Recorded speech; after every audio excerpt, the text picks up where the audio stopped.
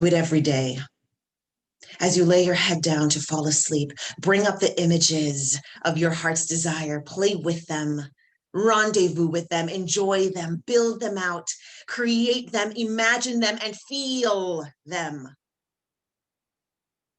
As you wake up in the morning, do the same. As you get ready for a project or to face the day or to have a conversation or to go into work or to school or engage with your children, do it again. See first in your mind what you want to have play out. Love yourself enough to do the pre-paving work. Do this not only for you, but for all of us.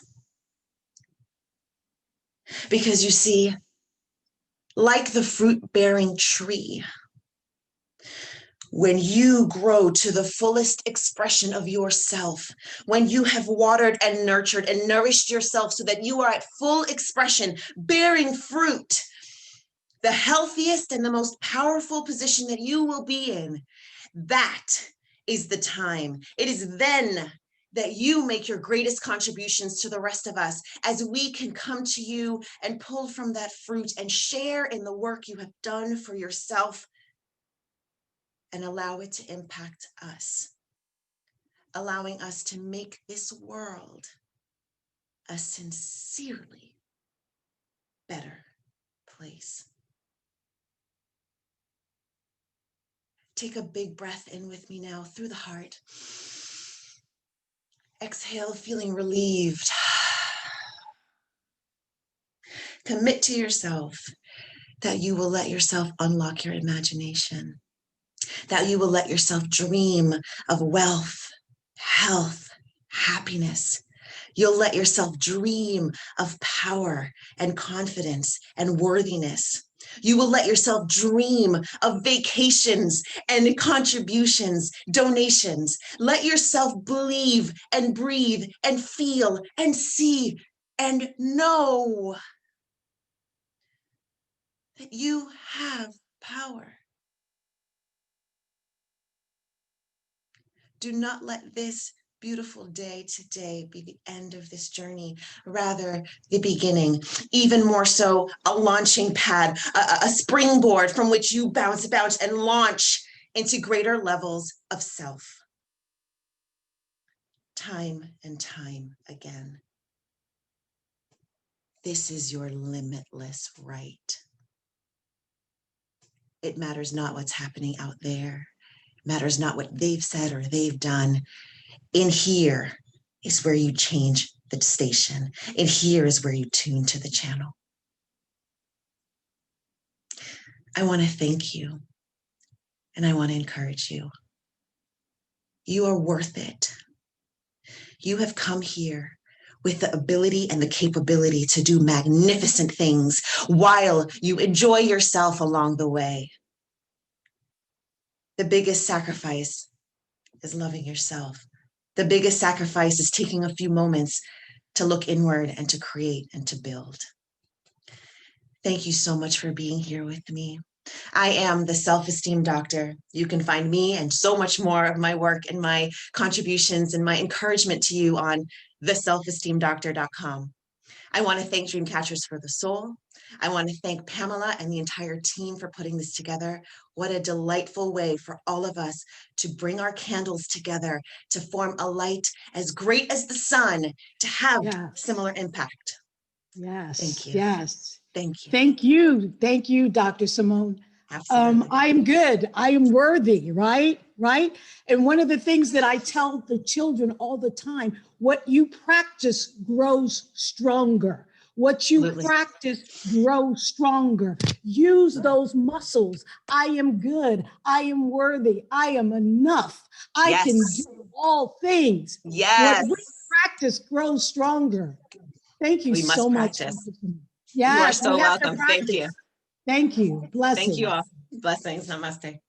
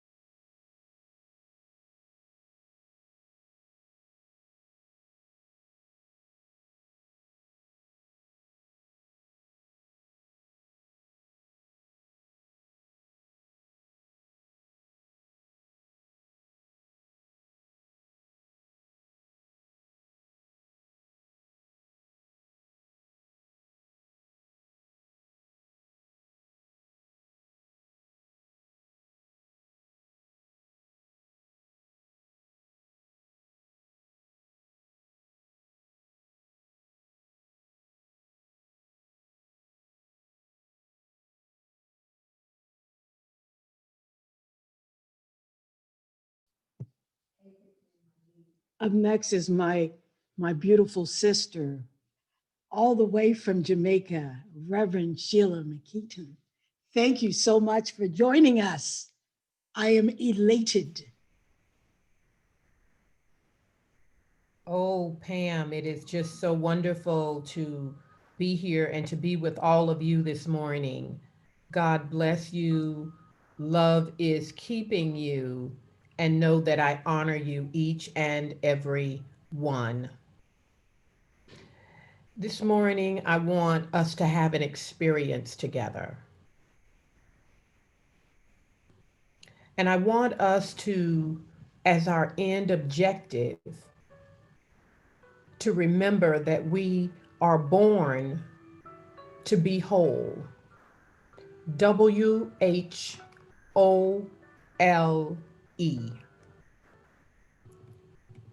We are born to be whole. I want you to say that with me. I was born to be whole. And when I say whole, I'm speaking whole spiritually, whatever your spiritual path. The wholeness is already within you. The holiness is already your birthright. Whole emotionally, the ability to be grounded in what you know to be true, to be unshaken, to stand firm.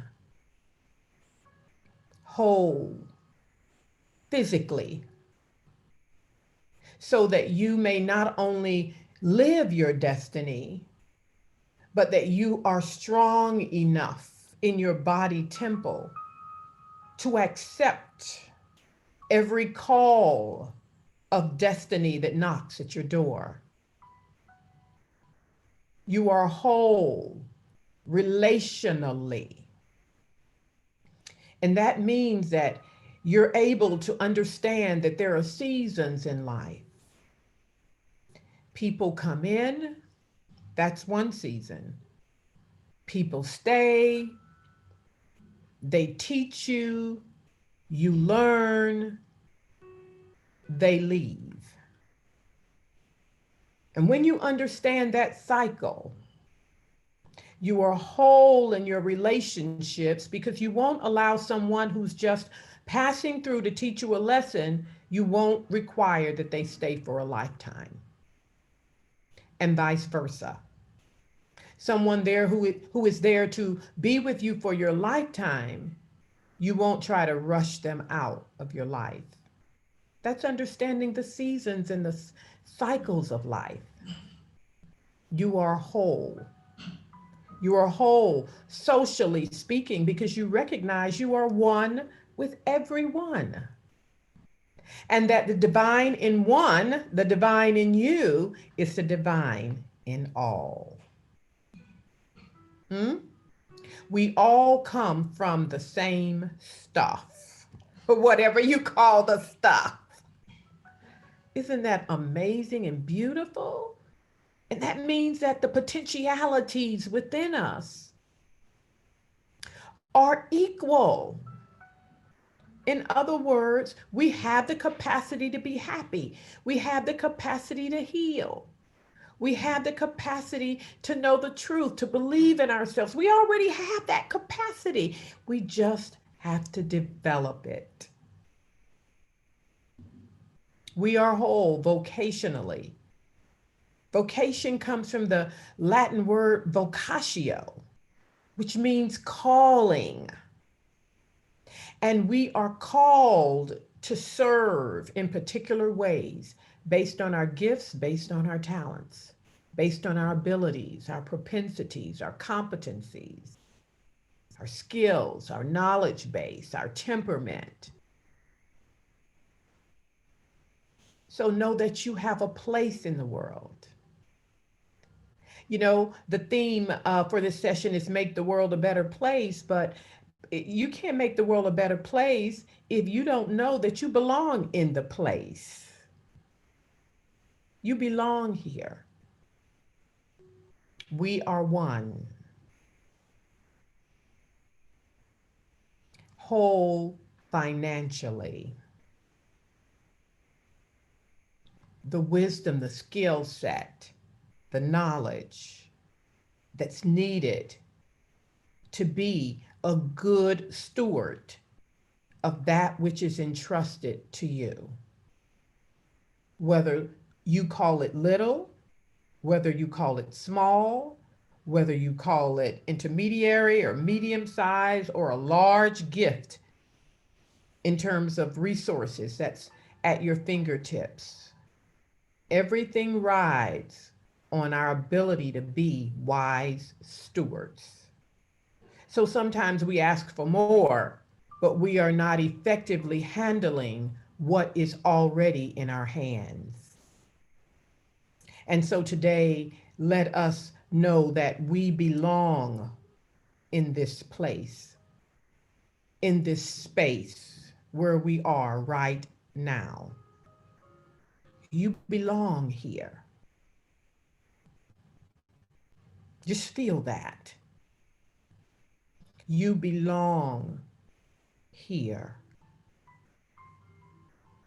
And there is a role that you are to fulfill that no one else can fulfill. It's your call, it's your destiny. And so we simply pray and know and agree together. However you pray, let's take a moment and do that. I close my eyes, and I do so not because I'm required to, but because it shuts down my perception of the outer, of that which is happening external to me. You pray in the way that you pray. I don't think there's a wrong way to pray. And so I simply say these words. And if I say any words that are not in agreement, you just change the word to what works for you. It's all good. Remember, we all come from the same stuff, no matter what you call the stuff. And today in humble surrender, I'd simply just like to touch and agree with you in prayer that we are all here for a reason, here on planet Earth, here in the countries where we are, here in the lives that we're living, and here on this program that Dreamcatchers for the Soul has put together in honor of children, in honor of the child in us. We acknowledge and accept that there is a place for each one of us, for all the children of the world. We acknowledge and accept that that place is a place of safety, that place is a place of provision, that place is a place of love and harmony. And we affirm that this place of peace, of love, of harmony, of safety, of divine provision, and of unconditional love is for us too, you and me. And so we give thanks as a new surge of realization moves through you and through me. And we are consciously aware that we belong. So in wholesomeness, in love, in joy, in peace, we surrender to this place of harmony and love. We give thanks for it, and we allow it to find expression through us right now. Thank you, God. Thank you, Spirit. Thank you, love. Thank you, Holy Mother, Holy Father. Thank you, Holy Love. And it is so, and so it is, and so it is. And so remember, you belong. You belong. You belong. I'm going to take you through a couple of steps, and after each step, there is a meditation. All that we have said sounds pretty good, doesn't it? But guess what? You have to claim it for yourself. You know, sometimes we are so busy claiming what's wrong with us. Oh my God. Do you know what I'm talking about? Claiming what's wrong with us, what we didn't do right, you know, how we got it wrong, what they did to us. How often do we open our eyes in the morning and say, oh my God, another day, thank you? How often do we say, oh my gosh, thank you, I got that right? How often do we say, I bless you? When was the last time you blessed yourself? So using these 12 steps outlined in 12 steps to your healing, I say to you, you've got to claim your inheritance because we're all made from the same stuff. And sooner or later, it's got to happen. Sooner or later, it's got to happen. Sooner or later, through every circumstance, every challenge, every problem, every triumph is leading us back to the fact that have you claimed who you are? Because how you move through the world depends on the identity that you have accepted for yourself. Claim your inheritance. And if you come from the God stuff, by whatever name you know the God stuff, and if God is whole, then we can say together, I am whole. Say it with me, I am whole. Say it with me, I am whole. Come on, say it, I am whole, and I claim wholeness now. I am whole and I claim wholeness now. Sit with that for a second. I am whole and I claim wholeness now. You are whole and I claim wholeness with you now. Step 2, accept your true nature. Your true nature is spiritual. Everything else is hand luggage. The real of you is spirit, invisible, the image and likeness of that in which you are made. That's really who you are. You're not the titles. You're not the social position. Many people get it twisted. That's not it. That stuff will come and go. But what will always remain with you is the truth of who you are. Do you know who you are? Know who you are. You are the image and likeness of the divine.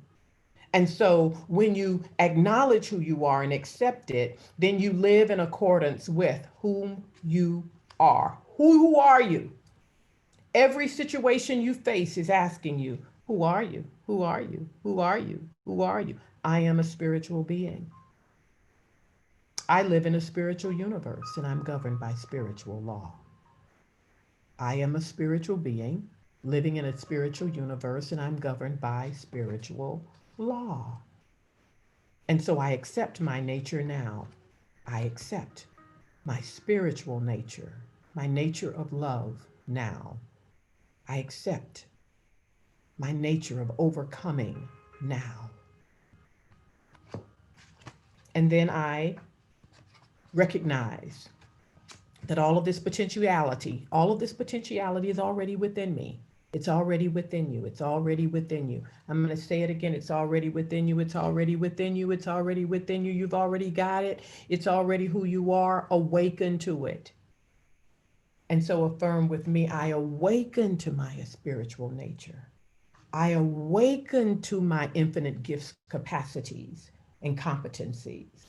I awaken to the truth of who I really am and of what my purpose is. I awaken, I affirm that with you today as I affirm it for me. I speak the word of truth. And so I allow my words to agree with that which I have spoken, that I am a spiritual being, that I live in a spiritual universe, that I'm governed by spiritual law. And if that's the case, what are we fighting with each other about? Why are we trying to shut some people out? If we're all made from the same stuff, the same divine stuff, the same holy stuff, then the potentiality of one is the potentiality of all. And no matter how we try and deny that, that truth must prevail. And so when we understand that, we realize that all efforts to hold anyone down or back, including ourselves, is futile. It's futile because of who we are. There's a spirit of rising up within each one of us, and it will not let us forever yield to the circumstances of this world, to the opinions of this world.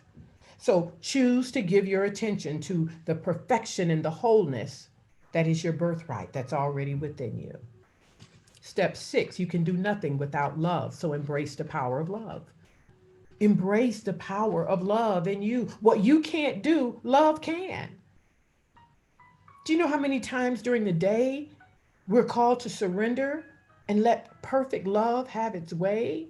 You know how many lives are saved every day because we let love have its way instead of our tongue have its way, instead of our gun collection having its way, instead of our attitude or our emotions having its way? Think of all of the people that would still be on the planet. Think of all the gun violence that we've experienced, at least here in the US and around the world.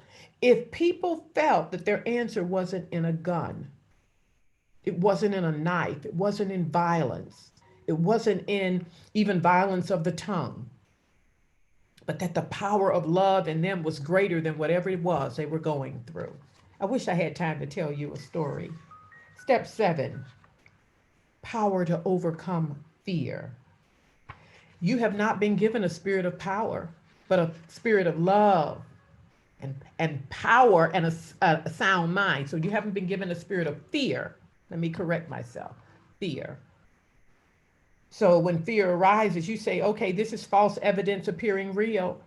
Or this is what? I can face everything and rise, or I can face everything and run. Which one am I going to do? So it comes back to choice. And we choose when we know that we are worthy. We are worthy. You are so worthy. So accept your wholeness, accept your identity as the beloved of the divine, and know that you are worthy. Say with me, I am worthy. I am worthy. I am worthy. I am worthy. And guess what? You've always been worthy. Oh, come on and cry with me because I just want to shed some tears. All the times I thought I wasn't, guess what? I was worthy. Let me go back to a step. I had to acknowledge my worthiness. Oh, somebody's got it this morning. I can feel it. Ooh. All the times I thought I wasn't, I was worthy. I forgive my unbelief. I forgive my doubt and my fear too. So many times I faced everything and ran. And now in faith, I'm facing it. I'm facing everything and I'm rising to the occasion. I'm rising into the truth of my real identity, that which never changes. And so I affirm, this truth has set me free. Say it with me. This truth of who I am, of whose I am, has set me free. Come on, let's say it again. This truth of who I am and whose I am has set me free. Next step, you're going to be grateful. You're going to be grateful for every awakening. You're going to be grateful for every lesson. You're going to be grateful for every moment. You're going to be grateful just because you have the privilege of sharing this space because you belong in this place. I'm grateful that of all the times in history I could be alive, I'm here now You're here now. We're here together now. Why? Why are we here? Why are we here? When more than 200,000 people in the United States have left the planet due to coronavirus or some related issue, and you are still here. Why is that? Why are you here? You're here to give of yourself, to give of your talents, to give of your love, to give of your patience. Ah, in this moment, I am grateful. I am grateful. Say that with me. I am grateful. I am grateful. I am grateful. And so we rest and relax. We rest. All I'm asking you to do right now is just breathe. That's it. I rest in the goodness within me. I rest in the goodness within me. I rest in the goodness within me. Just rest. Just take a minute.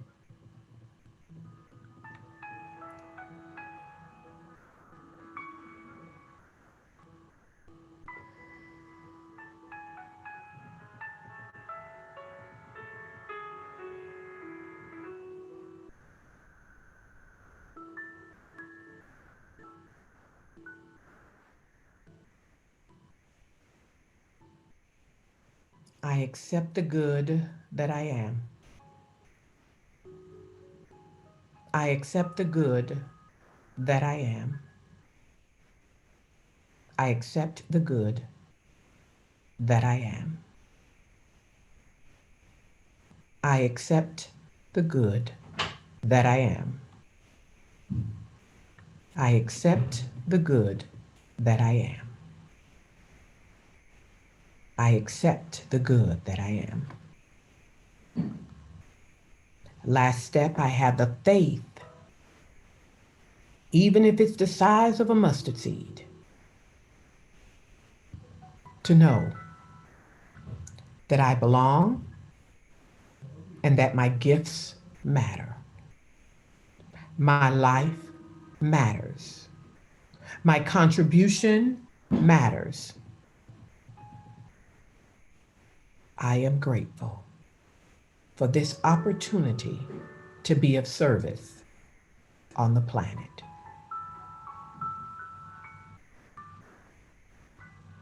And so my prayer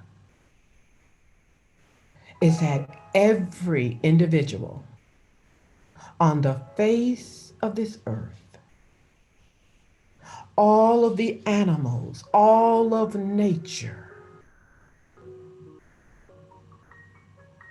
that we lovingly and harmoniously share this space together.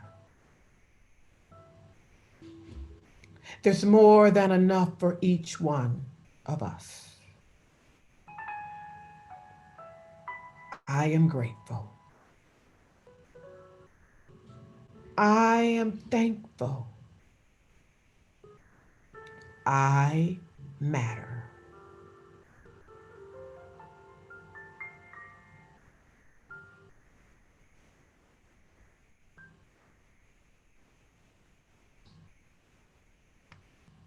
Beloveds, I pray that this has been a time of wholeness for you. I want to acknowledge that I am using the music of Mr. Ben Dowling out of Los Angeles, California. His CD is called Ahimsa, Ahimsa, and it's a word that means peace. I've also led you through the steps of the text 12 Steps for Healing, a small but powerful little book available on Amazon.com that I wrote a couple of years ago, 12 Steps to Your Healing. You can find me on Facebook, Sheila McKeithen, also on Instagram. And I am the senior minister of the Universal Center of Truth for Better Living in Kingston, Jamaica. The website is www.uctruthjamaica.org. I'm also president of the Universal Foundation for Better Living. And so you can visit our website at ufbl.org. And if you click on the shop tab, you will find 3 books that you can just download. They're based on Dr. Johnny Coleman's powerful work, It Works If You Work It, and they are excerpts from that book. And we offer them to you free of charge. Feel free to download them and share them. I thank you. I bless you. And I affirm that this venture that Dreamcatchers for the Soul and its executive director, Pamela Reed, has put together is a success, first in the souls of each one of us and for us all. God bless you. Thank you so much. You definitely sparked something in my soul this morning. I am worthy. Because I was like Moses when God gave me this idea. I said, give it to somebody else, I'm not worthy. Give it to somebody else, I can't do it. Give it to somebody else, I'm not smart enough. But I am worthy. So I thank you for that. I thank you for that word of encouragement. I am worthy. And I belong. Thank you. Thank you so much. Bless you.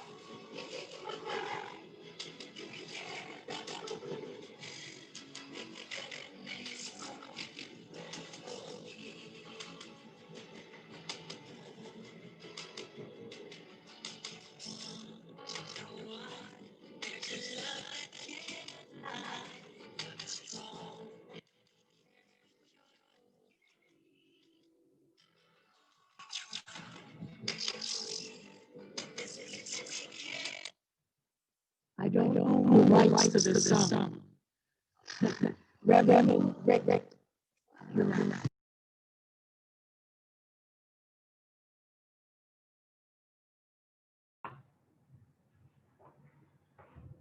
Good morning. I'm Reverend Rick McCollum. I'm an ordained minister with Centers for Spiritual Living, and I'm glad to be here with you today. As we continue in this special time, it's always good to have gratitude, and so I'm grateful for Dreamcatchers for the Soul for providing this event to make the world a better place. As we continue in this special time of meditation, I'm going to share my screen with you and see, I'll be playing a YouTube video with some meditation music in the background. I'll be leading us on a guided meditation this morning.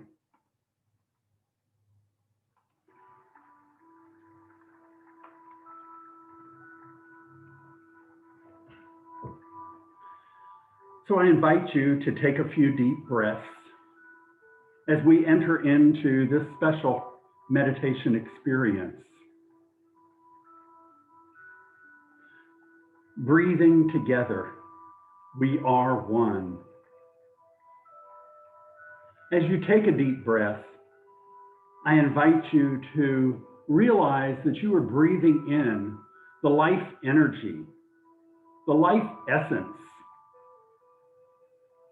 And as you breathe out, recognize that you are breathing out the energy of divine love to the world. This is how we make the world a better place. We become aware that we are breathing in spirit, breathing in the divine, and we are breathing that divine out in the energy that we put into the world. Breathing in life energy and breathing out divine love.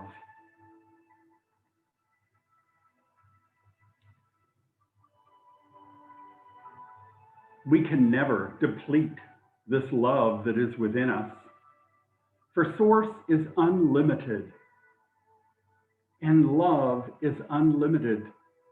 The Creator is always providing more and more love for us. I invite you to picture in your mind's eye, picture yourself walking down the path of life. As you walk along, you notice to your right a huge wooden door. You pause and look closer at the door. You feel a sense of strength, a sense of love that's emanating from this door. This love and strength call you toward it.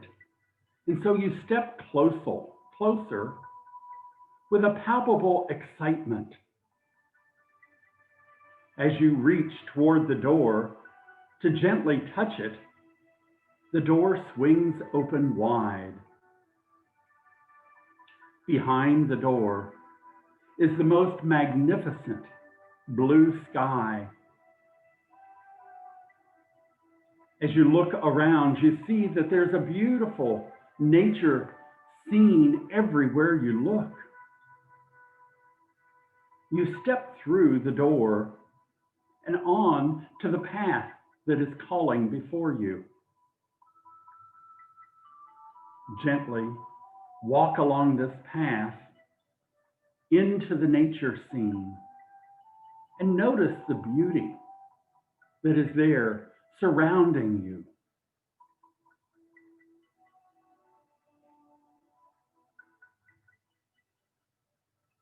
Allow your mind to be in a state of gratitude for the beauty that surrounds you.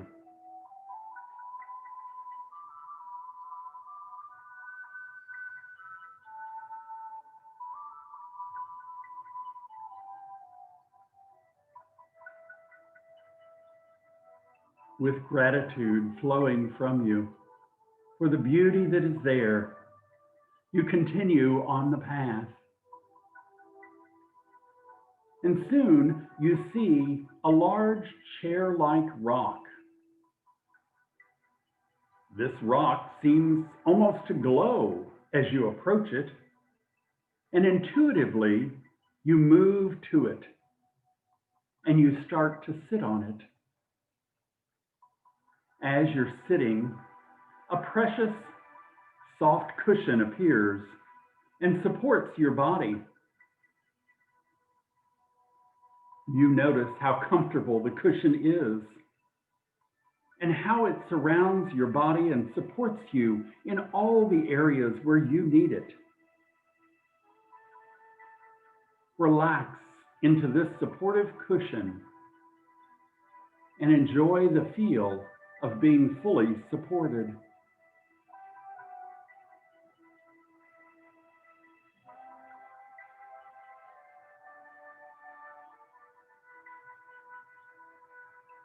Take a gentle breath and feel the warmth of the sunlight on your skin. Let yourself enjoy this peaceful comfort.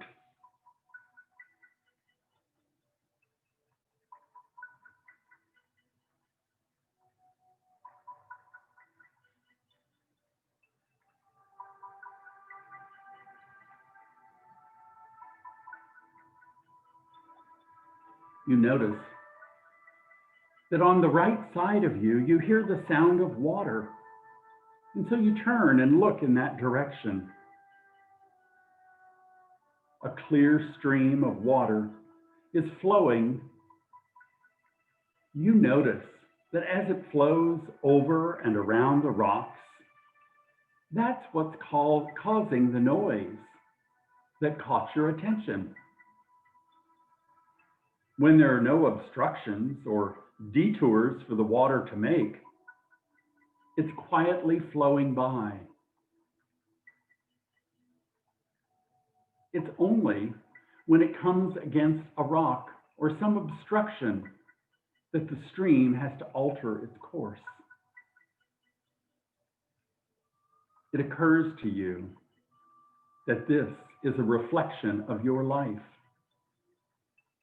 When you have perceived barriers or detours in your life, you tend to make some noise. When your life is flowing easily, you are peaceful and quiet. The flow of the water is never stopped by the rocks. The course may be altered because of their presence, but the flow is not stopped. So it is with our own lives. Sometimes our course is altered, but it is not stopped. Even when we feel like life has ended because of some change, our course may have forever been altered, but the flow of life continues. A change in direction is not bad, not really. Not when we can trust Spirit to guide us through changes to a better and more peaceful path. Spirit is always creating new experiences for us. We get to open our minds and our hearts to enjoy the experience, knowing that there will be a blessing no matter how it feels in the present moment. The power in the universe that's greater than we are is constantly creating opportunities for us to heal our minds.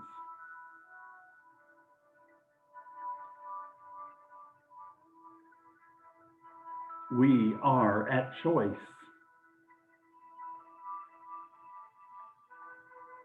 We can choose peace. We can choose love.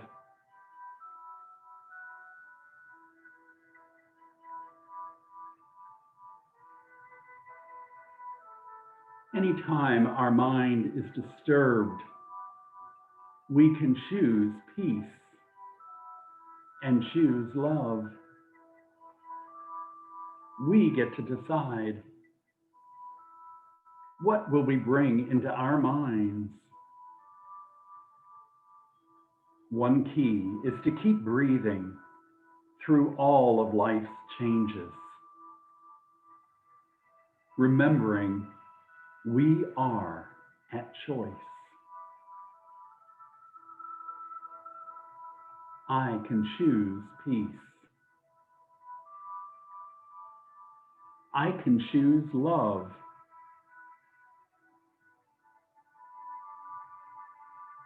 I can be a force for good in the world.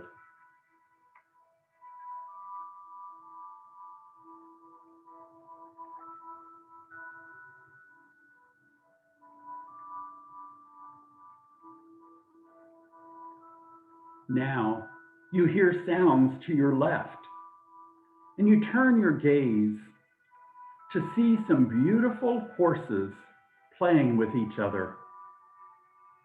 You have never seen horses playful like this. They're almost like children, running and prancing in the field, throwing their manes around and laughing at each other. You watch the horses and delight in how they're playing so free. Such fun. It occurs to you that this is a reminder that you too must take time to play in your life. You get to enjoy a peaceful freedom and enjoy the life that has been given to you.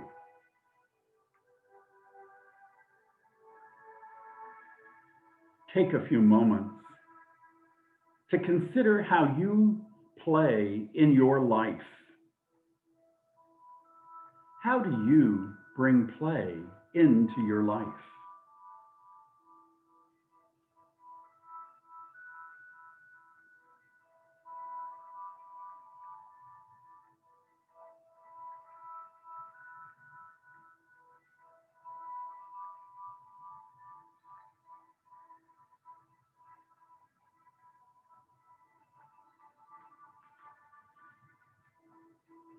What brings you peaceful pleasure and a childlike energy with laughter and the joy of living?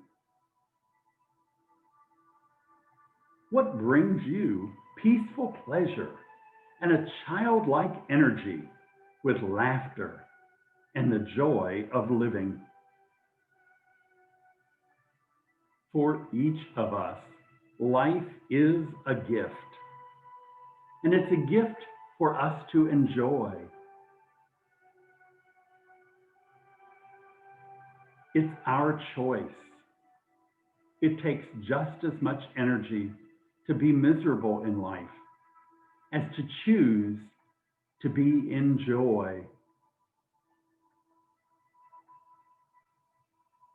Take a moment to commit yourself to finding and being joy in your life.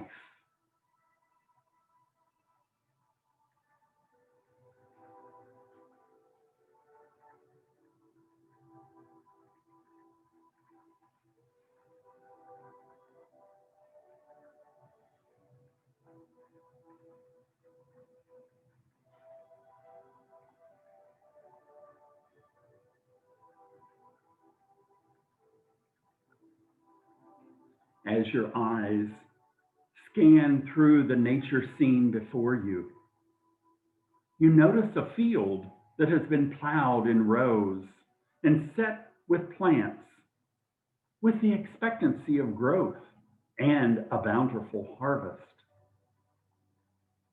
The work appears to be done with great care. Each row is straight and perfectly spaced. You know that this work has been done with great love.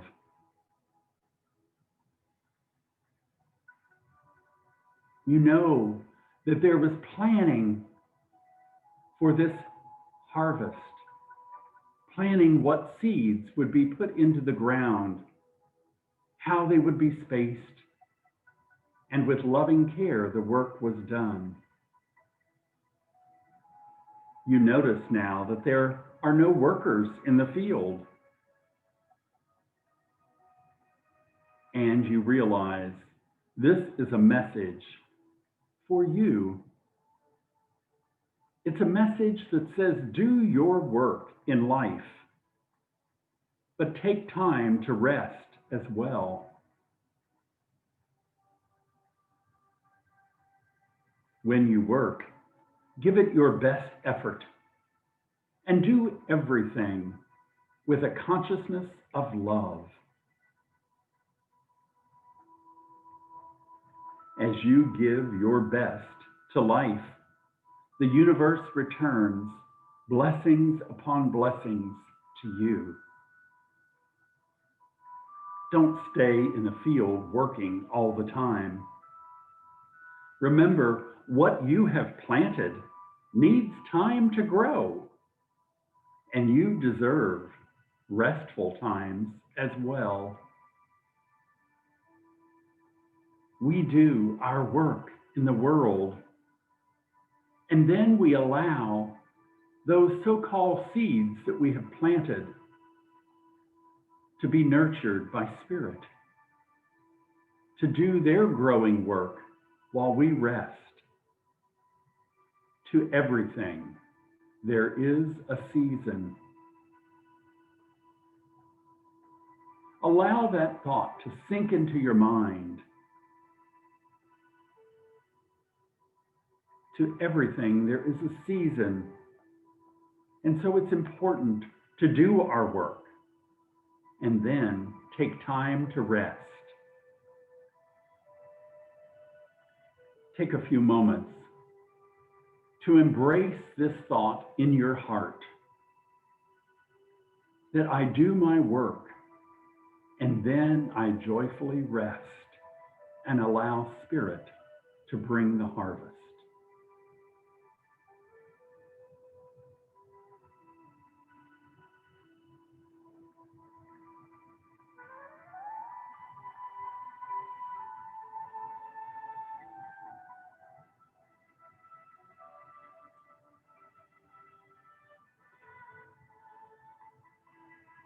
As you continue to scan this beautiful scene laid before you, you realize this is your perfect life. There are lessons here for you to take in.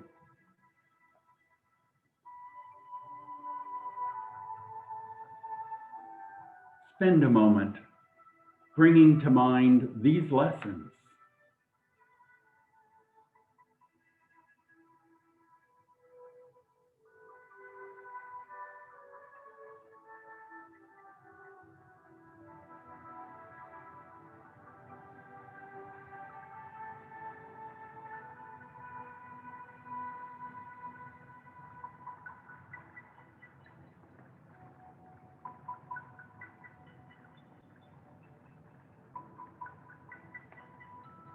Imagine in your mind's eye yourself smiling at these lessons that Spirit has given you for life. And as you smile, you tilt your head back and you gaze up at the expansive blue sky. Such a beautiful, clear blue sky. You've never seen it look so big, so expansive. And the thought comes to you, this too is a reflection of my life. My life is as unlimited, expansive, and beautiful as I want to see it. When I open my mind to all that Spirit has for me, I know my life is unlimited, expansive, and beautiful. And I choose to see it this way. Take that in. choose to see your life unlimited, expansive, and beautiful.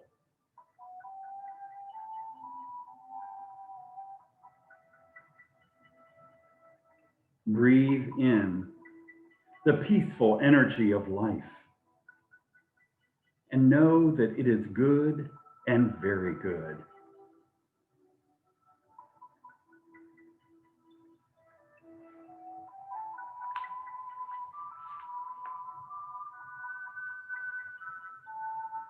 Sitting here, relaxed in this natural beauty, you notice the sound of the wind blowing through the trees. It's a familiar sound. Is it the trees speaking? Or is this familiar sound the voice of the Almighty? Maybe this familiar sound is actually the echo of your higher self speaking from within.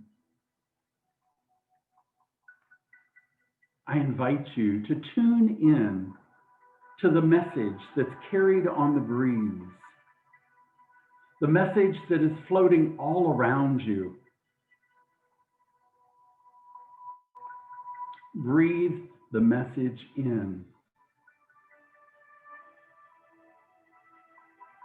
Listen as it says,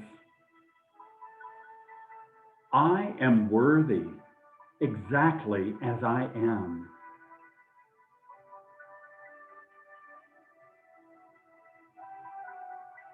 I am worthy exactly as I am.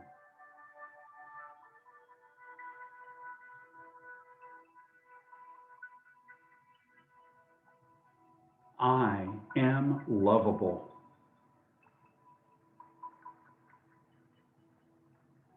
I am lovable.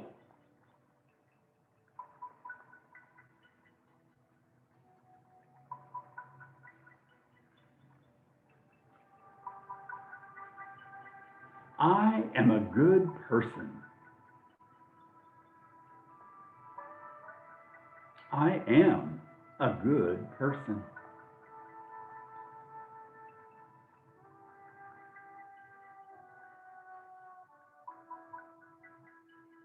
I know things are going to work out for me.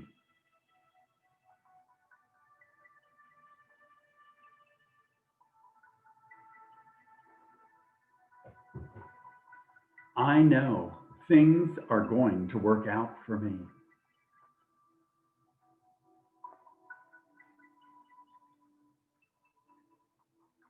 I am happy.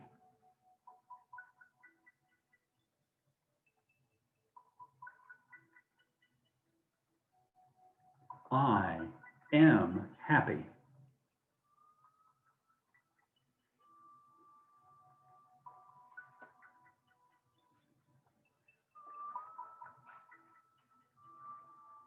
I am calm.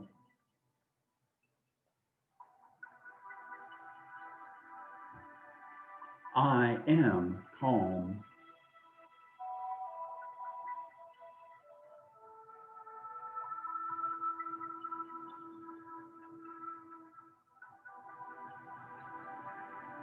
I am worthy of love.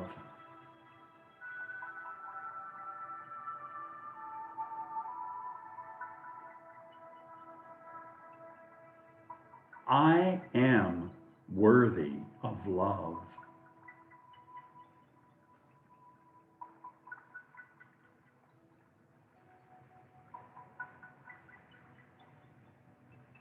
I am peaceful, and I share my peace in the world.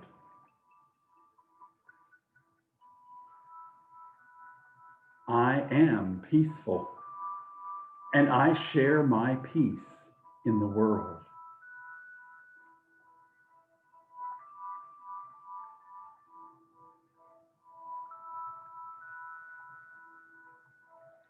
I honor myself.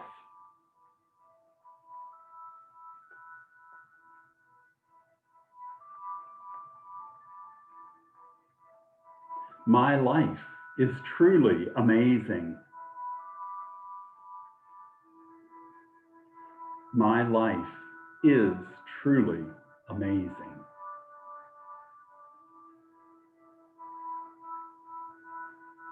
I am proud of myself.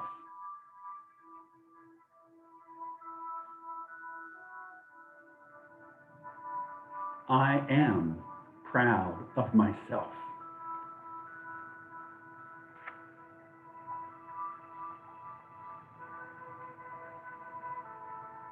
I am so grateful.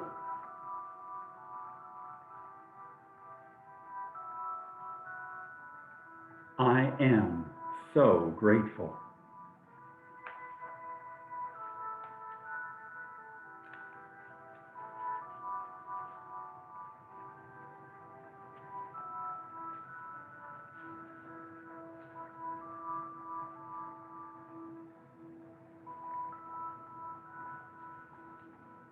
As you take in these messages carried on the breeze, this is Spirit speaking to you, letting you know that you are worthy, you are lovable, you are filled with peace, with love, with calmness and joy. Choose to hear and to embody these messages from Spirit.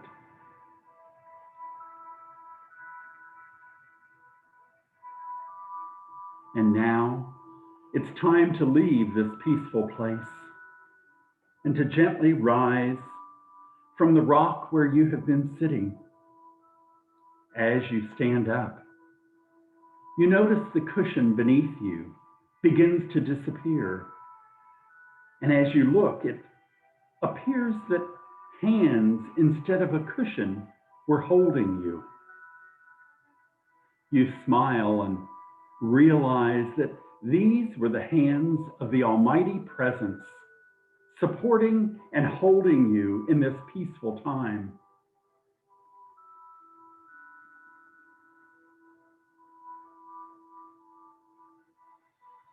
Normally, we don't physically see the hands of the Almighty, but this was a special time, and you were able to actually see how God was holding you.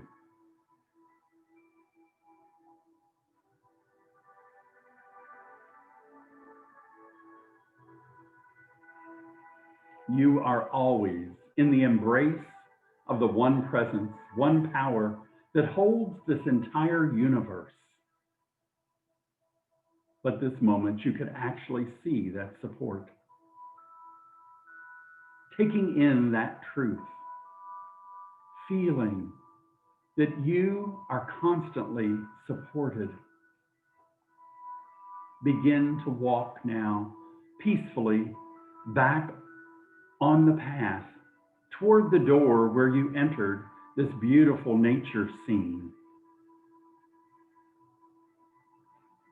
As you prepare to step through the threshold back onto the path of life, take a deep breath. Know that you can return to this peaceful place anytime you wish. And now, when you're ready, gently open your eyes and be fully present.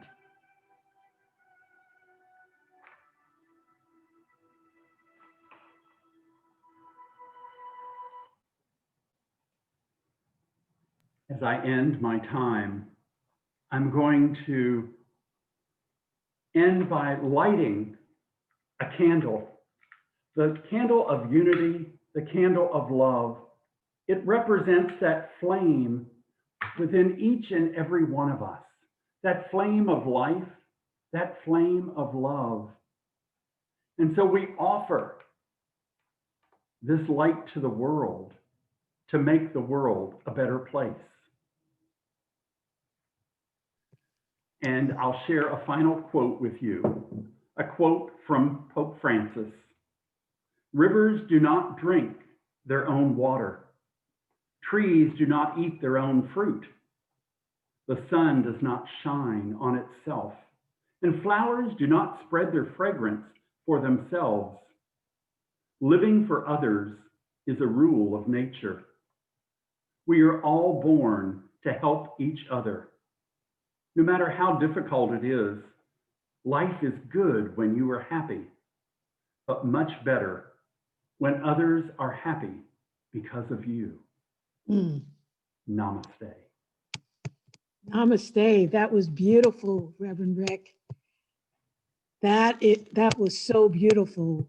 You know, we having problems there with my camera, but we forget how important love is. You know, love is all there is. Love is all there is. Yes. And I thank you for your meditation and the reminder with your affirmations of love and compassion and kindness. Thank you. Thank you so much. Thank you, Pam. Blessings. Blessings to you. Blessings. Namaste.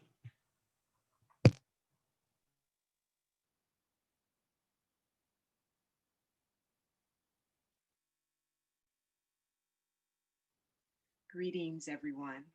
I'm so excited to be here with you. I'm Dr. Phyllis Hubbard, and I am the owner and Chief Healing Officer of Radiant Health Strategies. And what I want to share with you are a series of meditations that you can do to reset wellness within yourself, because making the world a better place begins with you. And so I'm going to begin with just a little bit of sound. We're going to do 2 types of sound healings. So we'll begin just to kind of ground and center ourselves with a few chimes.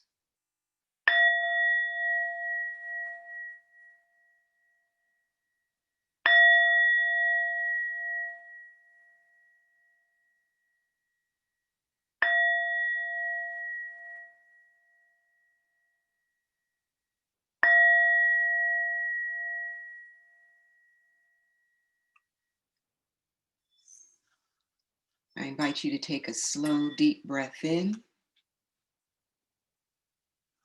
and out. And before we move into the meditation itself, I want to just share a little bit about meditation. This is a beautiful event, and you're learning many different techniques.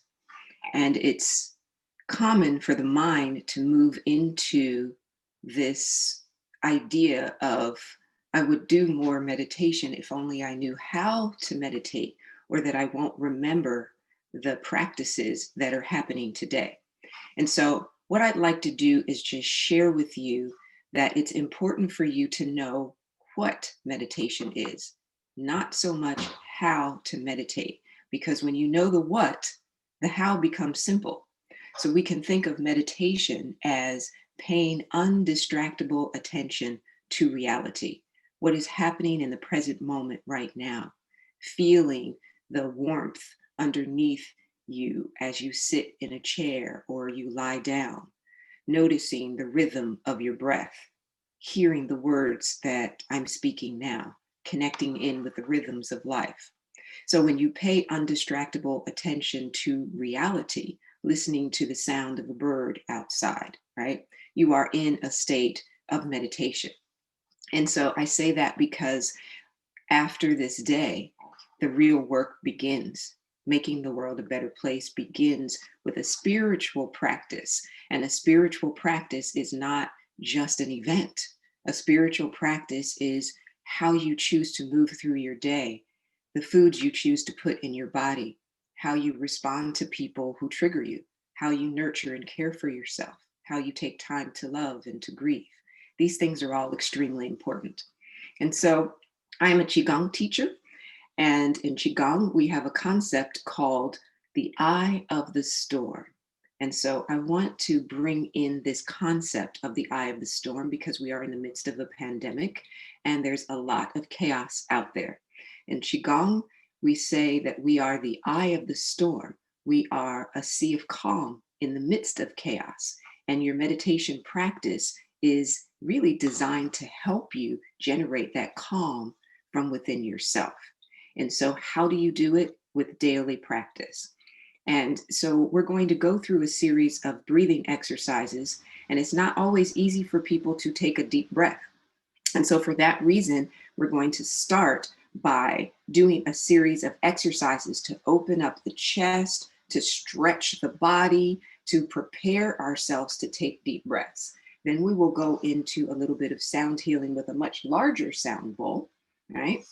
And then after the sound healing and breathing, we'll go into a breathing meditation, a little bit of Qigong, and then we will end our practice. So I invite you to join me. And we're going to stand up. I'm already standing. I'm at a standing desk. And we're going to check to see, without looking, that our feet is shoulder width apart. You don't have to look down to see that. Believe and feel within your body what that is. That's a part of your meditation practice, to become more confident and build a bond of trust between the body and the mind. And then we're going to tuck the tailbone under, making the tailbone neutral, and then very gently pull our shoulders up, back, and down. From here, we're going to check to see that our knees are slightly bent and our elbows are slightly bent. And we're going to imagine that we're in water. Now, you know that when you're in water, when you move through water, you make ripples, right? I'm going to give you a series of instructions to do this stretch for the body. And I want you to slow down so much that it is like moving through water without making a single ripple. It's easy to move fast, not always easy to slow down. And so this is what we're going to practice right now. So, standing where you are, clasp your hands together in front of you. And as you breathe in, lift your hands up to the height of the chest. If you get to the chest before me, you're moving a little too fast. So try to go slower than me, not faster. As you exhale, you're going to flip the palms up towards the ceiling, and you're going to reach up, straightening the arms without locking the elbows. From here, come up on tiptoes and attempt to balance.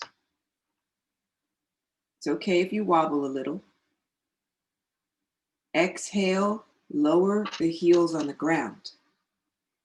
Now keep your heels on the ground and breathe in, reach up again. As you exhale, hinging from the hips, ease your way to the right. Never forcing the body, honoring the body, respecting its limitations. Breathe in, reach up. And as you exhale, hinging from the hips, ease your way to the left. Just go as far as your body will let you go. Don't force it. Good. Breathe in, reach up. What we're doing now is we're opening the space between the vertebrae and the spine, bringing awareness to the body, preparing for breathing meditation. Release the hands, and as you exhale, slowly lower the hands down.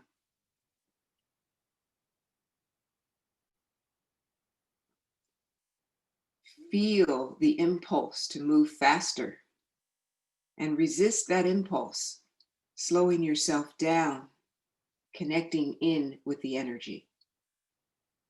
Lower the hands all the way down. And when your hands are all the way down, we're going to shake it out a little bit. And then we're going to move a little bit faster with the next exercise, because the purpose of this exercise is to increase the synovial fluid in the joints and to move the energy through the body so that you can better connect with that energy. And so what I'm going to ask you to do is make a loose fist or an open palm, either way. And you're going to pound the body, right? Hard enough to feel the muscle under the skin, but not hard enough to bruise yourself. We're not trying to hurt ourselves. We're trying to wake up something within us. And so we're going to begin, I'm not going to bend too low so that you can see me, but we're going to begin with our ankles, the left ankles. And we're going to start by pounding around the left ankle, front, back, and side of the leg, and work our way all the way up the leg. Work your way all the way up to the leg, to the lower back. And then we go to the other side, the other leg, the right leg. And we're going to, again, pound up front, middle, and sides of the leg. And work your way all the way up to the lower back. And when you get to the back of the body, you want to try to pound up as high as you possibly can. Keep pounding, keep breathing slowly and deeply, and bring your fist all the way up to the chest.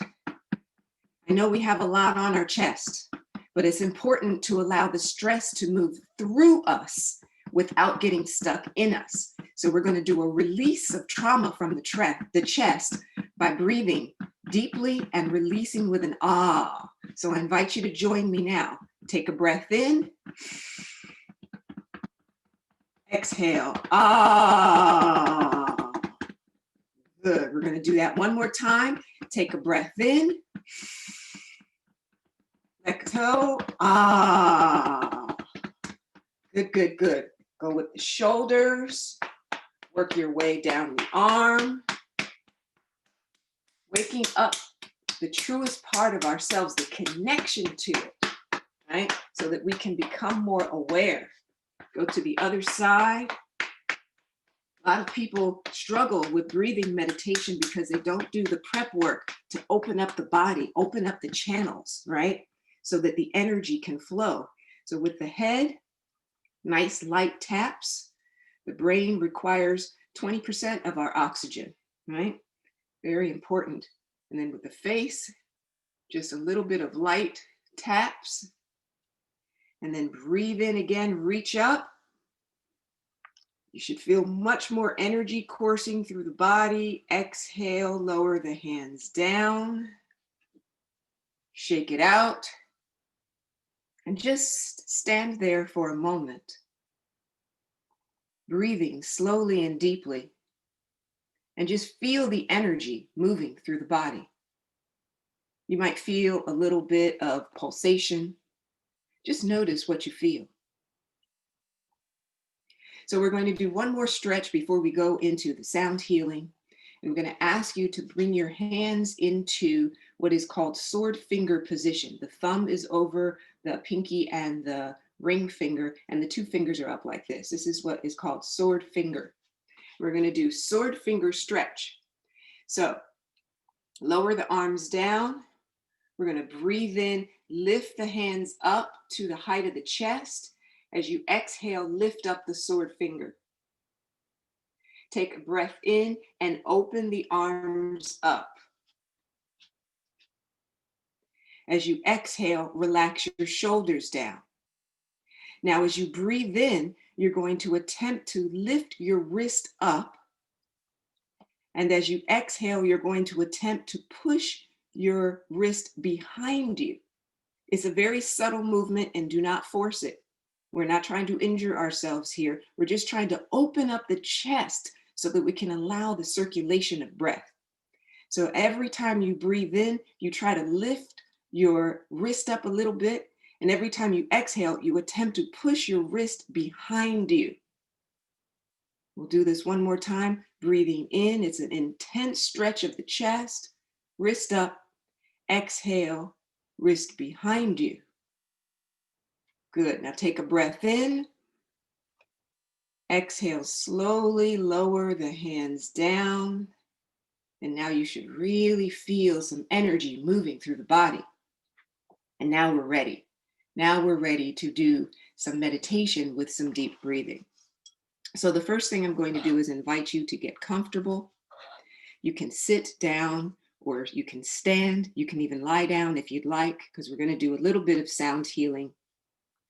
And I ask that if you're sitting down, you rock your hips from side to side and feel the bone underneath the hip so that you're leaning forward a little bit and sitting on your sit bone and not leaning back onto your tailbone.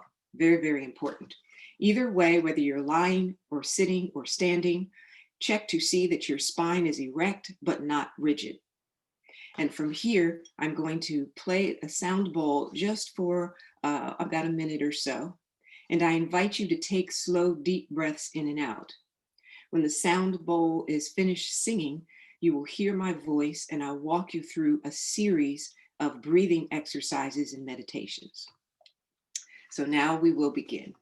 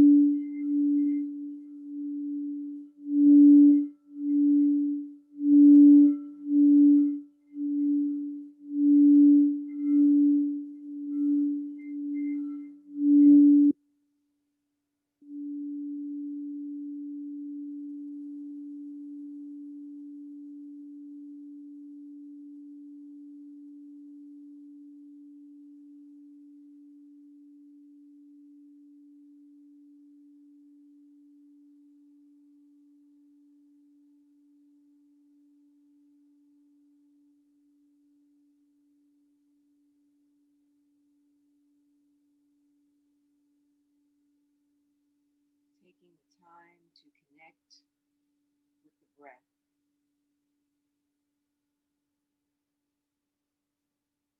I invite you to place your palms over your navel center, just so that you can feel the motion of the breath. As you breathe in, you notice that the belly expands out like a balloon. As you exhale, the navel sinks in towards the spine. There's no need to force this movement. Simply track the movement with your awareness.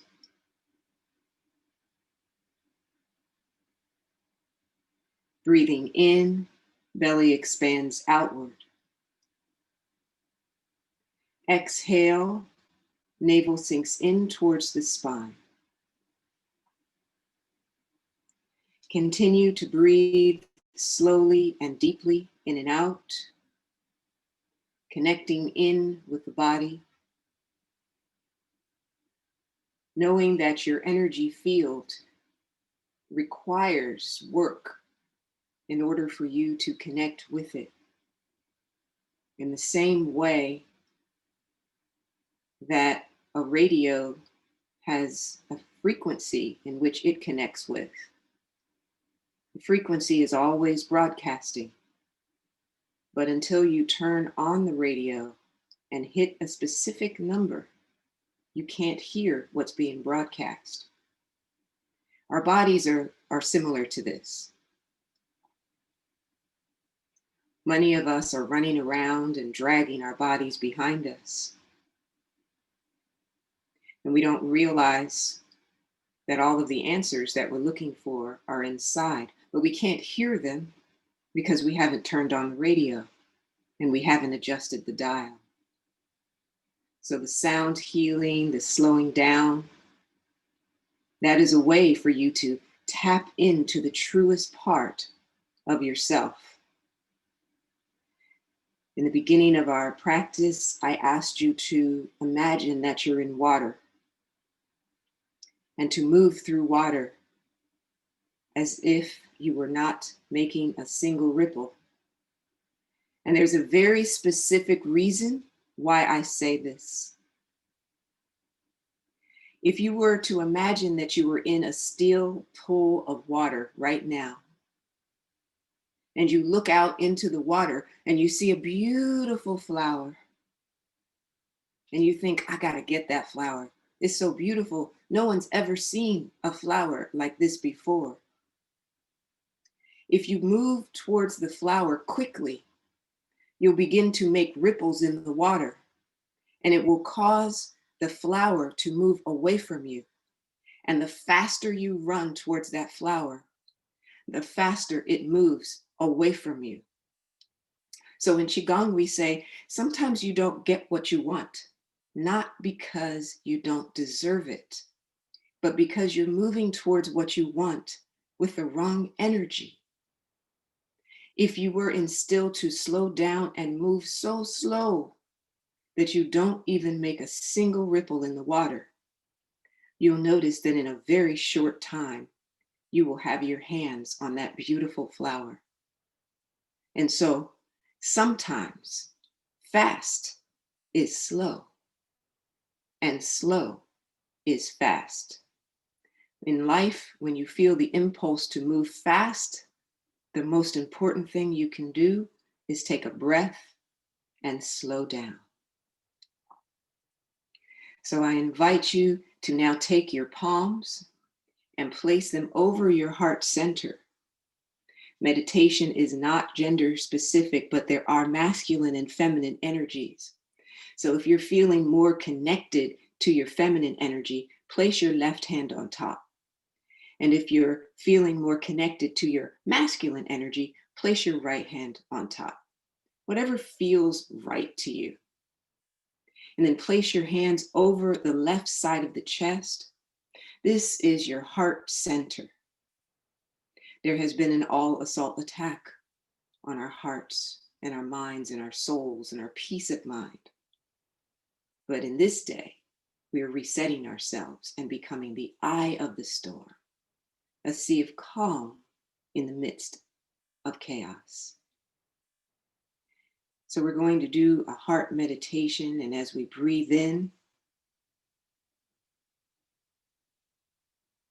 we feel the belly expand, and as we exhale, the navel sinks in towards the spine. As we continue that breath, we notice other parts of the body follow in a subtle fashion. And we bring our attention to the most beautiful sound inside ourselves, the sound of our heartbeat. So I invite you now to breathe slowly and deeply and to begin to track where your heartbeat is in your body. This is one of the most beautiful ways to tap back in with the truest part of yourself. Now, it doesn't matter where you feel your heartbeat. It matters that you track where it is. So you may feel your heartbeat beating right in your heart. You may feel it in your fingertips. You may feel it in your neck. You may feel it on the inside of your ear. It doesn't matter where it is. It matters that you connect in with it. And you know, it is true that sometimes some people do this practice and they don't feel their heartbeat at all, but I can guarantee you that you are absolutely alive. It just may mean that you are much, much disconnected from the self. I promise you, if you don't feel anything at all, if you continue to practice, you will very subtly begin to feel the pulsation in the body. So please do not feel discouraged if you don't feel the heartbeat. Just breathe slowly and deeply, sending energy and love and gratitude to the heart that beats tirelessly for you. It beats whether it's raining or snowing. It beats whether you're happy or sad, whether you provide good food to it or not, whether you're living a happy life or a life full of trauma. It beats nonstop. There's no machine, there's nothing that works like the human heart. So we take this time to send energy and gratitude to the heart. And we breathe slowly and deeply in and out, and we tap in with that energy. We feel it. We connect with it. And we deepen our breath. And so I'm going to invite you to take 9 slow, deep breaths with me into the heart as we begin to wind our practice down. We take a slow, deep breath in. Exhale. Breathe in on 2. Exhale. Breathe in on 3. Exhale. Breathe in on 4. Exhale. Breathe in on 5. Exhale. Breathe in on 6. Exhale. Breathe in on 7. Exhale. Breathe in on 8. Exhale. Now I invite you to bring the palms together in a prayer position. And we'll bring the palms between the eyebrows to close out our practice. As we take a breath in, we remind ourselves that it's important for our eyes to be windows and not projectors. I see the truth. Exhale. Lower the palms in front of the mouth. Take a breath in, reminding ourselves to speak our truth, even if we think it may cause discomfort to others. I speak the truth. Exhale. And lowering the palms in front of the heart, take a breath in. And as we exhale, reminding ourselves that when we live from the heart, we can speak our truth with love. I live the truth. Thank you so much for taking this time to actively engage in your own self-care. Thank you. Be well and be radiant. Namaste and Lakesh, which means you are the other me.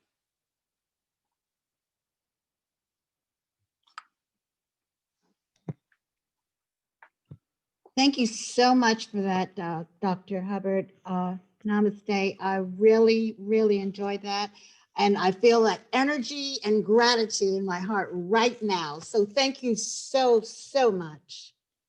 And thank you to our attendees and listeners on the other end. We hope that you really enjoyed that experience with Dr. Hubbard.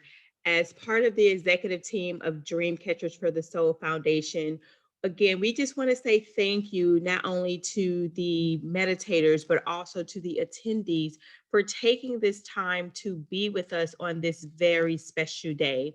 And now we welcome our next meditator, Spencer Lott.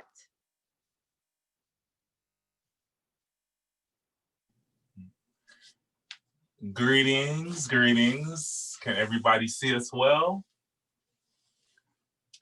All right, so I am here. My name is Spencer, and I go by Peace of Mind, and I'm a sound healer, and I'm a part of Love and Peace Wellness. And here to my right is the Queen. I'm Love. And today we're going to be doing a sound healing meditation.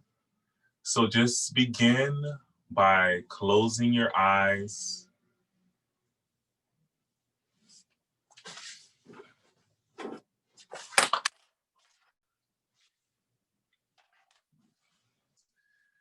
And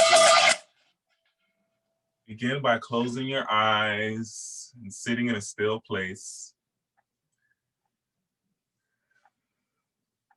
Breathing deeply as you relax the body and the mind.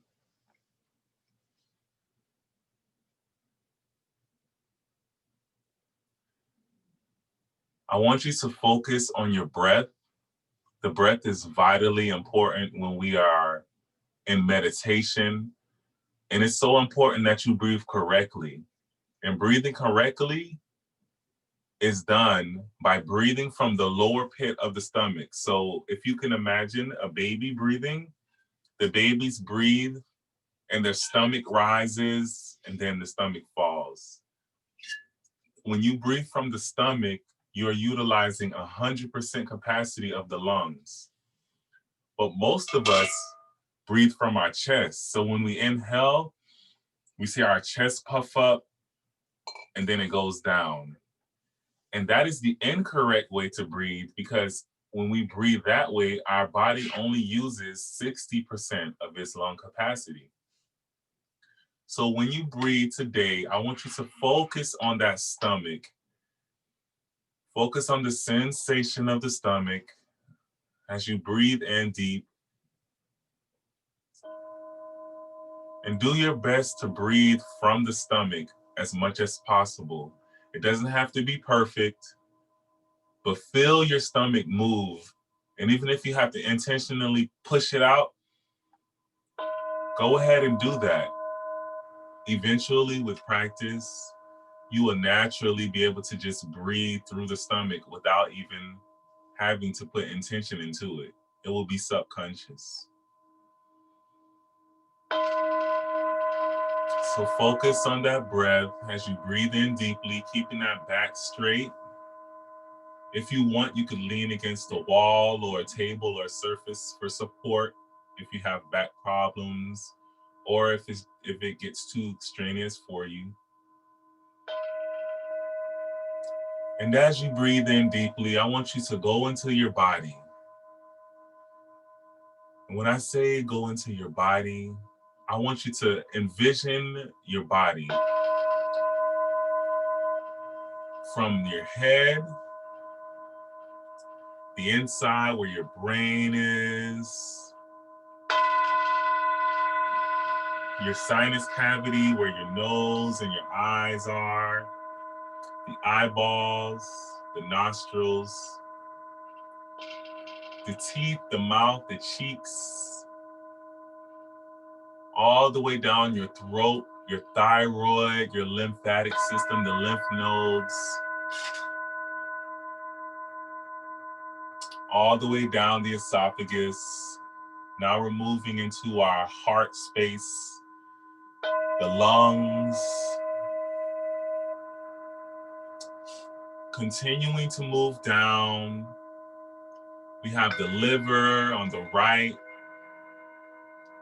the intestine, the stomach, large and small intestines. Continue moving down. We have the bladder. Continue moving down. You have the sexual center. Continue to move down to your legs. Feel your knees. Feel the calves, your ankles, your feet, your heels, all the way to your toes.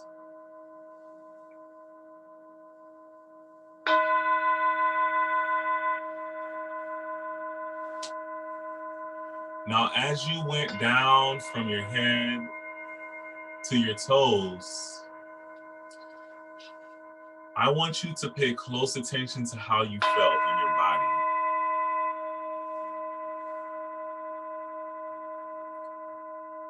I want you to think about an area of the body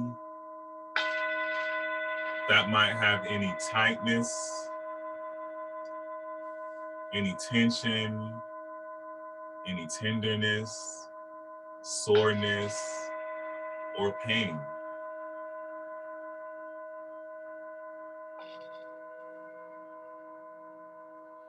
And once you identify that area of your body, maybe it's an elbow that's been bothering you for weeks, a wrist, an ankle, maybe you have neck pain, maybe you're tight in the neck area, maybe you've been having digestive issues, stomach problems.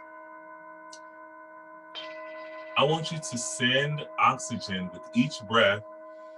As you breathe in, envision that oxygen going from outside into your body, and see that oxygen traveling to that area of the body that needs it, the area that needs healing, the area that needs rejuvenation, the area that needs repair. Imagine those cells going to that area, helping to boost the repair process. Imagine the DNA healing itself.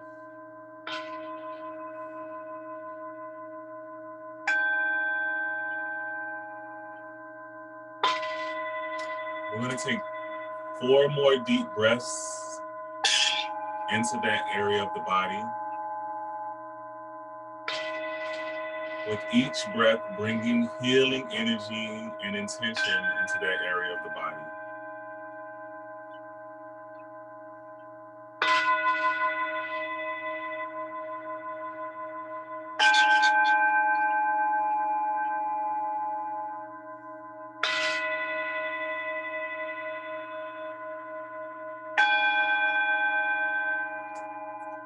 Now that you have sent healing energy to the area of the body that needs it the most, now what we're going to do is we're going to set an intention for this meditation sound session.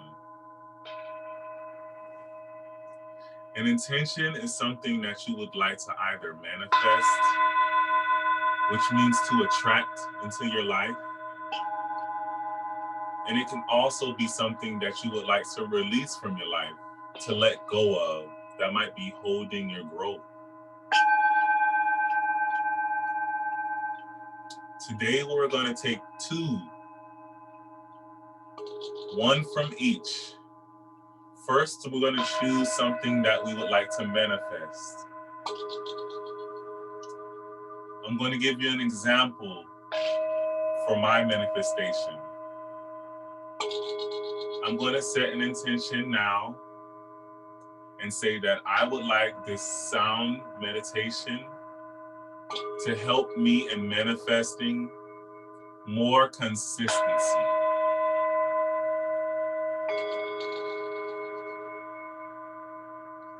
Now it's time for you to choose something that you would like to set an intention for, to manifest and attract into your life. Something that is going to help you to grow. Something that's going to help you get to achieving your goals easier. Achieving that state of mind, getting the life outcomes that you desire. Take that time now to set that intention for attracting within yourself.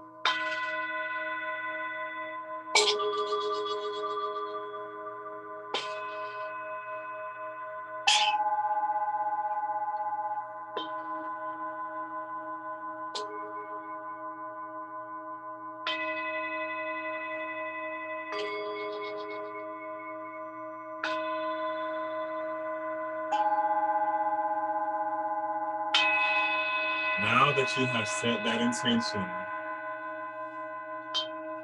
we're going to set another intention, but this time it's going to be for releasing.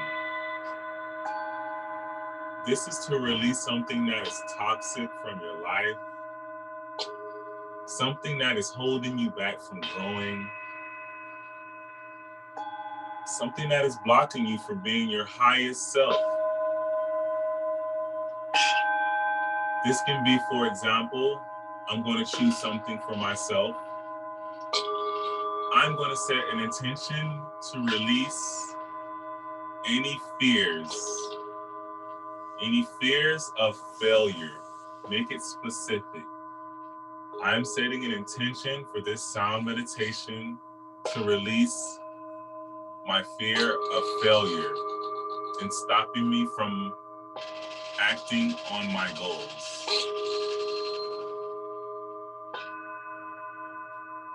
So choose something and take the time to allow your mind to focus in on something that you really would like to release from yourself, from your life, from your spirit.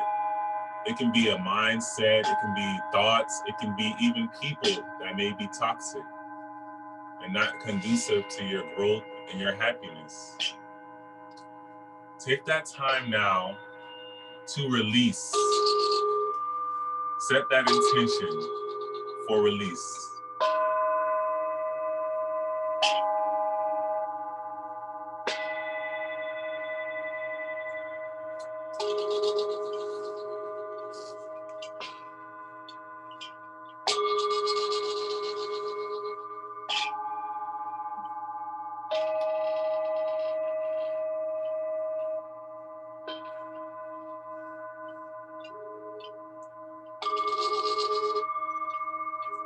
Now that you have set that intention for release,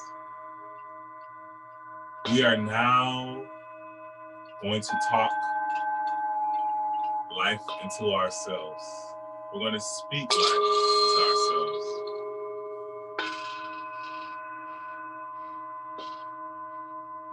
We're going to do 3 affirmations together. The first affirmation, I want you to copy it after me. I am my highest vibration.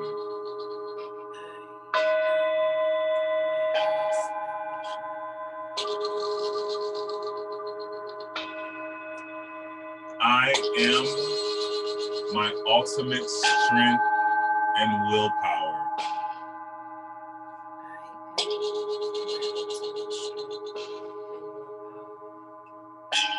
I am that I am.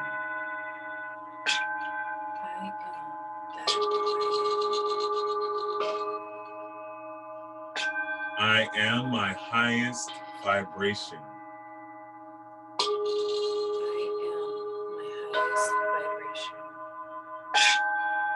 I am my ultimate strength and willpower.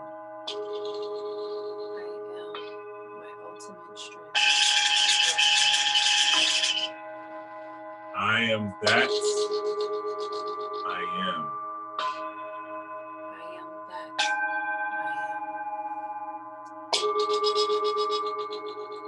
Wonderful.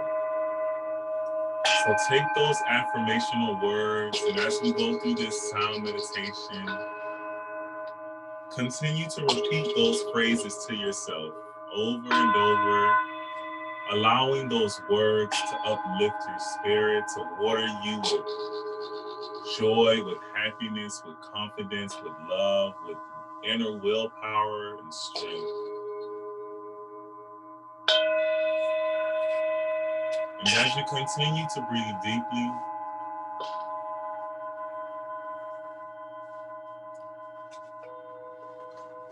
I would like you to, at this time, take a deep breath in, hold for 2 seconds, 1, 2, and release slowly.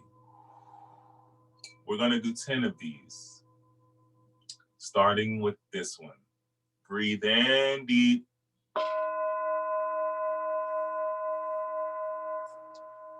And release slowly. Breathe in deep.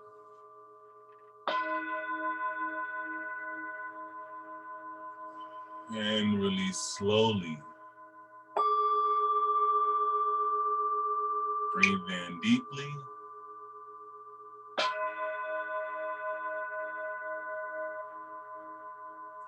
And release slowly. Breathe in.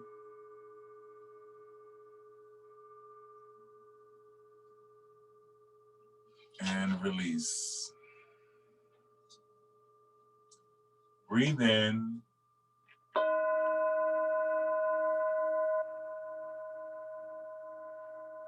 And release. Halfway there, 5 more to go. Stay strong and continue to focus on that deep belly breathing. Breathing in deep.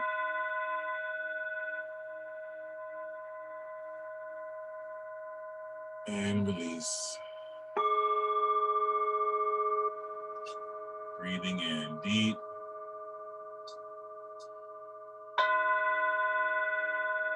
And release. Breathing in deep.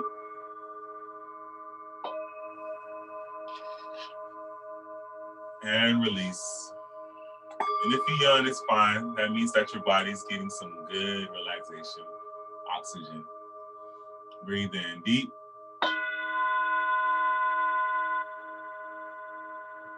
And release. And last one, make it your deepest breath. Breathe in deep.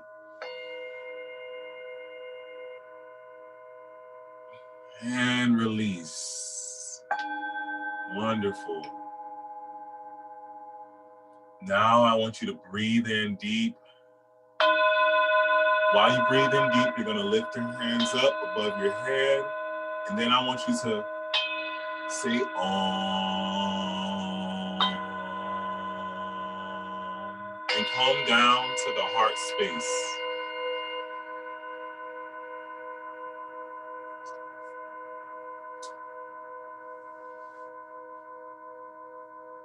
All right, so breathe in deeply, bringing the arms up above the head. And release with Om down to the heart. Om.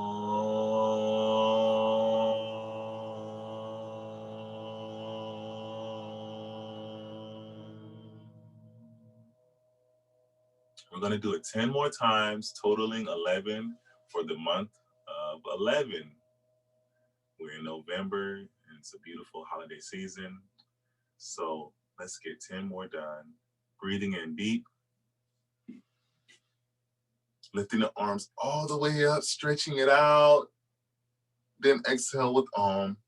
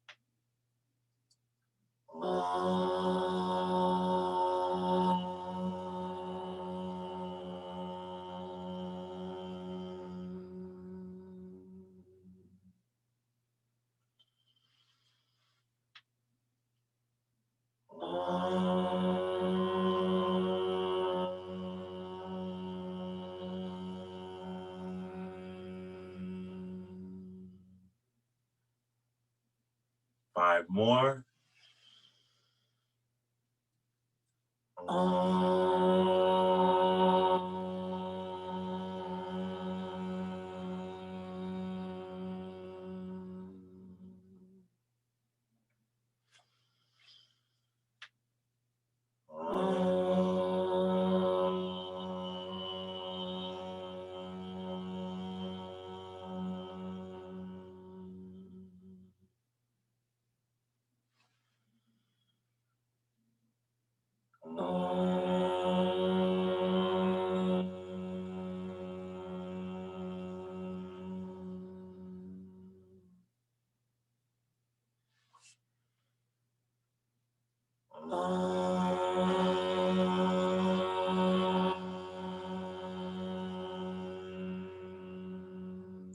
Final one, make it a deep in breath in, reaching all the way up.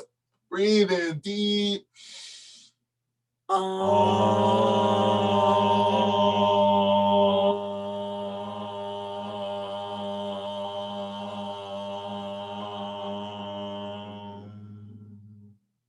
Hold your hands to your heart space. Breathe in deeply and feel the breath as the body calms down. Repeat after me. I love myself. I love myself. I love others. I love others. I am open to receiving love. I am open to receiving love. My heart is pure. My heart is pure. I am love. I am love. Love is in everything. Love is in everything. Love is eternal. Love is eternal. Love is my answer. Love is my answer. Wonderful. Now continue to breathe. Bring those hands to the knees.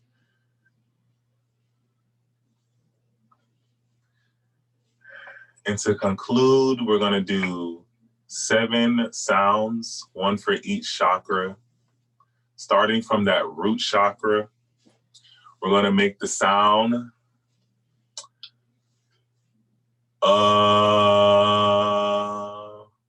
So taking a deep breath, put your hands by your root chakra, the base of the spine, under the genitalia. Breathe in deep and follow.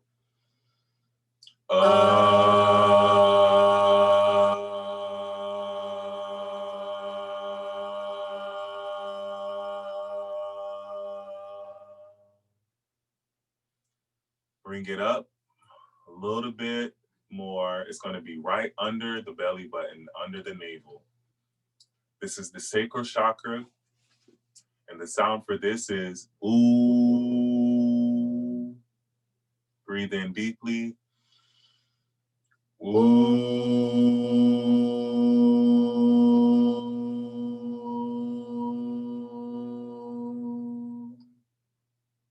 Bring it up to the solar plexus.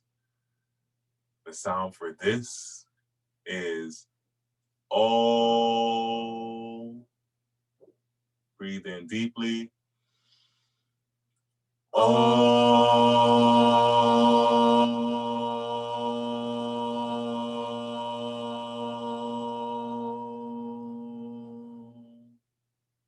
Bring it up to that heart chakra. The sound for this is ah. Breathe in deeply.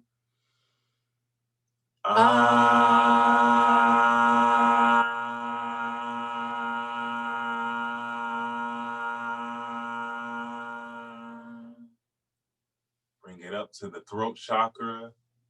The sound for this is I. Breathe in deeply.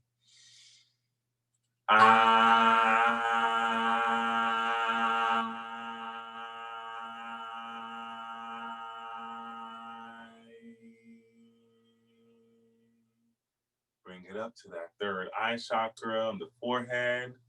The sound for that is A. Breathe in deeply.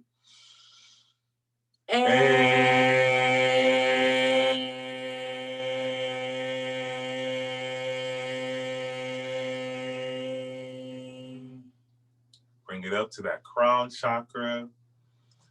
The sound for that is E. Breathe in deeply.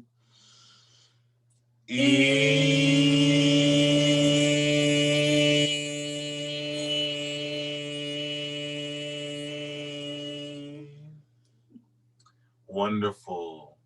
So those were some sounds, vowel sounds for the root, or for the 7 chakras, starting from the root all the way up to the crown. You can do those at home. You can do those anytime you like, and it will help to balance those chakras and keep you more aligned and focused, as well as the ohms. The ohms are for the balancing of the heart space and chakra, and ohm is actually the sound for the earth.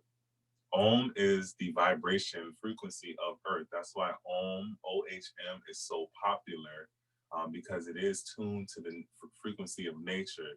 So saying 5 ohms, if you have a few minutes, maybe if you feel stressed, and focusing on the breathing and just Om, do that 5 times, and it will directly reset and go directly to the brain, resetting your central nervous system to a parasympathetic state, which is a state of relaxation, repair, healing, that is free of stress. If you're in a sympathetic state, that is fight or flight, and that is when your body is tense, and that is when your body feels like you're in trouble or afraid.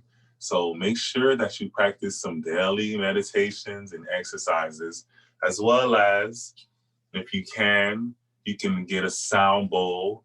At Love and Peace Wellness, we have sound bowls for purchase, loveandpeacewellness.com. And you can look and contact us, and we can get you a sound bowl if you would like one, or any other instruments for sound healing if you have a question. They really work really, really well, and they're very great instruments for meditation. So we want to definitely thank you all so much for being present with us. Like I mentioned, we're Love and Peace Wellness Center. This is me and my beautiful queen here. And our website is loveandpeacewellness.com. And so is our social media platforms. Yes, and our social media on Instagram is Love and Peace Wellness, and on Facebook is Love and Peace Wellness as well. So I give thanks for Pam and her great organization of this global scale event, 24 hours of meditation. And like always, love, peace, and wellness. Thank you so much.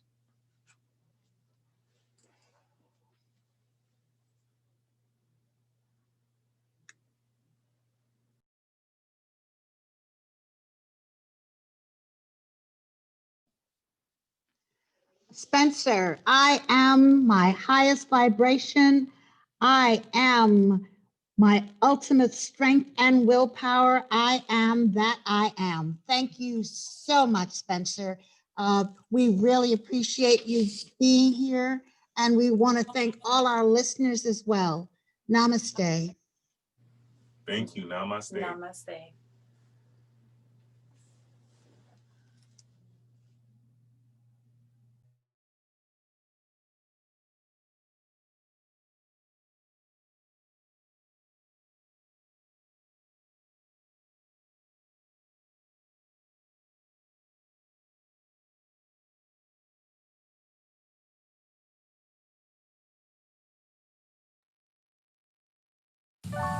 On November 19th is Give Miami Day. We ask that you contribute to our legacy project. We've been talking about it for the last 3 months, that we're giving birth all through social media. Here's an opportunity for you to contribute to a sacred ground of 7,000 square feet where you can come and meditate, where children can learn about STEM and mathematics and they can learn how to create various different apps where people in the community will be able to get fruits and vegetables for free and learn about organic gardening. This is your opportunity to leave your legacy behind for your children, for your grandchildren, for your great-grandchildren, and for your great-great-great-grandchildren. Blessings. If you want to be part of our legacy project, go to www.dcfts.org. That's www.dcfts.org and click on our donate button, and you can be a part of our legacy project.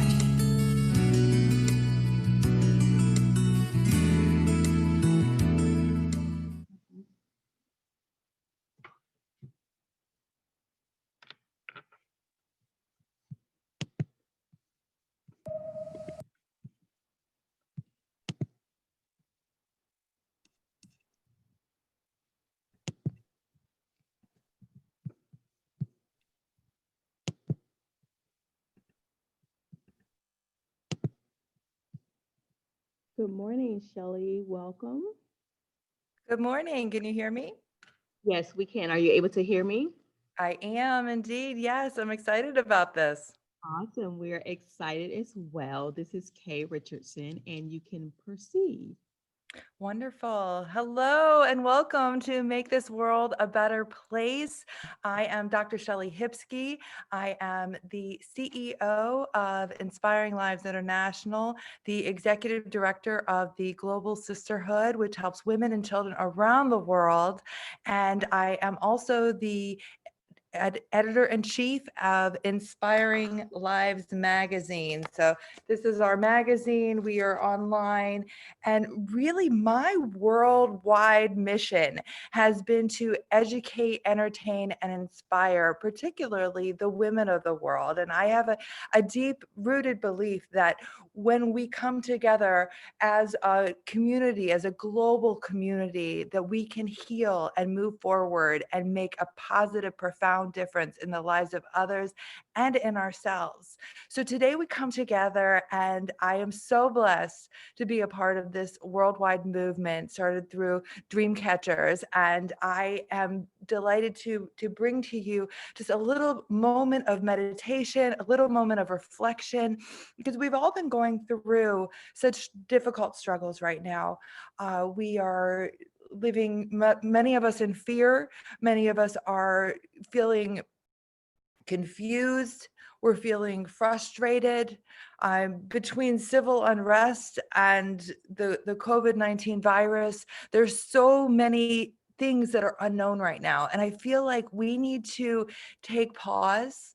We need to sit in contemplation, and we need to manifest a beautiful, beautiful future for ourselves, for our children, for our sisters and brothers around the world. And I am so happy to be just a small part of this incredible 24-hour meditation and healing experience around the globe. So I'm just going to start us off here with I have my singing bowl here. I'm just going to do just a little bit of, we're just going to take a deep breath together.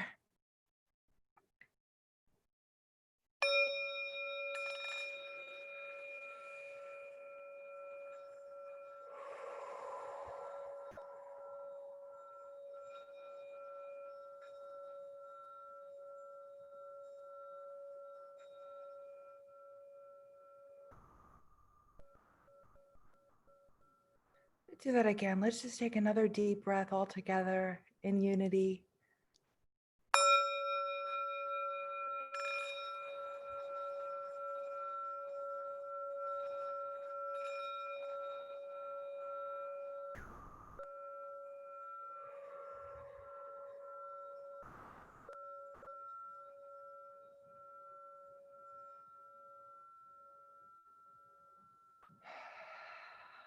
Let's open up our hearts. Let's open up our minds. Let's do this together. To begin, I want you to think about something that has maybe been weighing on your heart. Maybe it's been frustrating to you. Maybe you have worries, you have concerns. I would like you to, if you have this, I would love for you to take a piece of paper, anything that you have around you, and a pencil or a pen. And we're going to write down what that fear, that concern, that worry is. Okay. So even if you don't have a pencil or pen near handy, that's okay. Any of these exercises that I'm going to do here with you today, you can do them with me in your mind and your heart and your soul, and that's going to make it manifest into reality. So what we're going to do is, if you do have that piece of paper handy, I want you to write down that worry, whatever it is. Maybe someone that you know is experiencing the coronavirus, the COVID-19. Maybe you're worried about them. Maybe you're worried about maybe a person that you love in your life has lost their job recently, and you're wanting abundance for them. Maybe that's you. Whatever that worry is, whatever that concern is, maybe you're homeschooling your kiddos for the first time and it's frustrating, and you want to make sure that you're doing a good job because you know that our children are our future, and you want to be able to pour into your children in that way. So write that worry down. I'm going to write my worry down right now. Mine actually has to do with the COVID-19 virus, just because I'm so concerned about the people that I love that are in the healthcare industry and who are a little bit older in life. And I want to make sure that they make it to the other side of this with us. So I'm going to write that down.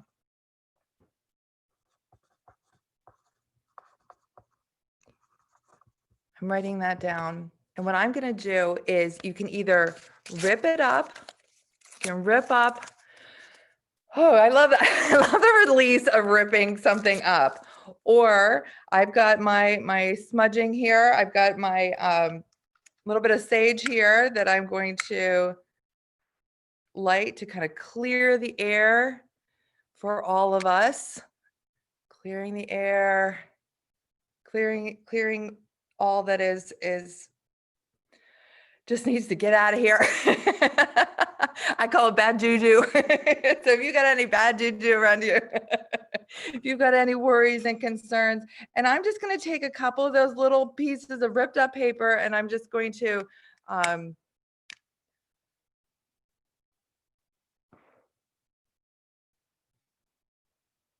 let it go.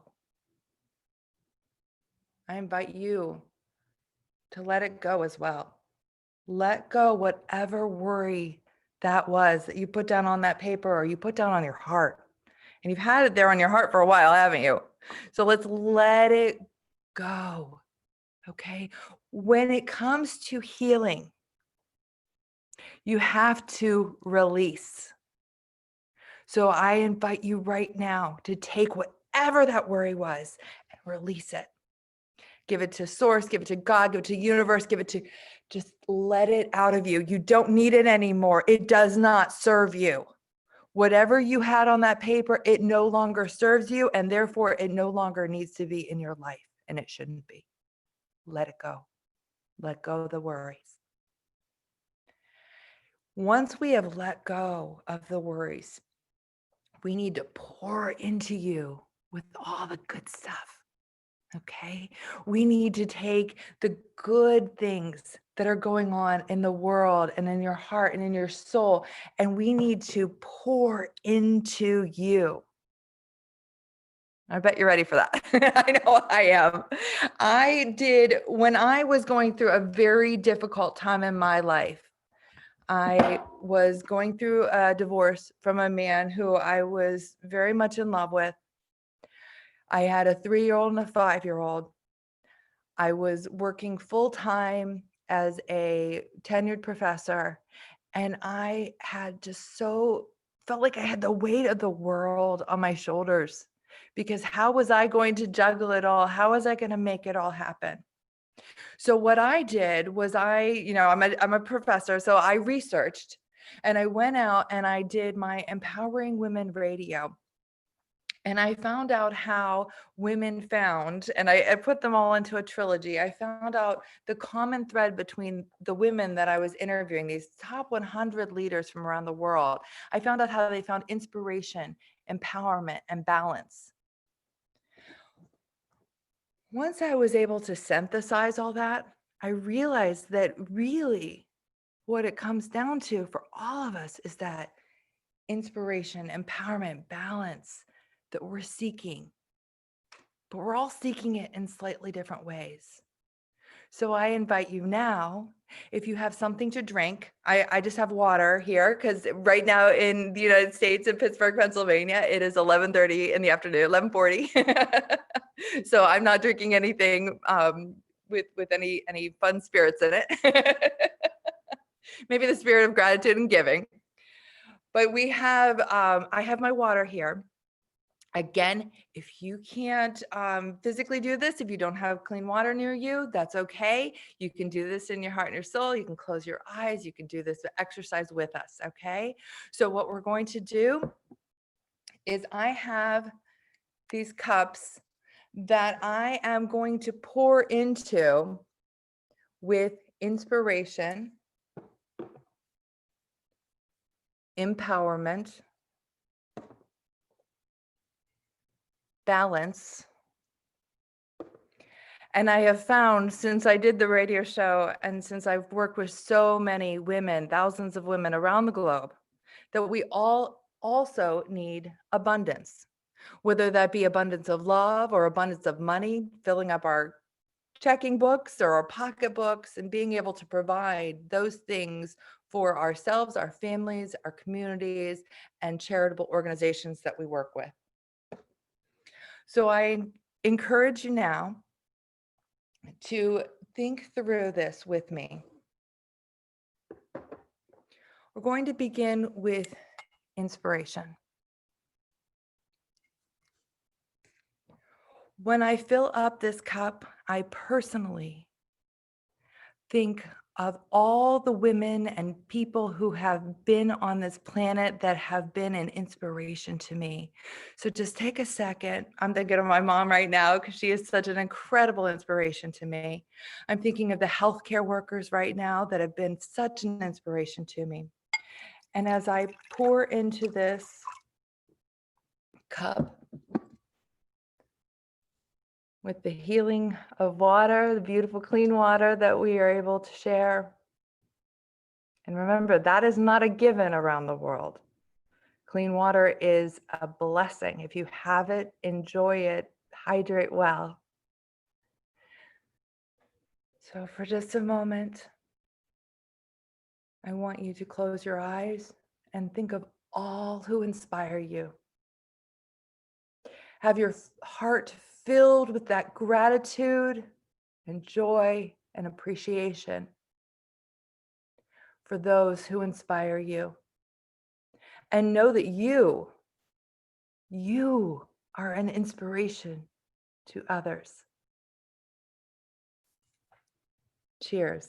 Have a sip of this water and let the inspiration fill your heart and your soul.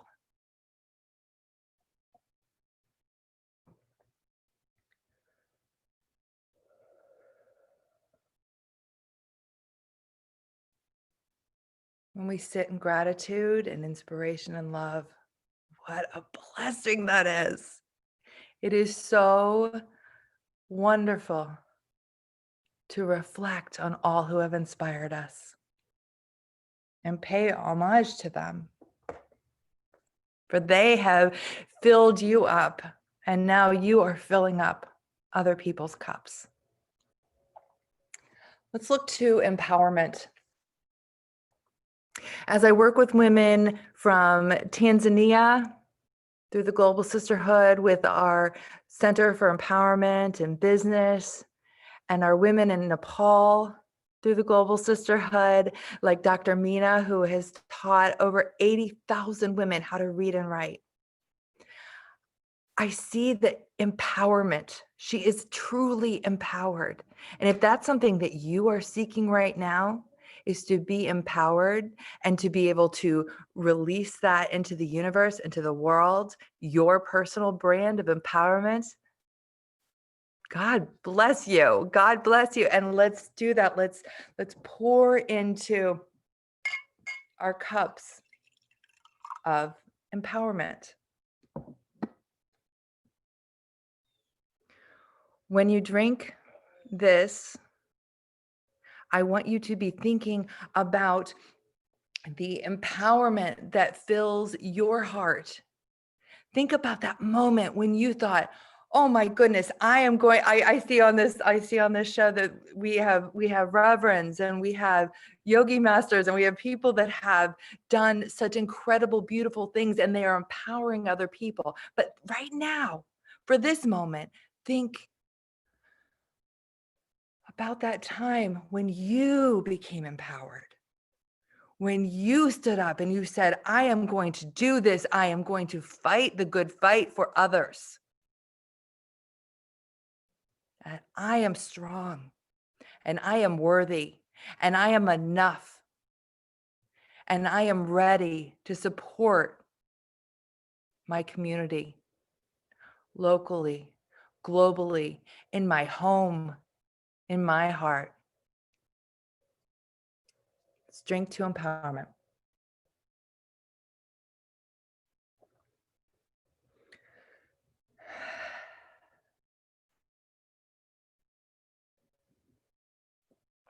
When I think of empowerment, I think of so many beautiful, incredible women that I've worked with over the years, and my heart is full. I think of women that have worked in the areas of domestic violence, helping others to escape excruciating situations. And I think of those who have conquered things, obstacles that I never have had to go up against.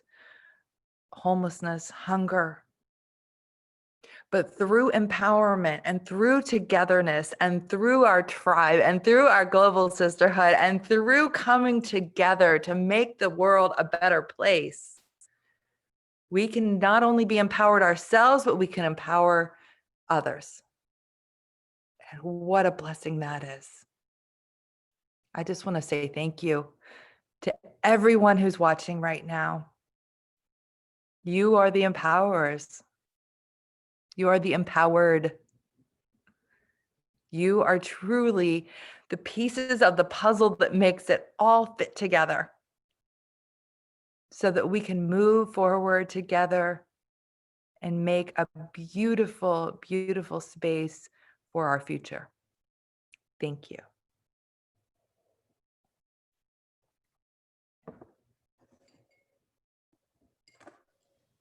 Thank you. Thank you so very much, Reverend Sheila. Thank you for joining with Dream Catchers for the Soul. Well, we appreciate you for being a part of making this world a better place. And you certainly have reminded us of who we are and our role as empowerers for the world to make it a better place. Dream Catchers for the Soul are committed to creating a sacred God space for all people to come and meditate. Our children will learn organic garden and agriculture. This will be a place that all communities come together. Please make a donation. For those of you who are listening as well, we give thanks to you. Go to our website at www.dcfs.com/donate and leave your legacy behind. Help our children, for Dream Catchers of the Soul is focused on empowering children. Thank you so very much for your service to us today. You're welcome. Thank you. God bless.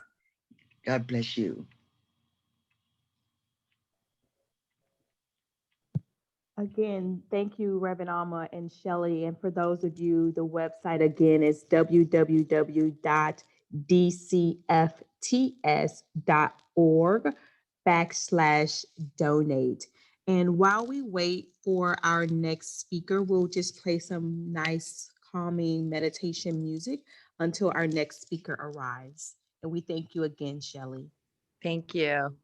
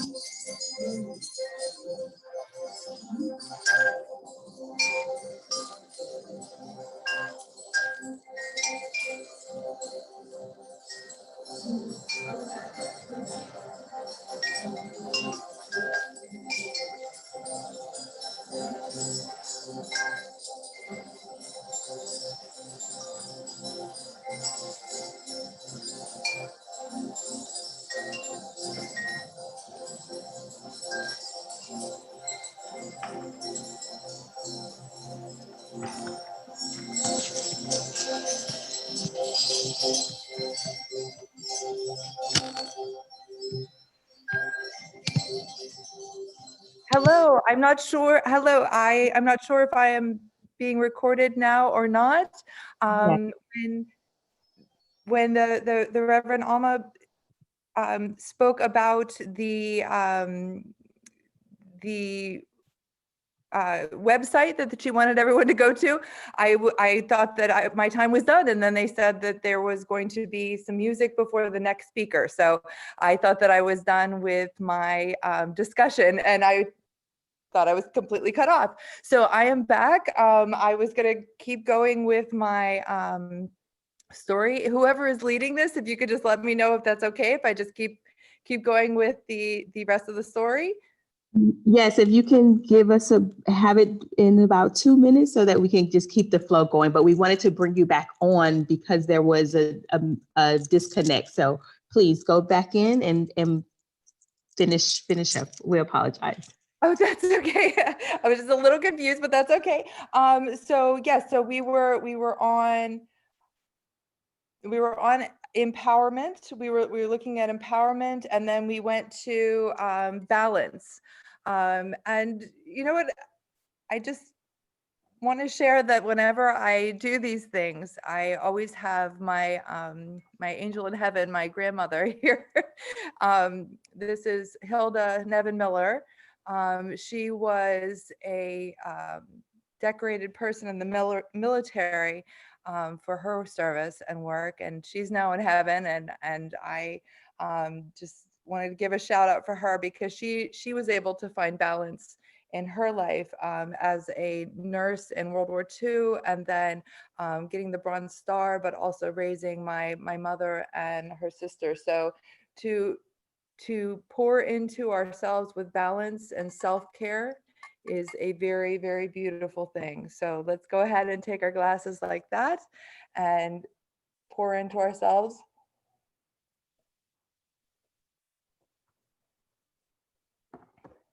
And the final one would be abundance. And right now with COVID and stores being shut down and people losing their jobs, we really want to focus on abundance for ourselves, for the charities that we serve, and for just overall abundance and joy. So cheers to that.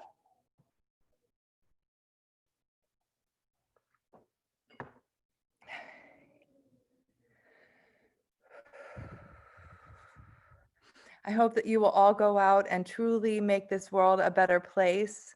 As I have been saying for years, inspiration is just a story away, and I hope that you find the story and tell your stories to others to help support them.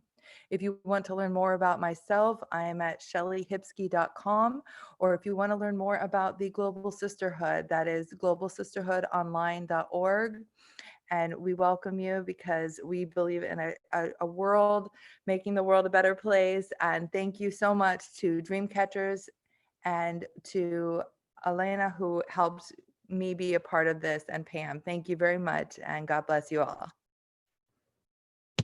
Thank you so much, Shelly. Can you just please definitely announce your website and contact information again? Just because we did have someone reaching out to us who wanted your contact information. So just repeat it once again for us, please.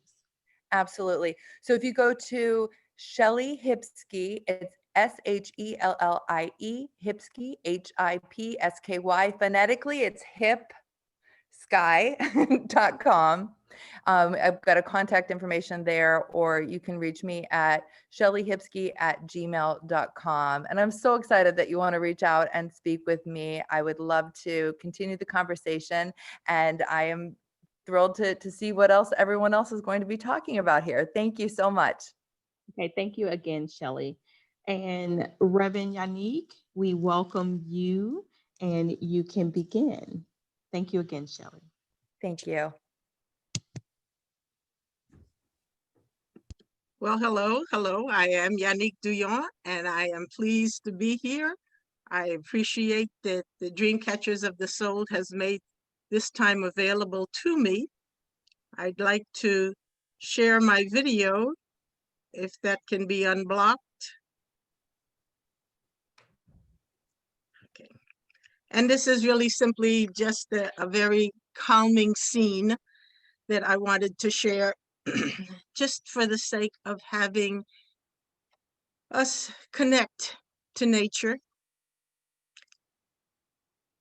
I am Yannick Douillon. Excuse me, I did not fully introduce myself. I am a teacher and a minister with the Universal Foundation for Better Living, and my church is Universal Truth Center of Miami. We are a New Thought Christian church. And as a New Thought Christian church, we do practice meditation, understanding that we are connected to the universe. We are connected to all that is. We are connected to God, however you consider God, however you call God for yourself. This is 1 week before Thanksgiving, as the American tradition, the American holiday. And I want to focus on thinking of Thanksgiving, of thinking of gratitude. Gratitude is a form of love. Gratitude is part of our expression of being connected to each other. So I want to focus on appreciation of what we do have. It's very easy for people to focus on the problems, especially this year that has been challenging. But I want us to release, to relax, release the thoughts of worry and appreciate the good that we do have. So as you do relax, I ask you to focus on your entire body, to appreciate yourself, appreciate your body, appreciate that this is a gift that has been given to you, and it is a gift that you are to share. We each have been given ways that we can serve. There is always a way to serve. So discuss with others, think within yourself, decide within yourself what you can share. I want to appreciate what we have within ourselves that we can give.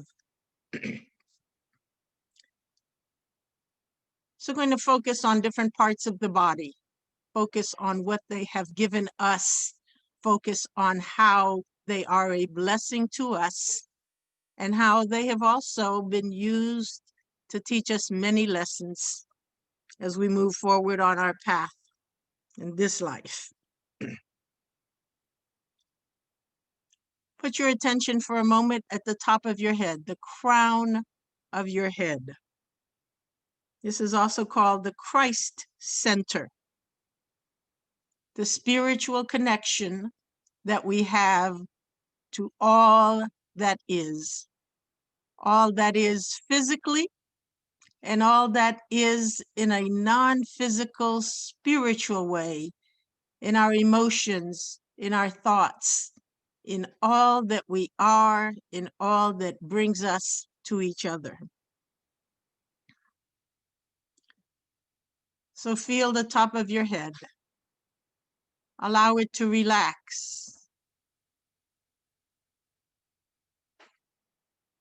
Put your attention there for a moment.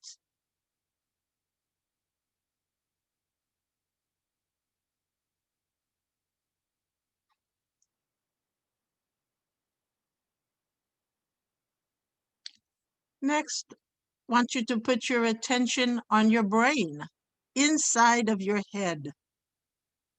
This is the area where we say our thinking takes place.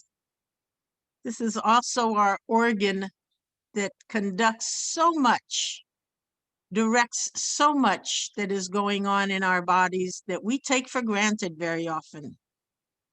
So throughout our body, our brain is sending information and receiving information. So giving thanks to our brain, and go within and feel the relaxation, the release, right inside your head.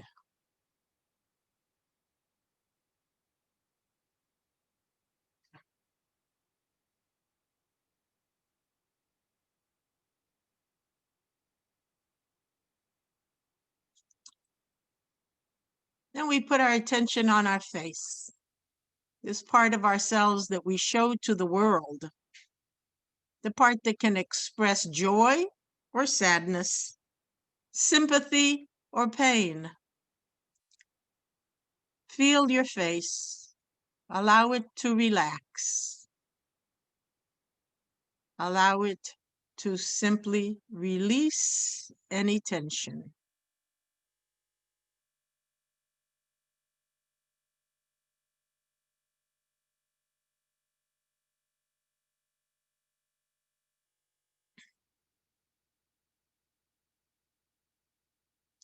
With your eyes open or closed, put your attention on your eyes, the windows to the world, the eyes that allow us physically to see clearly. but we know that our eyes can do much more than simply see in appearances. So we look beyond sight to vision, to know that we have seen so many good things. We can bring them back up in our imagination. Things from the past, the faces, the places, the experiences that we have had. We give thanks for these. We give thanks for what our eyes will see, whether those are physical things that we will see, and even the things we see in our imagination. Giving thanks and attention to our eyes.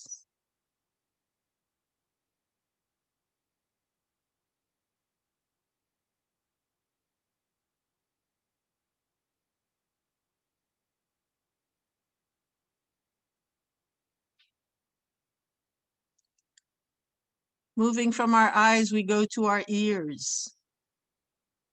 Ears that can listen or hear. Listen or hear.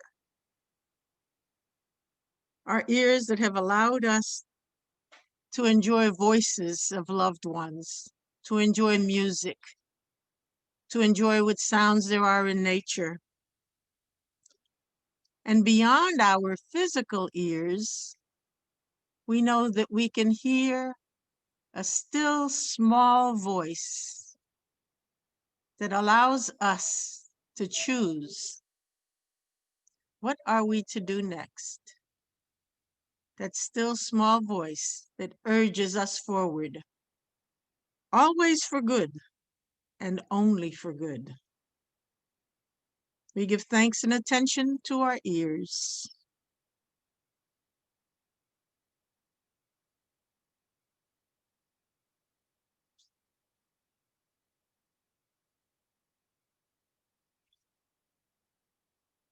After the ears, we go to our nose, part of us that breathes, bringing us air, the life, the oxygenation that allows us to be energized.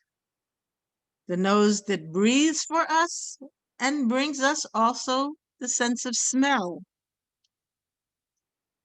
You can think back about the smells that have brought you joy, the smells you have had from childhood, smells of cooking, of flowers, even the scent of a particular place that you can't quite describe. Breathing deeply and giving thanks to our nose for the breath and for the smells.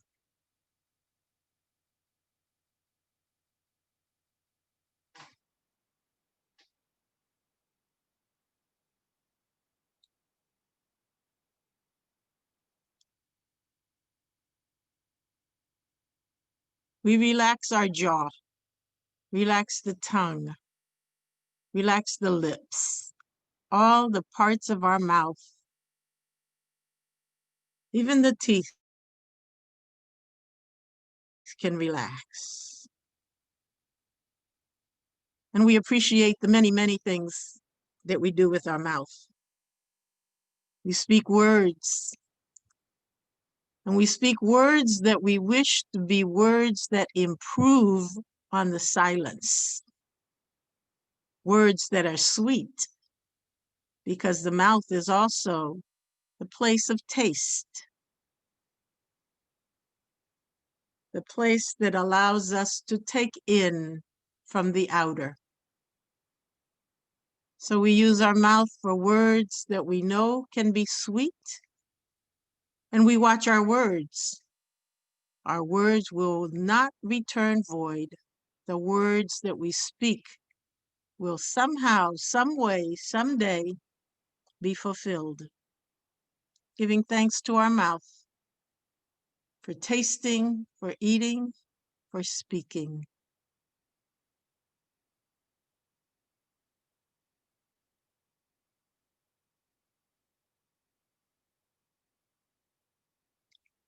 As we move down from our mouth, we come to the neck and the throat, the power center.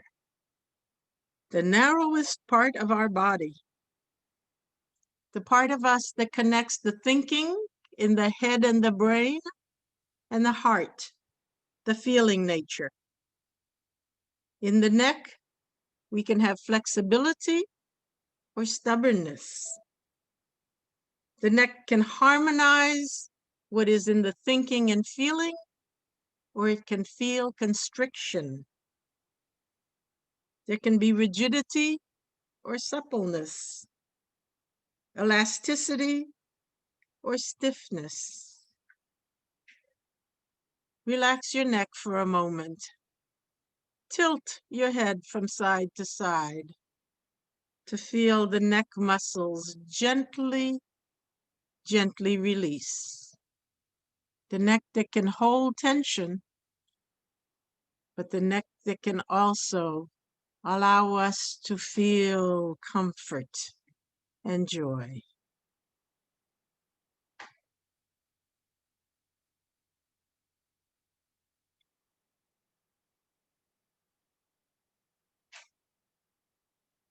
From the neck, we move to the shoulders. The shoulders that carry our responsibilities.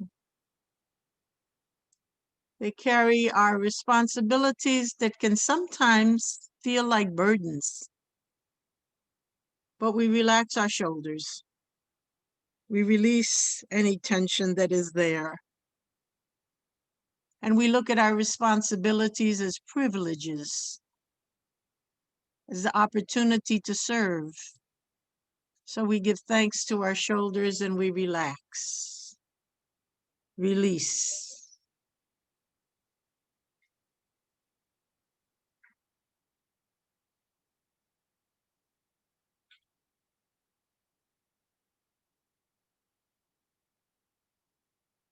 Put our attention on our arms, those parts of us that we use to embrace, the parts of us that reach out to the world. From the upper arms to the elbows, the joints that we have, they can be flexible or they can be rigid. They allow us to let go.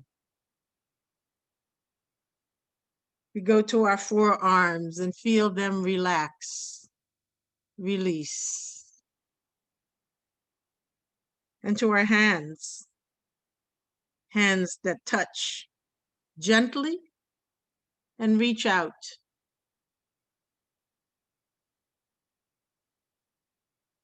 The fingers, it can be so nimble. The fingers that let us do fine motor things, using skills in many ways. For those who write, for those who draw, for those who paint, for those who do music, for those who simply caress another. We give thanks for the use of our hands and our arms.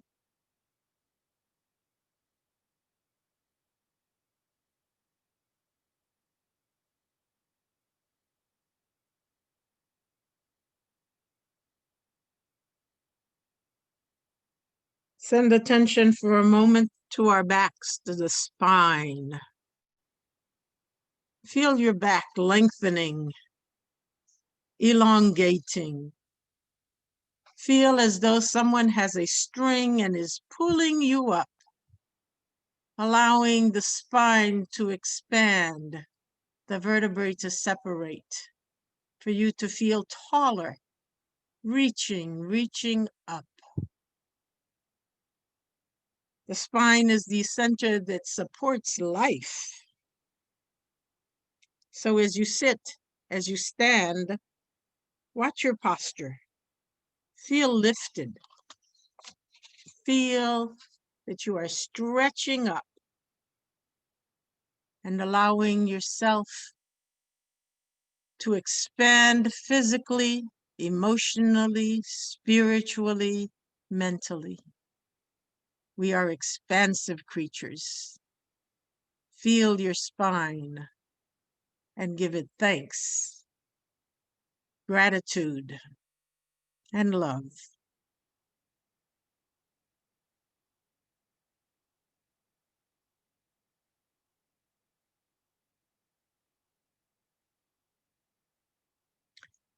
The upper back is our area of emotional support.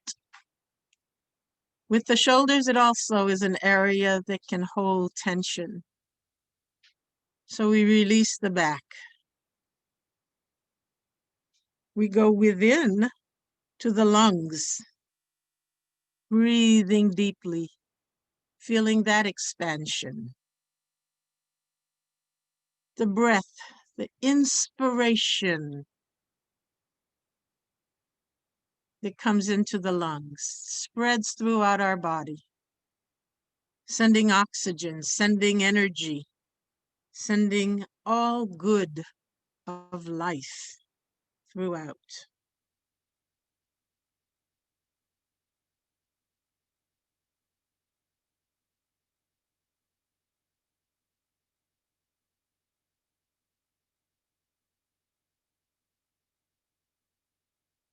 We feel the lower back,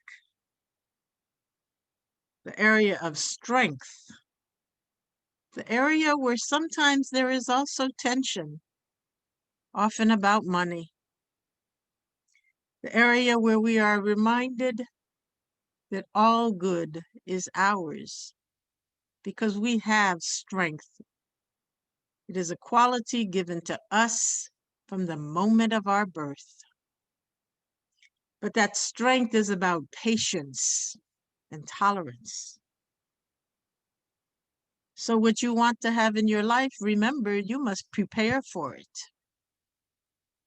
Whatever has not appeared needs for us to become ready. So work towards your goals patiently and feel the strength of your lower back support you, encourage you. Give it gratitude. Give it your appreciation.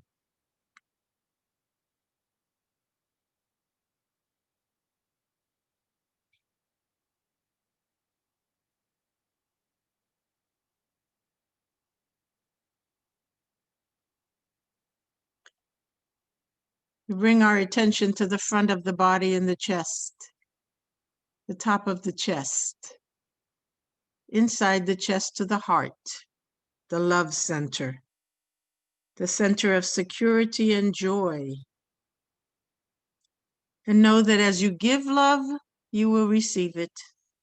As you feel joy, as you are aware of the goodness, it expands in your life, bringing you inner peace. As we give thanks to our heart, just take a moment and feel the pulsation, the gentle beating of the heart. We are aware of it as we allow ourselves to be in the stillness.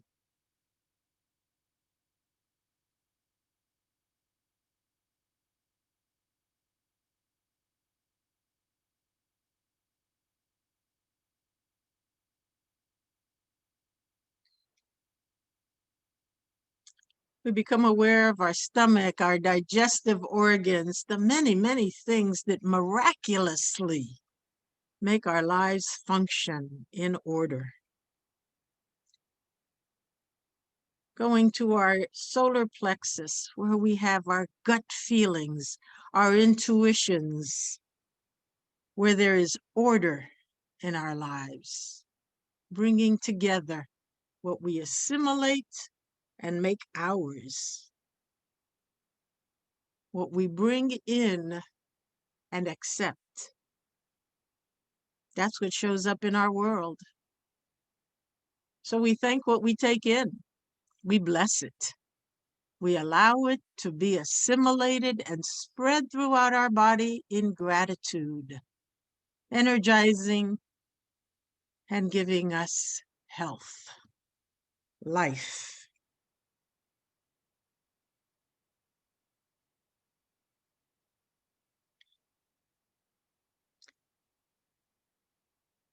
We move down to our hips, the area that has balance for us, the area that protects our reproductive organs, our sexual areas that bring us pleasure and life, the bowels that eliminate what we have used in our lives and are ready to release.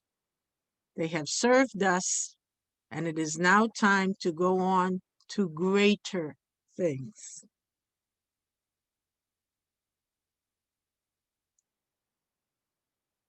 Down to our thighs, that strong, large part of our body with the strong bones and muscles.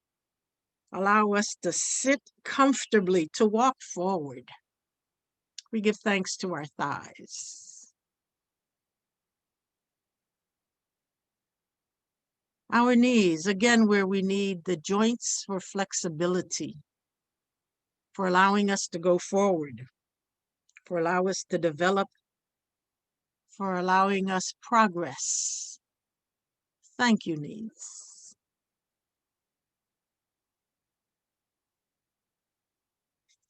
Our shins and our calves also allow us to go forward, to stand upright, upright physically, upright in our integrity, upright in honest ways, recognizing we are spiritual beings joined in this universe with many, many other beings, human and otherwise. And we have responsibility, we have sharing that we bring to all. As we reach the bottom of our bodies, we feel our calves, also the joints that allow us to go forward. Our feet, that part of us that is connected to the earth. That part of us that stands under everything, allowing us understanding, allowing us to be united to the earth, to all nature, to all creatures. And even our toes, we thank our toes. Those small details that matter so much and bring life to every part of us, bring us to our awareness of so much to appreciate.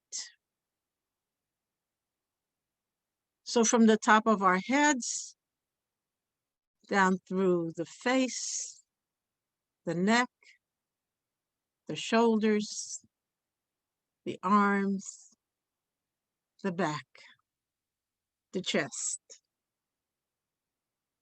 All the organs that are functioning, and the legs bringing us forward. We give thanks for our body, the temple of the Holy Spirit, that part of us that we move through the world in this life. We give thanks for each and every part. We give thanks for when they remind us to pay attention to them. And we live in gratitude and in love for our bodies, for the bodies of all those who are around us, for all that is in our lives.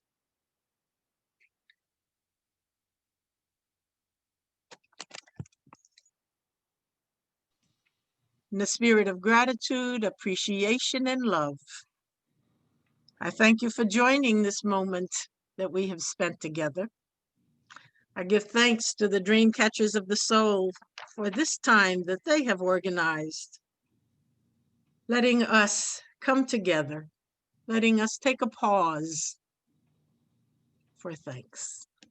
If the thank you is the only prayer you ever say, it is enough. Thank you. Thank you. And we say thank you. Thank you, Reverend Yanis, for reminding us of how magnificent our bodies are and to give thanks this day. We appreciate you for being part of this 24-hour meditation experience. We also want to thank you, the listeners, as well.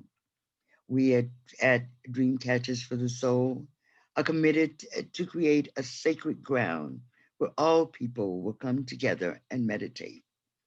Our children will learn about organic gardening and agriculture.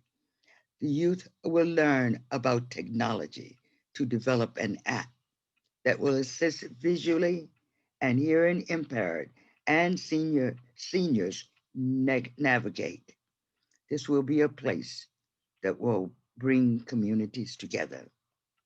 So we ask that you please make a donation by giving to our website at www.dcfts.donate. That website again is www.dcfts.donate and leave your legacy behind as we welcome Reverend Laurie Cardona. Reverend Laurie? Yep. Hi. Hey, I'm going to start my video now. Can you hear me? Start my video. Very well. Okay. Hi. Hey, I'm Reverend Laurie. Before I start, I want to say thank you so much for that meditation. It really helped me to feel grounded and prepared to speak with you because I'm here at work today at the nursing home where we have lots of COVID related restrictions and issues, and things are very hectic. And it was great to have some time to just pull off my PPE and sit down and be in a meditative time. So thank you so much for that. My name is Reverend Laurie Cardona. I'm the founder of LMC Interfaith Ministries and the co-founder of Sacred Journey Interfaith Seminary. Every Wednesday at 7 o'clock, I provide a live stream video on Facebook called Miracles with a Twist. I consider it a sacred gathering. It's like, that's a Thursday, but for me, it's like a Sunday sacred day because we have a sacred gathering to focus on how we can do better and be better in the world as people of sacred service.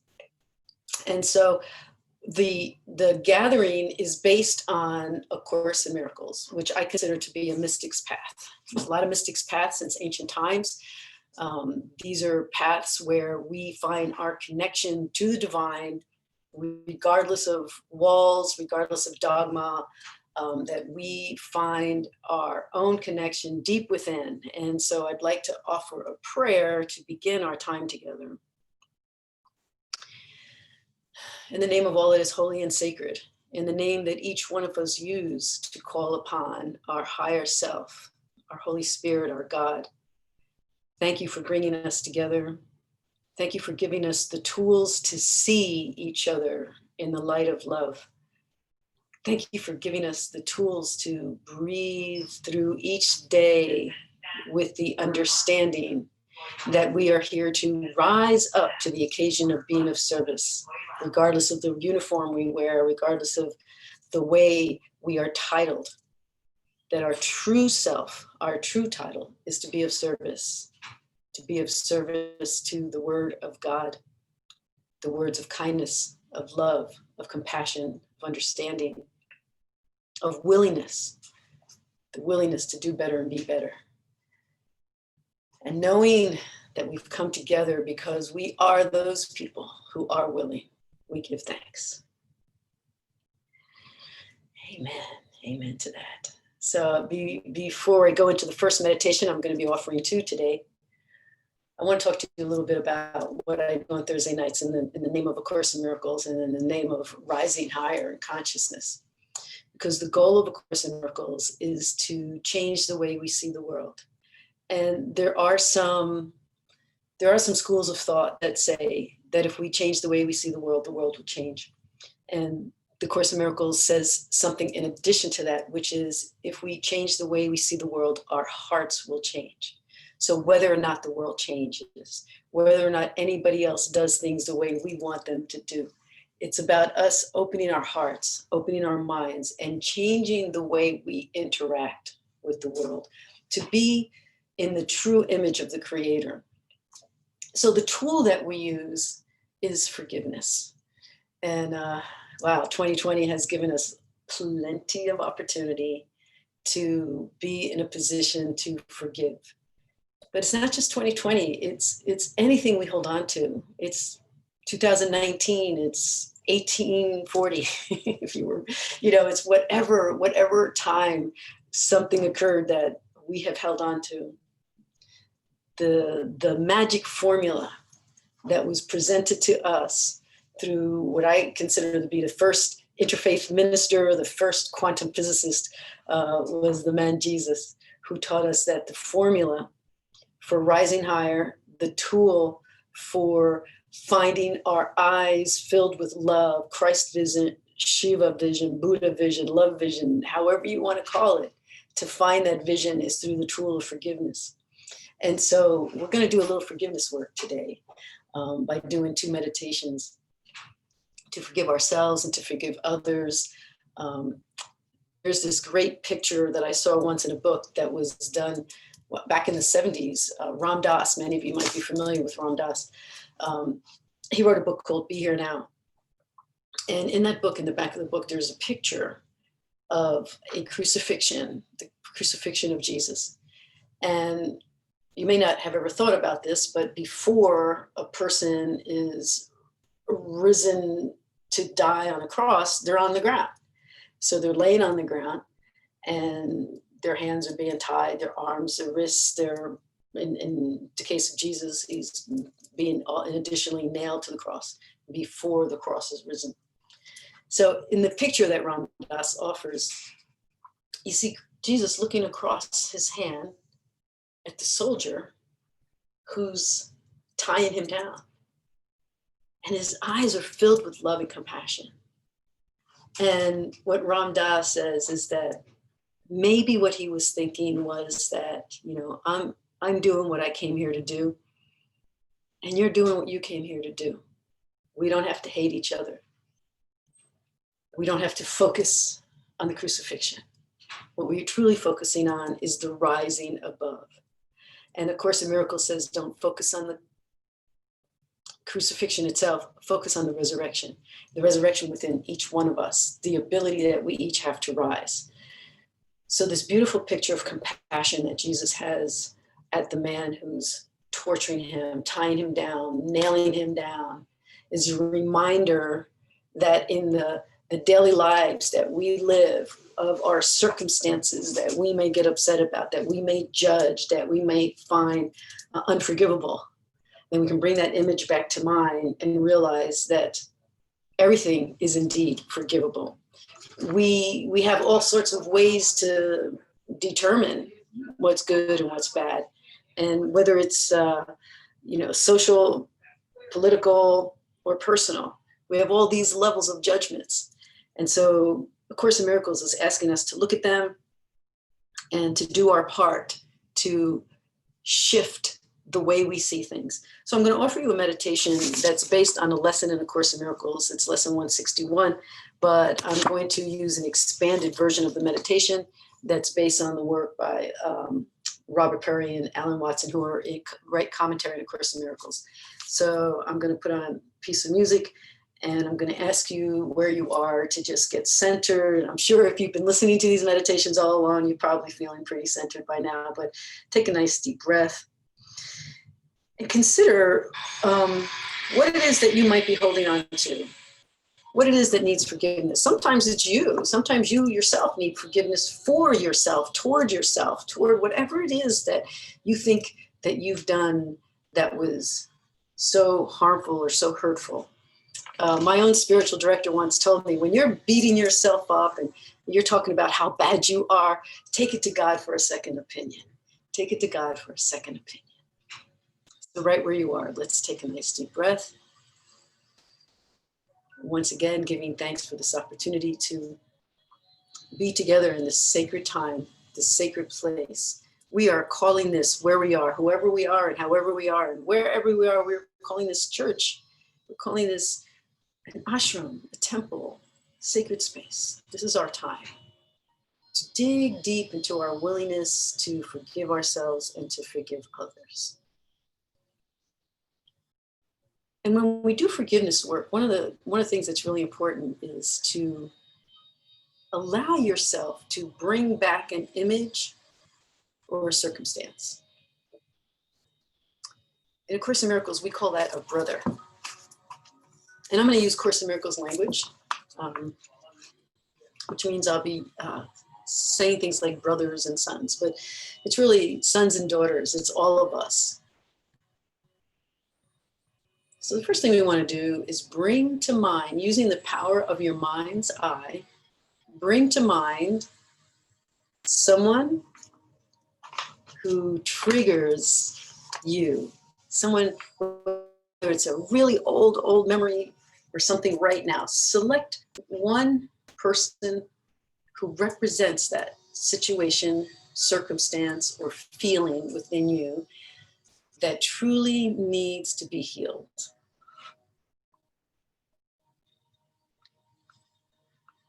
So you have that in your mind's eye. So you're going to select this person and allow this person to represent all people, right? Because most of the time we don't have just one person that we've held a grudge against. Sometimes it's a number. If we search our heart, truly deeply search our heart, we'll find that there's some people that we just haven't given our true forgiveness, our true eyes of love. So we're going to select that one brother as a symbol of all brothers. Because we are all one. And so when we deeply, truly have a deep connection with spirit toward forgiveness, we can forgive not just that one, but all the ones that are connected to an upset, a jealousy, an anger, a resentment. So let's visualize that person as clearly as you can.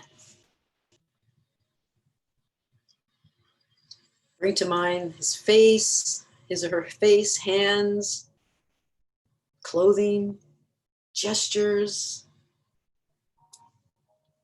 his expressions, smiles, grimaces. Maybe the last time you saw this person, if it was an argument, you saw an angry face.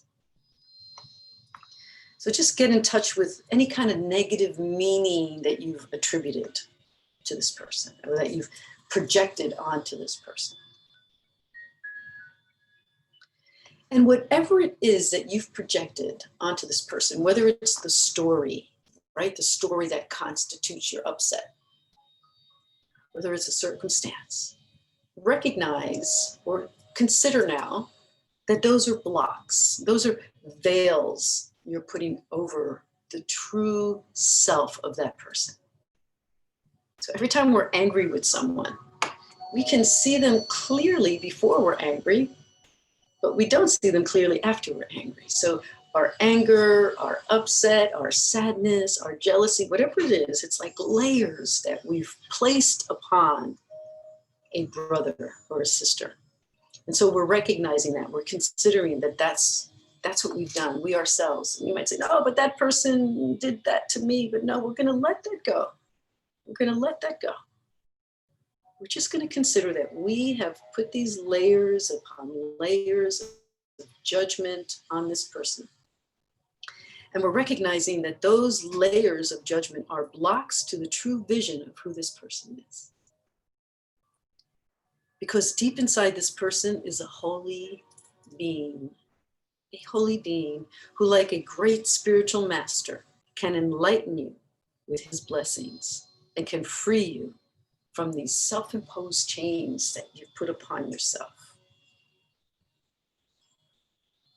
And imagine that you're seeing this person now, not as who you saw them in your upset, but as a holy person. See them filled with light. And see your heart filled with light. And imagine that you can extend this light to this person's light. Now your light, this person's light, is beginning to join as one magnificent light. Brighter than you could ever have imagined when you were upset. Brighter than you even knew what was within you to be able to extend beyond your judgments, your pain. You're not telling the story to yourself anymore. You're genuinely moving into a consciousness of unity with this person. Your light, his or her light, just joining. True connection. And wherever you are, say this person's name, and then say this, repeat after me. Give me your blessing, holy child of God. I behold you with the eyes of love.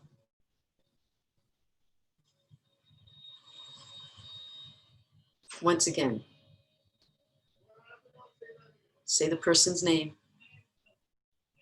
Ask this holy being to set you free from your judgments against them. Even if you're looking in the mirror, if it's judgments you hold against yourself.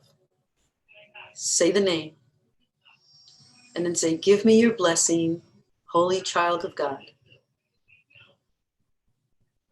I would behold you with eyes of love. Give me your blessing, holy child of God. I would behold you with the eyes of love. Deep breath.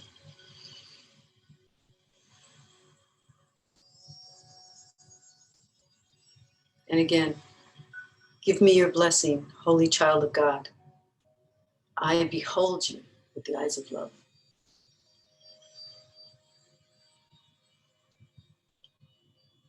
Maintain the image of that person in your mind's eye as you call on the Christ in him or her.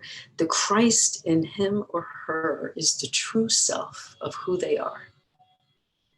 Let your imagination see scales falling off your eyes as you realize that you have been completely wrong about who you think you are when you think poorly of yourself, or who you think anyone else is when you think poorly of them. Because the truth is that the flesh and bone that you are and the flesh and bone that they are is not their true self. You are and they are a true vehicle of Christ, a true vehicle of love, a vehicle of peace. This is the potential in you and the potential of others. So when any time you think about this person and you start to have some anger within you, instead of listening to your anger and agreeing with your anger, let you see that person has given you an opportunity to be the true loving Christ-like self that you are, even if they never change.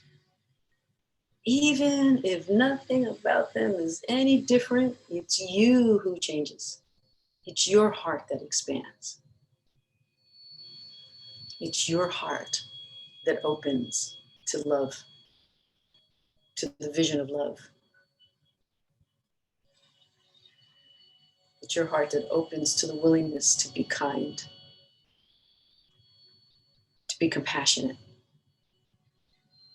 to not allow circumstances to destroy your peace through your willingness to be loving.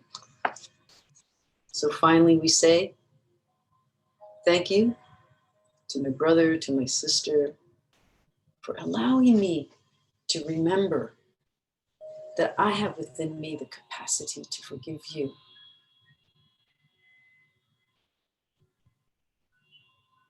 Take a deep breath and relax with that for a moment. Sit with that for a moment. Just be with that. tonight's my Thursday night. I'll be doing a live stream at 7 o'clock, and I'm going to tell a story tonight. I'm going to tell the story to you too. I just came across it recently, and then we'll have a second meditation, which will end our time together. You're all familiar with Nelson Mandela. He was imprisoned for 27 years for treason because he was an active participant and even a leader in the movement against apartheid in South Africa. So for 27 years, he sat in prison, 27 years. And in 1990, he was released from prison. 1994, he was elected president of South Africa. I remember seeing a little cartoon once of this tiny cell where he was kept. And then when he was released, there was him outside the tiny cell, but his shadow was magnificent. He was huge, he was gigantic. And the guards are saying, well, I guess we taught him. But he taught us. He taught us. In 1994, he becomes president of South Africa. And there's a story that is told that he was out with some of his bodyguards, friends, people hanging around, having dinner together. And he saw a man sitting by himself. And he said to his guards, could you go ask that man to come here and finish his meal with us? He's all by himself. So they go over and they extend the invitation. The guy comes over and he has his head down. He eats real quick. And Nelson Mandela says, you're getting ready to leave? Let me shake your hand. And he shakes his hand. And the guy is shaking, visibly shaking. And he runs out the restaurant. And the guards say, that was so nice of you. His bodyguards say, it was so nice of you to let that man sit with us. I mean, obviously he's very sick and he's shaking. He's probably on the verge of death. And Nelson Mandela says, no, I know why he was shaking. He was one of the prison guards and he used to torture me. He humiliated me. One time I begged him for water and he urinated on me. And I saw him and I didn't want to hate him. I wanted to forgive him. And so I asked him to come over. And obviously he was shaking because he thought that I was going to have him arrested and imprisoned for 27 years. And I don't want to mess up this wonderful quote he says at the end. He says, minds that seek revenge destroy, while minds that seek reconciliation build.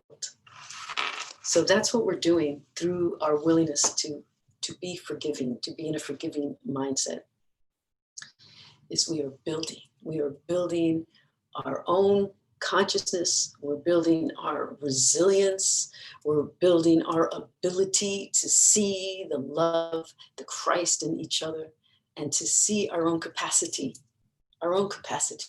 for forgiving and for loving.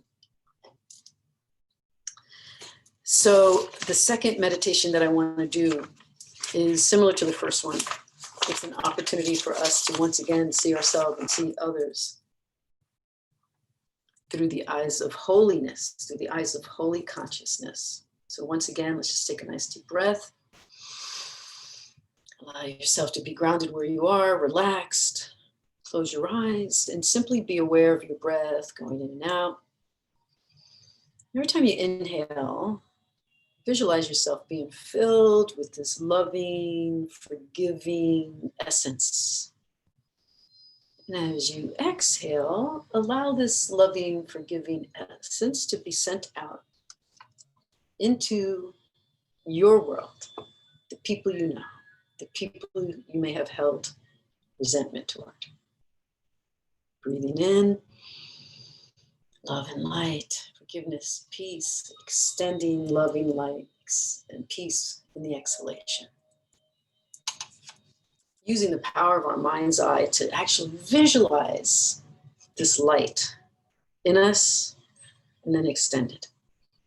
We see ourselves as pure. This light is purifying us, our minds, our hearts. We extend loving light out, seeing others as pure in our mind's eye. Let's ask forgiveness this time. Instead of working on forgiving someone else, let's ask forgiveness of someone. Go to them with the power of your mind's eye, still seeing yourself as worthy because you're filled with love and light.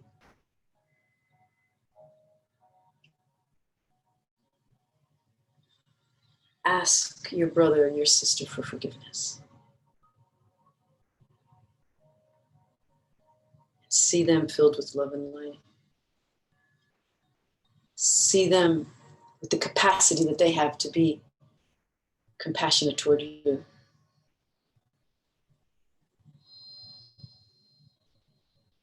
See the light in them extended toward you. Give thanks and know that you are joined now as in a holy relationship. Forgiveness moves us into holy relationships. No longer your ego mind, no longer your struggle mind. Just this moment, just this holy instant of perfection. Holy, perfect innocence between us.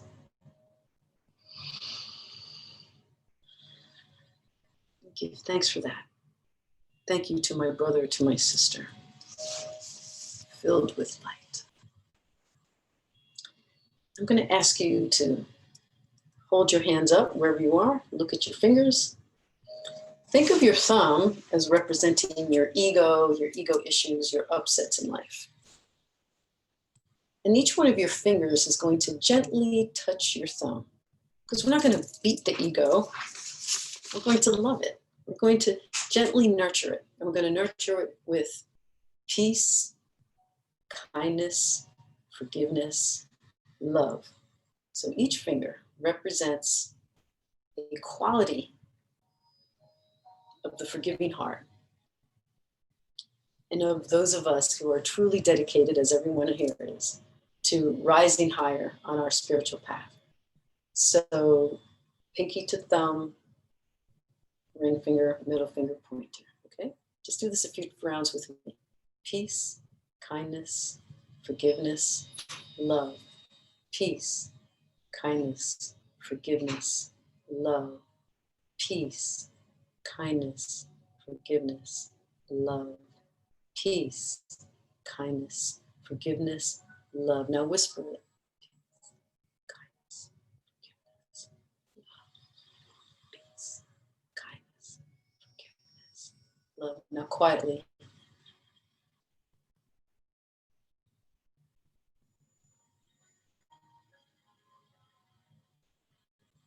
Hands in prayer posture. We ask all that is holy and sacred, that which is within us, to hear our intention, to hear our willingness to be instruments of peace, kindness, forgiveness, love. This is our intention, to be instruments of peace, kindness, forgiveness, love, to be conduits of peace, kindness, forgiveness, love. Deep breath in. Deep breath out. Feeling balanced where you are. Forgiveness work can be done anytime. It's so essential. I had more, but I see that our time is out. My time is over. I would like to thank Pema Reed, Dreamcatchers for the Soul, and all of you. Peace be upon you. Peace, kindness, forgiveness, love. A big thank you, Reverend Laurie. We appreciate your being a part of this global experience, and we thank you so much for our listeners who are continuing with us in our desire to make this world a better place. Dreamcatchers for the Soul is committed to create a Lavnath where all people will come together and meditate. Children will learn about organic gardening, technology, to develop an app that will assist visually and hearing impaired, and seniors. Please make a donation at www.dcfts.org/donate and leave your legacy for today. As we welcome Reverend Lester Holmes.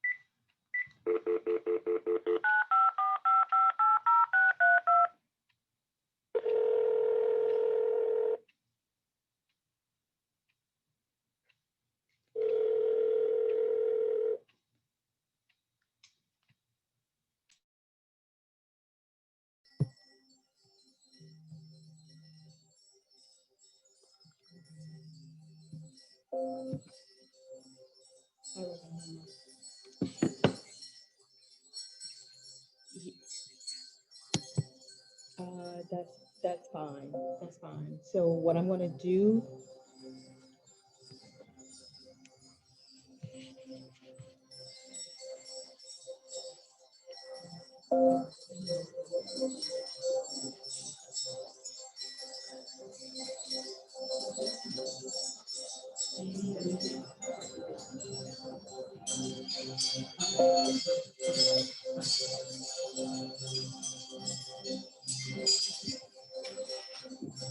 She's going to do a meditation because the person didn't come on.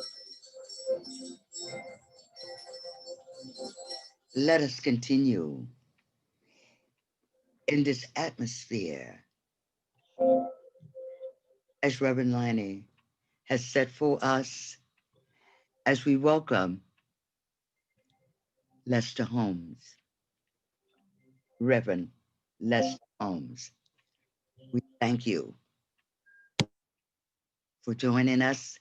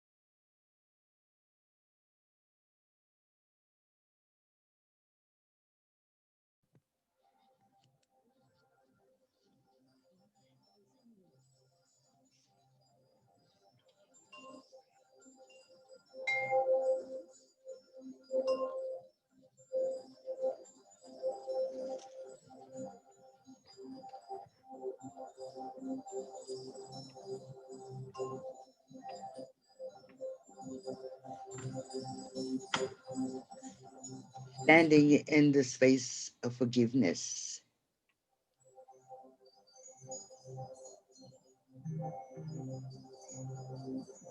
We forgive ourselves first. Give ourselves the love that we have not afforded to ourselves for so many years. Forgiveness is defined as giving love to oneself. Say, I love myself just as I am. We honor the Father within us. We honor the human being that we are. We honor that magnificent creation as we were made in the image and likeness of our Creator. So we breathe into love. And as we breathe in, we say, I love myself. As the self of us is the I am spirit. It is what we have called the Christ consciousness. It is that which we are. I am that I am. So we ask, who am I? And we have the resounding answer, I am that I am.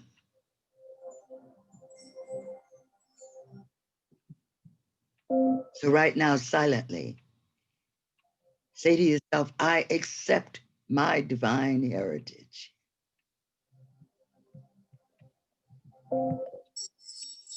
As a citizen of the universe.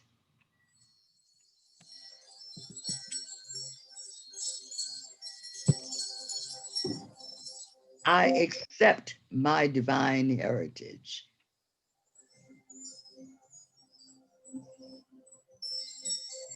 As one who stands on integrity, who practices transparency,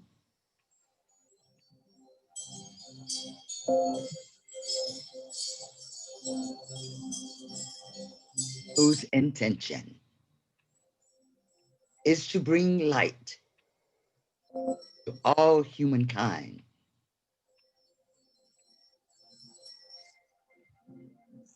I know my thought is a transferring influence on this world.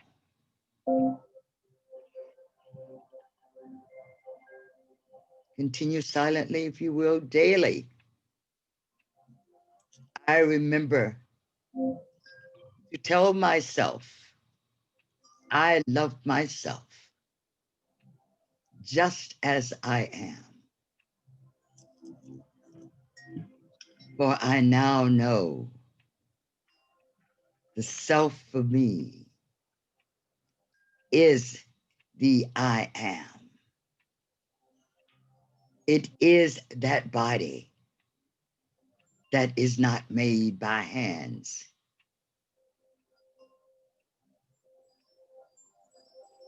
I praise who I am.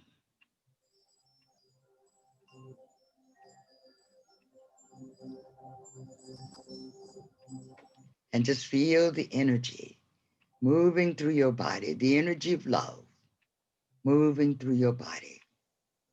For as often as you tell yourself, I love myself just as I am,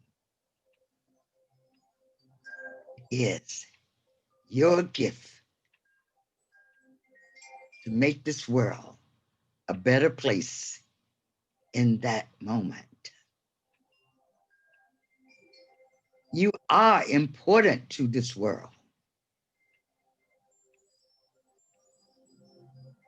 You are magnificent. You are magnanimous.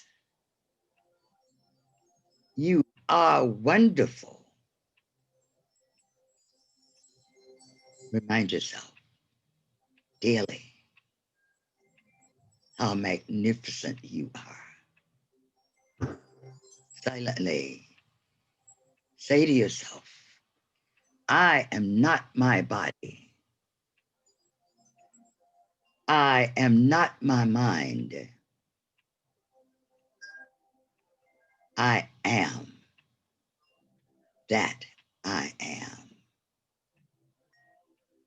I am the soul of my creator.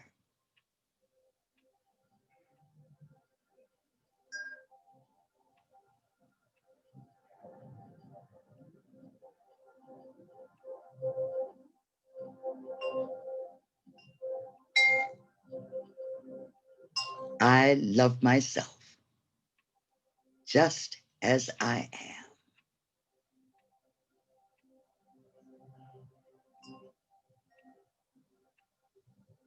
When I love myself, I can love all others. And the essence of this love, the energy, the particles that's in the word love, nurtures every part of your body. For we are made of love.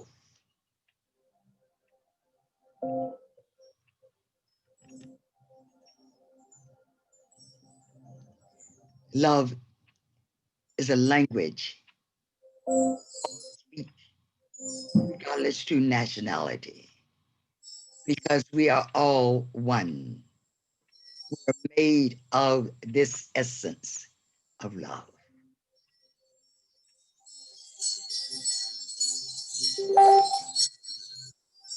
During this time, the reboot of the earth, the regeneration of the earth, we're given this time to sit and nurture ourselves. And this day has been afforded to us through the efforts of Dream Catchers for the Soul to simply make this a me day, a day for nurturing every part of your body, mind, and soul.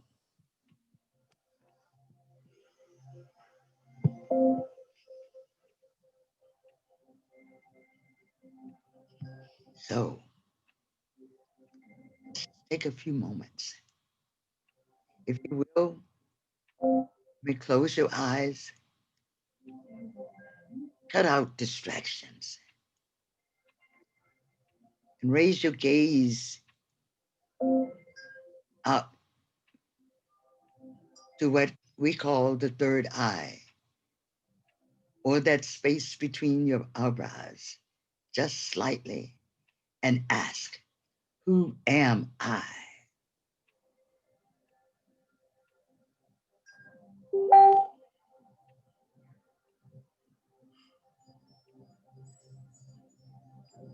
Who am I?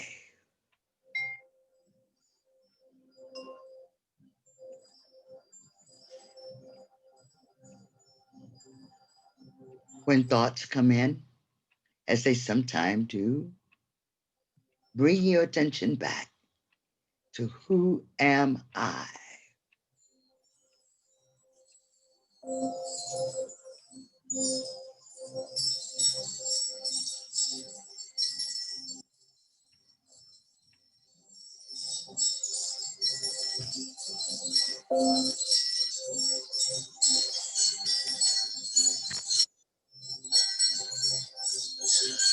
When you ask, you must receive an answer. Keep asking until that answer comes from within you, and you will know it. You will know it is not coming from your mind. It is coming from your heart.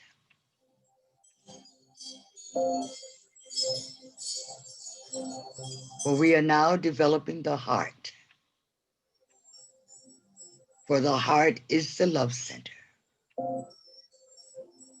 And this is the essence in which we are now living as spiritual beings. We're living in the essence of love. So every behavior, every thought, every word is laced with love.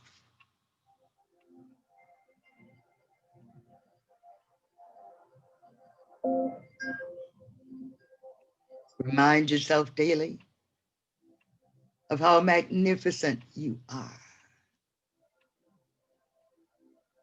Change the way you say, I feel. Whenever someone asks, how are you today?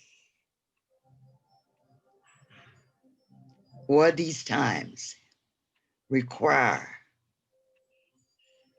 that we change our words, even our prayers, the way we pray. But it's now time for the I am body, the I am spirit that you are, to come forth and invade your mind and life. So you ask, please, for yourself. Ask.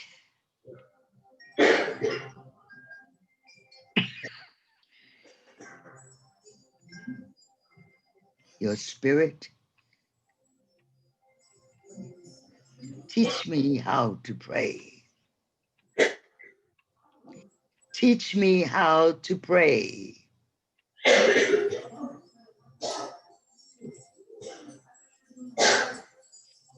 For in this new world, in this new energy, it requires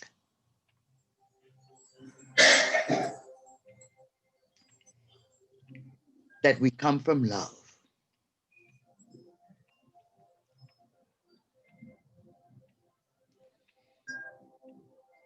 For those of us who desire to make this world a better place through our service to humankind, we're poised, we are protected, we are guided to increase our frequencies, to increase our vibrations, to tap into the I am, or what is called the Christ consciousness.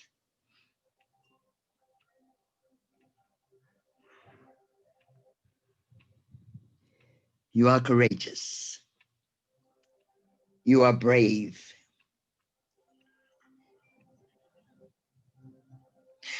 You and millions of others have brought this planet to the place where we can rise and speak to the Father within.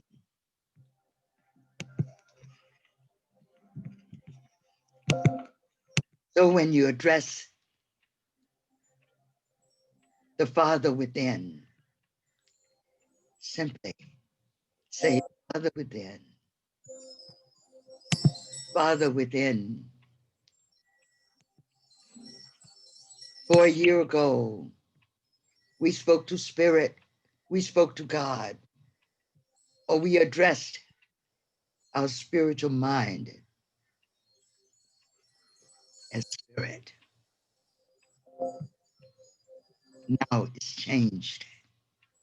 We must change our words. Come inside. Just imagine yourself standing in your heart. Say, Father within me, teach me how to pray.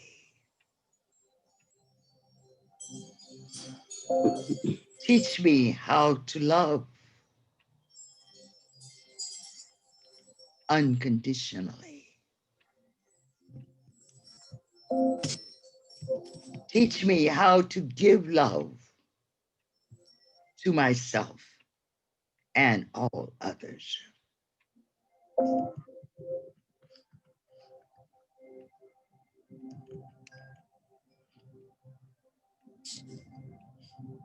And as you tell your friends, your animals, your family, I love you. The Father within needs your love. Remember to say, Father within, I love you. To every feeling, image, or thought, simply say, I love you. I love you. And you'll find you won't have as many discordant thoughts. Your words will be laced with love. I love you.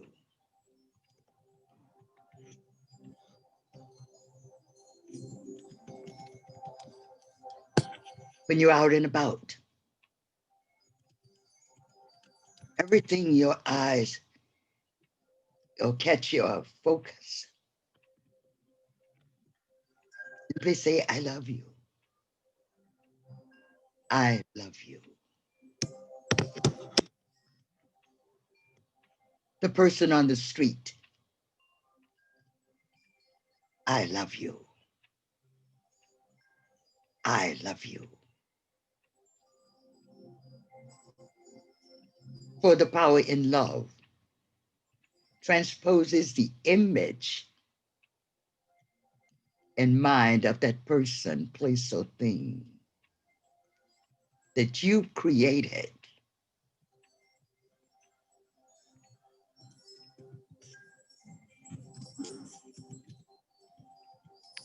We cannot tell ourselves we love ourselves enough. Forgiveness is such a spiritual practice now because it is giving oneself love, giving love to yourself.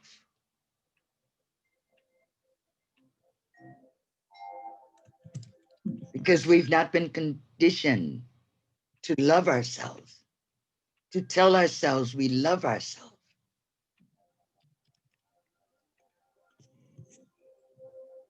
Now is our time. And that will take us through these challenging times. Love dissipates all fear.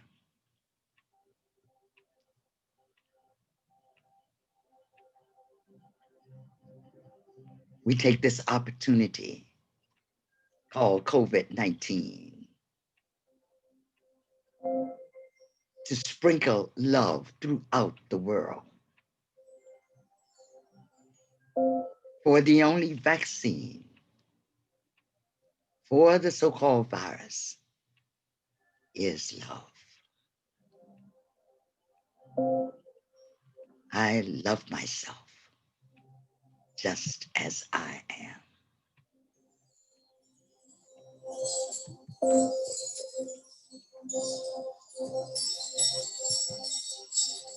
Look at yourself in the mirror. Look in your eyes and say, I love you. Call yourself by your name. which expands the love that you are. And that moves out into the world.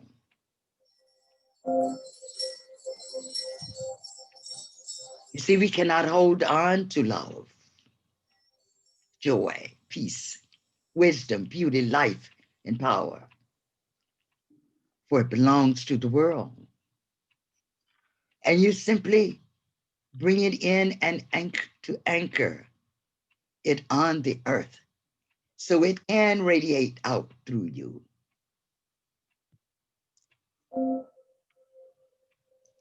Yes, you are among the chosen ones.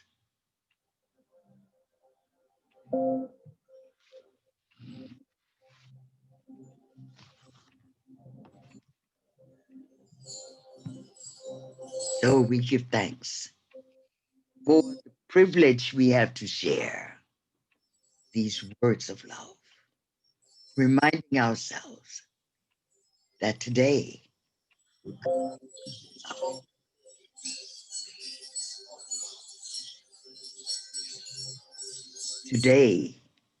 I practice giving love to myself. And when you give love to yourself, others around you, feel that love, feel that energy, feel that essence. And the Father within you gently says, well done, well done, well done.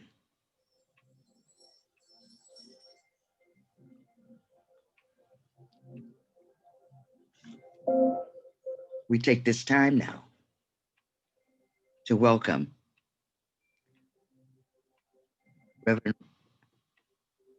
Robert, who is sitting in the room.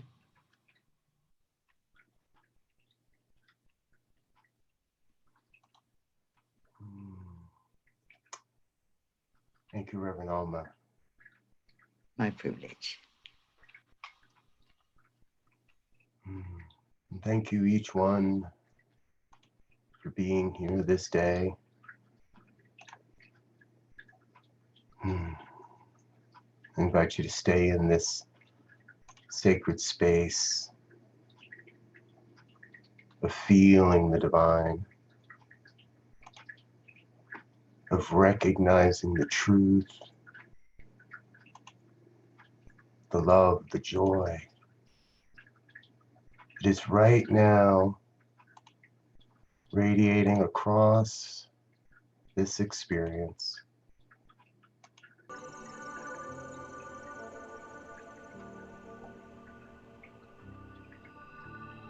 I invite you to let yourself slip into that place of knowing oneness, absolute peace,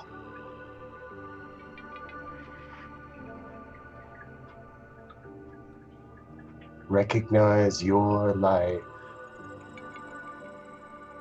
as connected to all life.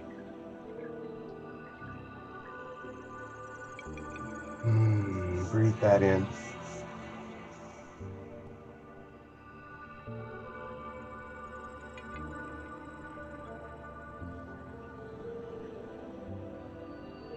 And as you breathe this in,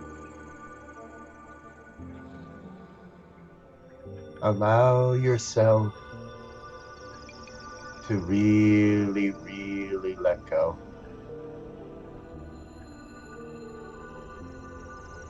Let go all that has come before this moment.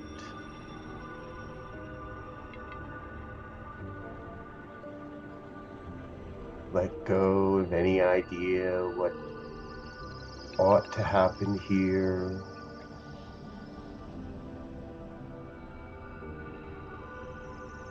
And let yourself Just be yourself.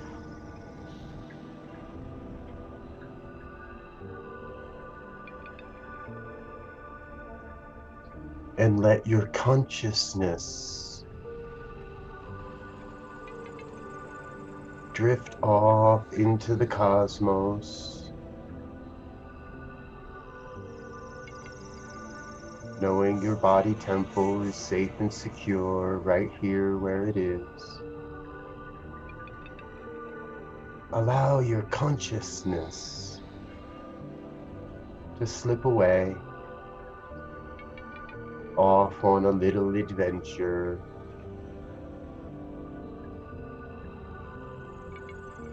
traveling out into the nothingness that is the everything and the no thing.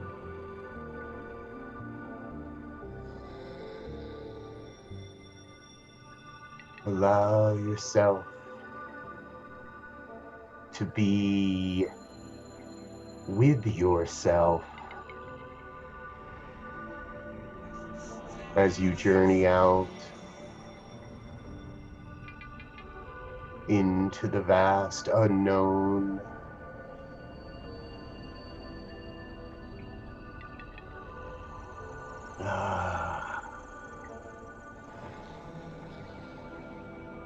Good. Very, very good.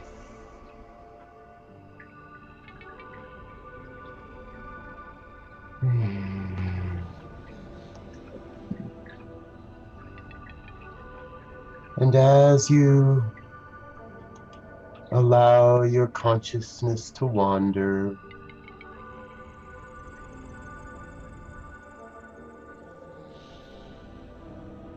you become aware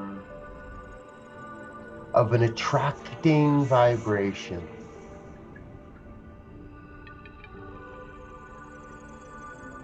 A vibration of peace that is somehow pulling you forward.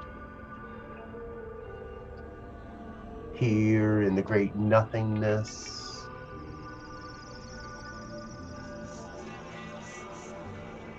allow yourself to be pulled.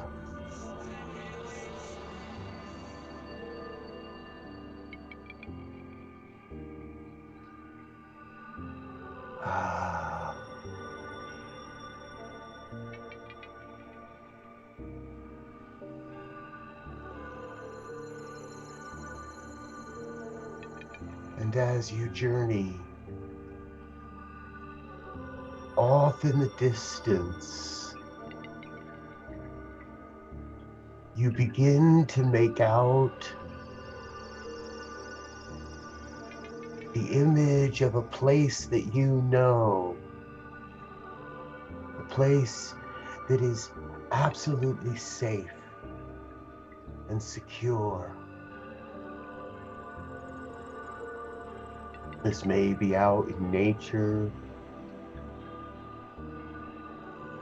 or inside a building of some sort.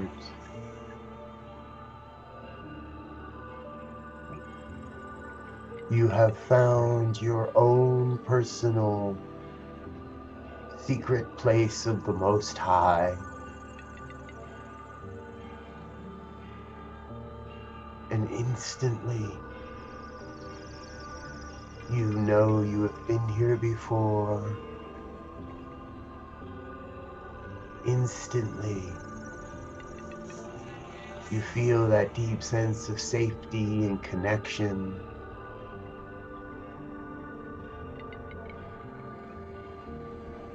The deep, deep recognition that right where you are, all is well. And all is good.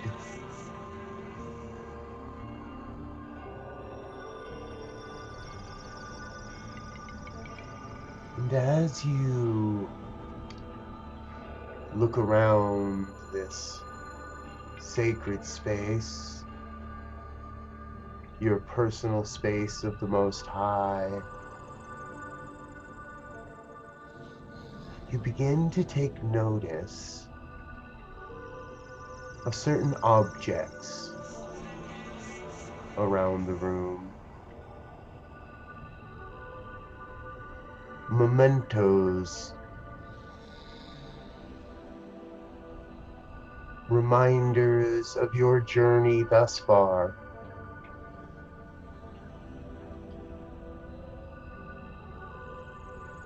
And in one little corner of the space, you find an old and rather large leather-bound book.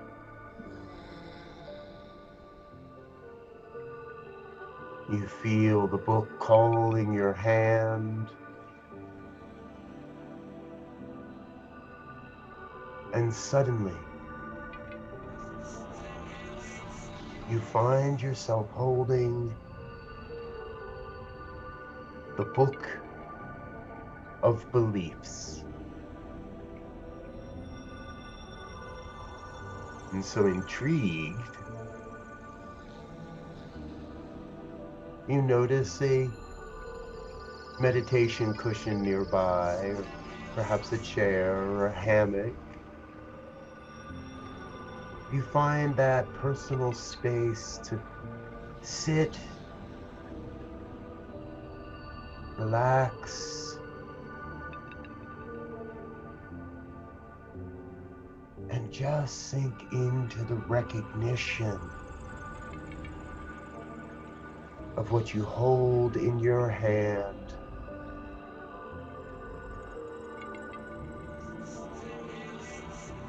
This sacred book of beliefs.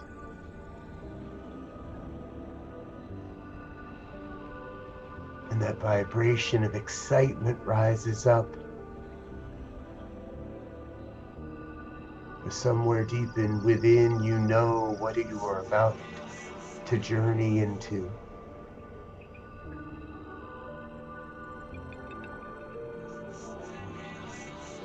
And so taking a moment to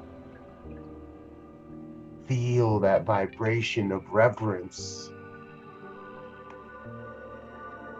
slowly begin to explore your beliefs. Open the book and begin to consider what you truly believe.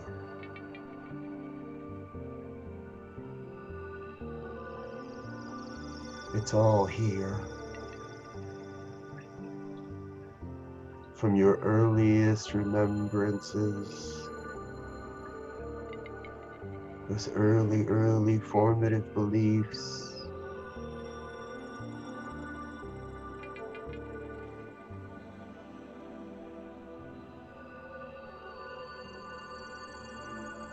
and as you gently begin to flip the pages, you recognize there are places where pages have been torn from the book. Places where words have been scratched off.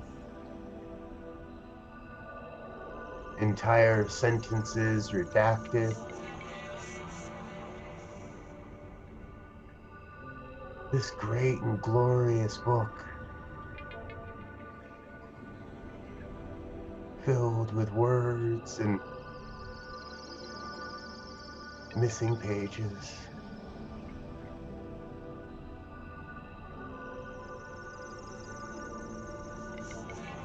Allow yourself to explore the book. The Book of Beliefs. And as you do, You're welcome to tear out any old limiting beliefs. You're welcome to change any beliefs. Spend a few moments here and now just exploring your book of beliefs.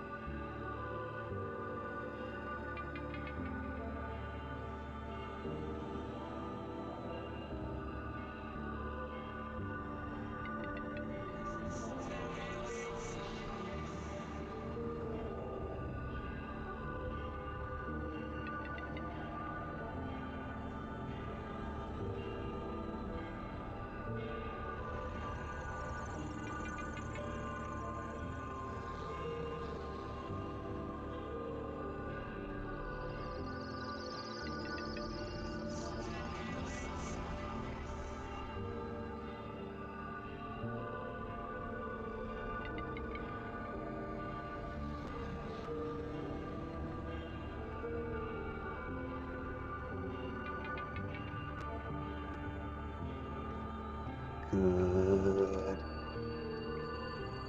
Very, very good.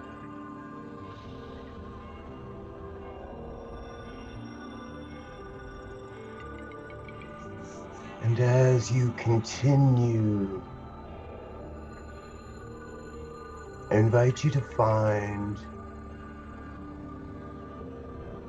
one of the oldest and most formative beliefs of your life. Allow the book to reveal one of the most formative beliefs of your life.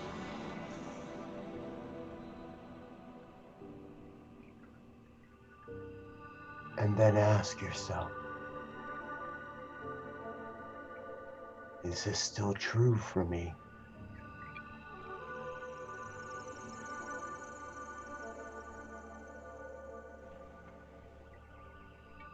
And if yes, leave the page as it is. If not, change or tear the page from the book.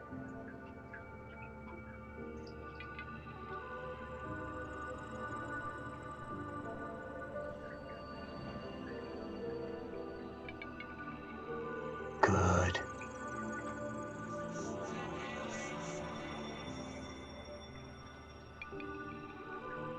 Now, ask the book, what is the most limiting belief I hold?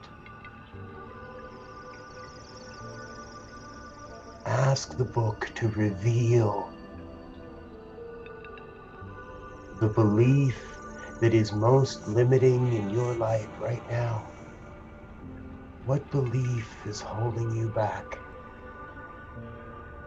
right now? Identify that.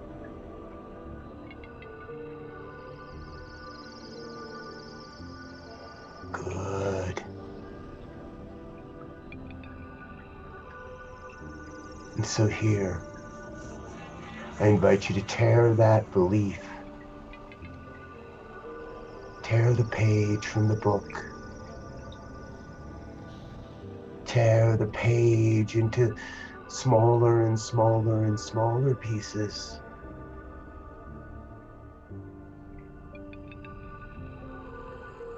And witness a new blank page emerges in the book.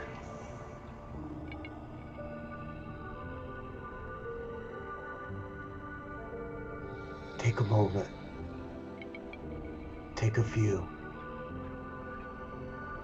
and create a new belief around whatever that false belief was. Create a new and empowering belief for yourself. A belief that motivates you, that inspires you to be the greatness you are.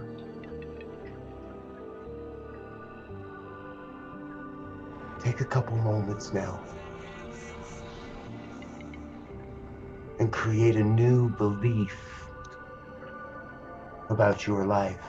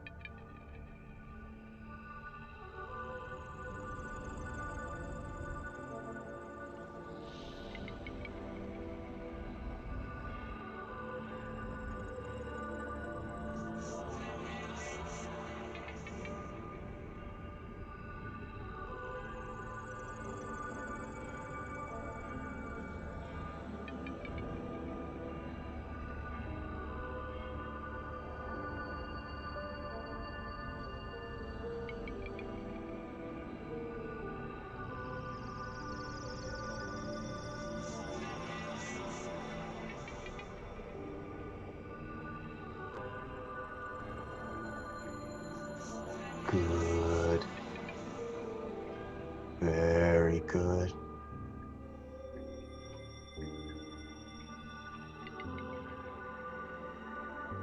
And as you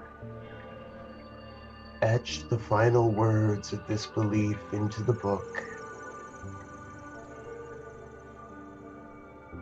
you recognize you have set a new vibration in motion.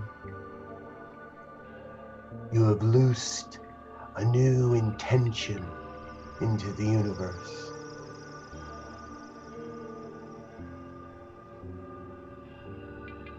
So here, take a moment to ask the book one more time, is there anything else I need to know at this moment? Are there any other beliefs that must be changed? Is there anything else that I am here to learn from this mighty, mighty book of my beliefs? And listen. Listen to the book.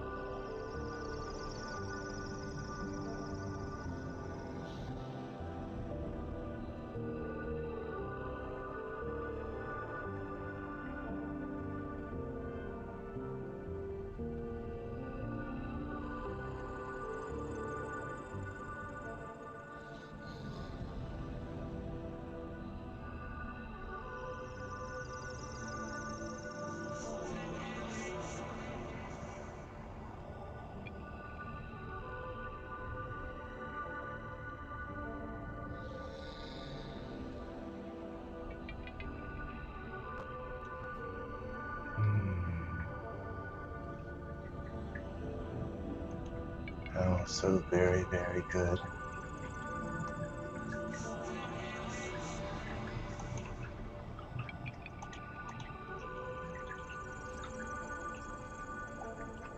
And as you are here with the book, you feel that sense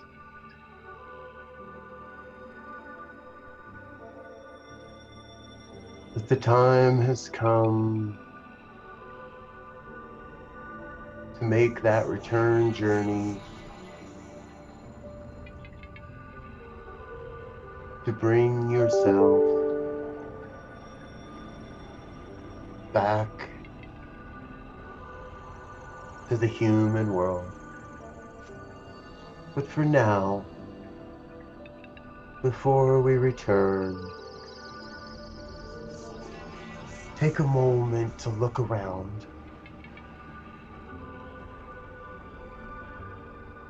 Notice the other artifacts and mementos that reside here in this secret place of the Most High.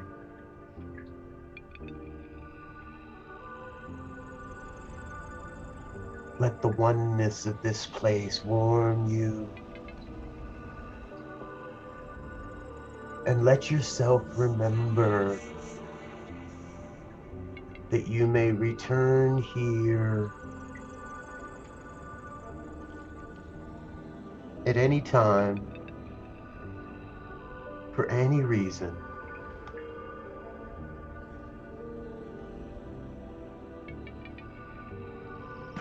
For now, spend a moment in gratitude.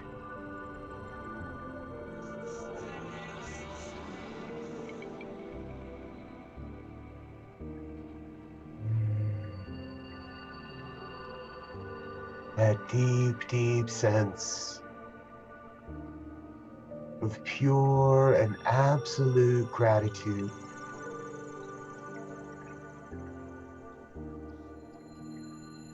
For this experience,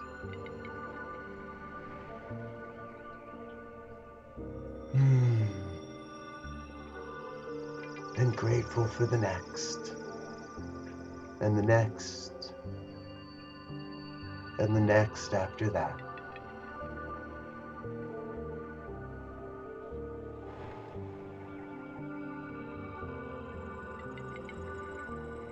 And so here, allow yourself one last look around the secret place of the Most High.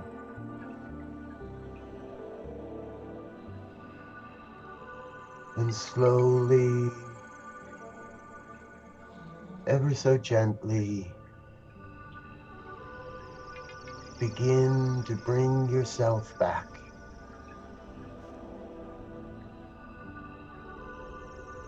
Allowing your consciousness to drift back into the nothingness, into the space between the thing and the no thing. Allow yourself, your consciousness, to see planet Earth rising up before you, to see that circling ball of blue-green energy.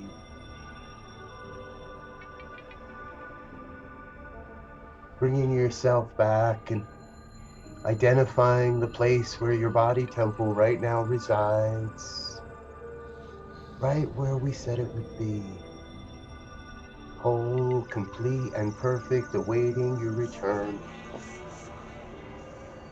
And so gently, easily allow your consciousness to fully inhabit the body temple. Remembering that you can return to the secret place of the Most High at any time. For now, bring your awareness, your consciousness fully into the body temple. becoming aware of your surroundings, perhaps the sound of the room, fully inhabiting the body temple, wiggling your fingers or your toes, or maybe even your nose, becoming fully conscious of the humanness and the perfection of your humanness, fully conscious, the perfection of the body temple, feeling a sense of relief and healing, rest and rejuvenation, relaxation. As we bring ourselves into this moment in time and space. And when you're ready, always remembering to be oh so very, very gentle with yourself. When you're ready, just simply open your eyes, become present to the moment, and be here now.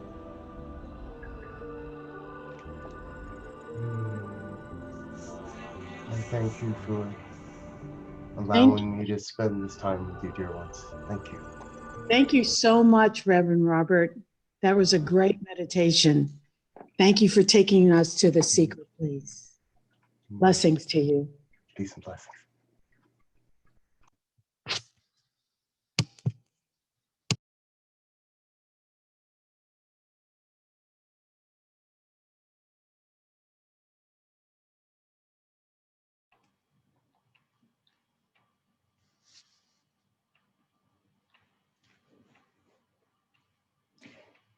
We appreciate you, our listeners, so very much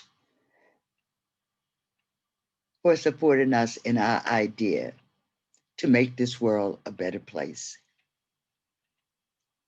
Dreamcatchers for the Soul is committed to creating a LabNet where all people will come together and meditate.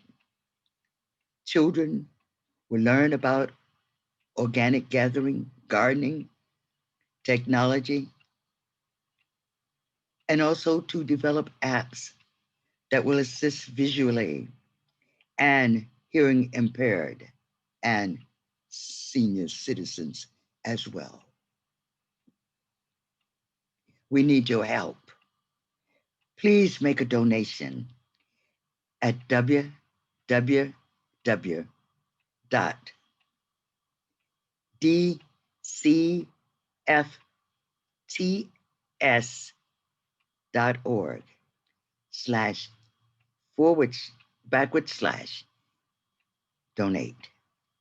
Once again, www.dcfts.org/donate.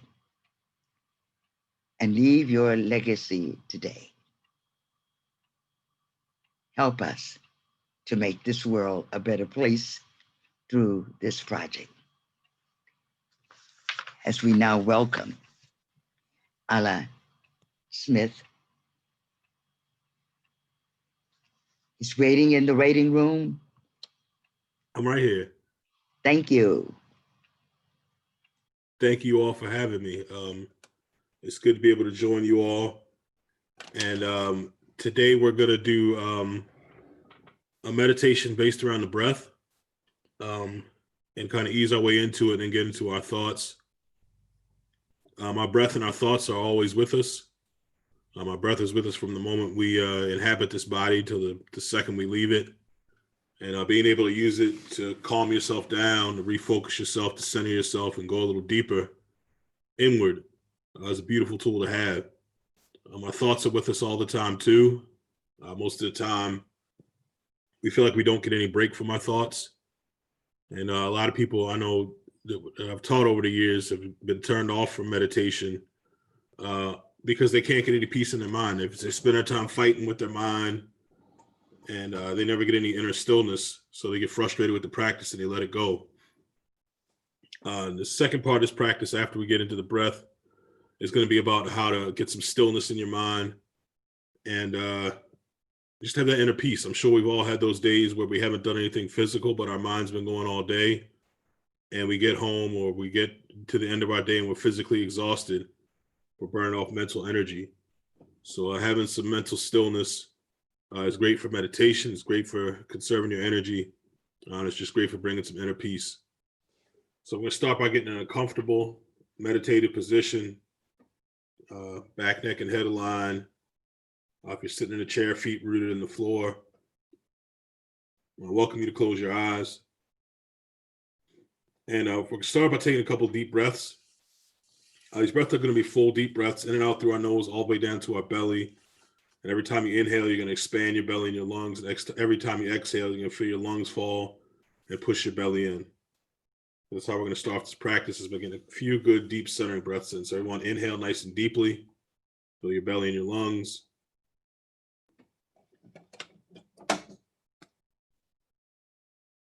And exhale that breath all the way out. Empty your lungs. Squeeze your belly all the way in. Inhale again deeply. Fill your belly, fill your lungs.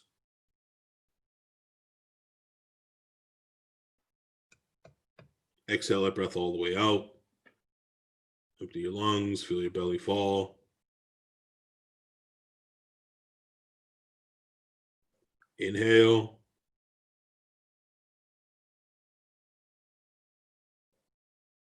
And exhale.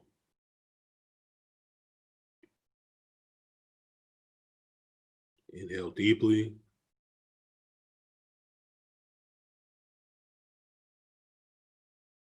And exhale. Nice, long, slow, full, deep breaths. Inhale.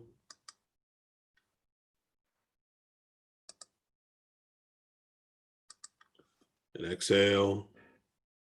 Feel your lungs fall, push your belly all the way in, push all that air out. Inhale.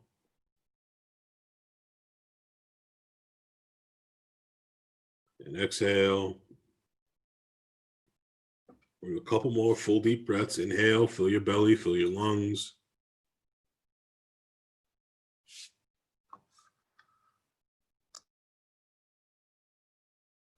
And exhale. Empty your lungs, push your belly all the way in. Another long, slow, deep, full inhale. Fill your belly and your lungs.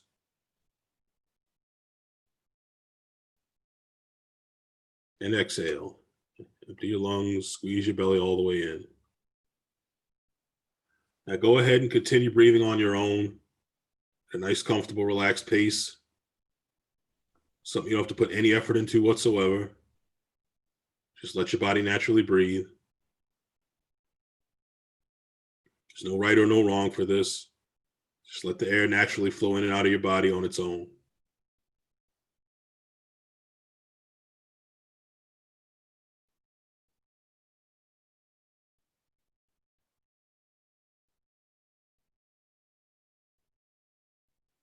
As you're breathing,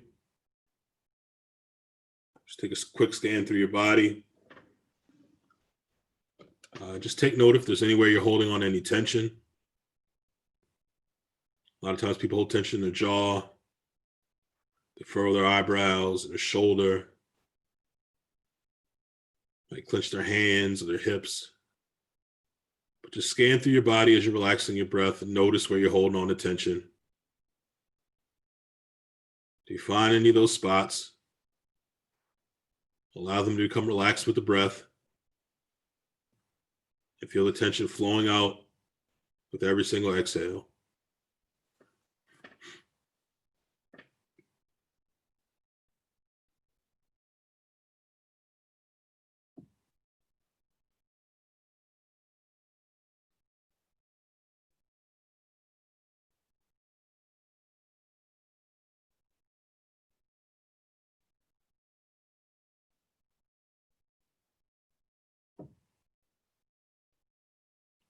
Remember, don't put any effort into breath whatsoever. Just let your body very naturally and effortlessly breathe.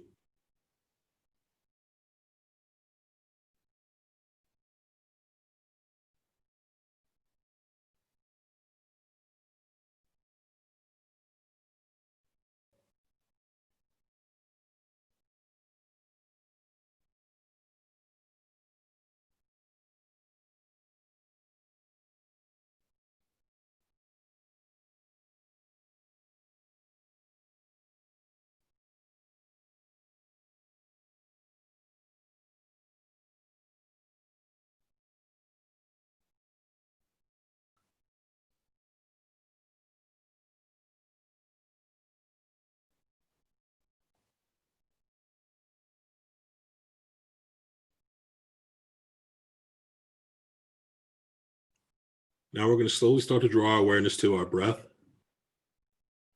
And we're going to start by paying attention to how our breath feels, how it feels going in and out through your nose, and the feeling of the rising and falling of your belly with every single breath.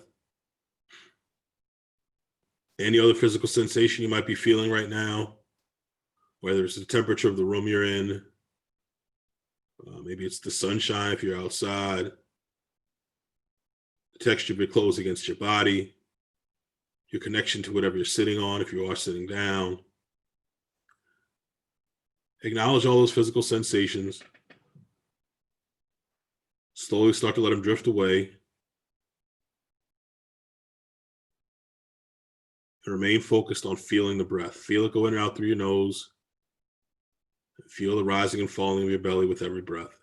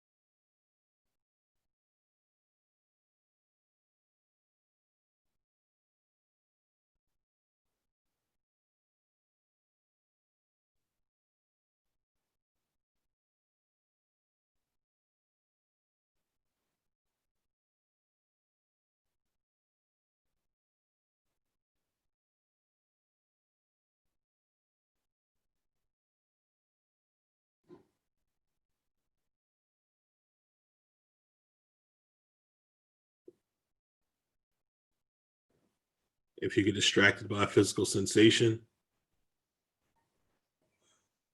whether it's the need to shift your body, sudden movement, or just something you become aware of, just acknowledge what it is, let it drift away, and bring your awareness back to feeling the breath. Feel it go in and out through your nose, and feel the rising and falling of your belly with each breath.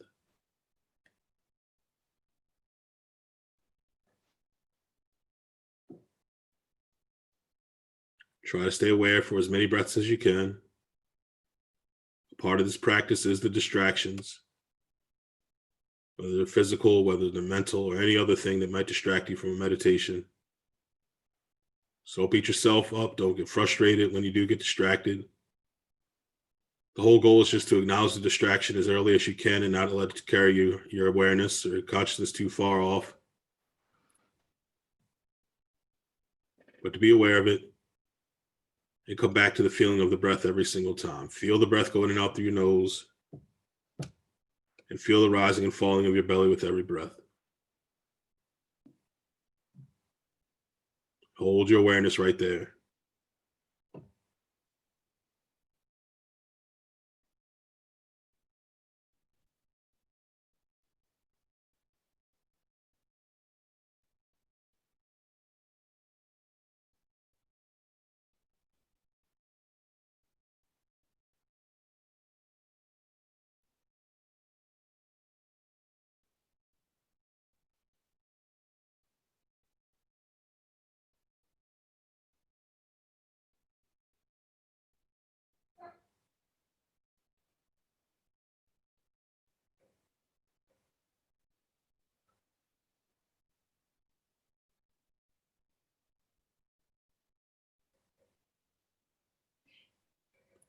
All right, now along with feeling the breath, you're also going to pay attention to how the breath sounds.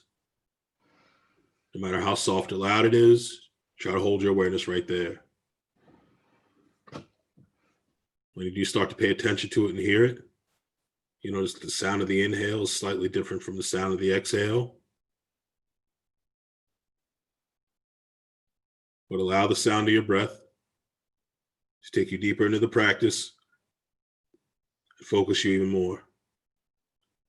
All of your awareness is going to be on feeling and hearing the breath. Feel it go in and out through your nose. Feel the rising and falling of your belly. Hear the sound of the inhale and hear the sound of the exhale. If you get distracted by a sound, whether it's in your home, outside of your home, wherever you are, even if it's my voice, acknowledge the distraction. Don't let it carry you off too far. Don't let it make your mind wander. Just acknowledge the sound that you heard and come back to the sound of the breath, sound of the inhale and the sound of the exhale. All of your awareness is going to be on feeling and hearing the breath. Feel it going in and out through your nose. Feel the rising and falling of your belly. Hear the sound of the inhale. Hear the sound of the exhale. And hold your awareness right there.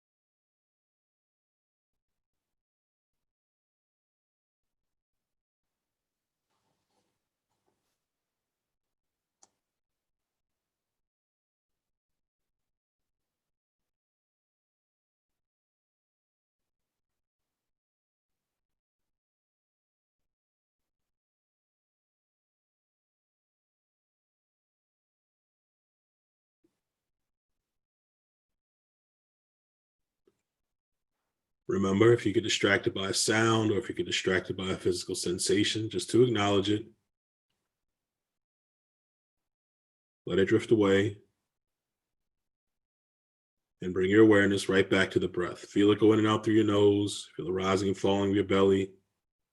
Pay attention to the sound of the inhale and to the sound of the exhale. Stay focused on it for as long as you can. Remember, with these practices, it's not going to be constant. Your mind is going to drift. Your awareness is going to drift. The key is to pull it back and be aware of that drift as soon as you can. So all of your awareness is on feeling and hearing the breath. Feel your belly rise, feel your belly fall. Feel the air flow in and feel the air flow out. Hear the sound of the inhale, hear the sound of the exhale.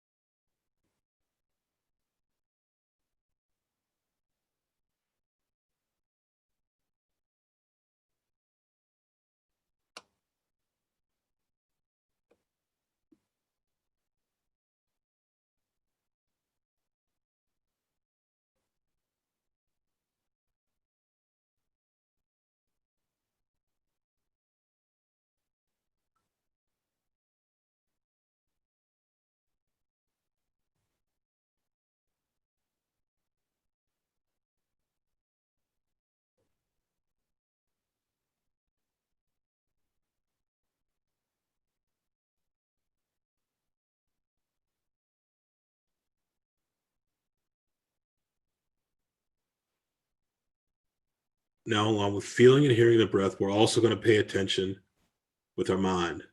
Our mind may wander throughout the practice. Our mind may get scattered throughout the practice. But what we're going to do is we're also going to focus our mind on the breath as well.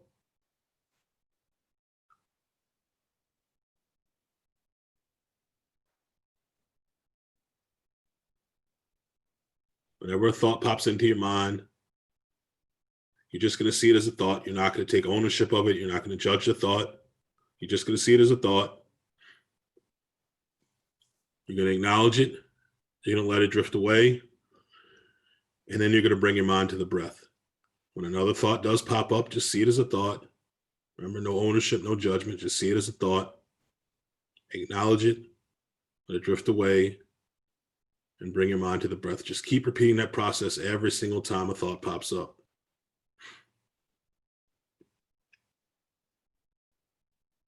All of your awareness is going to be on feeling, hearing, and centering your mind on the breath. You're going to feel it go in and out of your nose. You're going to feel the rising and falling of your belly. You're going to hear the sound of the inhale. You're going to hear the sound of the exhale. And every time a thought arises, you're going to let it drift away and recenter your mind on the breath.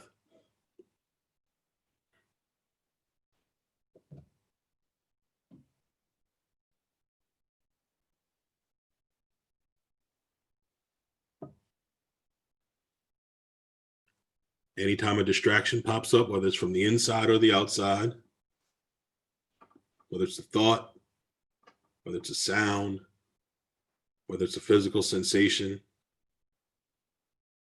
go ahead and acknowledge it.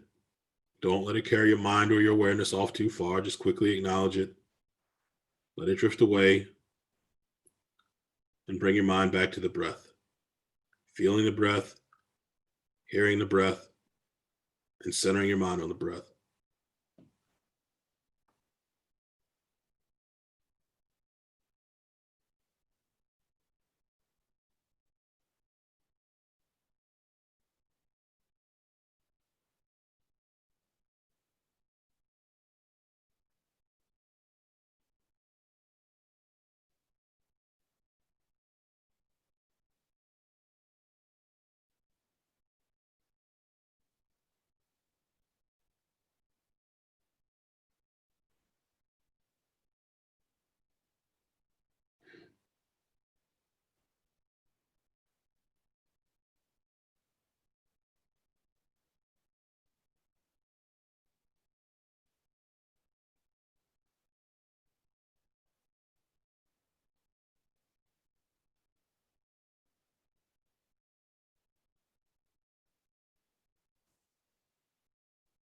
Remember, every time a distraction arises, physical, mental, or auditory, just acknowledge what it is, let it drift away, and come back to the breath. Keep returning your awareness back to the breath. Feel it, hear it, and center your mind on it. Try to let everything else drift away and be one with your breath.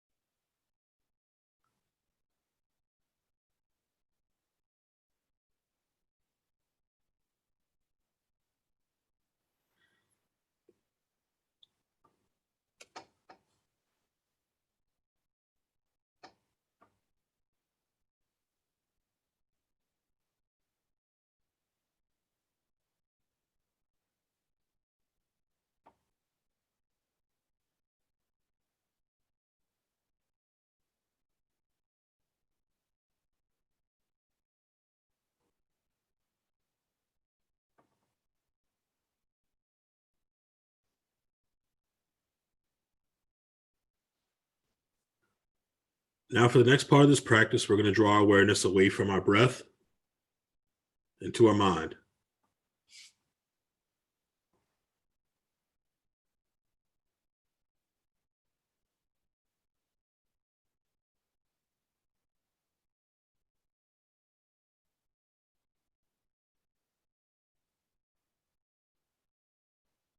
very passively, like you were watching a movie or a TV show. You're just going to watch the thoughts that go through your mind.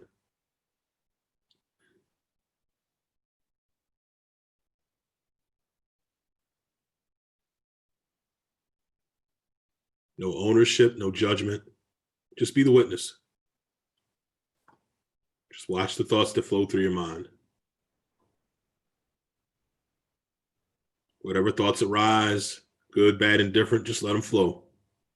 Remember, you're only the witness. You're not there to judge. You're not there to take ownership. You're just there to watch.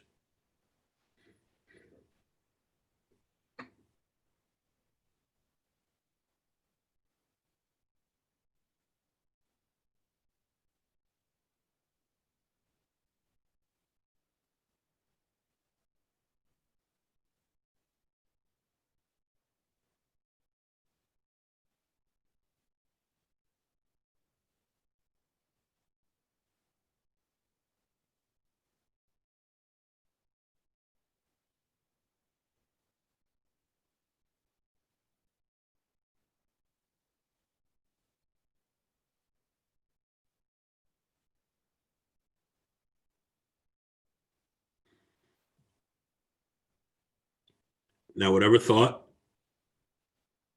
is currently in your mind, watch that thought to its completion. And then when it ends, watch for the next thought to form.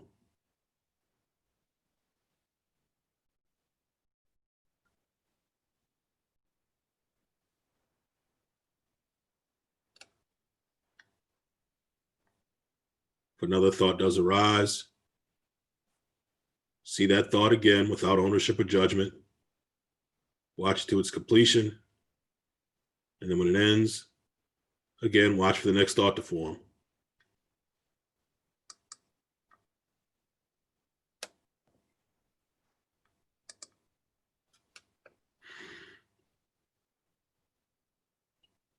Just keep repeating that process as thoughts arise.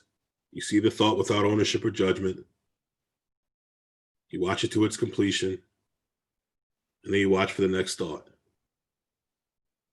Just keep watching for the next thought.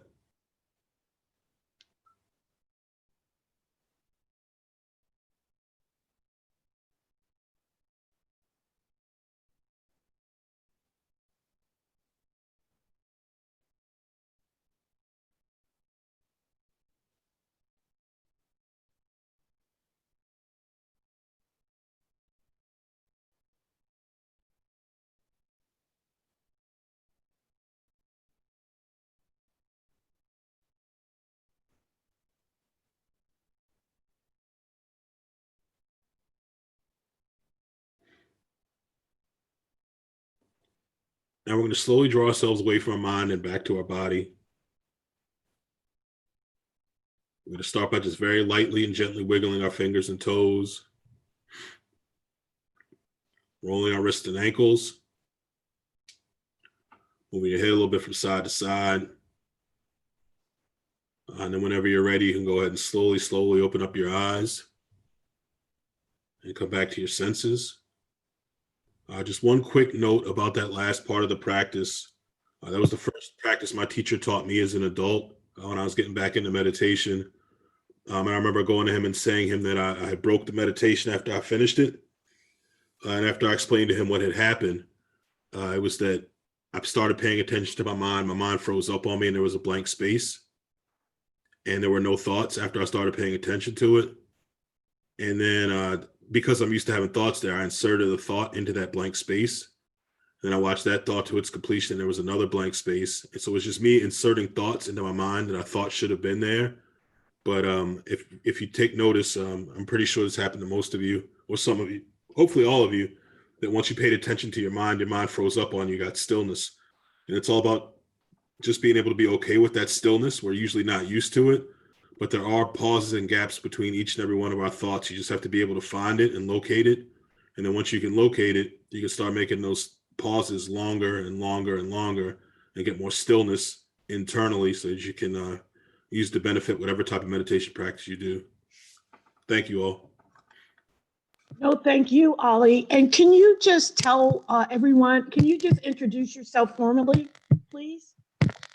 I guess I forgot to do that before I started jumping. Yeah, that's okay. My name is Ollie Smith. Great work. My name's Ollie Smith. I got into meditation as a little kid. My dad was one of those people who was in the he was in the TM when me and my brother grew up. So he would make us meditate in the morning before school. We grew up in a Self-Realization Fellowship Church based on Kriya Yoga. So meditation was a part of church. We got out of practice when our parents got divorced, and didn't really practice again until late college. Me and Atman's godfather, me and my brother's godfather, was one of those people that got into yoga and meditation in like the mid 60s. And he dumped all the information on us and made us promise to be teachers. So I've been meditating every day since then. Like it's a part of my daily life. We started the Holistic Life Foundation as a way to get those practices out there. About 20 years ago,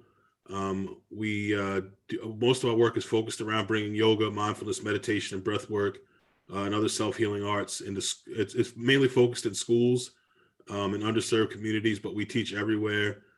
A lot of our stuff has to do with, I'd say the main focus of our teaching is creating teachers. Like we use a lot of reciprocal teaching where we bring the kids to the front to lead.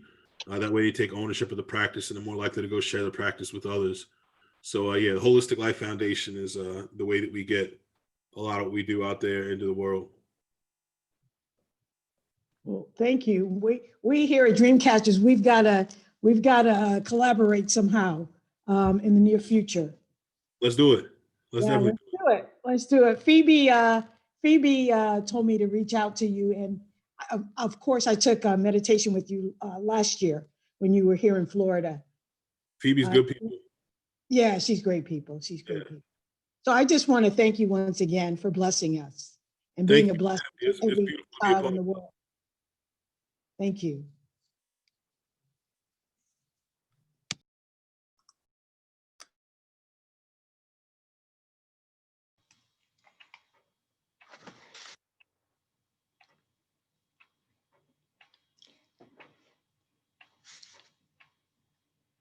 We want to thank you again. We appreciate you for being part of this global experience. And we thank you so much for our listeners. We now welcome Ms. Brown, Marie Brown, who is now waiting to share her service with us. Peace and love. Hello, hello. My name is Maria Broom. Like you sweep the floor. That's okay. And call me Miss Maria or Mama Maria. I'm here in Baltimore, Maryland. I'm a dancer, actor, and I teach at the Baltimore School for the Arts. I teach storytelling and dance at the School for the Arts for young actors or actors to be. For the past 40 some years, I have been practicing what's called Agnihotra, which is the basic primary Homa fire, which is an ancient Vedic science of healing or clearing the atmosphere of pollution and negative energy. It literally, the little fire just thrusts calming, soothing, healing energy into the atmosphere. So I wanted to share that with you today, and I'm very grateful to be invited to come do this. So I'm assuming everybody is already in a comfortable position. If you are sitting, it's good to put your feet flat on the floor. If you're sitting in a chair. If you're just sitting on a cushion or on the edge of a bed and your legs are crossed, just make sure your shoulders are relaxed. Your stomach is relaxed. If you wear glasses, it's good to just take them off. You don't even have to worry about trying to see. And then I want to suggest that you create a mudra with your fingers. A mudra is a position that conducts the energy through your body in the way that you want it to go. I'll introduce you to 4 of them. The first one, probably the most common, very powerful one, very popular one. First finger or index finger pressed against the thumb. The other 3 fingers are straight. You just rest the hands on the legs. This mudra connects your inner spirit with your outer personality, so that the way that you are, the way that you feel on the inside is what emanates in your personality. Another mudra, first 2 fingers, index finger and the tall man pressed against the thumb. Curl under your pinky and the ring finger. First 2 fingers pressed against the thumb. Tuck under the pinky and the ring finger. Relax them on your legs, in your lap. This mudra is Kubera. This is the mudra that you use when you are trying to manifest something, when you're trying to bring something that's important to you. Kubera. A third mudra. For females, you place the left hand in the palm of the right hand. Press your thumbs together. Males, you put the right hand on top. Press the thumbs together. And then just rest the hands in your lap. This is the mudra that says, not my will, but divine will be done, or the highest will be done. I want the best thing for me, even if I don't know what it is.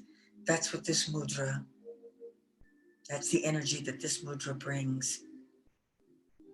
And a fourth one, so many people are experiencing emotional depression, mourning, grieving, feeling sad. If you cup both hands, fingers together, and you place them side by side, pinky to pinky, rested in your legs, on your lap, this is the mudra for receiving joy. Receiving joy. The joy is always a constant flow within us, but so much stuff gets layered on top of it, you can't feel it. So this mudra receives the joy from the divine, which ignites the joy or unblocks the joy that's within us. So get your comfortable position, select the mudra that you want right now that you're able to hold for a while. And if in the middle of the meditation you want to change your mudra, that's okay too. And then begin breathing deeply and slowly through the nose.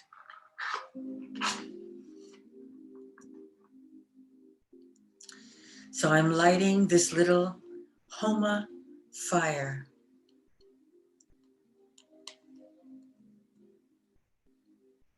And even though you're not here in the room with the fire,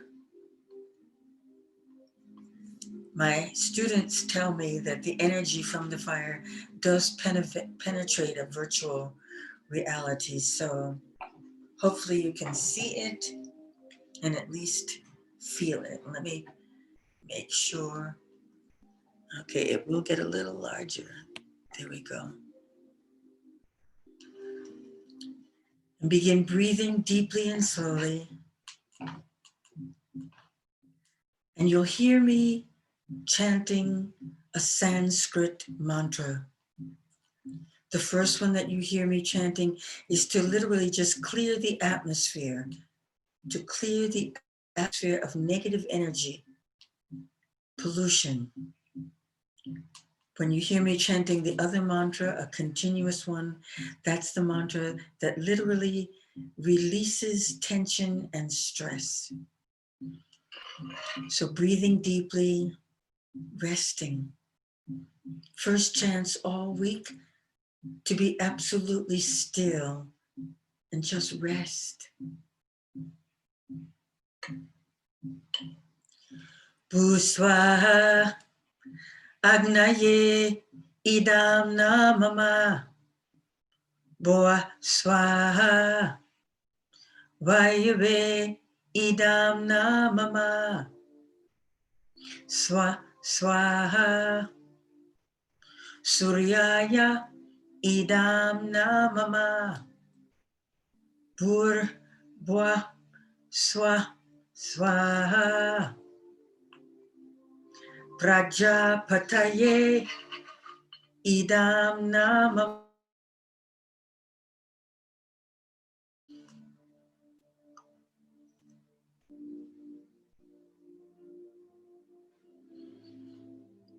Breathing deeply and slowly, resting.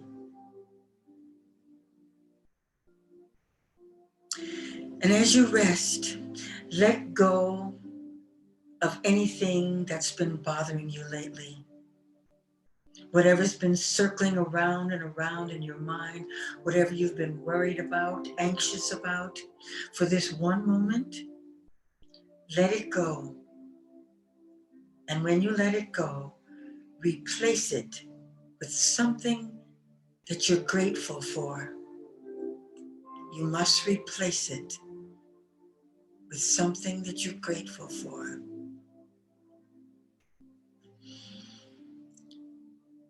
Om Trambakaya Jamahe Sugandhim Pushtivarnanam Urvarukamiva Bandhanam Mrityo Mukshiyamam Matat. Om Trambakaya Jamahe Sugandhim Pushtivarnanam Urvarukamiva Bandhanam Mrityo Mukshiyamam Matat. Om Trambakaya Jamahe Sugandhim Pushtivarnanam Urvarukamiva Bandhanam Mrityo Mukshiyamam Matat. Om.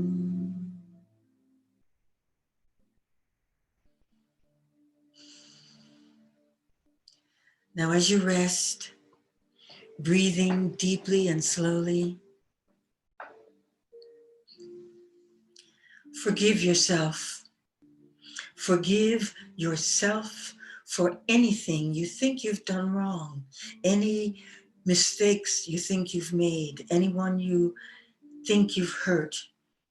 The energy out here is so intense. Sometimes we just say or do things that carry a hurtful energy, even though that was not our intention. So forgive yourself for anything you think you've done wrong, any mistakes, and know that your intentions are always good. Om Trambakaya Jamahe Sugandhim Pushtivarnanam Urvarukamiva Bandhanam Mrityo Mukshiyamam Matat. Om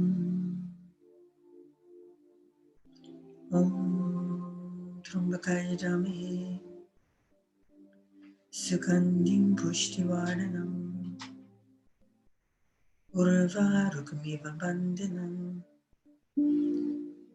Mrityo Mukshiyamam Matat. Om.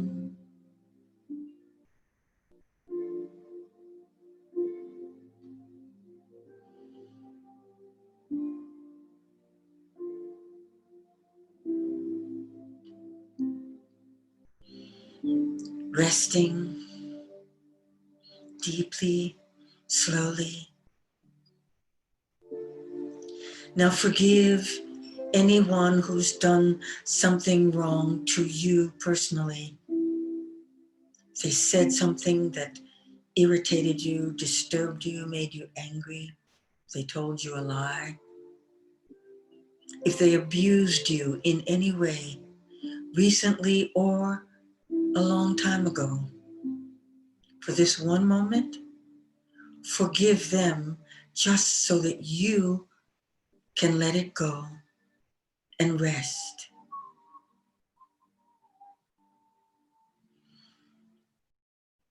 Om Trambakaya Jamahe Sugandhim Pushtivaranam Urvarukamiva Bandhanam Mrityu Mukshiyamamritat Om Trambakaya Jamahe Sugandhim Pushtivaranam Urvarukamiva Bandhanam Mrityu Mukshiyamamritat Om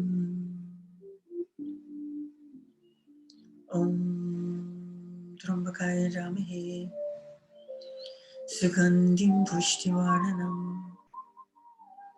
Urvarukamiva Bandhanam Mrityu Mukshiyamamritat Om.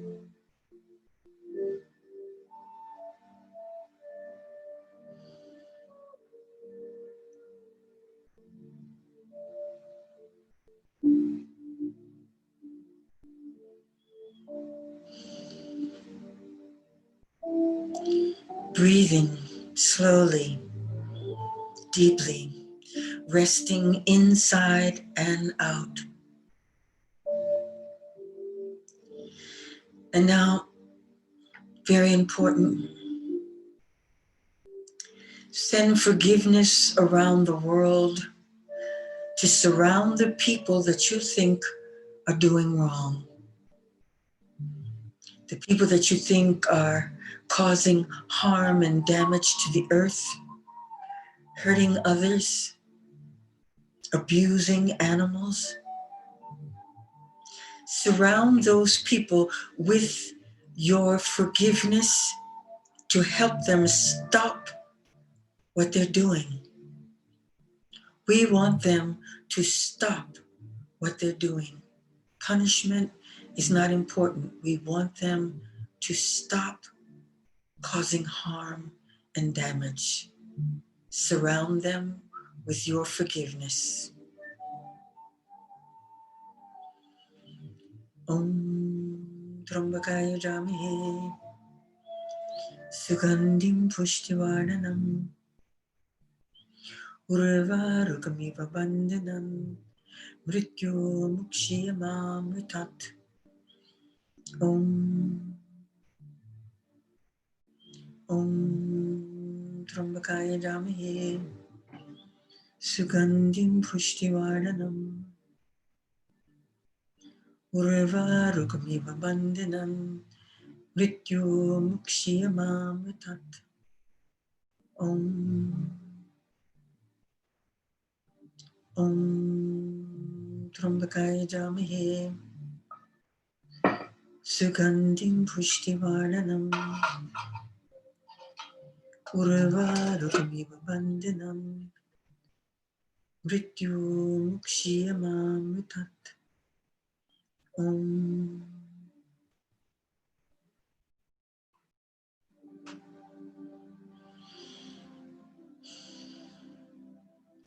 Breathing slowly, resting inside and out.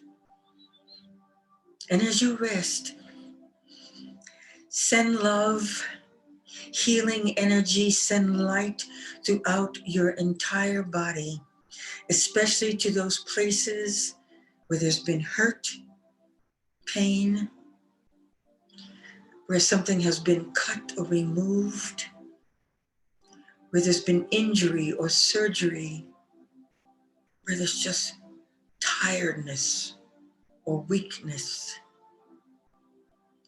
Send love throughout every cell in your body.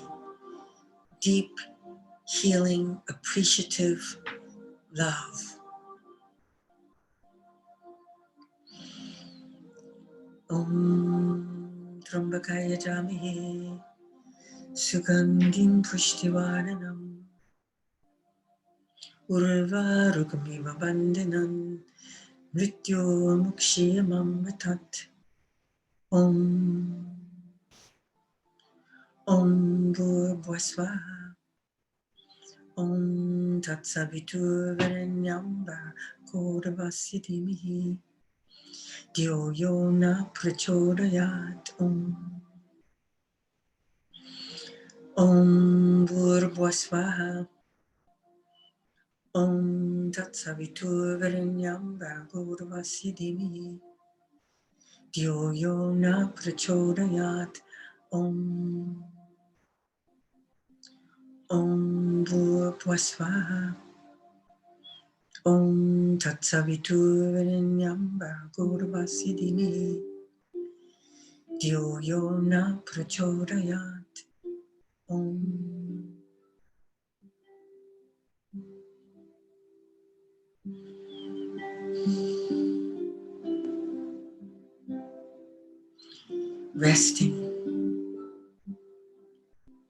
Resting deeply, breathing slowly.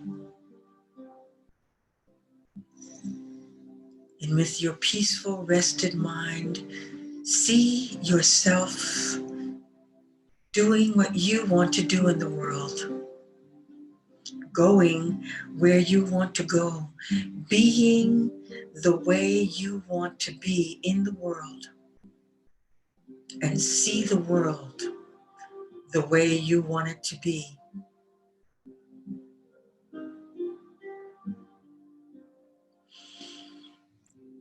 Om Trambakaya Jamahi Sugandhim Pushtivaranam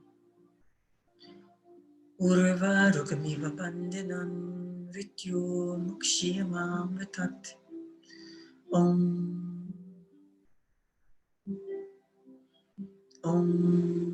Trambakaya Jamahi Sugandhim Pushtivaranam Urvarukamiva Bandhanam Rityo Mukshiyamam Vitat. Om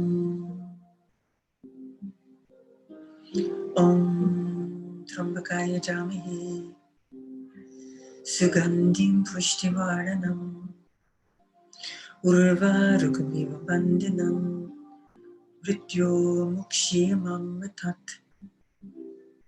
Om.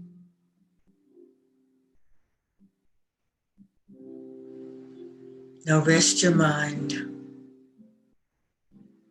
Whenever you want to rest your mind, focus on one beautiful little thought, a peaceful phrase, a holy name, a mantra, a positive affirmation.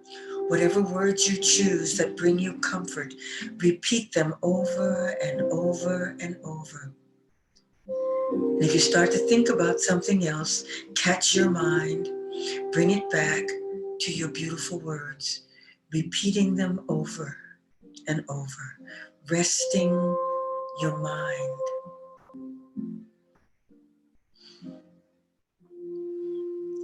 Om Trambakaya Jamahi Sugandhim Pushtivaranam Urvarukamiva Bandhanam Rityo Mukshiyamam Vitat. Om Trambakaya Jamahi Sugandhim Pushtivaranam Urvarukamiva Bandhanam Rityo Mukshiyamam Vitat. Om Trambakaya Jamahi Sugandhim Pushtivaranam Urvarukamiva Bandhanam Rityo Mukshiyamam Vitat.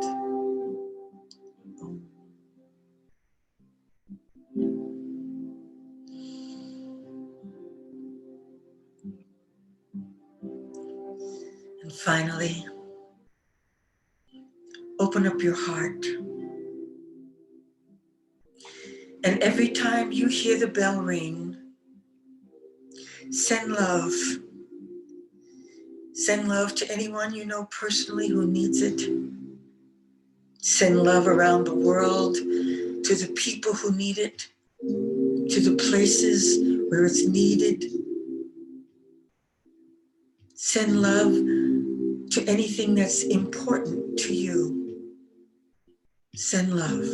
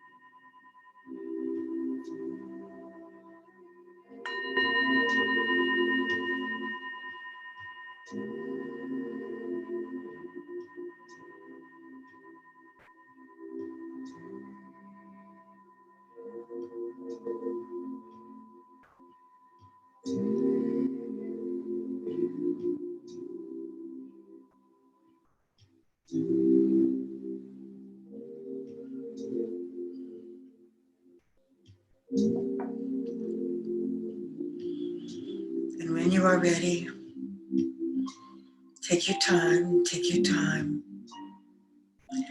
and just slowly bring the chin down to the chest and begin to roll the neck around slowly, thoroughly, 3 times in one direction.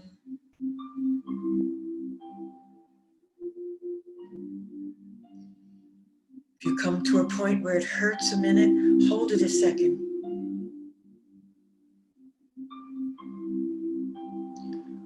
Whenever you do this, you're releasing any guilt, any shame, any insults that get stuck between the shoulder blades.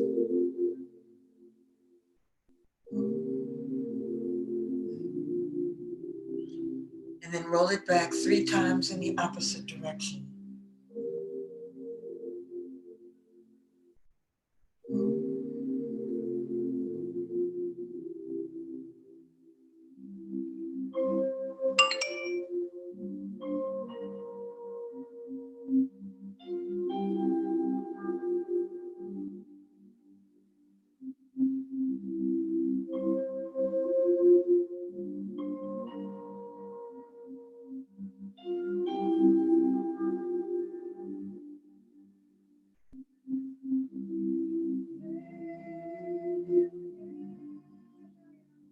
And back to center.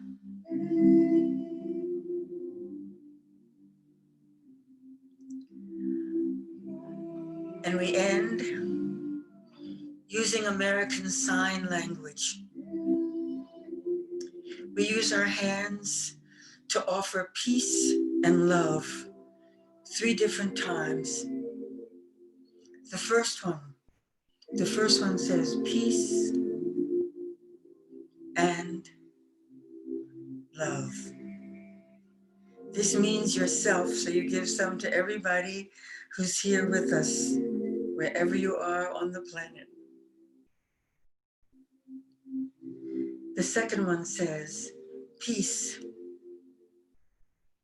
and love. This one's for your friends. That's the sign for friends. And your families. Let's do families again. A letter F, another letter F. Place them side by side. Create your family. And then the third one, peace and love. You make 2 W's because this is for the whole world. This means thank you in sign language. And this mudra also means gratitude or thank you. There's a couple minutes left. I don't know if anybody wanted to ask any questions about the fire or the bell. Well, thank you. Thank you I'm coming to Baltimore to hang out with you and Ollie. Thank you. I have so much notes. I wrote so many different things. So we'll have to chat on our own. But thank you so much for being here. It's not really an open format, so they can't ask questions, but can you tell them how to get in touch with you? I have a website, mariabroom.com. Maria Broom, M-A-R-I-A, Maria Broom, BROOM.com. That's Awesome. my website. You can always get to me there. Okay. And our next session, we're actually having an interpreter. So good. So a little lead into everything's that. in divine order. Everything is in divine order. This is wonderful. God bless everybody. Whoa. There's a lot of light on the planet and it's just coming up. Yes. Yes. It's time. It's time. It's time. It's time. Cleansing. Yes. Right. The planet is being bombarded with light. They said that the number of light workers on the planet has increased 1,000,000-fold, whether they know that name or not, or that word or not. So I just think it's wonderful. Yeah. Glad to be with all the light workers here. Thank you. God bless you. God bless you. Thank you. Thank you. Please give me this opportunity, Maria, before you leave. Thank you for giving me the opportunity to forgive myself mispronouncing your word, your name, because I would have just sat here in guilt. Thank you for the exercise of the neck to get the guilt out of the way. Especially for something so small. Yes. No problem. Thank you. God bless you. I accept. And with that, we're on to the next person. We welcome Marianne Warmhuff. She's waiting to share with us her love, her service. She was just here. I'm here. Yes, there she is. Here, my somebody else is in control of the video. So the host has to allow me to share my video. That's just a virtual screen. There we go. Hey, hello, hello, hello. It's such an honor to be here. Blessings. Was that Anna? Hello. Yes, and I saw you for the first time a few minutes ago. Maria, it was beautiful. It was soothing. Yes. It was just what I needed before this. And to be in between Maria and Reverend Alma Stevens, I'm very honored. Thank you. So my name is Marianne, and I am a labyrinth walk facilitator.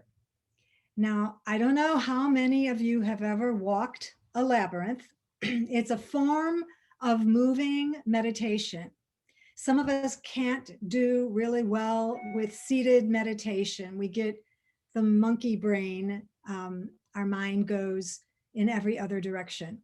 But when we give ourselves something to focus on where our body is involved, that works. And so in this time of pandemic, lots of us have returned to finger labyrinth walking. So let me see if I can share my screen.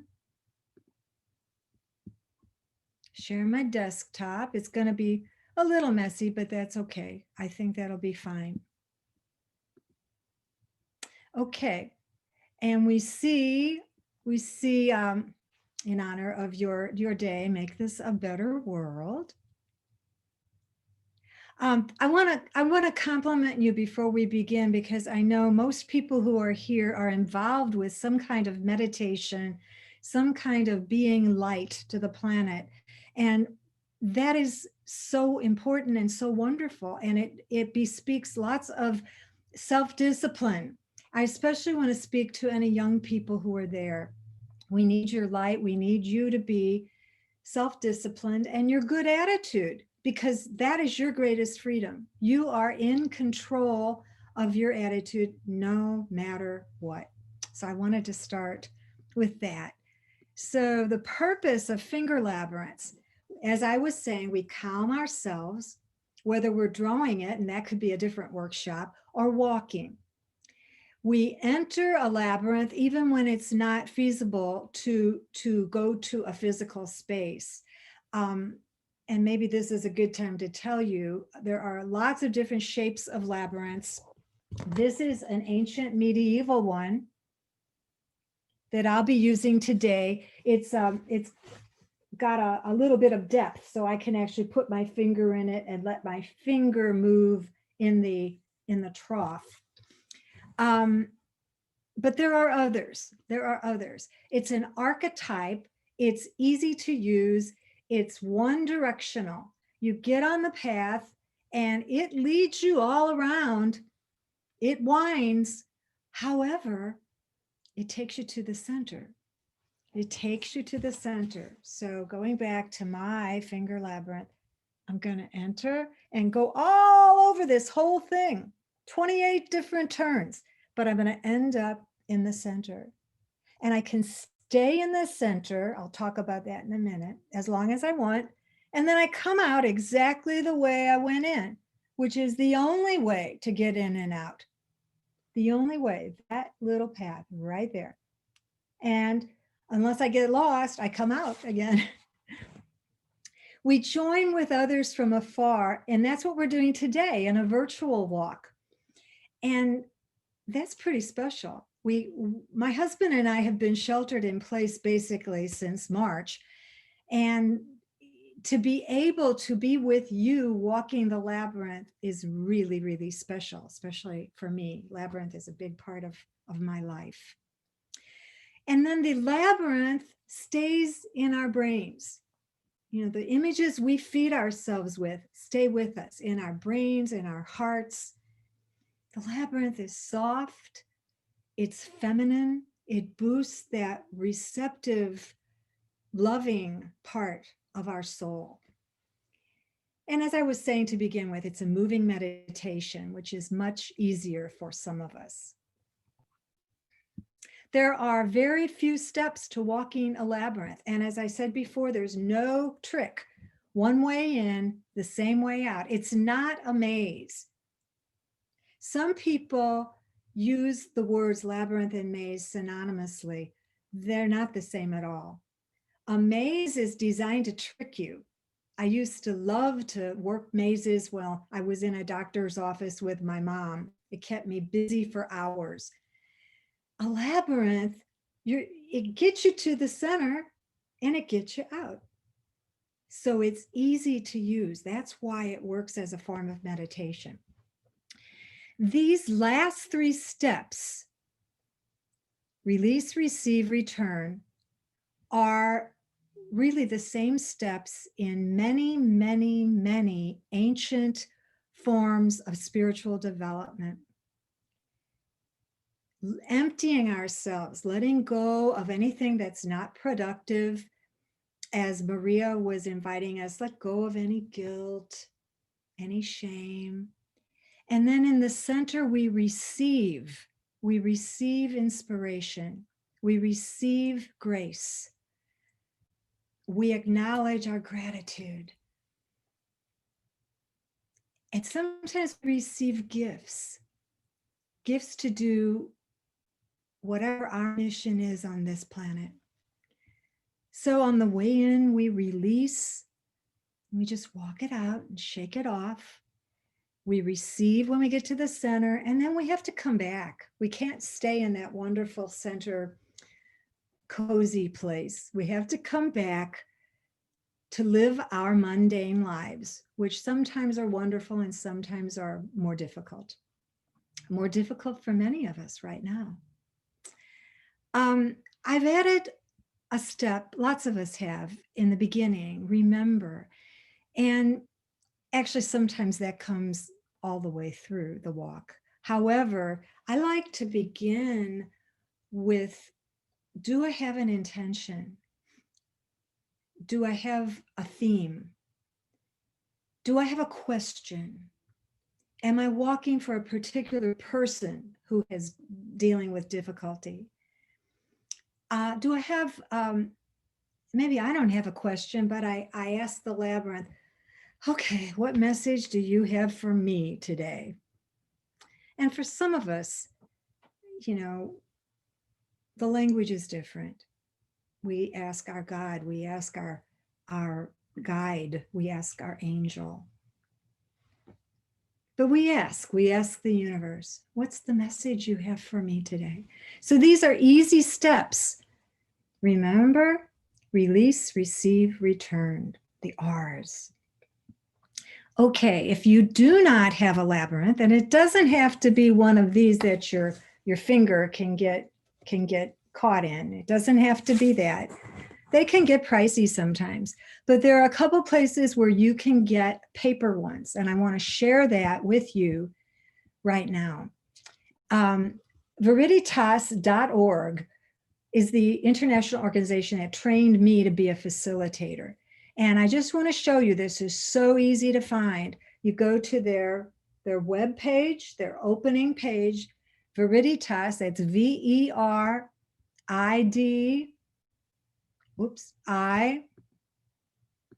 ITAS, Veriditas.org. There's a story behind that name. You go past the donate place, and then it's join us online for Finger Labyrinth walks.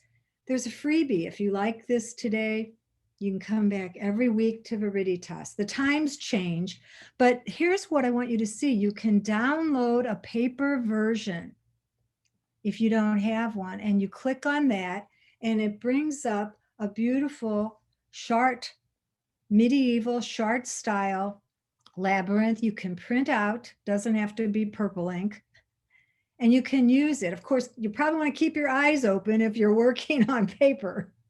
So you have that option.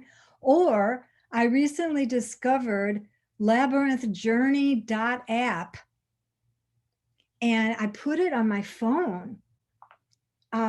It's just amazing. It's an amazing, I always have a labyrinth with me. Now, you're not going to be able to see this much, but Mount Mojo are the people who make this. Okay, here we go. I've got a virtual background. There you go. But again, this beautiful, well, it's all purple now, but a short labyrinth comes up. Here you go. And then you really have to concentrate because it's so tiny. You put your finger on here, and as you walk, the path becomes blue.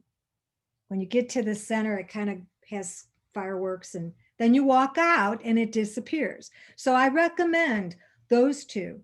But for today, I have one for you that'll show up, and you can either just use your cursor, or you can use your finger on your computer. I want to start today. I like to start and end with poems. And this is about oh, I'm sorry, I think I skipped. Here we go. Walking intentionally for nature. I was so glad that Maria mentioned animal abuse, because we've not been very friendly. We're part of this wonderful web, and here we go. So I'm just going to, first of all, because we're getting ready to go into our walk now, I'm going to unite us with the Tibetan bowl heart chakra.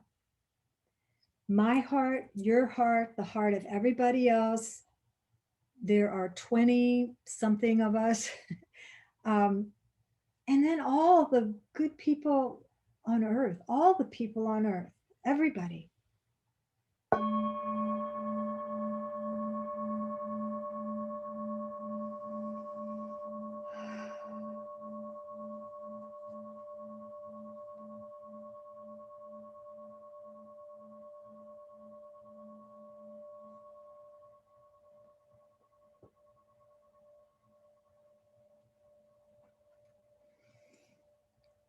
Let your breath become a little deeper. Walking intentionally for nature, we reflect upon the gifts of our harvest. We reflect upon the gifts of this planet, our home. We remember each and every blessing, for abundant they have been and continue to be. We release any harmful practices that burden our dear earth. We make room for something more productive, simpler, better. We invite and await a positive transformation. We hold the deep intention to heal our home. We join with all others who intend such.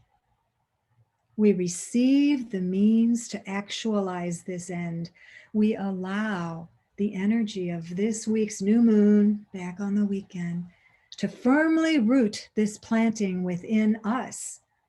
We soak it up. We let our intention grow and be holy. We return pregnant with possibility. We feel our intention growing in our being. We bless it.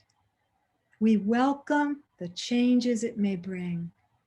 We watch carefully for them, for surely changes come to we who wait.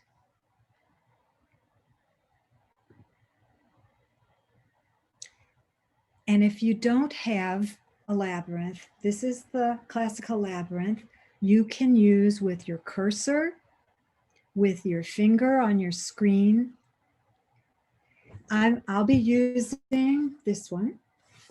And I invite us to begin by just taking, if possible, your non-dominant hand. For me, I'm right-handed, that's my left hand. And I'm just going to go around. I'm going to circle this shape. And maybe I breathe in for about 1/3 of the circle and out for maybe 2/3 of the circle. And you'll have about a 10-minute walk. Then we'll come back. So God bless you on your walk.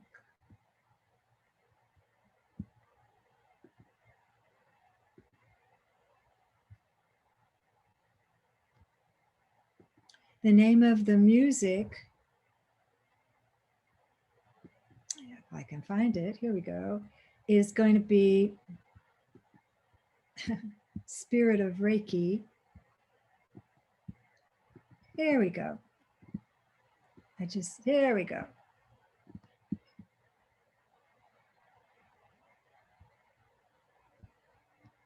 It was ready. Huh.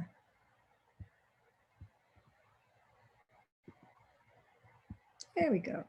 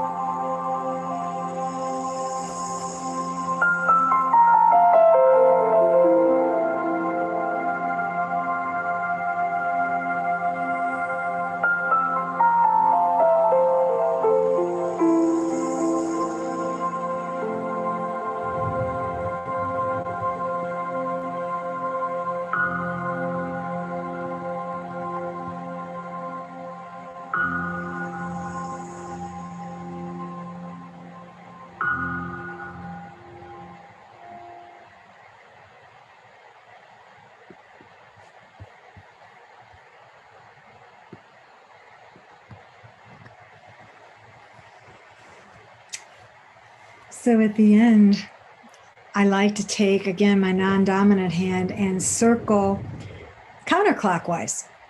It's a way of saying thank you. It's a way of I don't know, caressing or petting and being grateful for this archetype that gave us whatever meditation we were able to have today. I apologize if in moving things around, I distracted anybody who was using the classical labyrinth on the screen. So that concludes our meditation. But usually in the Friday virtual walks that Veritas has, this would be a time then when we share. Okay, I know we're not doing that today, but I also want you to know that when I saw the theme of your day, I decided there was a song I wanted to end with. Pema, is that okay? Absolutely. All right, and if you need to take it down or you want to talk or anything, just tell me, I'll take the volume down. But this came to me, this is one of our favorite songs. Now is the time.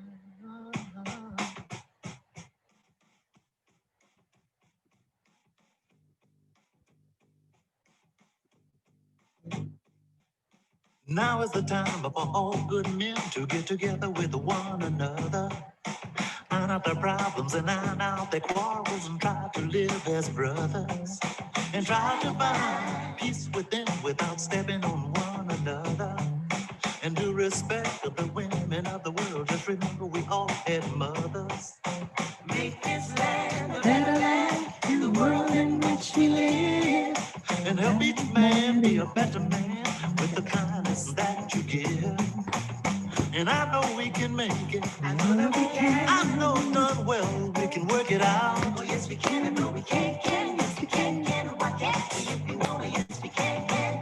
I know we can make it work. I know we can make it if we try. Oh yes we can. I know we can. Yes we can. Great gosh almighty. Yes we can. I know we can.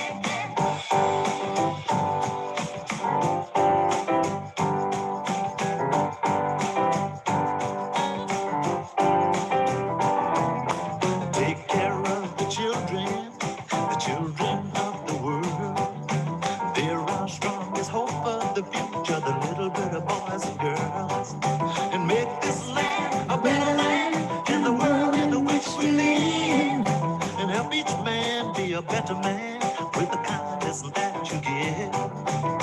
And I know we can make it. I know that we can. I know darn well we can work it out. Oh, yes we can. I know we can. Yes we can. Why can't we if we want to? Yes we can.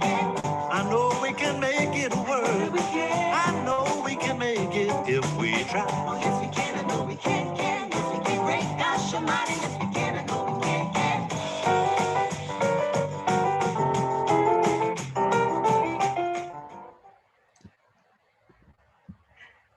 Yes, we can. Yes, we can. And Jen, I thought you were singing there. You were just jamming. Indeed. For singing, not my voice. You don't want to hear that. Actually, I heard your voice, Marianne. You sing pretty well. Oh, thank you. You're quite welcome. And thank you so much. I am so excited to bring a labyrinth here to South Florida. I mean, we have them in Palm Beach, but I am so excited to have one in Broward or Dade County. And I can't wait for the children to work on it. So I thank you so much for being here today. It's such a blessing that we met, that we were able to connect. It's just been in divine order. So thank you. Thank you so much. It's the beginning, Pema. Yes, yes. So I'll be calling you at 3 o'clock in the morning. Marianne. Marianne. I think Agu is here and she's going to be on tonight at like 11:30 or something. So, okay, No, well then. At 10. which is 7 o'clock her time. Okay. Thank you so much. Thank you. Peace and blessings. Yeah.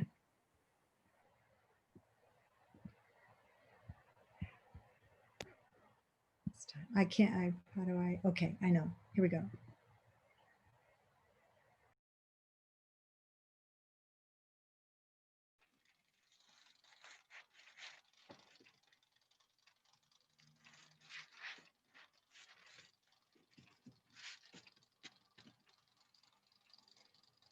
My name is Reverend Dr. Alma Marie Stevens, and I am a retired minister of Centers for Spiritual Living based in Colorado. I am the life coach or spiritual director for Dream Catchers for the Soul. And it is my honor, my privilege to share for our children methods of how to breathe. We've been focusing basically on the adults. Dream Catchers is an organization which promotes empowerment for our children. I'm also a published author of 7 published books, affirmative prayer books. And these books are to help us to change our words, to live in the new world. They can be found on Amazon, Balboa, and Barnes and Nobles. And this is how it looks. You can Google my name and go right to the site.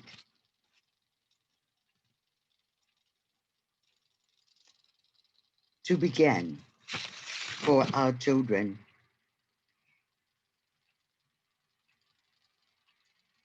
we will focus on deep breathing. We'll talk about why it is necessary for us to breathe deeply. We were not taught how to breathe. And so for most of us, we breathe from our chest, which is not filling our lungs or nurturing the organs of our bodies. So I teach our children to blow up a balloon and feel the stomach push out and then just let it go. It's such a good feeling when we put our minds to it. I learned how to deep breathe through the word puff. And each time you say puff, the stomach goes out. Now let's practice for a few minutes the word puff. I'll say the word and you put your mind on your stomach. You can put your hands on your stomach as well and feel it rise and fall. When you say puff, then let it go. Puff and let it go. Puff and let it go. Now do that on your own. And see how natural it comes? Because it is the right way. It is the most effective way to heal our organs When we breathe, we take in the elements from the air that heals our liver, our kidneys, our large intestines, our organs, all of our organs,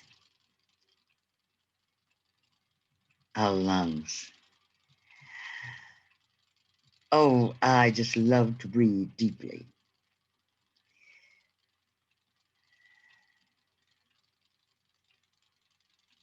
Now, breathing deeply comes in when you are angry. Just simply stand up and remember to say puff, puff, puff. When you can't get your way, remember, puff, puff, puff. And when you practice at home with your sisters and brothers, then when you get out with your friends, it will come natural to you. When you're sad, remember to just breathe deeply, even if you remember to say puff, puff, puff. Now, I hope we have children on who could practice with me so we can learn how to heal our body. And we can heal it through deep breathing. We've had techniques these past many hours on breathing, being mindful. We teach mindfulness, and mindfulness is simply putting your attention right where you are. Many times when we're in states of anger, our attention is on our feelings. We are not in charge of our feelings. But if you can remember to breathe deeply. And if you can't remember that, remember the word puff. Puff, puff. We learn by repetition. That's how you learned your multiplication tables, by repeating them over and over and over. By repeating puff, puff, puff, just over and over and over. You'll find when you are sad, you will automatically breathe from your stomach.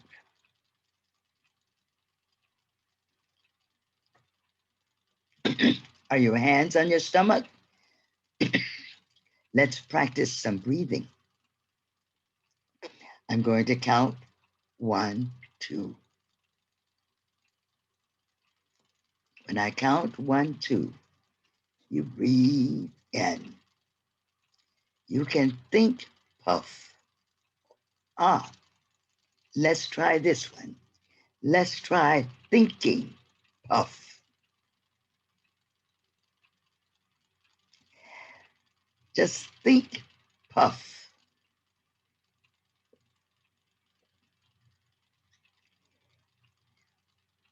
So when we have our meditation, We'll hold our breath. We'll count in for 2. When you say puff, when I start counting, say puff. And then I'll say, let it go.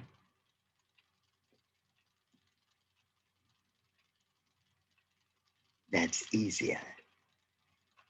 And now let's practice for a few minutes of just breathing deeply.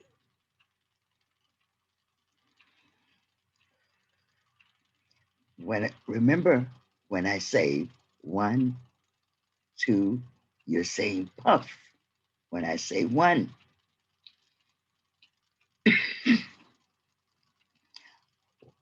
are we ready?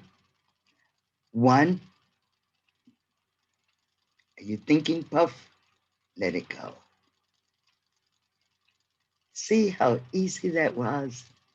That was so easy and it felt so good. Let's do it again.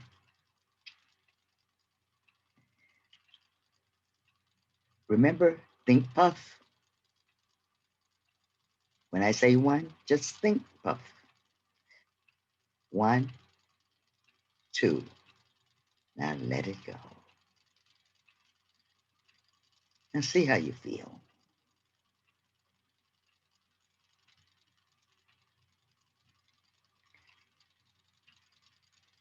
You want to do some more practice?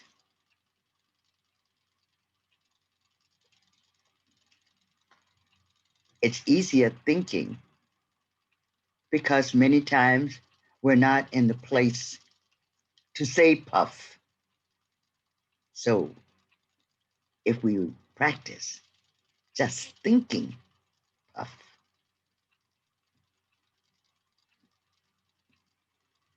then it will come easier when we need to be conscious, but when we need to put attention on puff, when we are feeling sad, to say puff. Just think puff.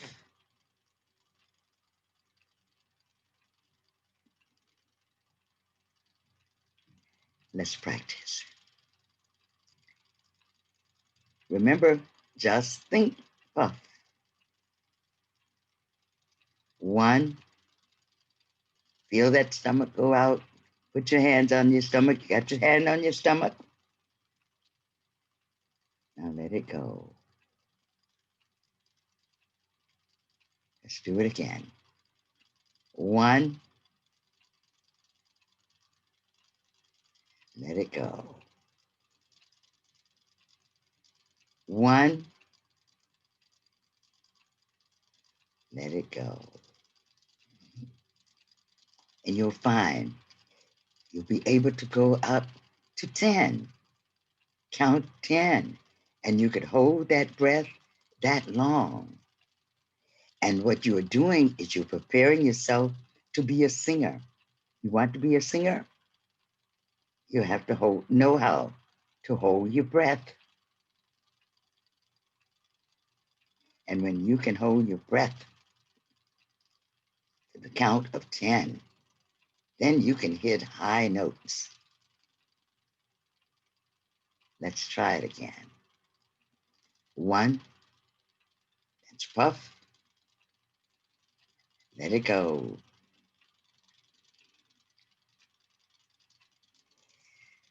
Puff.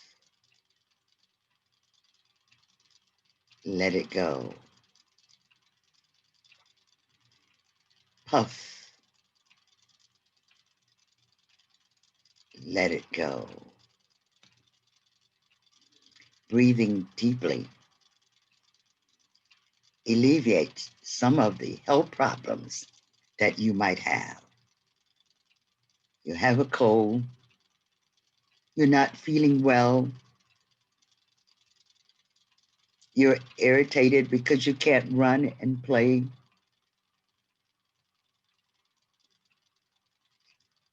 You can always play with you. Puff. Puff.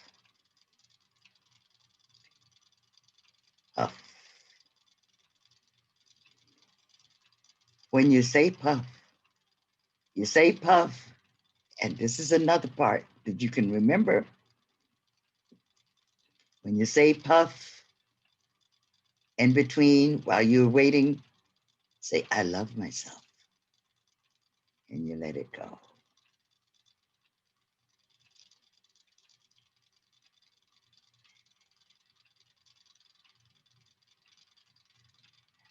Let's do that.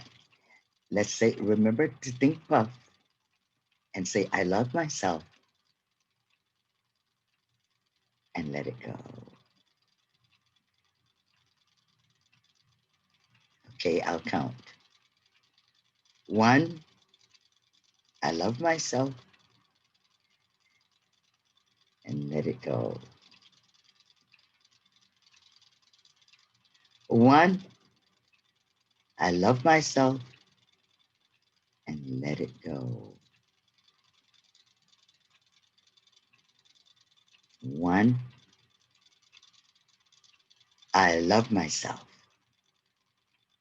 And let it go. You'll soon find that you really do love yourself. You won't call yourself names because you make a mistake.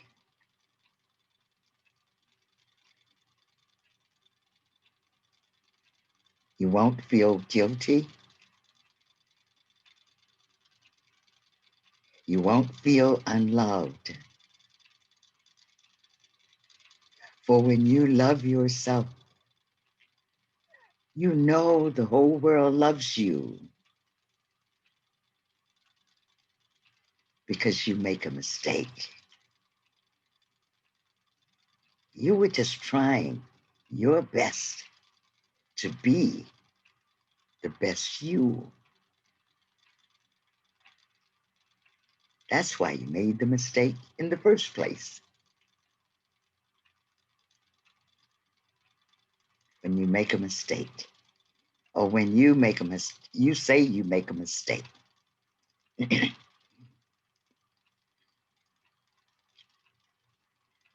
Just say, Puff, I love you.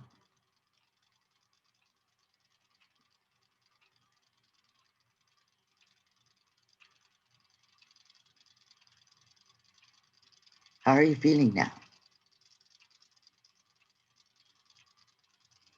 And for the adults, we can learn from these little simple ways that we've shared with the children to breathe deeper so that we can heal our body and bring health back to the body. For we were meant to be healthy. We have not had the foods to keep our body healthy in this last 50 years. So we must take charge of our own health now. We're living in a new world, and breathing, learning to breathe, is one of the greatest gifts we can give to ourselves. As an adult, you might think, Puff is for children. Yes, it is for that child in you.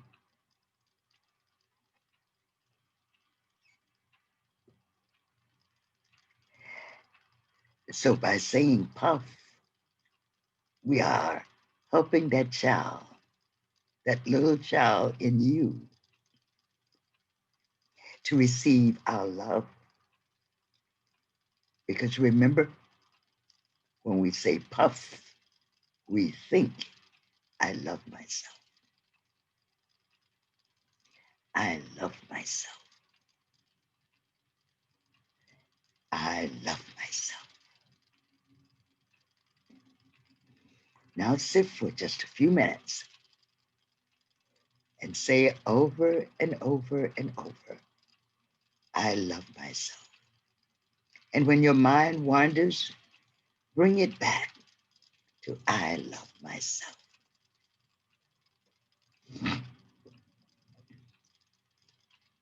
And you'll feel so much better because you have given yourself love. I call it giving myself a love bath. I just sit and I say, I love you. I love you. And then I call my name and my whole body smiles. And I can feel it. And that's my way, that's my body's way of saying, I love you too. That's the world's way of saying, I love you dearly. For we all need love. We need to know that we are loved. And when we just take a few minutes to think, puff,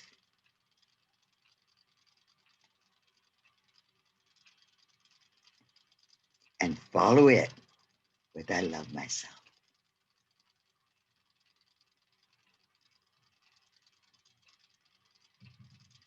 Then you can start a day. You can have fun all that day.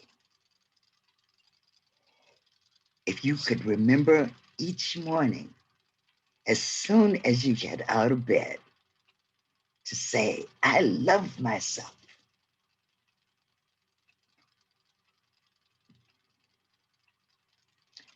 You will have a super day. I tell you that. But I have practiced that, just simply saying, I love you. For I will not tell you how many years, because then you might think something else. But it's been many, many years.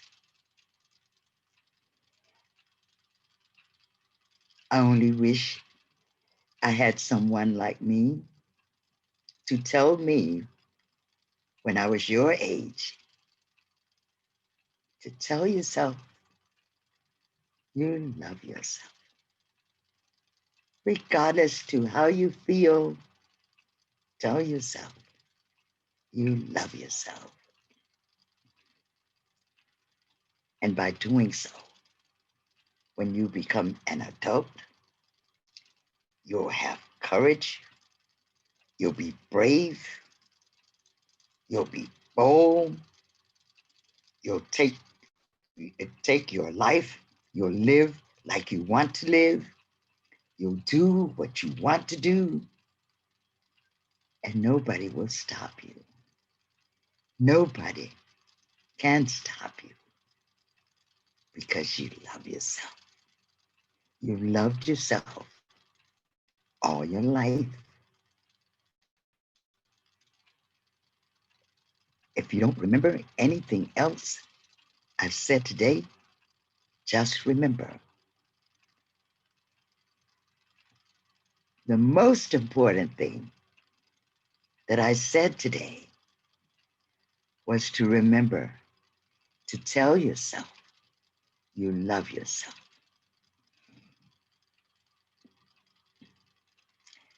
I've told my students over the years to tell yourself you love yourself 5,000 times a day. And of course, they start counting. I don't want you to count. I want it to be automatic with you. I want you to say or to think, I love myself so much, until it becomes just like your name.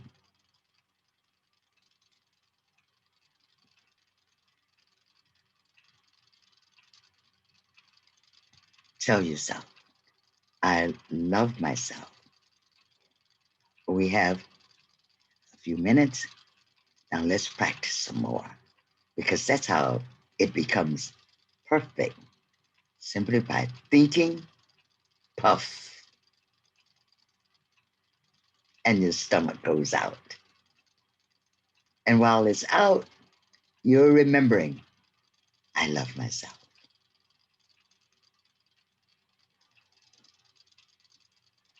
So I'll count 1,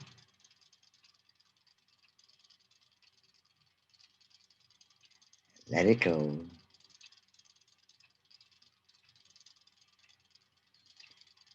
1,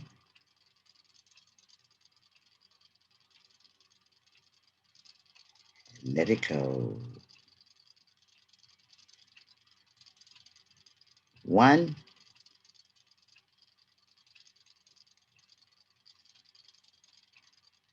let it go. How does that feel? Oh, it feels wonderful to me, because I do love myself. And I love you for taking out your time to come to learn a new way, a way that will make you brave. And only love can make you brave. Only love can make you courageous. But you have to say it. You have to remember to say it. And I just thought saying puff. You remember, I love myself. And it will become a part of you. I thank you for listening. I thank you for the time that you've given me to share my most precious gift with you, my gift of love. Thank you.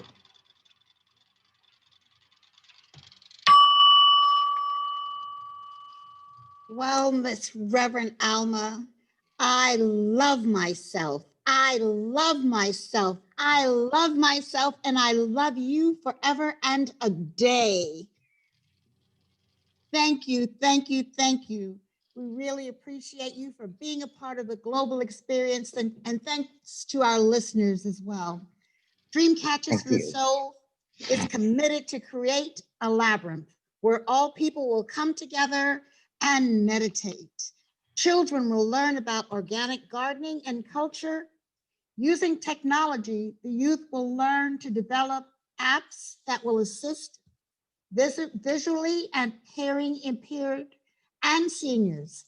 Please make a donation by going to our website at www.dcfts.donate and leave your legacy today.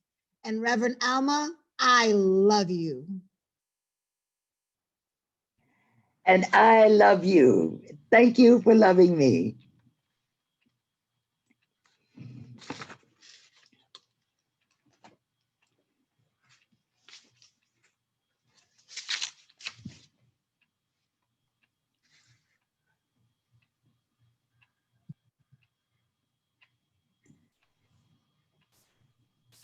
Hi, my name is Hala Radham Khan, and thank you so much for allowing me to be part of Make This World a Better Place 24-hour meditation experience. Today, we're going to be doing 3 specific meditations that are very simple and short, and I'm going to put them together for you for a full 30-minute meditation experience. The first meditation that we're going to be doing today is a grounding meditation called the Earth and Sky Heart meditation that you can find on my website, warmupworkout.fit. From there, we're going to transition into a heart-focused meditation with Sufi chanting, and we're going to finish with a pelvic bowl meditation to bring it together, which is part of my work on wildfemininepilates.com. So let's start with the Earth and Sky Heart meditation. We're going to take long, slow, deep breaths into the heart space. And as you breathe in and out of your heart, Taking those long, slow, deep breaths, greet yourself. Greeting yourself, saying hello to yourself, and acknowledging your own divine light.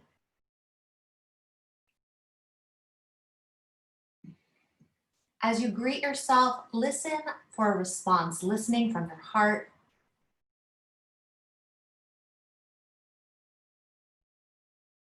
Continuing to stay connected to your long, slow, deep breathing, ask yourself, do you have a message for me? Does your heart have a message for you?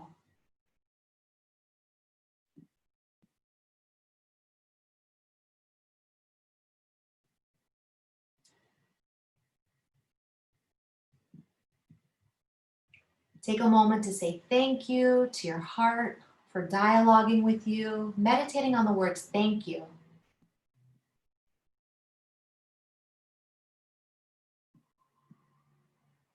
As you're ready to, visualize roots from the soles of your feet and the base of your pelvis, traveling all the way to the center of the earth. And as you send roots from the soles of your feet and the base of your pelvis all the way to the center of the earth, greet Mother Earth in a way that feels authentic for you. Saying hello to Mother Earth.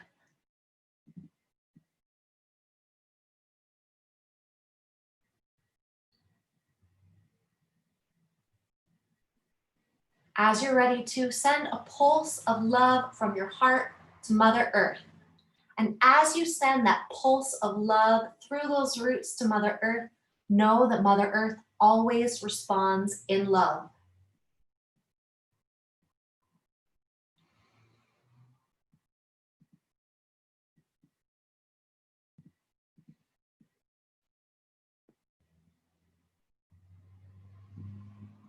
Feeling that loving response from Mother Earth, ask Mother Earth, do you have a message for me? Dear Mother Earth, do you have a message for me? And when you ask that question, breathe into your heart space and set your intention to listen from your heart.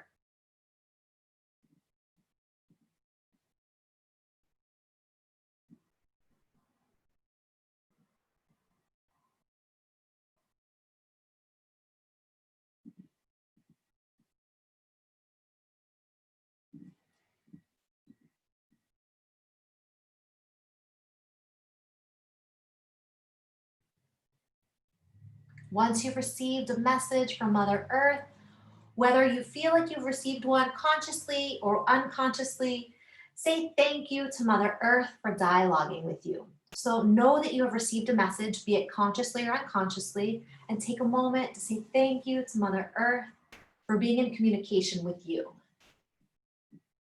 Meditating on the words thank you.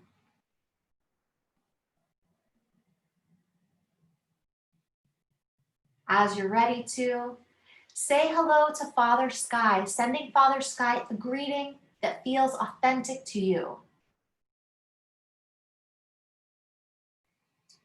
Listening for the response. Send a pulse of love from your heart to Father Sky. And as you send your love to Father Sky, know that Father Sky always responds in love.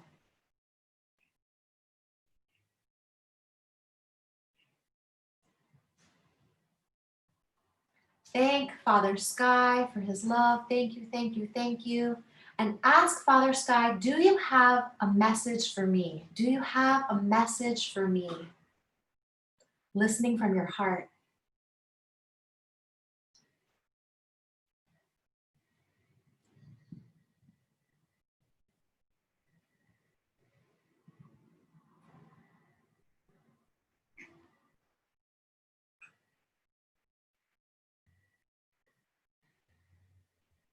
Know that you have received a message from Father Sky, be it consciously or unconsciously. Take a moment to say thank you to Father Sky, meditating on the words thank you.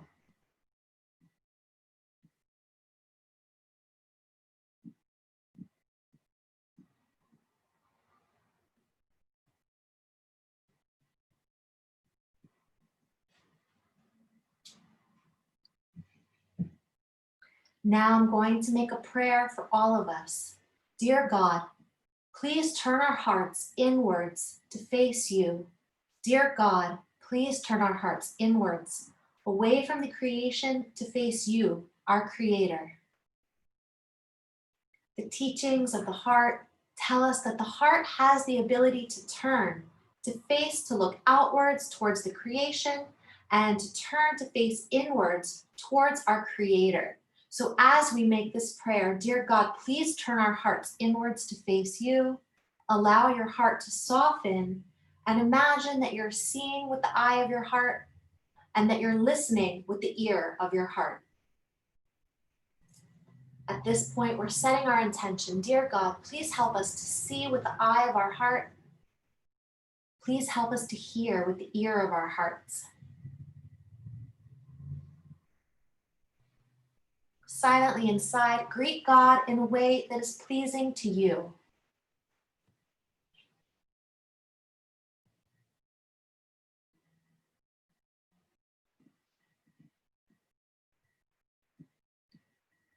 And as you greet God, listen for a response, listening from your heart.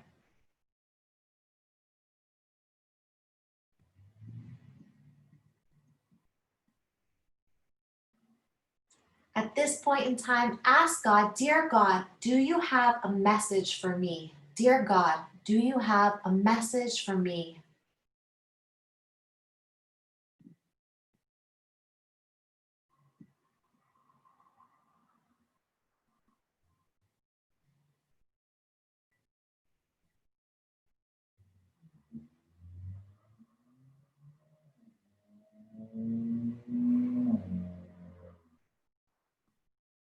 Know that you have received a message from God, be it consciously or unconsciously, and take a moment for gratitude. Dear God, thank you for sending us a message in our hearts and our souls so that we may feel your love. Meditating on the words, thank you.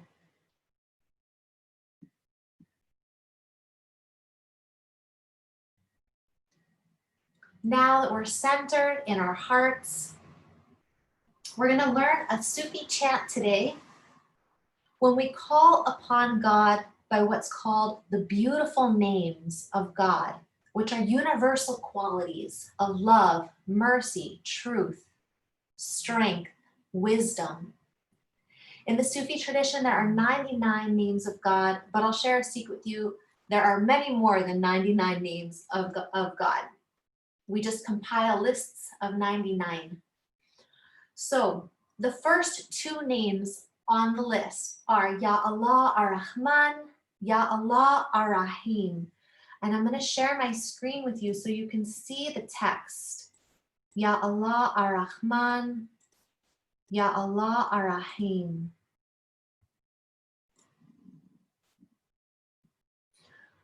As we call upon God by these names, Ya Allah Ar-Rahman and Ya Allah Ar-Rahim, there is a very specific opening that comes with calling upon God by these names. We are also activating the light of our souls. Our souls contain these divine qualities. And as we call upon God by those divine names, those beautiful names, Ya Allah Rahman, Ya Allah Rahim, we're also activating the divine light that is within our own souls. The fabric of our souls is the divine names of God, the divine qualities and attributes of God. We carry this divine light. So two things are happening. One is that we're directing our attention wholeheartedly towards God, and we're also acknowledging that our soul is the very fabric of God's light that carries these divine names, these divine qualities, also known as the beautiful names of Allah. The name Allah is the word for God in Arabic, and the word Rahman means universal mercy, the mercy that God showers upon all of creation, meeting all of our needs at every single moment of every single second of every single day. Rahim is compassion.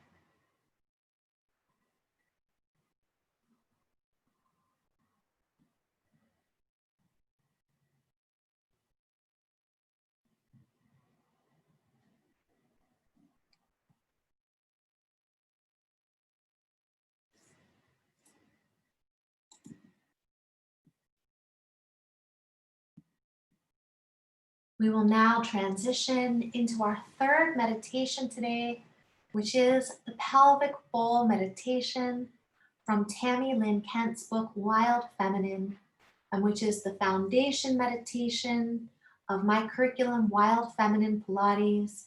This is a way for us to fully embody the divine light. So we've called upon God, and God has sent God's light into our hearts, into our souls, and now we're going to root it into the pelvis, which is the root of the chakra system. So I want you to imagine your two pelvic bones. You have a right pelvic bone and a left pelvic bone.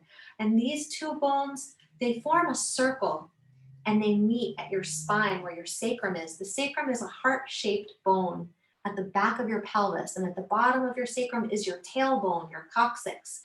So we have these two pelvic bones that meet in front at the pubic bones, and these pelvic bones meet in back at the sacrum.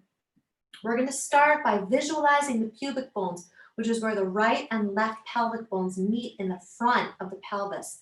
And I want you to direct your breath into your pubic bones. And as you breathe into your pubic bones, I want you to say the words, "I wish you well," to your pubic bones. So we're taking long, slow, deep breaths. We're directing our breath. If you're not sure how to direct your breath, imagine a bubble or a balloon right where your pubic bones are in the front of your pelvis. And on the inhale breath, imagine you're inflating that bubble or balloon with oxygen. And on the exhale breath, the bubble or the balloon is emptying all the air out. And as you breathe into your pubic bones, say, "I wish you well," to your pubic bones. Long, slow, deep breathing, meditating on your pubic bones, saying the words, "I wish you well."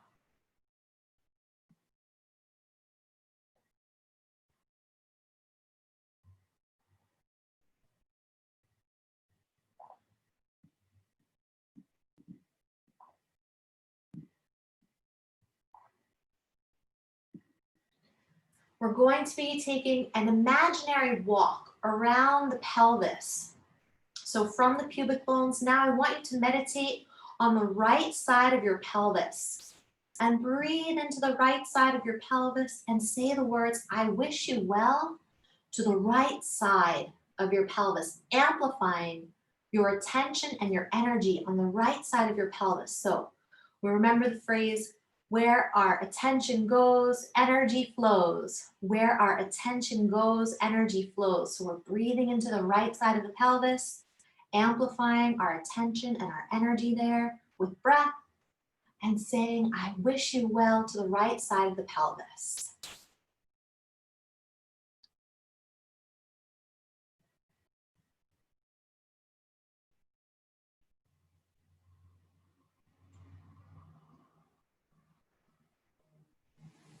From here, breathe into the back of your pelvis. So the back of the pelvis is where the right and the left pelvic bones meet at the sacrum. And as you breathe into your sacrum, as you breathe into your back of your pelvis, say, "I wish you well," to the back of your pelvis. I wish you well, I wish you well, I wish you well. Breathing into the back of the pelvis, sending well wishes.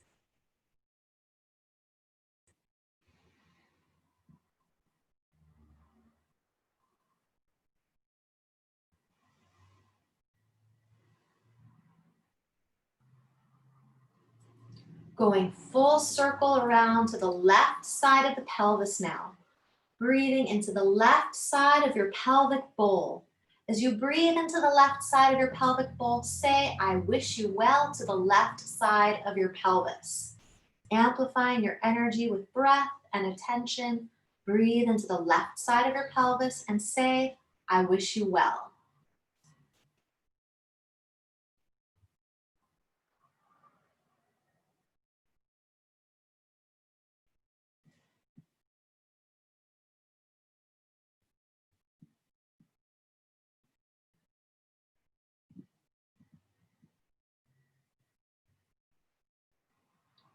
Once again, breathing into your pubic bones, the front of your pelvis. feel the entire pelvic bowl full circle. And as you feel the entire pelvic bowl full circle, imagine yourself resting in the center of your own pelvic bowl. And as you rest in the center of your own pelvic bowl, know that as you take your long, slow, deep breaths, this fills your pelvic bowl with energy, naturally replenishing your energy. Take long, slow, deep breaths and breathe into your pelvic bowl now.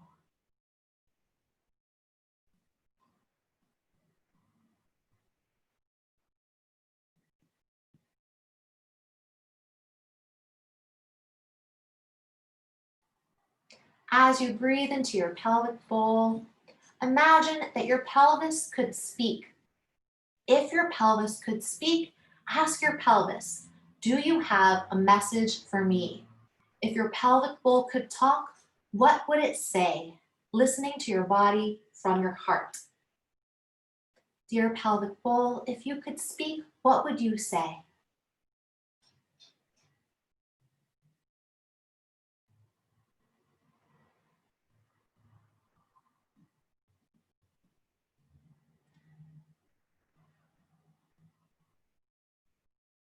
Know that you have received a message from your pelvis, be it consciously or unconsciously. Take a moment for gratitude, saying thank you to your pelvic bowl.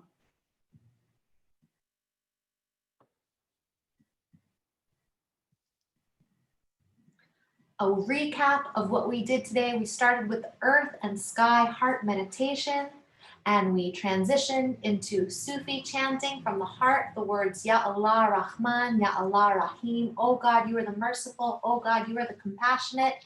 And we brought that divine light all the way into the root of our existence, our pelvic bowl.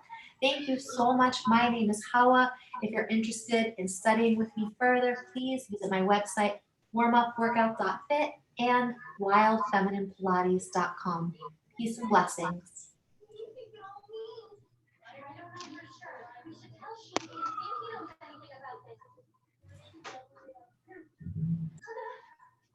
Thank you so much, Iowa. I totally enjoyed your spiritual healing. Thank you so very much. We really appreciate you being a part of this global experience. And I also want to thank our listeners out there. Namaste. Dreamcatchers for the Soul is committed to create a labyrinth where all people will come together and meditate. Our children will learn about organic gardening and agriculture.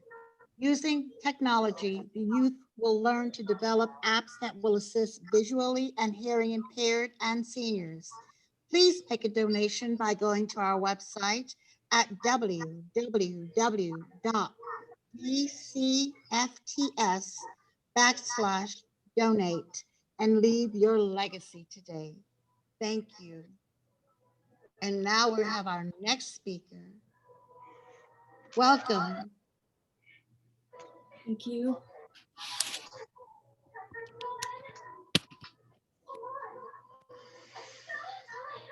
Hello, everyone. Welcome to this Holy Fire meditation with me. Namaste. My name is Shuchi, and I'm a Holy Fire Karuna Reiki master. I'm also a certified aromatherapist, and I'm also a tarot spiritual guide helping you to learn your soul lessons with the help of the tarot. I was born and raised in India, and all the way I found my way here to Los Angeles in my spiritual journey. But if there's one lesson that I have learned and which I definitely wish to mention before the session today for all of you watching, especially for the kids and teenagers out there, it is this, that no matter where you are, no matter what you do, no matter what your race, what your color, what your ethnicity, you will find all the answers to everything life brings right from within you, not from outside of you.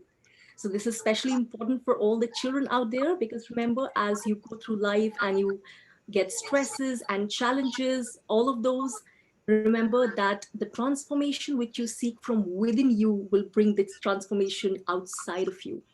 never the other way around.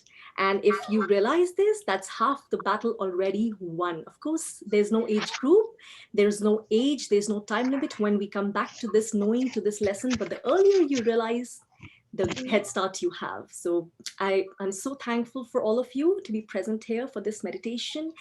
And I hope this can be a beautiful experience for all of us here. Holy fire is a beautiful form of Reiki energy. It's a beautifully upgraded form of Reiki energy, which flows straight from the high heavens. We use a lot of forms of holy fire meditation along with Reiki sessions. Some of those meditations are good for ancestral healing. Some of those are good for healing specific physical issues. But the meditation that I have chosen today for this beautiful special event is called Holy Love, an experience of holy love, because I felt the earth needs this overwhelmingly at this point of time for us to feel and connect with that space of love and safety, which lies right within us, to know that we are safe, we are taken care of, and the universe has our back. So be prepared to go on this beautiful journey with me, where you will personally connect with this energy flowing straight from the high heavens. And just allow yourself to go with the experience. Remember not to judge, not to analyze, not to compare your experience with that of anyone else you might be meditating with, because your experience will be suited only to you. You will exactly receive what you need today through this experience. No matter what you feel, no matter what you see or don't see, know that it's working deep inside of you and will clear away something today for you, which is no longer serving your highest good. So sit back, relax, recline back if you like.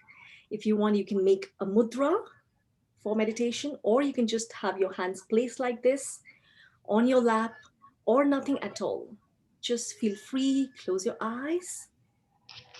Take a couple of deep breaths. Allow yourself to feel centered. I will be guiding you through a series of instructions, after which I will leave you to your own personal interaction with holy fire energy. The beautiful music that I'm going to be using today for this Reiki meditation is by Fabrice Tonnelier. So just take a couple of deep breaths in and out.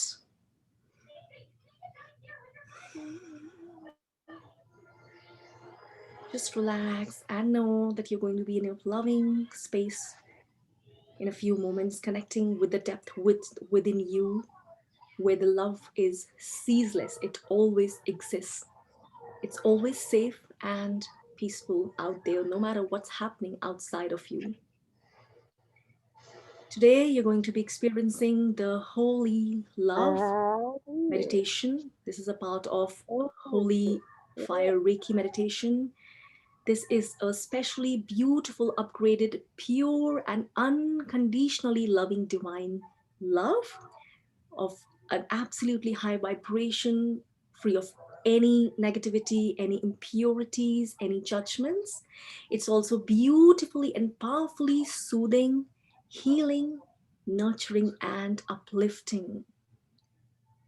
So whatever happens during your experience today, no matter what you feel or don't feel right within the session or after the session, or even during the days or weeks after the session, or whether you do not feel anything, know, as I said, something deep within you will interact today exactly as you need it to, exactly as your higher self needs it to, with holy fire energy. Something will be cleared away, something of value will flow to you, whether you become aware of it immediately through a feeling of bliss, joy, love, or you become aware of it later.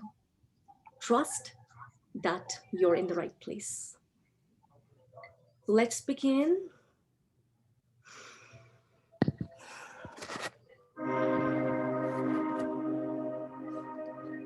Imagine it is a beautiful sunny day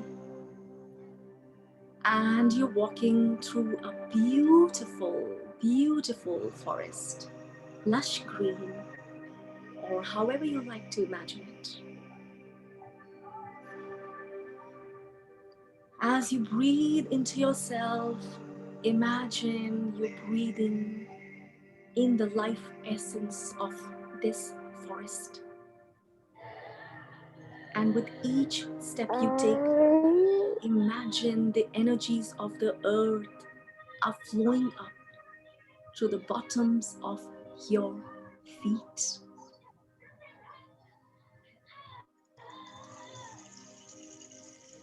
As you walk along, allow yourself to experience the trees, the flowers, the grass, the plants, and to merge with the life and the harmony and the peace of the forest.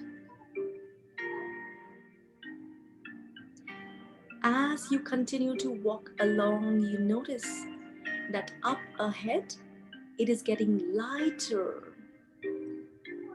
You realize you're coming now to the edge of this beautiful forest. As you leave the forest, before you is a beautiful river. A beautiful river. This is the river of life. There are beautiful flowers growing along the riverbank, and there is also a path alongside this river. Follow this path. Go ahead on it.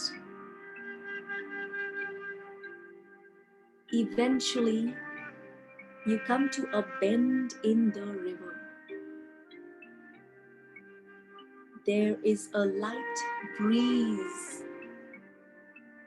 blowing, causing the surface of the river to have small, beautiful ripples.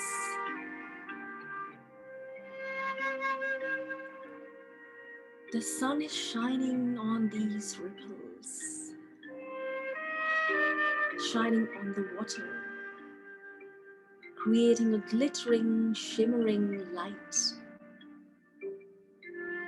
And you realize this is no ordinary light. This flows straight from the highest heavens.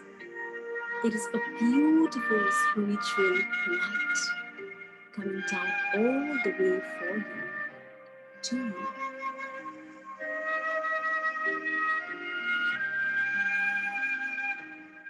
You allow this light to enter right within your soul. It goes right within your soul. Now, simply and without any extra effort or judgment, allow this light to guide you along with the music. When it's time for you to come back, I will let you know. Enjoy this experience and your direct interaction now with this Holy Fire Reiki's experience of life.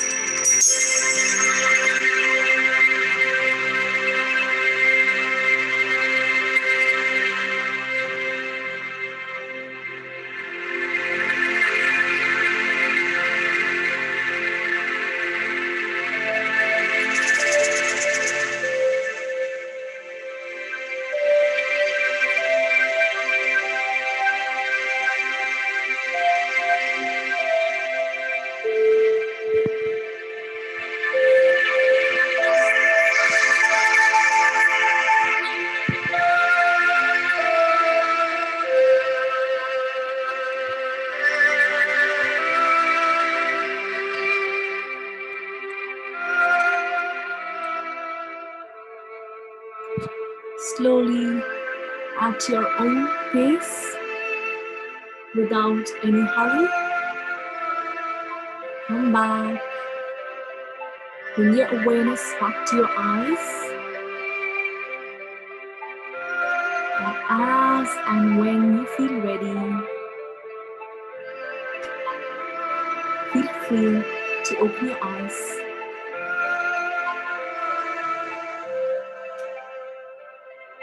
At your own pace.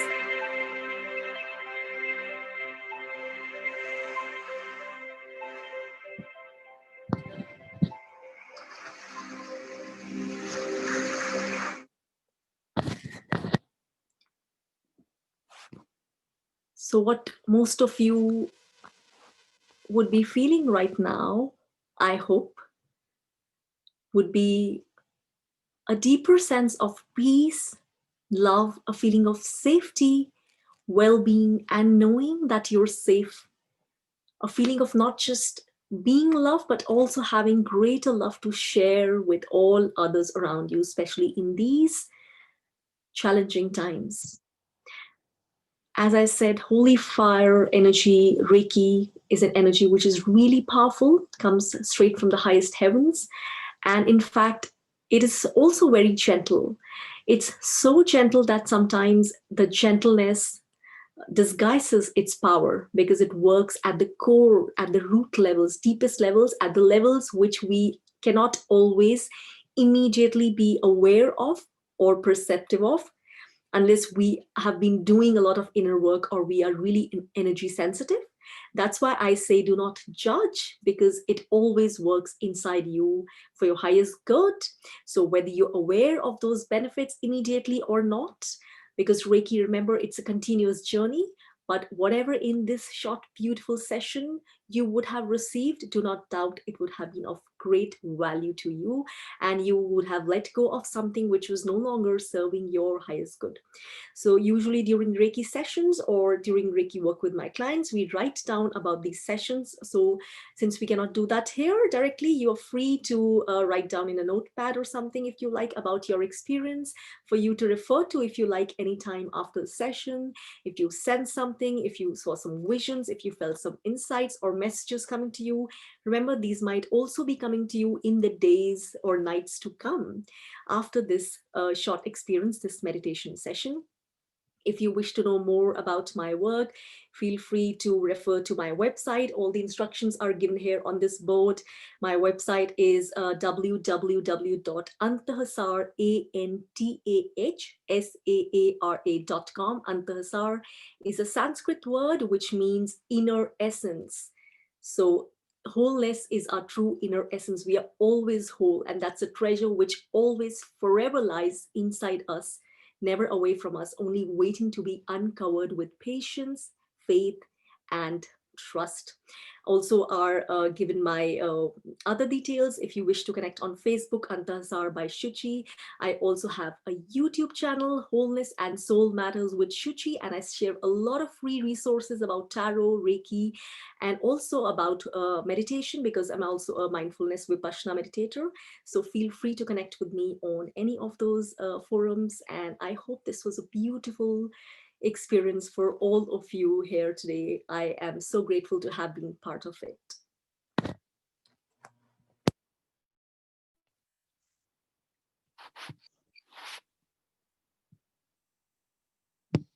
Thank you so much.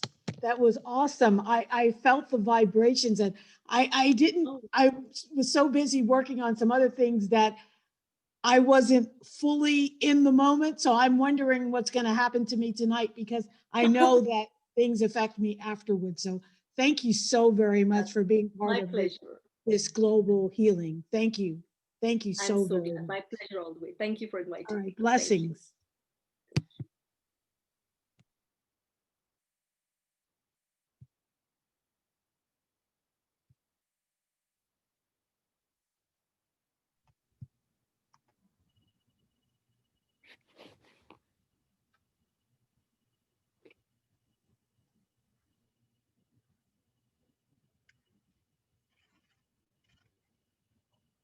Pima, it's Retha. And I apologize, I'm having some difficulty with my camera. Okay. I don't know why you guys can't see me. I have tried. Mindful Matters. We see Mindful Matters. Yeah, I'm gonna put my photo up. Now you see me? Yes, we see you. Okay, I deeply apologize. I got all made up for nothing, but it's okay because I have truly, truly been enjoying this. And if you like, I could go ahead and get started. Yes. First of all, I'd like to introduce myself. My name is Retha Boone Fye, and I'm the founder of Mindfulness Matters and co-founder of Healing Leaf Miami. I just want to say that it is exceptionally such an honor to be included in this distinguished group of presenters. And I want to take this opportunity to thank Dream Catchers for the Soul. What a fantastic event. And I personally want to thank Madam Pima Reed for bringing this vision to life. I have just been blown away by the deepness and the healing and all of the things that happen as we talk about distressing, reconnecting, and recovering. By now, you all have heard from a number of fantastic meditation leaders who've come from all over the globe. My mindfulness practice actually began some years ago when I was introduced by a friend. And actually, she was a previous presenter, that's Jackie Darville. And at that time, I'll be totally honest, I was totally unfamiliar with the practice and thought that it was some silly stuff.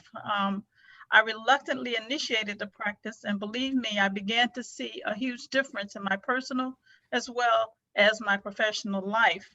I'll give you a brief example. I was driving in traffic, and like everybody else, I was frustrated if someone cut me off.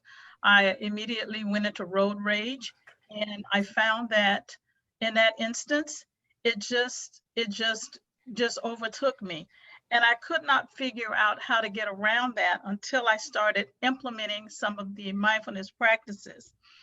Today represents the opportunity for you to use your innate mindfulness to bring about positive physical changes to your mind, your life, and to this world. We know that there is a physical correlation to our thoughts, and this means that our thoughts create a definite response in our bodies. When we feel stress, it is reflected in our heart rate and pressure, and stressful thinking can lead to the onset of negative physical reactions, but we can use this process to our advantage.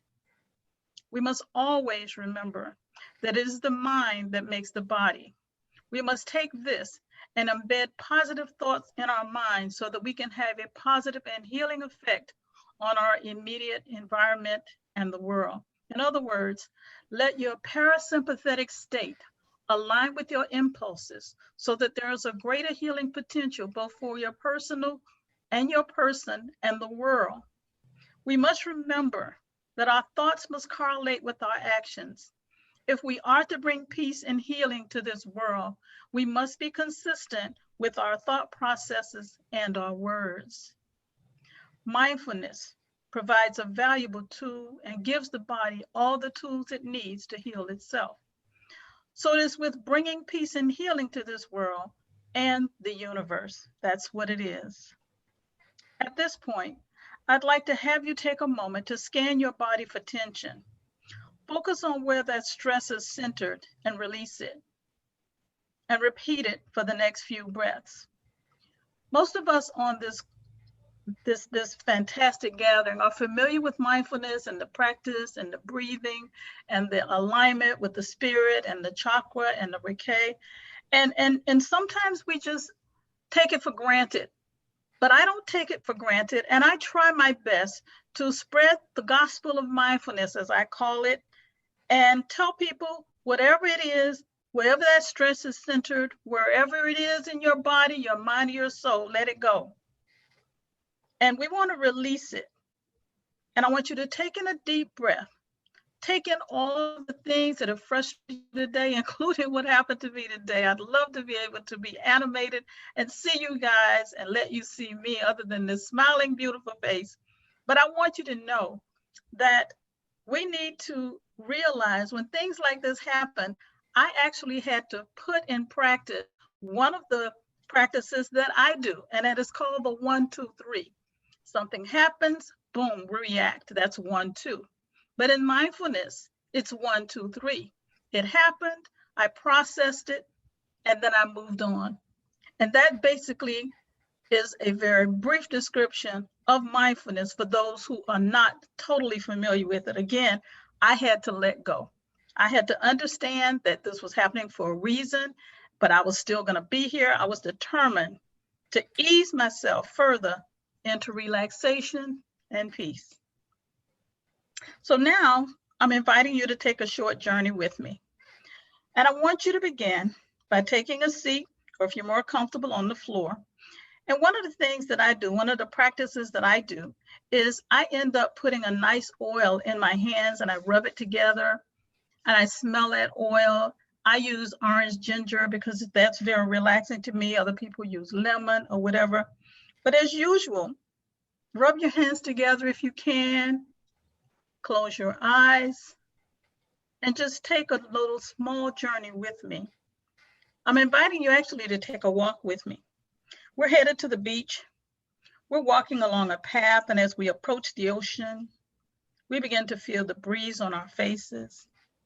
We take slow steps. We finally take those slow steps and reach the beach. Have a towel or a blanket with you. You spread that out on the beach, and you take a seat. And one of the things that I notice is I began to notice that the sun is beaming down on me and it feels good. It's not too hot, it's not too humid. The warmth of the sun, I see the waves, I hear the seagulls. And while sitting on that beach, I smile. I smile from deep within because that light is inside and giving you joy. You have to perpetuate your own light because no one can do that for you. And I see, and I look out over the ocean and I see ships going by. I feel the sun, the breeze, the birds, and I come to peace with myself. And I begin to realize that it is the mind that makes the body, because without the mind, we cannot move. While sitting, I want you to repeat after me. I am the light. My mind is my most powerful tool. I can access this peace whenever it is needed. I am all that I need, and my mind and body are at rest. My body has all that it needs now and forever. Again, I am the light. My mind is my most powerful tool. I can access this peace whenever it is needed.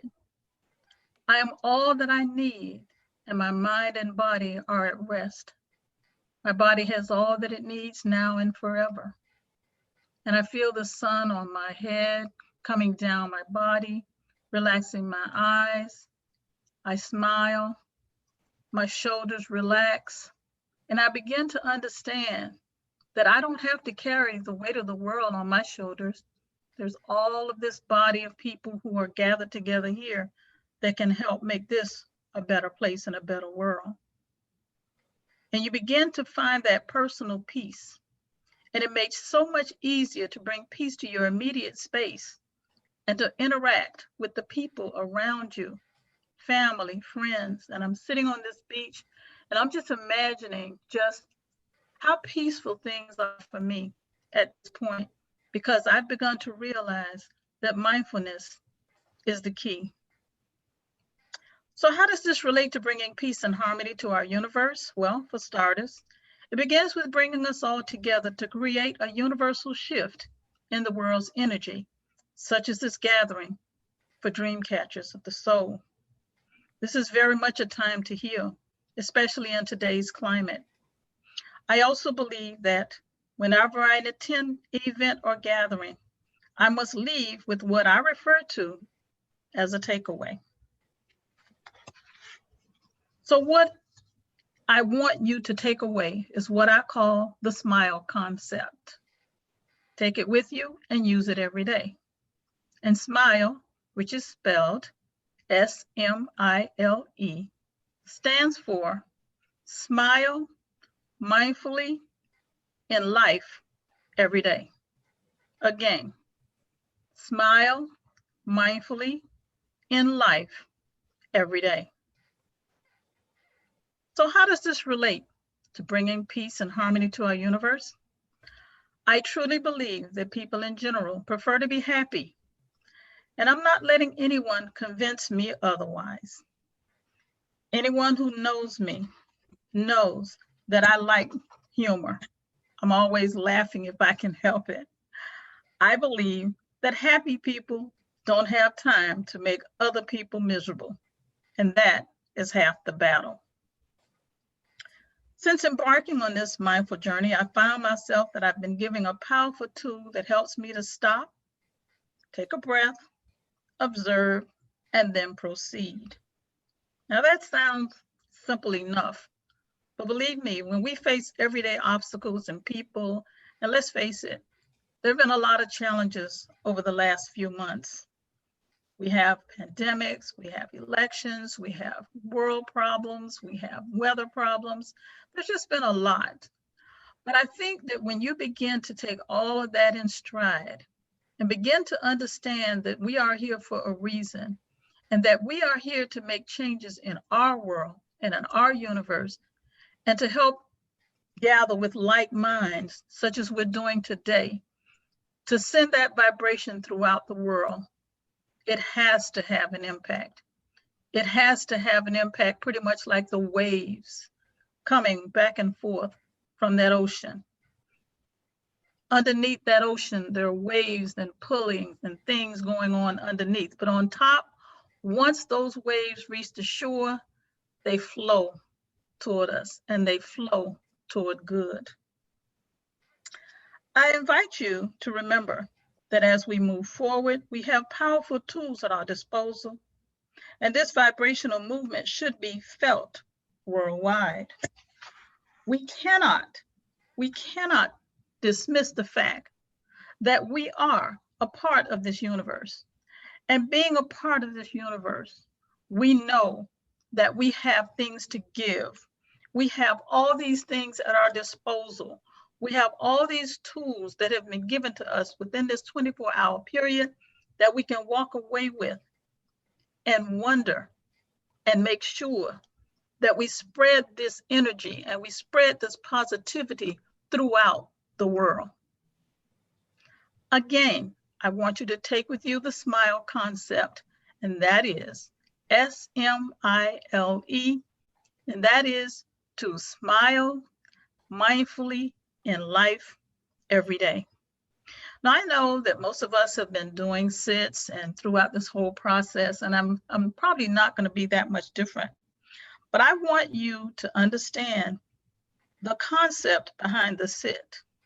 The concept for me, and I can only speak for myself, is that I take that as the opportunity to kind of bat away a lot of this stuff that is going on in my life. I bat it away. I sit there and like everybody else, I'm thinking, oh my God, I forgot to do this or I forgot to do that.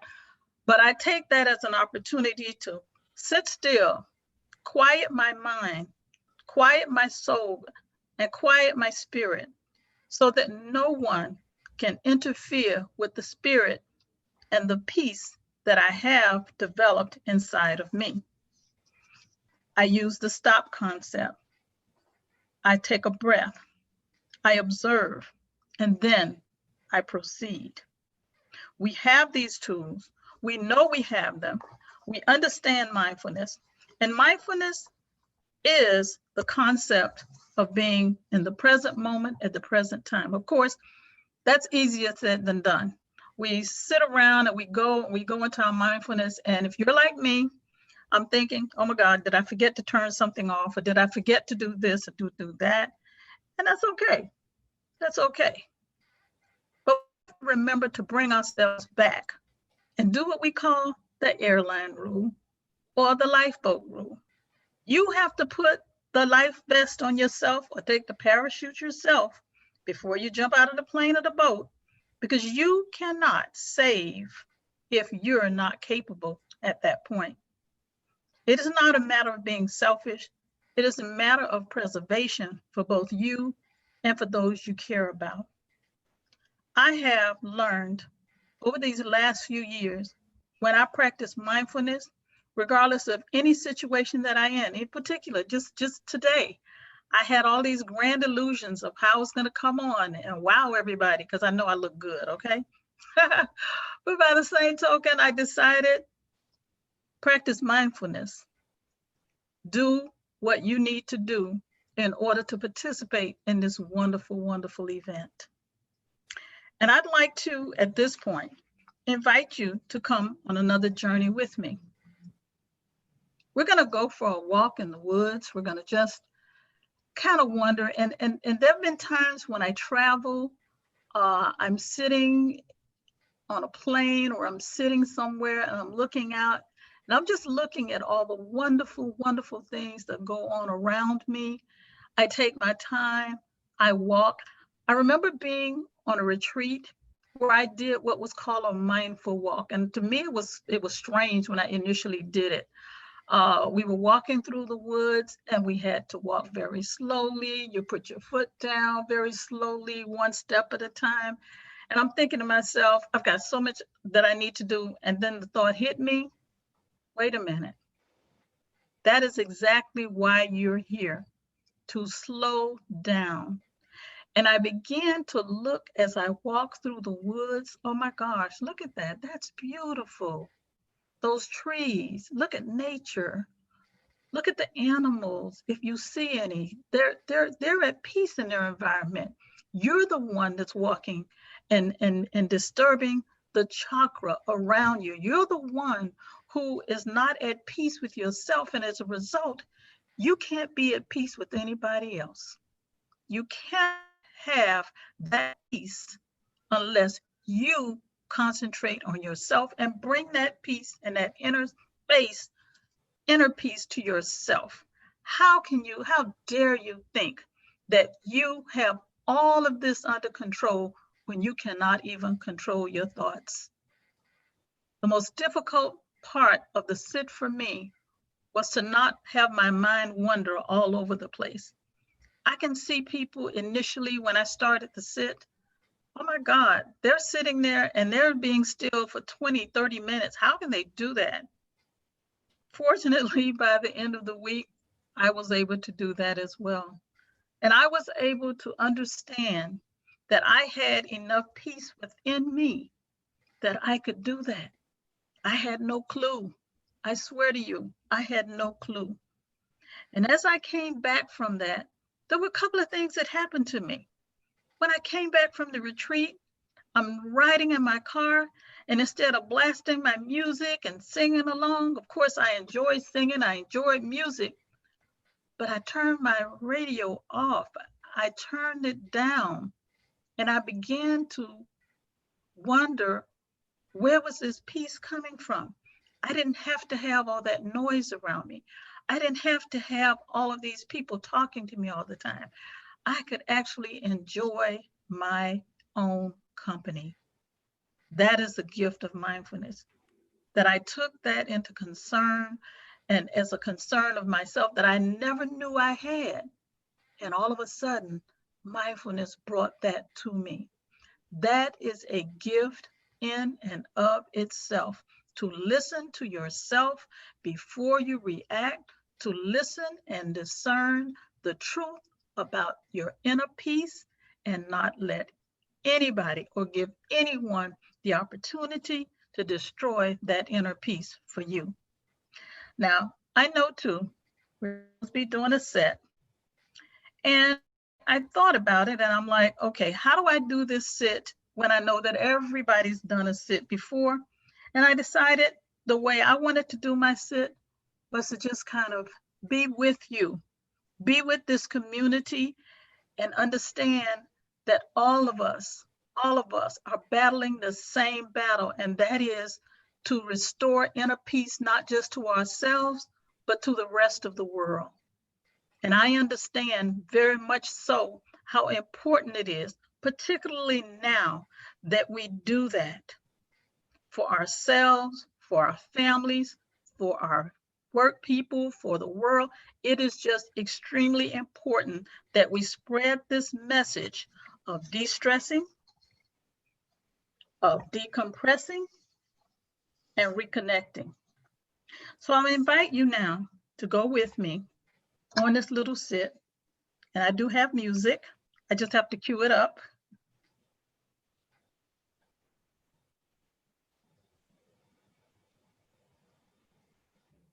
And let you know that I have so much to offer.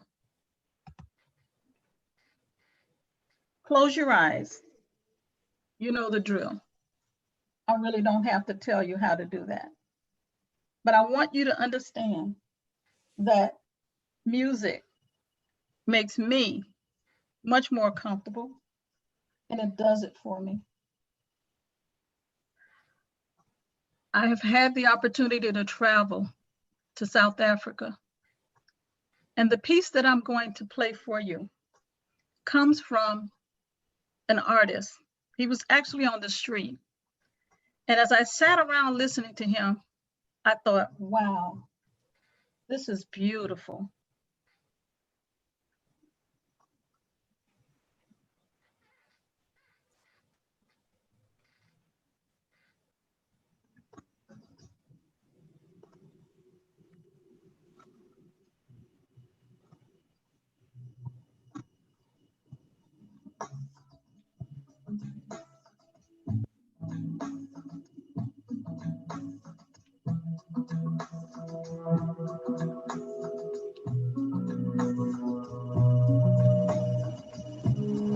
This was in an open marketplace. There were people around me, and this music just drew me to this artist.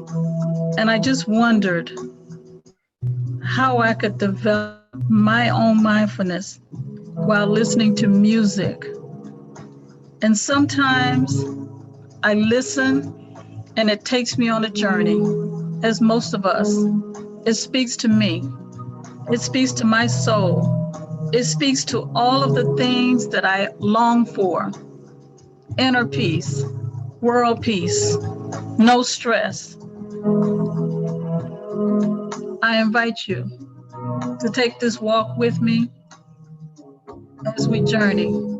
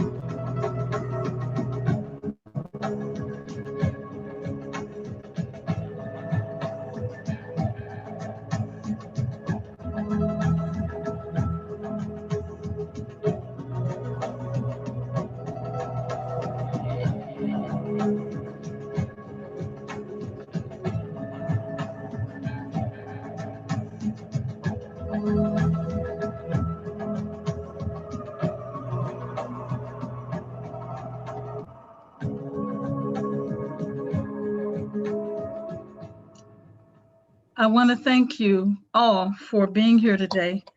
I want to let you know how appreciative I am of being with this distinguished group of presenters from all over. And I want to encourage you again to support Dreamcatchers for the Soul for all of the wonderful work that they've done throughout the universe, actually, because this today is an event. I just am overwhelmed by the participation, by the caliber of people. And again, I am so honored to be among you. I deeply appreciate it. Thank you again, Pima.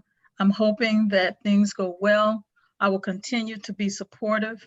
And remember, it is the mind that makes the body, and so it is. Thank you.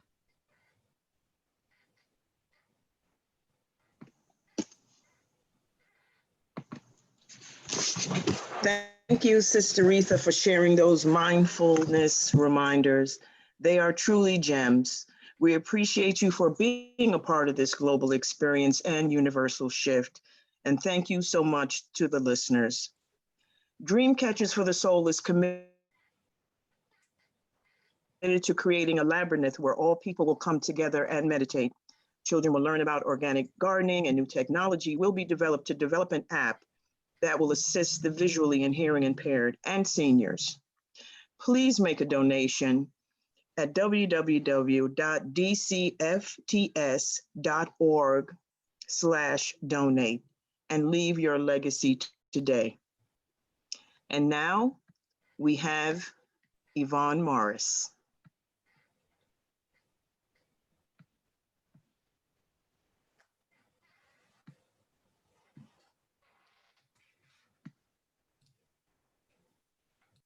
Hello, everybody. Can you hear me? I'm just testing to make sure you can.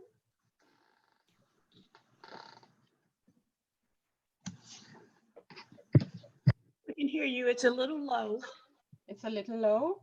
Yes, All right, let me speak up a little bit. Is that better? Yes.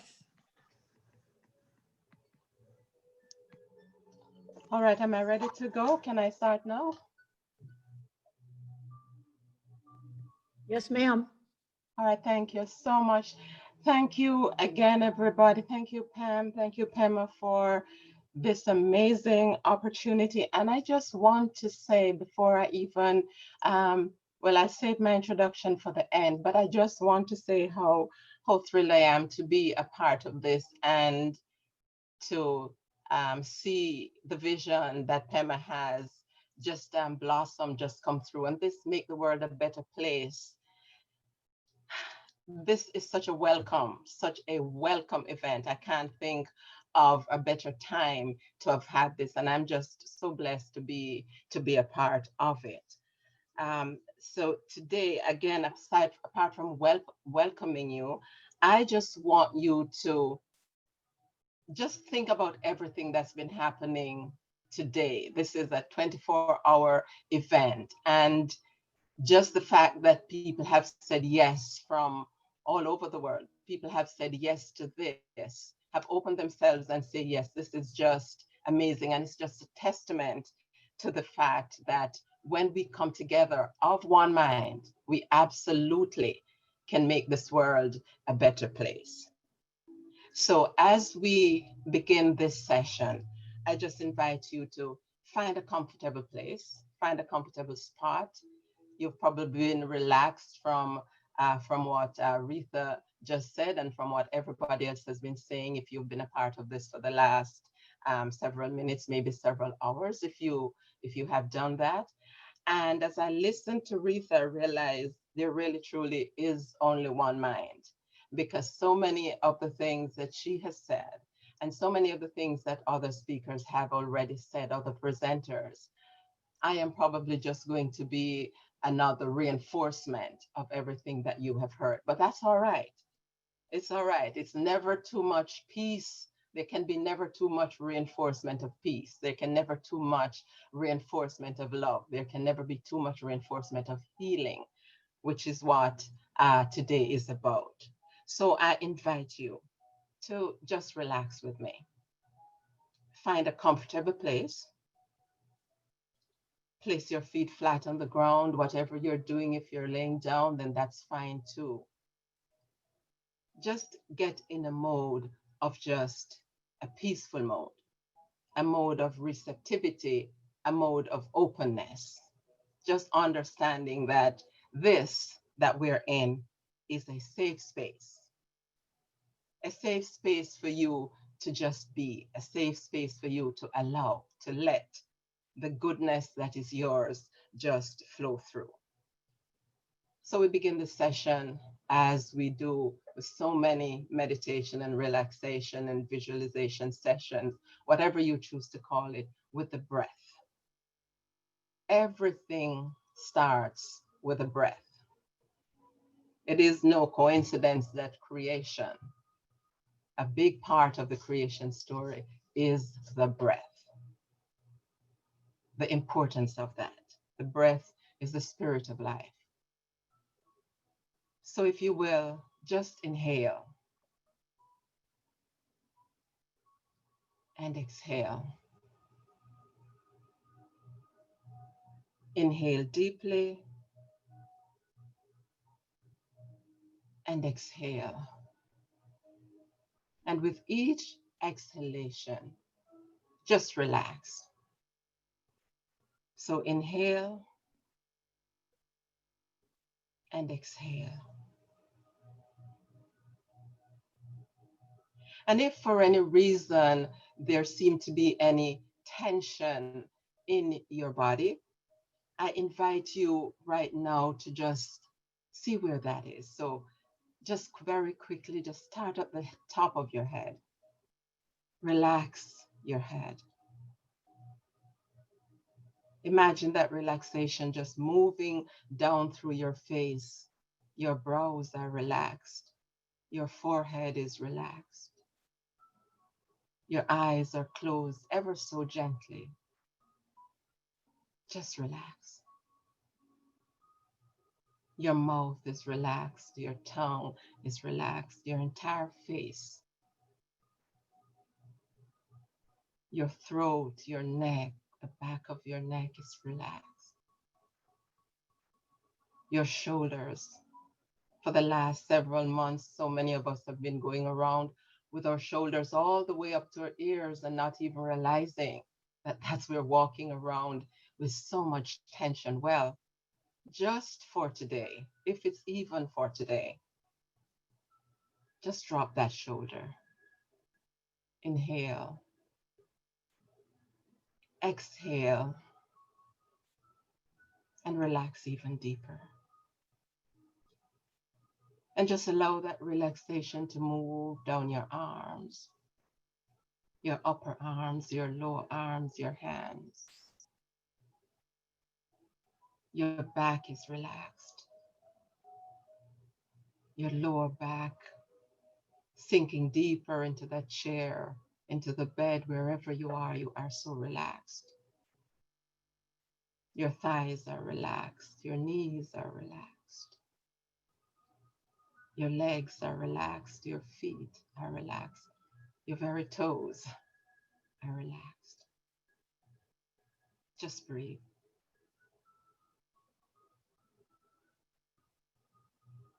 And in this space of relaxation, before I take you on a journey, and we've been going on many journeys today, haven't we? I just want to acknowledge that there have been so many challenges that we've been facing, and several speakers have mentioned that today. And there's no denying that they have been, but just for today, I want us to relax, to reflect and think about some of those challenges as opportunities. I know that that's how it came for me. And I'm just setting a context for how the journey that I'm going to take you on, how that journey came to be, or why I chose this particular meditation, this particular visualization. I had been walking. This pandemic gave me an opportunity to get out and start walking again. And I was hitting my stride. I was doing better and better and better. And then something happened, an injury sidelined me.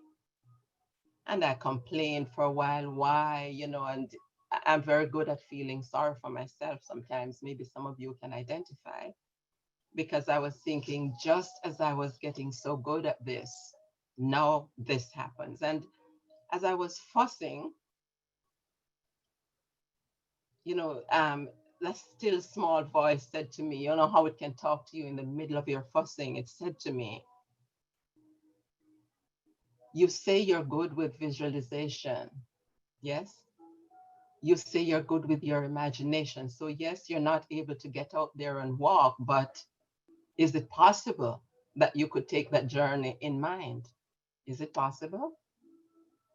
And I thought about it and I thought, yeah, well, maybe yes, but it's not the same thing. And later that day, as I was meditating, this meditation, this visualization that I had written, gosh, almost 2 decades ago, came flooding back, because it was something that allowed me to take myself on a journey, on a walk. And I realized, okay, I may not be able to be physically out there walking, but I have been given, you have been given this awesome, awesome spiritual gift called imagination.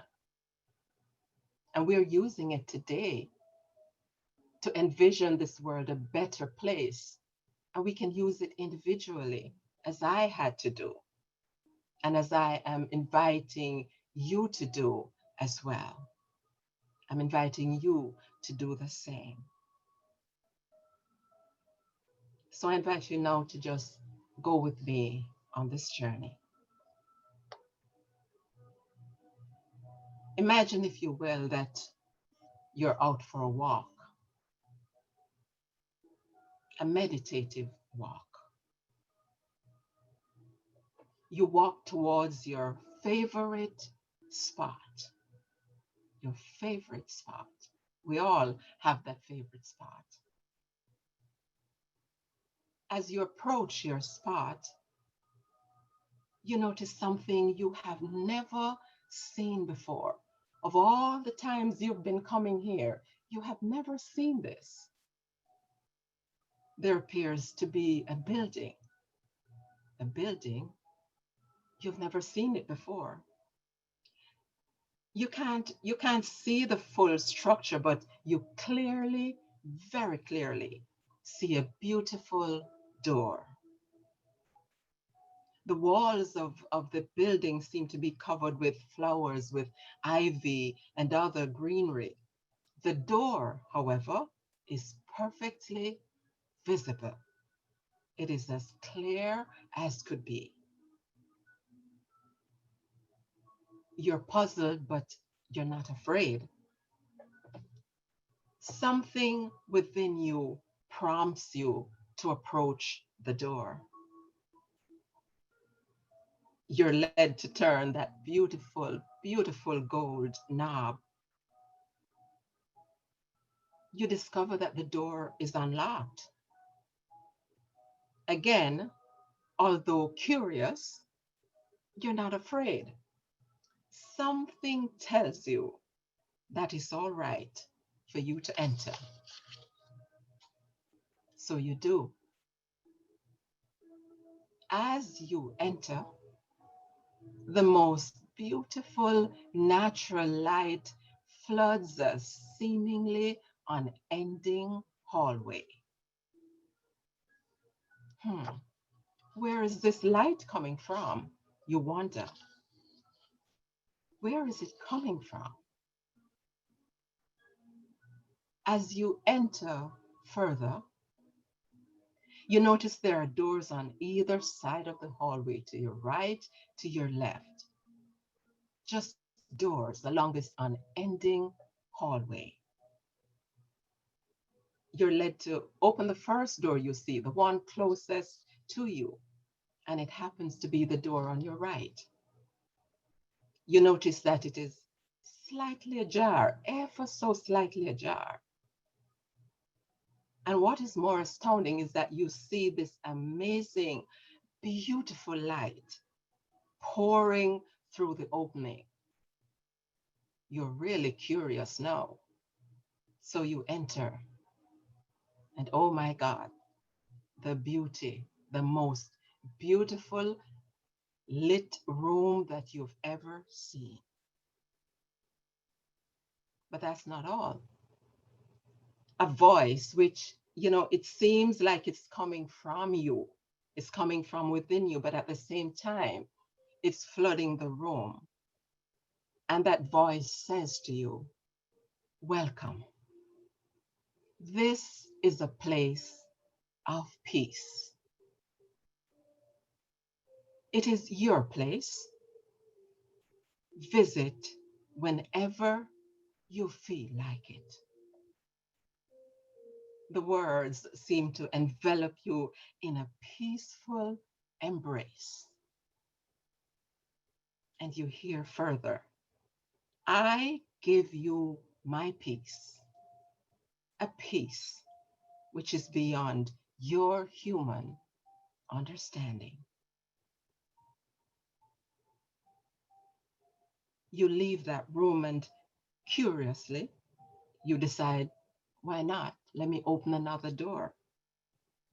And as you open that other door, the same welcoming voice says to you, welcome. This is the place of love. It is your place. Visit whenever you feel like it. My gosh, suddenly you can't help. You're smiling all over and you feel the warmth of pure love.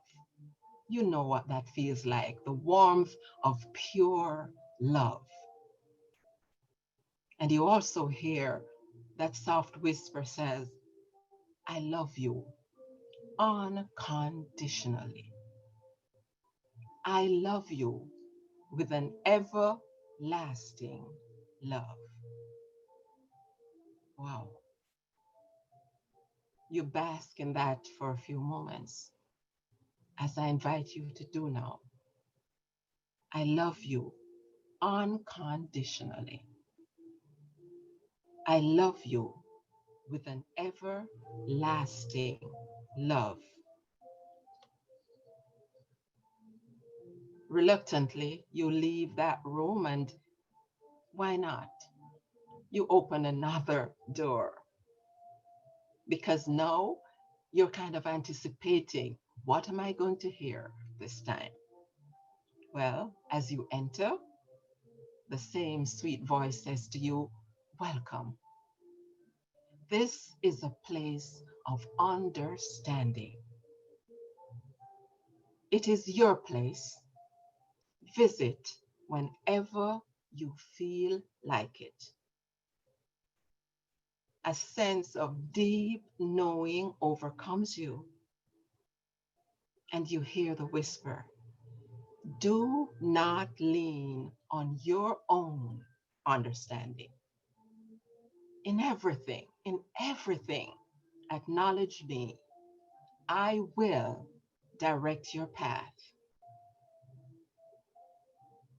You really don't want to leave now because this feels so amazing. You do not want to let go of this feeling, but your curiosity gets the better of you because remember that long, unending hallway, you saw other doors. So you decide to move on to yet another room. And again, you hear that welcoming voice and it says to you, welcome. This is a place of joy, a place of happiness. It is your place. Visit whenever you feel like it. You feel an almost overwhelming sense of joy. It fills you. You can't explain it, but it fills you. It overwhelms you. And you hear, even further, you hear that voice says, in me, there is always joy. There is always happiness. There is no need to seek your happiness. It is always within you. It is always within you. You let that sink in for a while. You smile so broadly now your face hurts from that smile because you can't believe that this is happening to you. This is awesome, you tell yourself. And of course, as we all are, curiosity, what else is there, you wonder? What else could there be? It can't get any better than this. But you enter another room. And there again, that same sweet voice, that one that sounds like it's coming from within you. At the same time, it's filling up the room. And it says to you, welcome. This is a place of faith. It is your place. Visit whenever you feel like it. In this moment, you feel absolutely no fear. Any fear that you may have had as you walked, any fear thoughts, they're no longer there. You feel like you can do anything. You can conquer anything. That's what faith will do for you. And you hear the voice say to you further in that whisper, faith is the substance of all that you hope for. It stands under that which you can and cannot see. That which you can and cannot see. You're not about to leave now, so you decide to try yet another room. And again, the voice that you have come to know now so well, so welcoming, so reassuring, says to you, welcome. This is a place of abundance. It is your place. Visit whenever you feel like it. In this moment, you feel like you have everything that you could ever need or want, and then some. And what is even more, you hear the voice say again, all that I have is yours. That fills you with confidence. All that I have is yours. As you walked, you had been thinking about all the things that you didn't have, or think you didn't have, or think that you need and want. And here is this voice telling you, all that I have is yours. You let that sink in. You let it marinate. You let it sit with you. You stay for a few moments.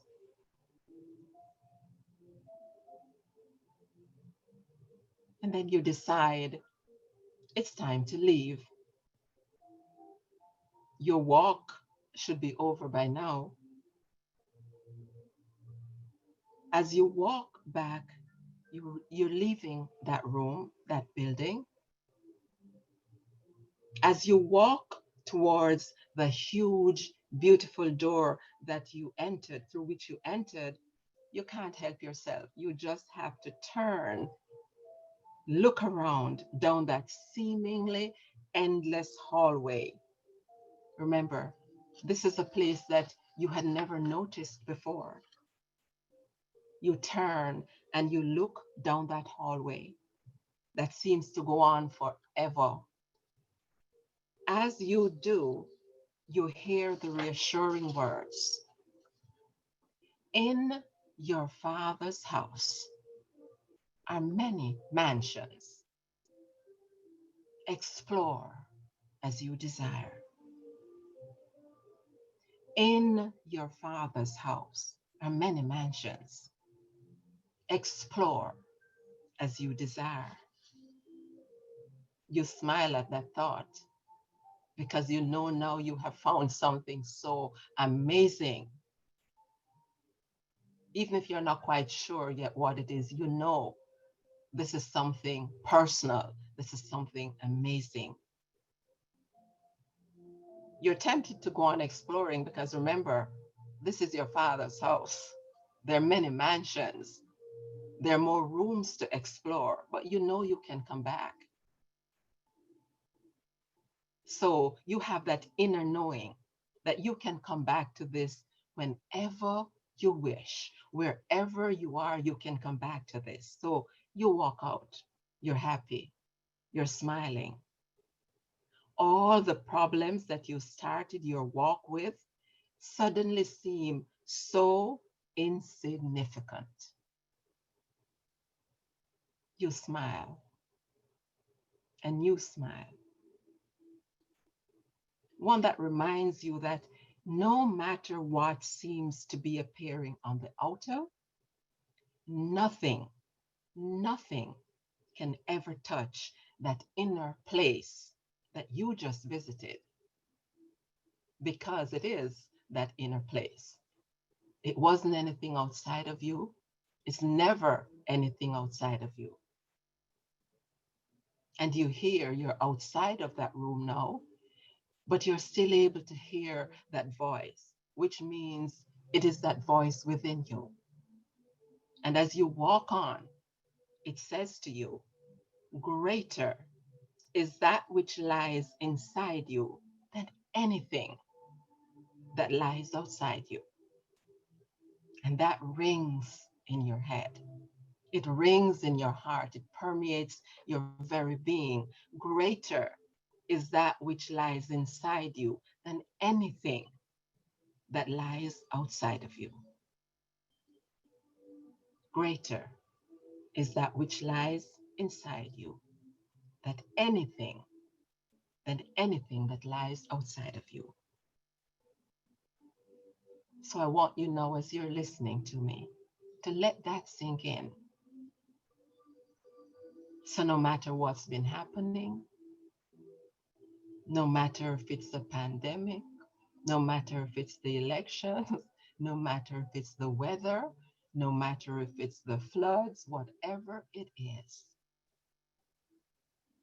what is going on, what you have, that fount of wisdom and knowledge and abundance and amazingness and awesomeness that you have inside of you is greater than anything. It's greater than the sea of chaos that seems to be swirling around you. Greater is that which lies inside you than anything that lies outside of you. So just relax. Just breathe and let that sink in. Let it be your guiding star, your North Star for just these few minutes. Greater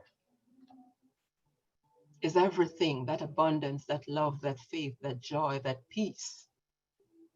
Those rooms that you just visited it. You visited inside of yourself. It was there all along. It was never outside of you. Never outside. So as you think of that,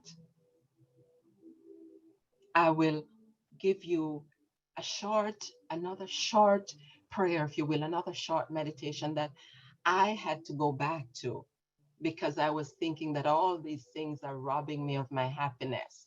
And then I had to remember, greater is that which lies within me. Nobody, nothing, no condition can steal your joy or your happiness. You just heard that voice in that room that you thought was some external room, but really it is that room, that voice within you, that room within you, in your Father's house. There are many mansions. So I remind you today of the happiness as anything that has been bringing you down, that has been making you feel sad. You can't go outside. You can't be with your family and friends. You can't do this. You can't do that. Do not let anything take that happiness from you.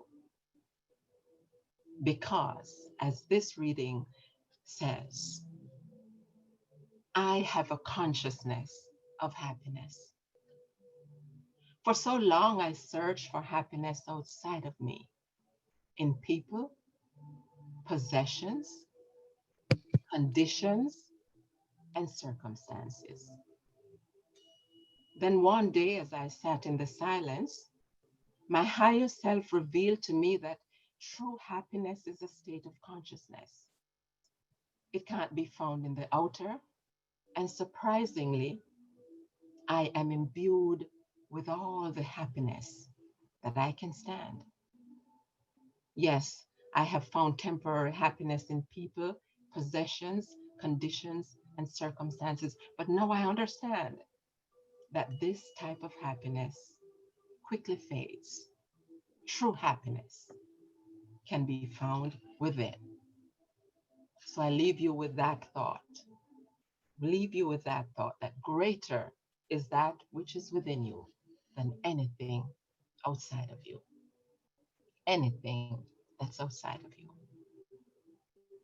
So I thank you so much for listening. I'm not sure if my time is up. My timer didn't go off, but I invite you now just to come back, open your eyes if you have them closed, and just to breathe and know that everything is all right.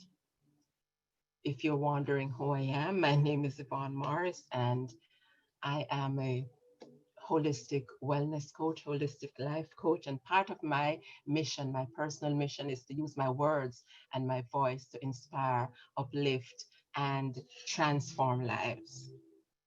That's my mission.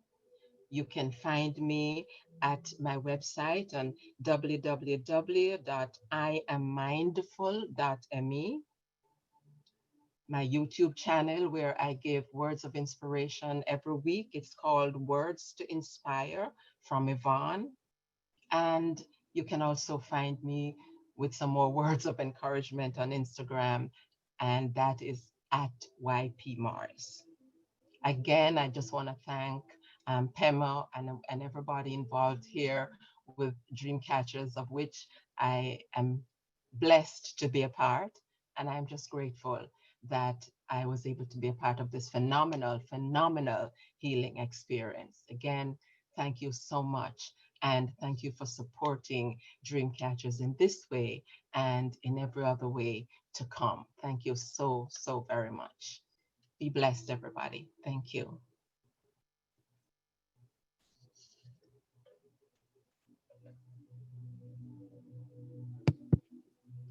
Thank you so much, Yvonne. I am going to, I apologize, Miss Jackie. Yes, let me just say thank you, Sister Yvonne, for that inspiring mindfulness journey and reinforcing that everything starts with the breath. We appreciate you for being a part of this global experience and universal shift. And thank you so much to the listeners. Dreamcatchers for the Soul is committed to creating a labyrinth where all people will come together and meditate. Children will learn about organic gardening, and new technology will be utilized to develop an app that will assist the visually and hearing impaired as well as seniors. Please make a donation at www.dcfts.org/donate and leave your legacy today. And now we have Marcia Scott.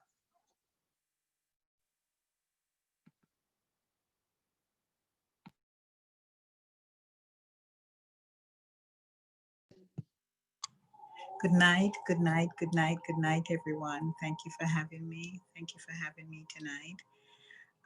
As we're about to start our meditation, I just want you to just relax, be comfortable, take your shoes off, no matter where you are. You're gonna take all the stress and strain off.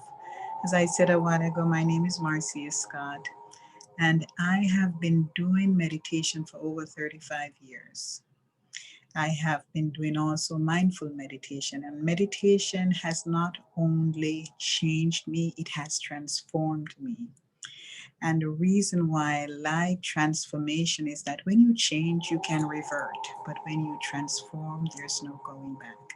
So right now we're going to go into a mindful meditation exercise. And then I'm going to be doing a guided meditation. I want to thank, before we start, I know we do that at the end, but I want to thank the Dream Catchers for actually hosting an event like this in such a time as this, because it's not only needed, it is worthy.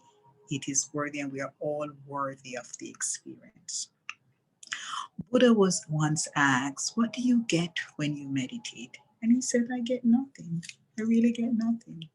But what I do lose when I meditate, I lose the anger, I lose the fear, I lose the anxiety, I lose the depression, I lose the resentment. So as I invite you to come in now, we're going to be losing a couple of things in this half an hour. And I hope you have been losing it all day for the 24 hours that you'll be on with Dream Catchers. And you're going to be losing some things that you have no more use for. And instead, you're going to be transformed. So I invite you to close your eyes. Sit in a very, very comfortable position. Your back's nice and straight. And make sure your entire body is in alignment with all there is. And as you do that, you're now going to focus on that spot between your eyebrows. And as you focus on that spot between your eyebrows, at first it looks brown, and then the spot gets orange. And it moves from brown to orange. But as you focus on this spot, I want you to do one thing for me. And that is, this is the moment where when the mind comes in with the thoughts, one thought after another thought after another thought, you're going to be mindful of these thoughts. You're going to watch these thoughts as they come by and allow them to pass like a cloud. And you watch them. Here comes another one. And then here comes another one. And you're going to bring the mind back to that spot between your eyebrows. And as you focus on that spot between your eyebrows, it gets lighter and lighter. And you get calmer and calmer. And you feel more peaceful. And now I'd like you to bring your attention to the breath, only the breath. The breath is very precious. There's really no life without the breath. And as you breathe in, long and deep, I want you to become aware of this breath as it fills the lungs.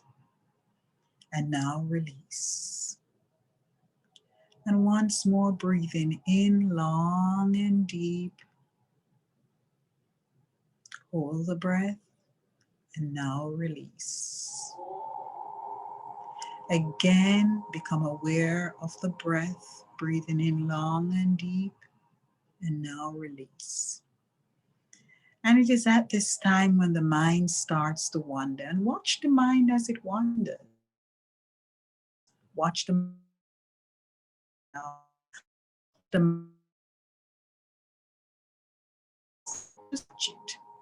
just like you're watching a cloud. And focus again on that spot between your eyebrows. Listen to bring your attention now to the faint music in the background. And that's the universal sound of Om. And as you listen to this universal sound of Om, now I want you to bring your attention back to the breath. Breathing in, long and deep, and slowly breathing out. Again, breathing in, long and deep, and slowly breathing out. And now I want you to draw your attention to the crown of your head. Just let your attention sit there. Just sit there for a while. You're going to do what we call a spiritual body scan. And sit there in the crown of your head. Leave the attention right there. Now move your attention down into your neck and now into your heart. And let's sit at the heart for a while. Let's rest in the heart. And as you breathe in peace. And as you breathe out joy. Feel the heart. And if there's any resentment or any struggle, do not try to fight with it. Just let it be. And keep your attention right there in the heart. Feel the heart. And now move your attention downward into the gut. They say the gut is the real mind. And let it stay there in the gut for a while. And observe. And observe your body as you breathe in and you breathe out. Observe that breath again as it enters your nostril. It's a little bit cool. Breathing in and breathing out.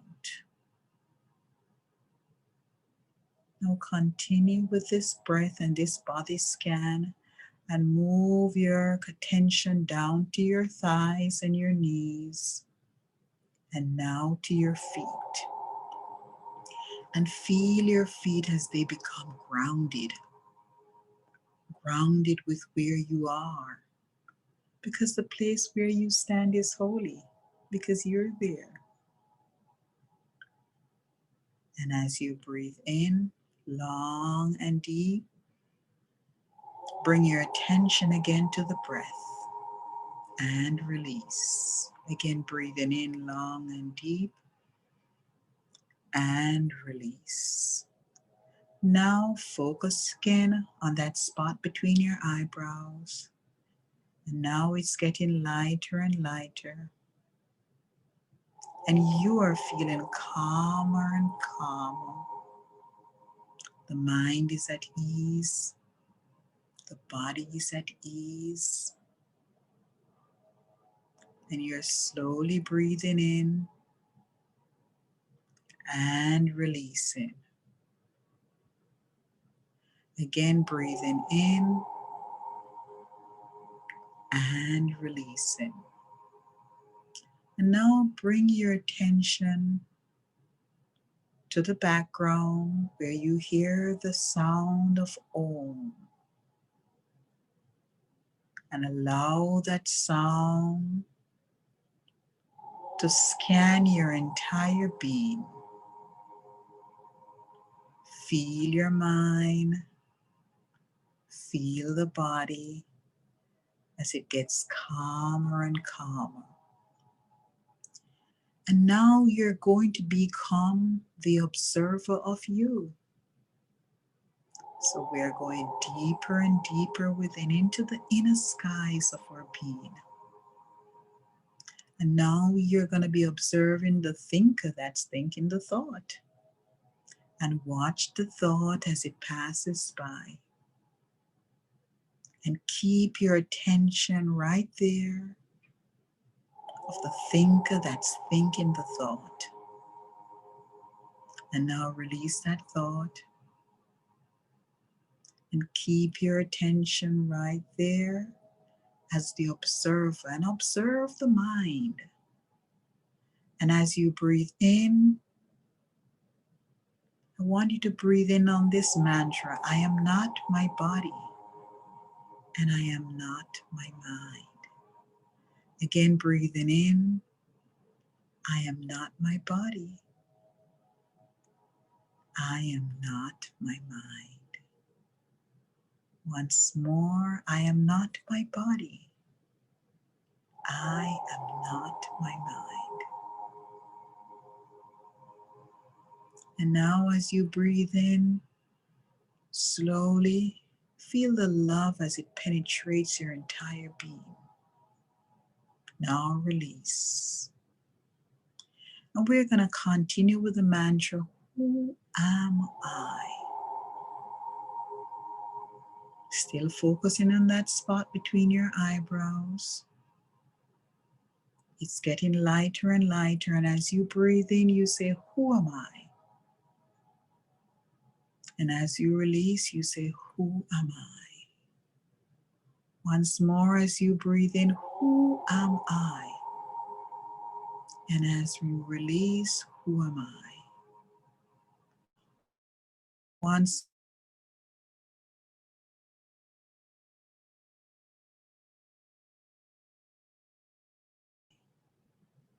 and by now you're feeling the body is getting more and more relaxed. The mind is at ease. The mind is still thinking. It still has its judgment of the moment. It's judgment of what you did this morning, what you're doing now. It's judgment of even me presenting to you. And that's okay. Just gently remind the mind, I'm not my mind. And I'm not my body. So allow the thoughts to come in and allow them to pass by. Again, breathing in nice and long and breathing out. Once more, breathing in slowly, nice and deep, and breathing out. And now allow yourself to be calm and to be in a state of peace. And as you focus again on that spot between your eyebrows, the spot is getting lighter and lighter, and you can even see a light coming in. Keep looking at it. You're giving the mind something to do. The mind is always busy. Focus again on that spot between your eyebrows. Become mindful of your focus. Observe yourself as you focus. And as you breathe in, you gently say, I'm not my mind. And I'm not my body. Once more, I'm not my mind. And I'm not my body.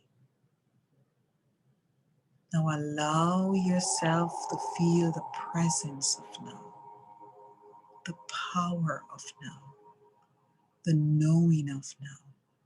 There's nothing for you to fight. There's nothing for you to fix. There's nothing for you to take in or out, because you're one with everything. And breathe in again. And slowly release. And keep your spine nice and straight. Your feet planted on the ground. Watch the breath. Become mindful of the breath. And now we are going to practice a round of silent meditation. You're going to hear the music, the sound of Om in the background, and that's all. You will not be hearing my voice for a minute or two, only a minute or two. But you're going to be hearing the as she's not fighting in order to think positively. Just allow it to be. It's the mind, it thinks. The heart beats, the mind thinks. And gently breathe in and out. And now you're going to be in that silence, total silence. Breathing in and out.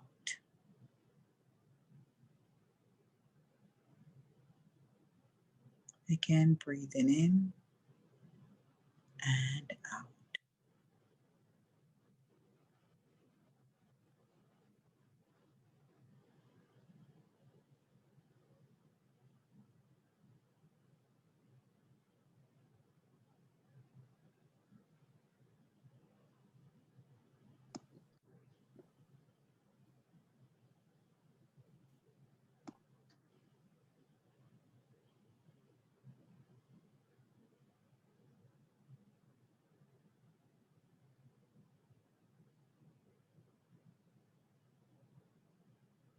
And that was only a minute or two.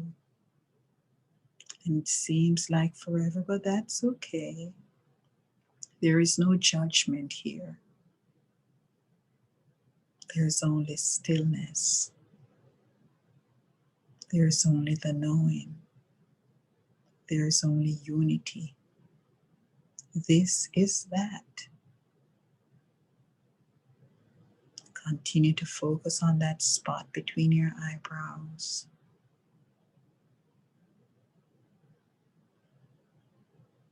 See the spot between your eyebrows as it gets lighter and lighter. Feel your entire body as it gets calmer and calmer.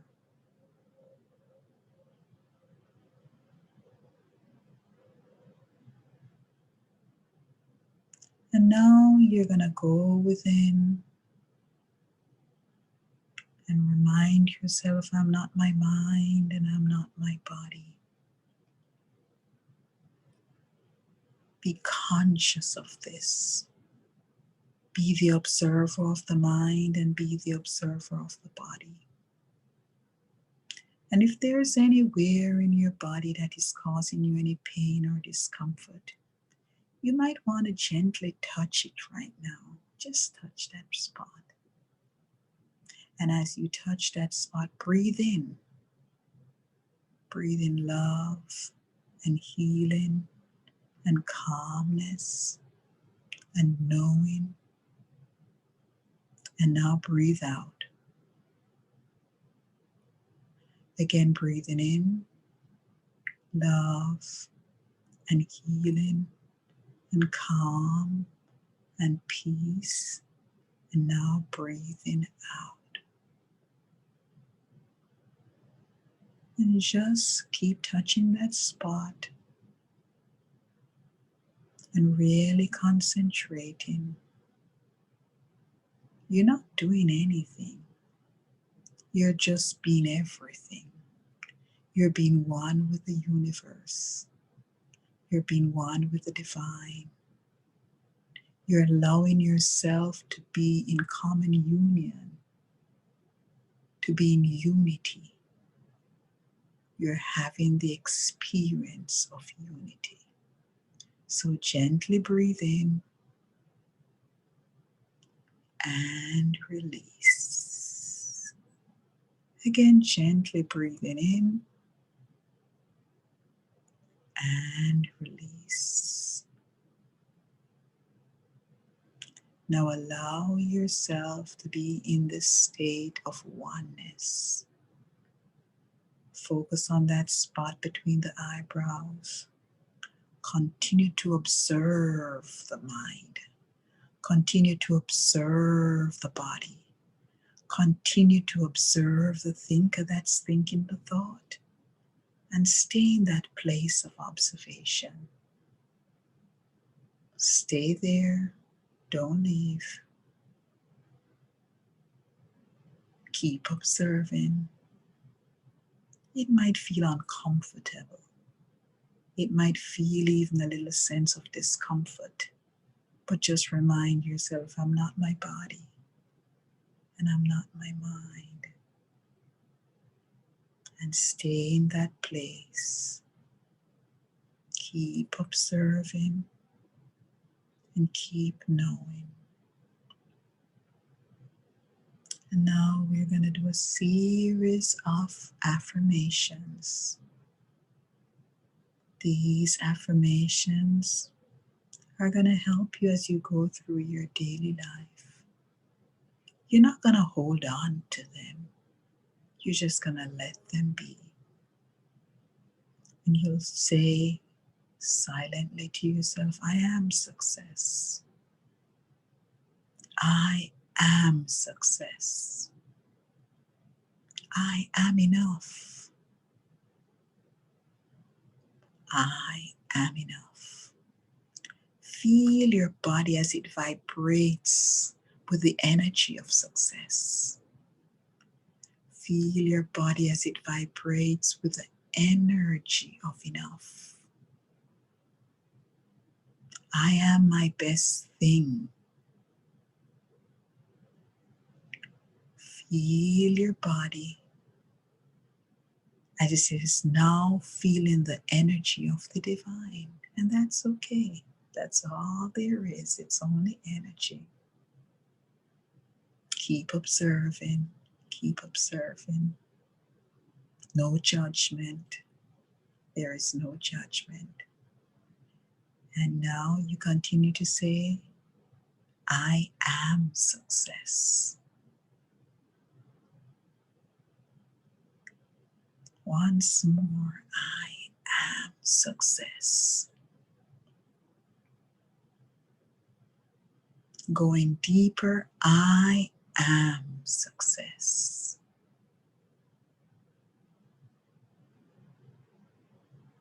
I am enough. I am my best thing. Things are always working out for me. I choose to stay in this now moment. I choose to experience the divine energy of unity. I become one with this energy. My mind is transformed. My heart is open. My gut is aware. I know who I am. I am not the body. I am not the mind. I now allow myself to observe. And I become the observer. I've always been the observer. I allow myself to be awakened. To be awakened with this knowledge that I am the observer.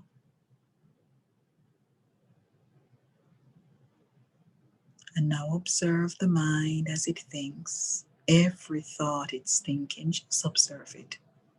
Do not judge the thoughts. Do not say this is good or this is bad. Just observe the thoughts. Allow yourself to experience this one moment.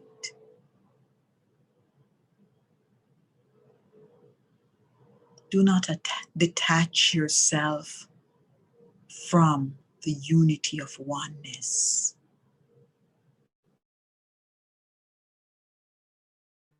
Attach yourself to the absolute. You become absolute awareness. So now you whisper, absolute awareness I am. Absolute.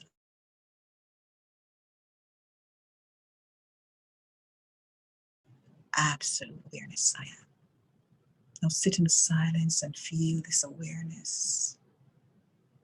The mind will wander and that's okay, just sit in it.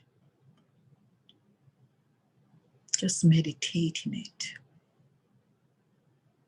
Just allow it. And as it vibrates through your body, it now vibrates through your community. And as it vibrates through your community, it vibrates through your country. And it vibrates through your country, it vibrates through your world. And as it vibrates through your world, it vibrates through your universe. I am not a container. I'm a conduit. I allow the goodness to pass through me as me. I live and move and have my very being in the truth that I am absolute awareness. I am absolute awareness. I'm not my body. I'm not my mind.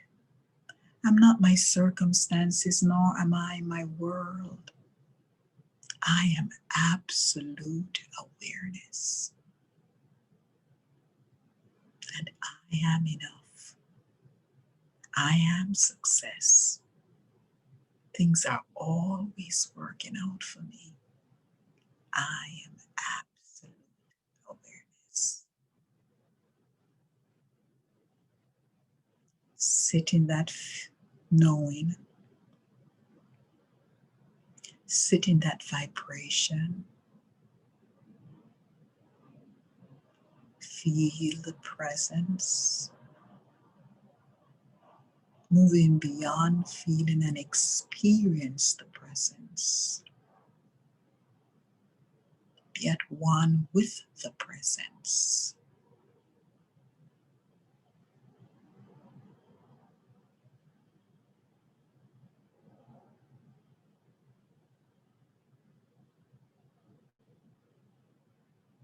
And if there's any background noise, just bring your attention to that now and say, I hear you, and release it. And if there's any background thoughts or judgment or resentment, just acknowledge, say, I release you. Feel the feeling without becoming the emotion. Feel the feeling. Now acknowledge it. Now release it. And go back to the observer, the absolute awareness.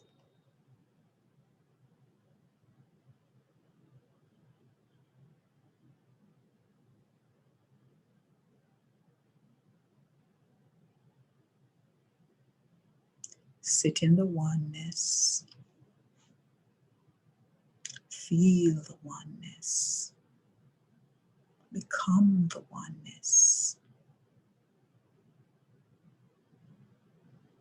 There is a universe that you're a part of. And your peace comes from playing your part. There is a universe that you're a part of. And your peace comes from living your purpose. My purpose is not separated from me. My purpose is me. Who am I? Go back to that awareness. I am absolute awareness.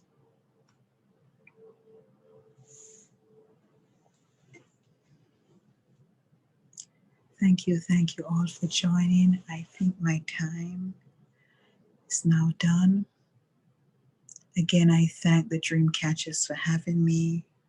And again, I thank you all for joining. My name is Marsha Scott.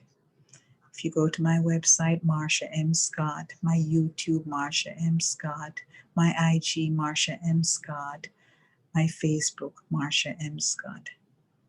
Putting that aside, let us stay in the sense of unity. Let us see the dream catchers multiply, and let us see them doing even more and more. Thank you, Pam. Thank you, everyone, for having me here. And good night. Thank you, Sister Marsha, for the powerful meditative words and calming breathing techniques. We appreciate you for being a part of this global experience and universal shift. And thank you so much to the listeners. Dream Catchers for the Soul is committed to creating a labyrinth where all people will come together and meditate. Children will learn about organic gardening, and new technology will be utilized to develop an app that will assist the visually and hearing impaired and seniors. Please make a donation at www.dcfts.org/donate and leave your legacy today.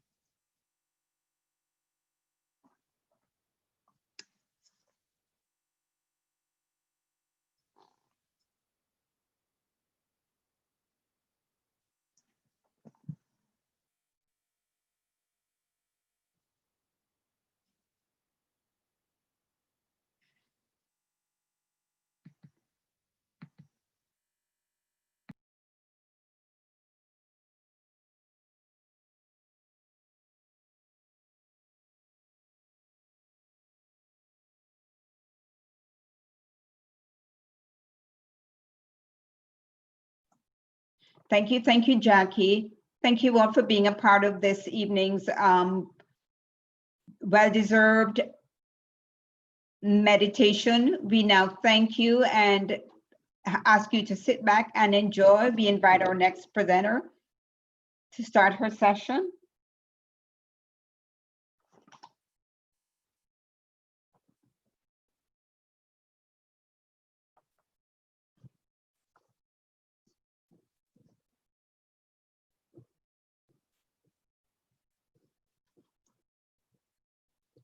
Can you all hear me?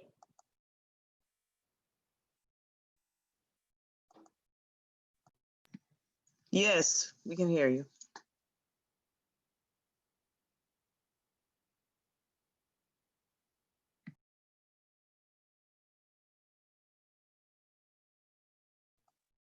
Good evening, everyone. Can you hear me?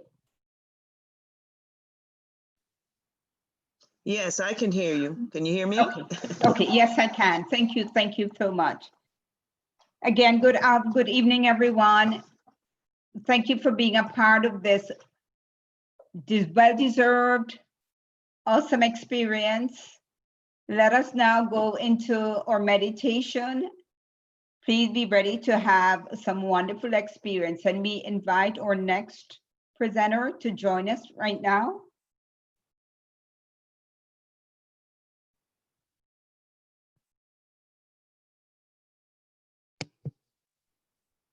Yes, Maggie, just give us a sec. Okay.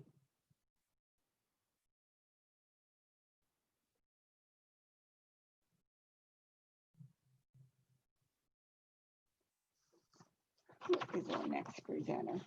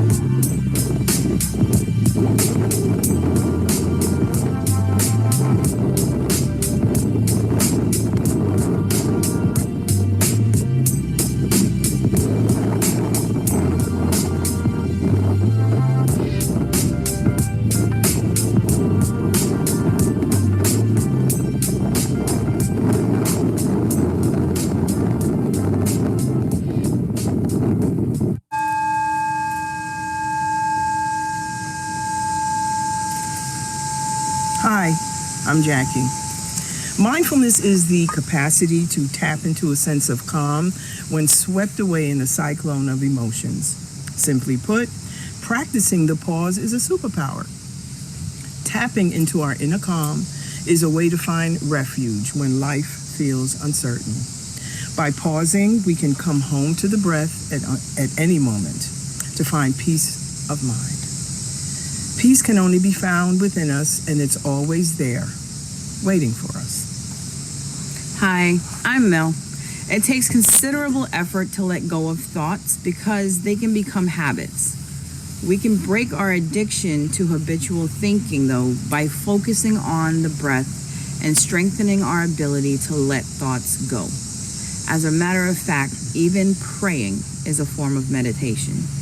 This time to ourselves is a true gift because we spend so much of our days distracted. Hi, I'm Val. Mindfulness focuses on our breathing that has positive impacts, which impact 3 parts of the brain. The amygdala, which is usually stimulated from strong emotions such as fear. It shows less activity through the practice of mindfulness. The hippocampus, which is the down regulator of the amygdala and is our key to learning and memory, becomes more active after these practices. And the prefrontal cortex, associated with maturity and making good decisions, also becomes more active. Mindfulness allows us to dive into an ocean of calm where we can become our own best friend. Part of what we're trying to do with mindfulness is to learn from life, but to learn, we need to be present. If we put happiness in the past or the future, it will always feel out of reach. So just make an intention to really be here in this moment and let go of thinking and to enjoy this moment of stillness. So at this time, let's get into a comfortable position where your body feels supported, okay? Let your hands rest on your knees or your lap and find an erect posture. When you're ready, with your eyes closed gently, feel relaxed and present. Now, relax your body and soften the forehead and jaw like your face is sort of melting off. Allow the muscles in your shoulders and back to relax. Feel as if there are 2 weighted bags on your shoulders, bringing your shoulders into alignment over your hips. Enjoy the feeling of breathing and allow your entire body to be weighted. Now, gently turn your attention to your breath.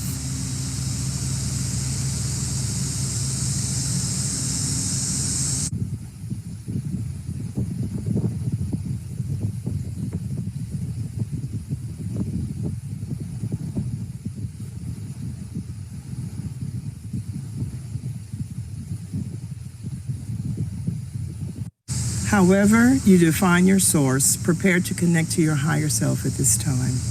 Open yourself up and listen for wisdom and truth to more deeply empower this spiritual connection. To help you center your attention, bring your focus to the breath. Use the breath to connect you to the aliveness of your body. Connect with the cool air as it enters your body and the warm air as it goes out. Notice the incoming breath and the outgoing breath. Notice all the sensations as this breath, with its life-giving force, flows through you. If your mind wanders, there's no need to worry. Notice and then come back to your breath. Keep your attention focused on this critical inhalation and exhalation.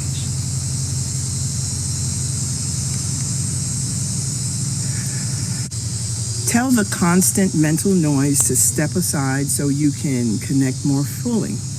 Acknowledge how you feel about any judgments and let go of thoughts and sounds. Anything that pulls your attention. The quality of our concentration improves when we follow our breath.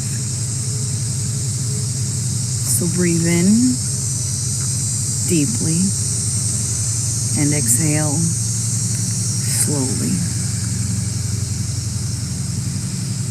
Feel the sensations of the breath as you inhale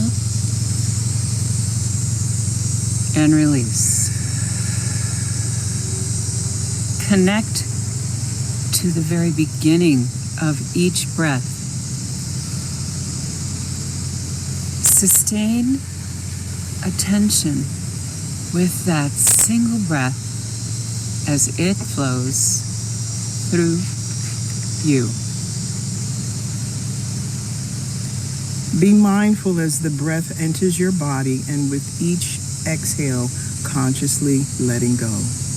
As you breathe in, be mindful of breathing in. As you breathe out, be mindful of breathing out. Take a deep breath and just relax, releasing the breath slowly. Let your breath follow a natural rhythm. Breathe in and out. Be fully present with each breath and feel this place where you connect with your body and are anchored and grounded.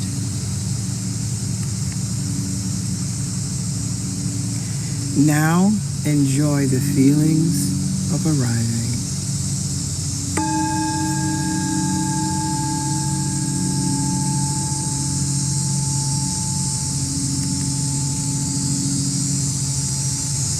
Through our breath, we come home again and again. Watch the breath with steady patience and breathe in and out and in and out.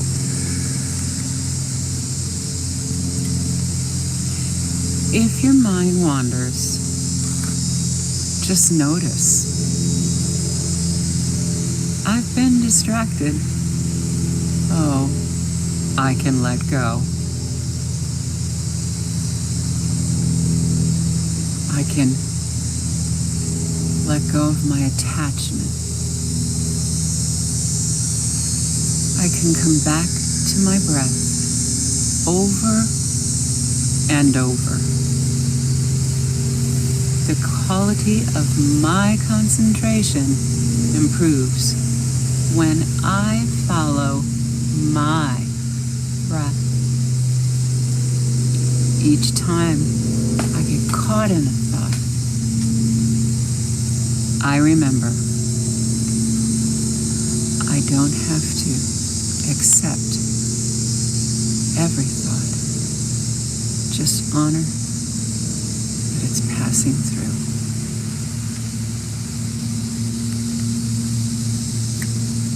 Visualize yourself treating your thoughts like visitors.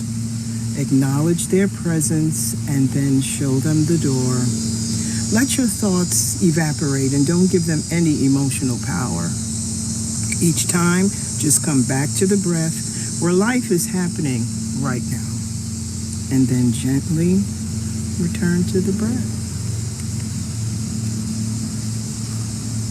Take a moment to acknowledge that this is a path that you're on, and you owe yourself the love that you so freely give to others.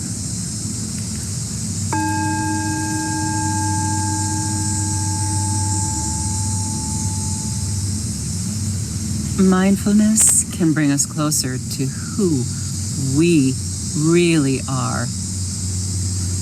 We tune into that which holds us back.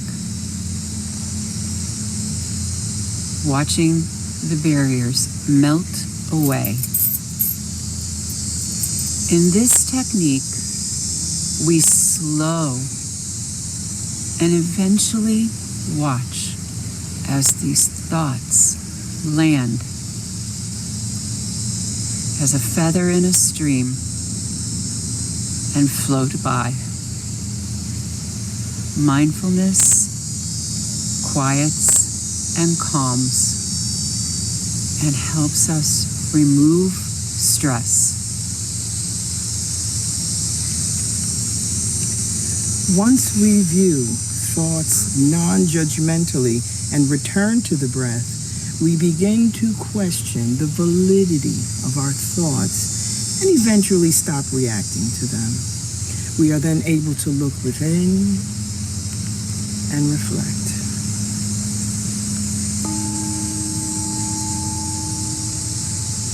Right now, only this matters. Take that present moment and breathe it in. Allow this relaxation to pour over you like oil, massaging every part that needs to be released.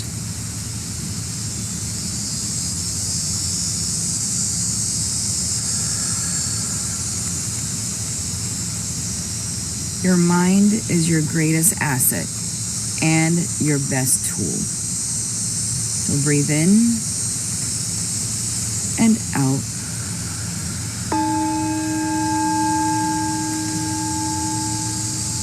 Mindfulness is the help we need in learning how to not run away. So we stay and we work and slowly we change. We will soon discover that mindfulness becomes especially valuable when we take it off the mat and into our everyday lives. When we breathe in peace, we feel more peaceful. As we approach the end of this session, gently bring your attention back to your surroundings and environment. Notice the sounds. Shift your attention to the sit that you're sitting in, the smell and quality of the air. Notice how your body feels and allow yourself to sink into the fullness of this moment. Relax your attention for these last few breaths.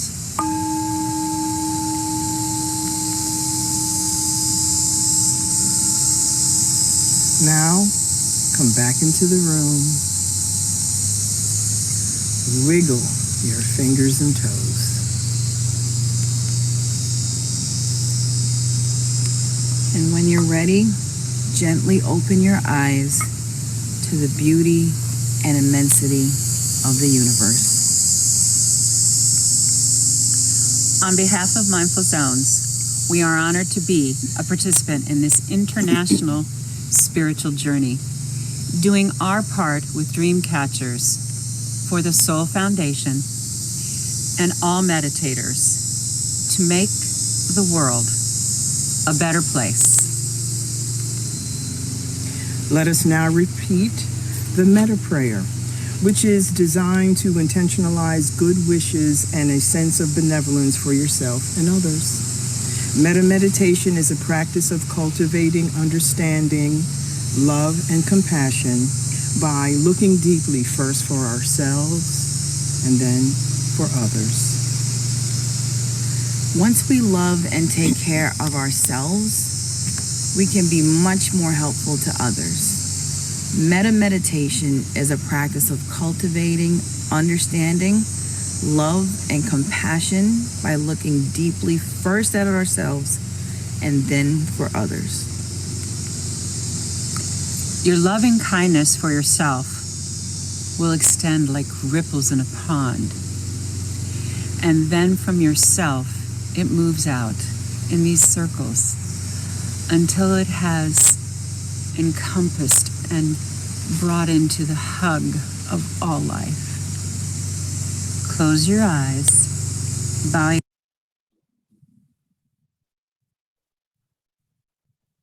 your heads, and once again, let us begin. May you be peaceful. May you be happy, content, and fulfilled. May you be healthy and whole. May you be liberated and free.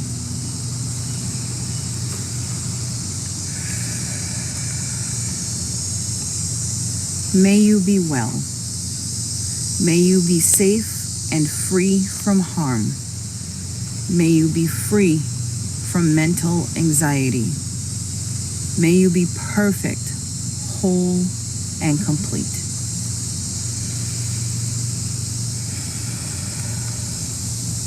May you be free from suffering. May you be blessed with ease. May you awaken to the light of your true nature. May there be peace in this world and throughout the entire universe. Namaste.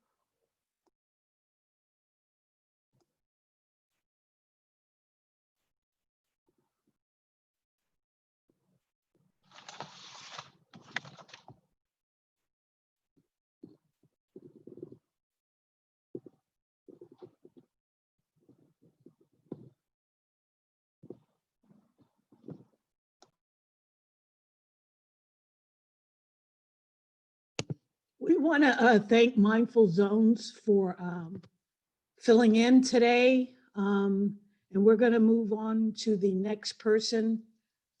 Thank you so much, Jackie and your team, Mindful Zones. Thank you.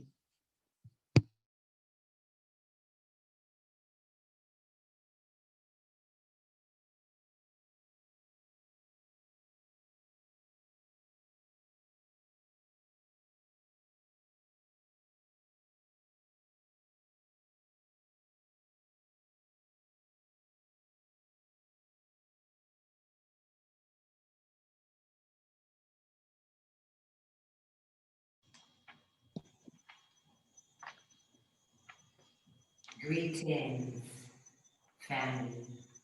My name is Dr. Kim D. Harris, and I'd like to welcome you to this session of Make the World a Better Place.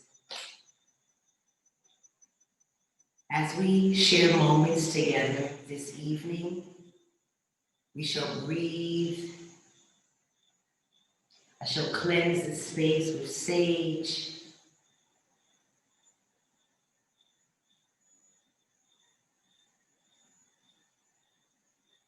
And may the words of my mouth reach your heart as light as a feather, bearing no burdens, no stress, no worries, no fears.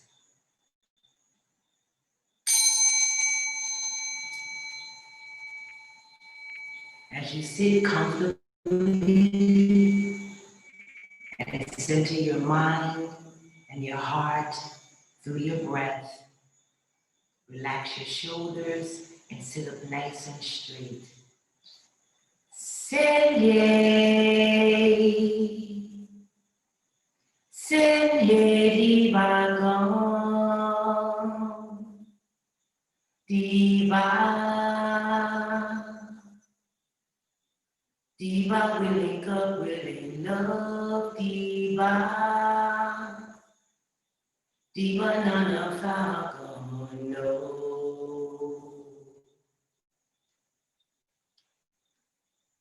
Aum la sendye, aum la sendye, aum la sendye, aum.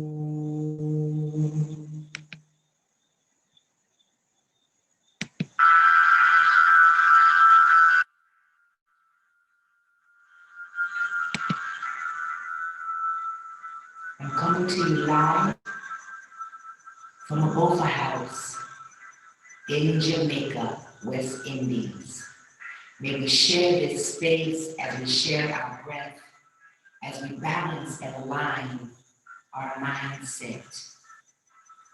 Inhale slowly, allowing your chest to fill up with air.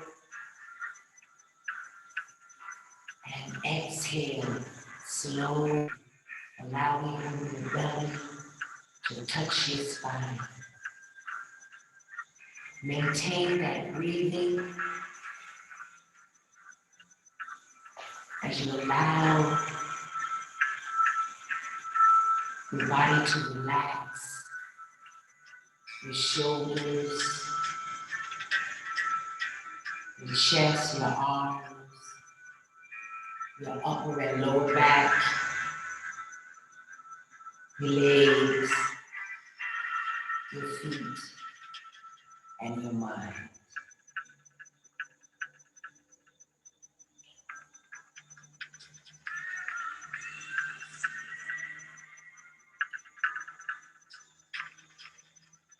Our focus this evening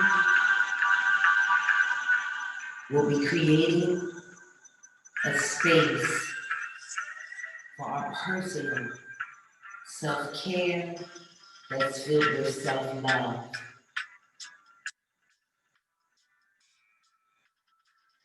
This is done by clearing your mind of any unwanted, stagnant thoughts. As your thoughts flow by, remain an innocent bystander. And allow them to just breeze by your aura. As you maintain your breath, keeping a laser focus on the momentum of your breath. If you feel your thoughts straying off,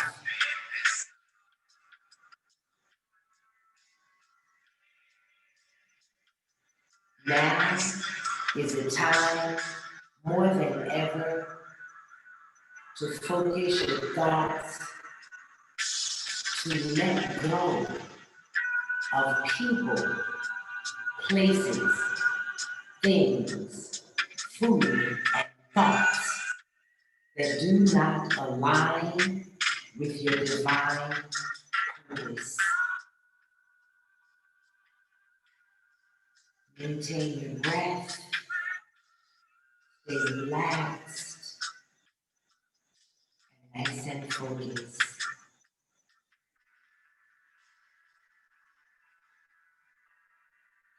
Now is the time more than ever for you to develop a self-care practice that leaves you feeling empowered and inspired and hopeful for the days to come. Once you make peace within your heart, peace will flow around you. Maintain your breath as you release anything that does not bring you happiness and joy and laughter.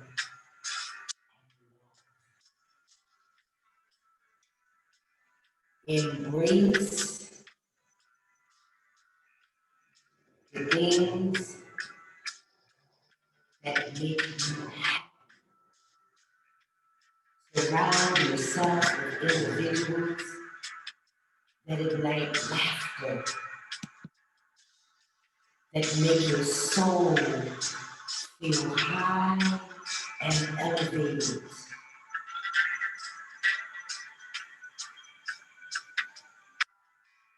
Bring your hands to your heart as you maintain your breath. Always, no matter what you grow through, maintain your breath. Inhaling and exhaling. Inhale as you slowly raise your hands above your head, keeping your hands in prayer position in C-line. Maintain the breath. And exhale as you open the hands nice and wide, nice and slow.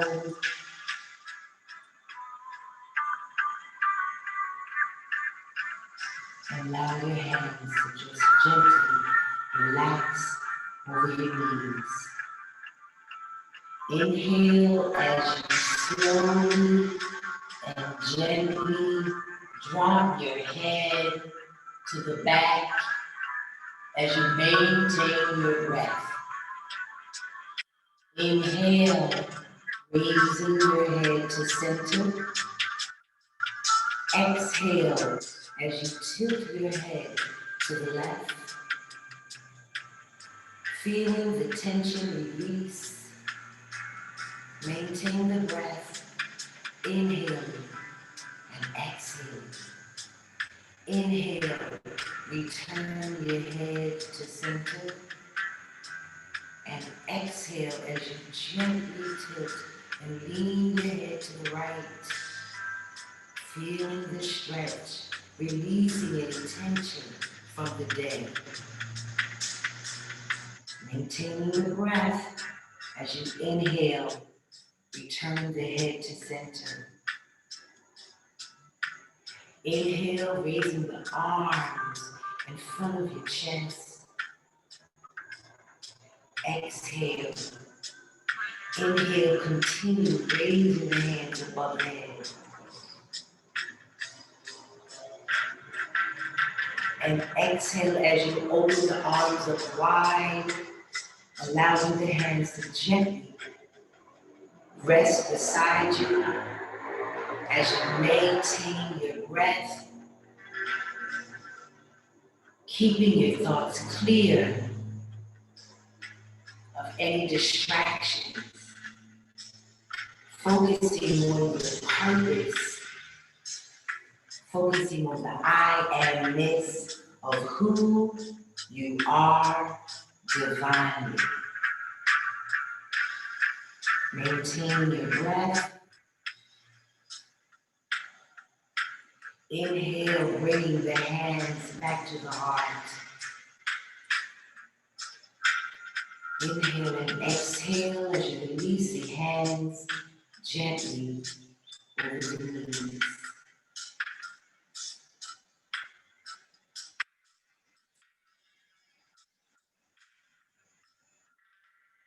In spite of the appearances of things today, it is up to you to be a vehicle to express love, to express peace,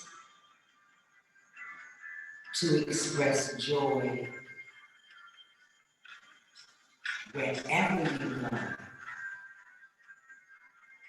whoever you are around, in spite of whatever energies are there. You are love and light. You are the light to bring love and peace to your surroundings, to individuals. Embrace your love and light as others embrace who you are divinely. Maintain your breath as you allow the words coming from my mouth to empower you to relax your shoulders, to unclench your jaws and relax your hips as you find an inner peace within. Knowing that you are divine.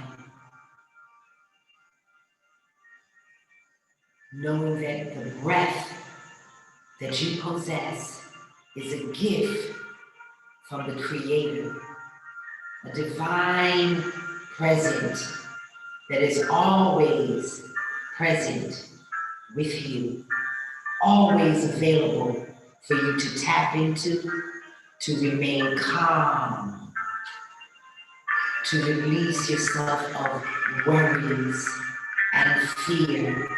Always bring yourself back to your breath, to your divine I amness. It's who we are. Is what empowers us.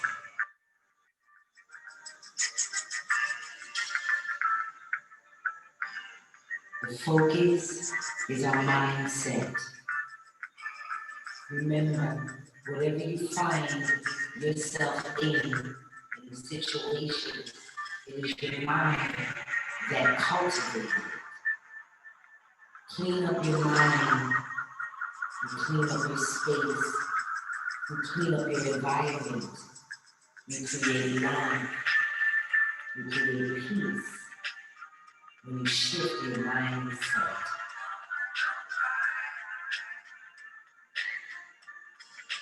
Discipline your breath to inhale love and to exhale peace. For we are the tools to make this world a better place. We are the vehicles. It is up to us to constantly express our divineness, the positiveness of the I am of who we are. Breathe. Feeling tense and worry and fear, breathe. When feeling alone, breathe. Create a balance in your life, to cultivate self-love, breathe. Allow that breath to dance with your mind and your heart as a mode of synchronicity and alignment will be created for your world, for your space, creating a magnet for love and joy and peace for all who encounter you. Smile. Smile at yourself every day. Smile at others in every way.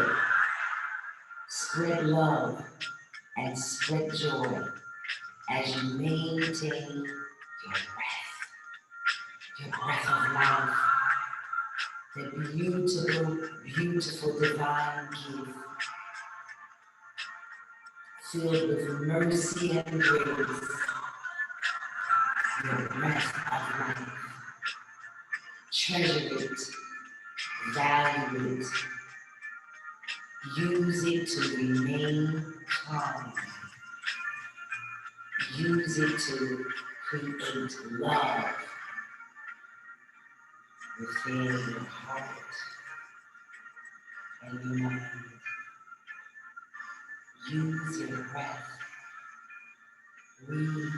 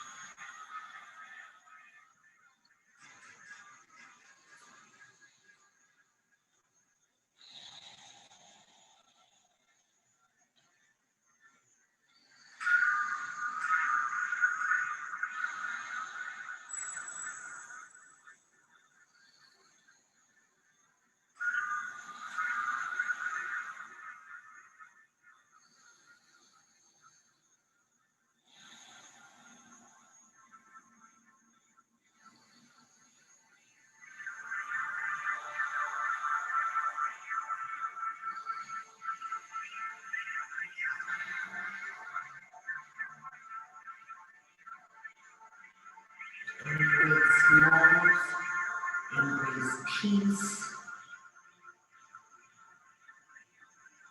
free of worry, free of fear, free of stress. Just breathe every wink of your eye. Just breathe as you greet each divine day and greet each divine evening. Breathe, keeping your mind clear. Giving thanks for life. Giving thanks that you are here to be that divine tool, to express love wherever you go, to whoever you meet. Give thanks for life, for your breath, for your soul, for your mind. For you are the cultivators, the creators of your life. Mind what you think. Think with a purpose and create a life of meaning, filled with love and divine order, righteousness, synchronicity, and empowerment. Maintain your breath.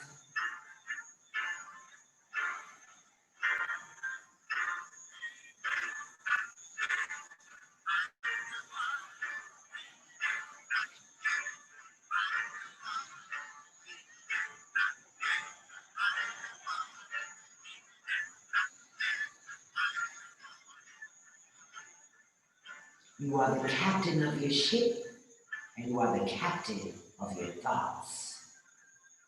The focus this evening is mindset, being the captain of the thoughts that you choose, the magic word that you choose to hold on to.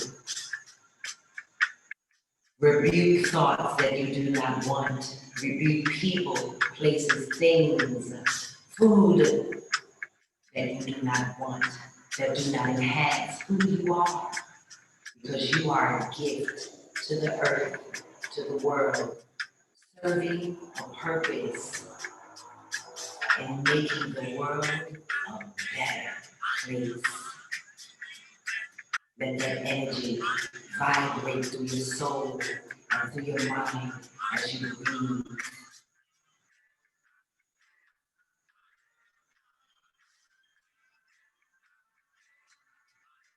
Inhale as you slowly raise your arms above your head.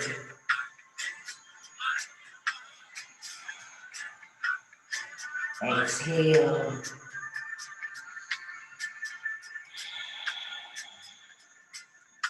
Inhale. Exhale, open the arms up wide. Bend the elbows, turning the palms out forward as you say Ka. Symbolic gesture of your eternal life. Symbolic gesture of your life force. As you slowly bring that energy towards your heart.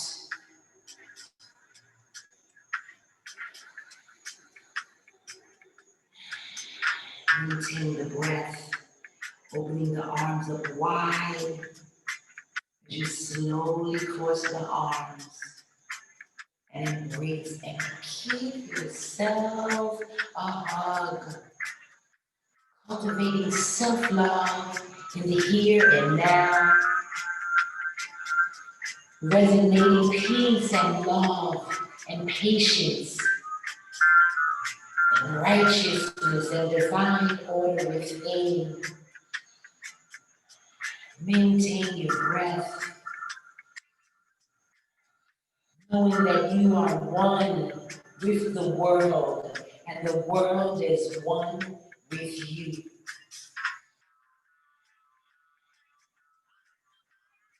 It is all about L-O-V-E, love. Inhale and exhale as you release the arms and allow them to gently rest on you.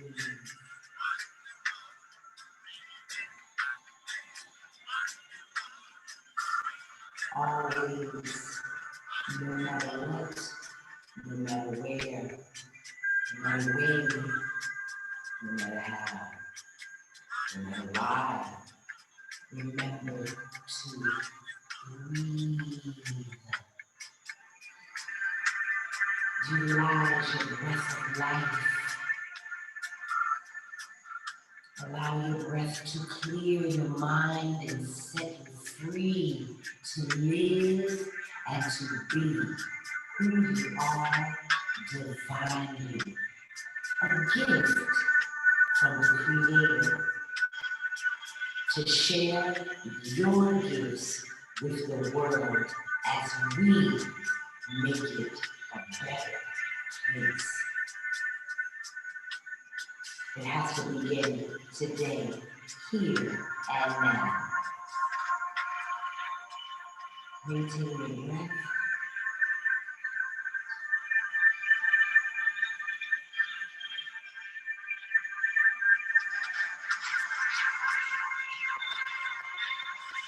And we allow ourselves to become aware of our surroundings. Round your shoulders, wiggle out your arms.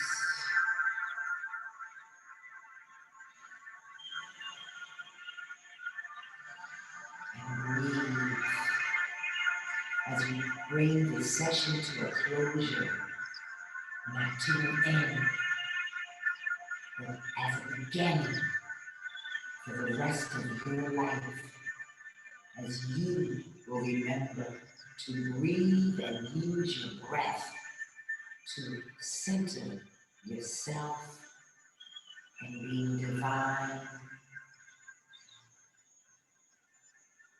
and being divine. Repeat after me. I am divine. I am love. I am peace.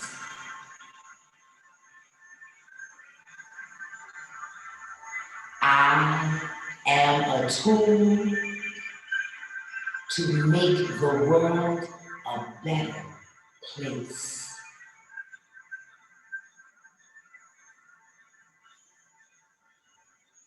I send you love. I send you a balance that made your words become powerful, and may they be reached by others as light as a feather.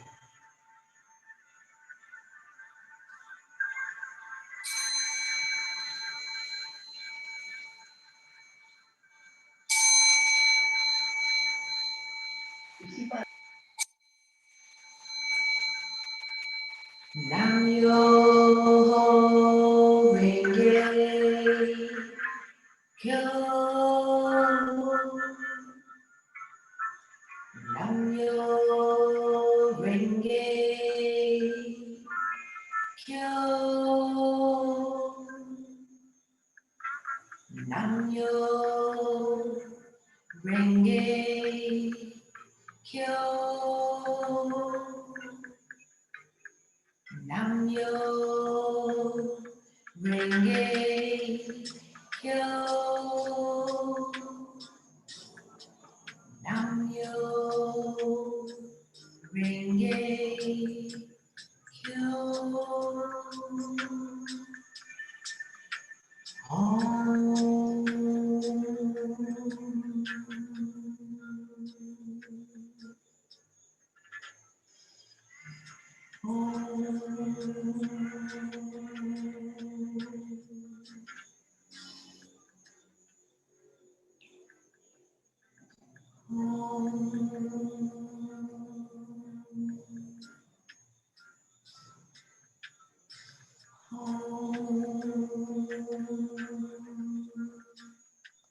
Ankh Puja Sana.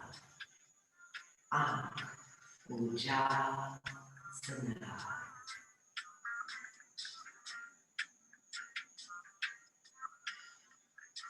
And so be it.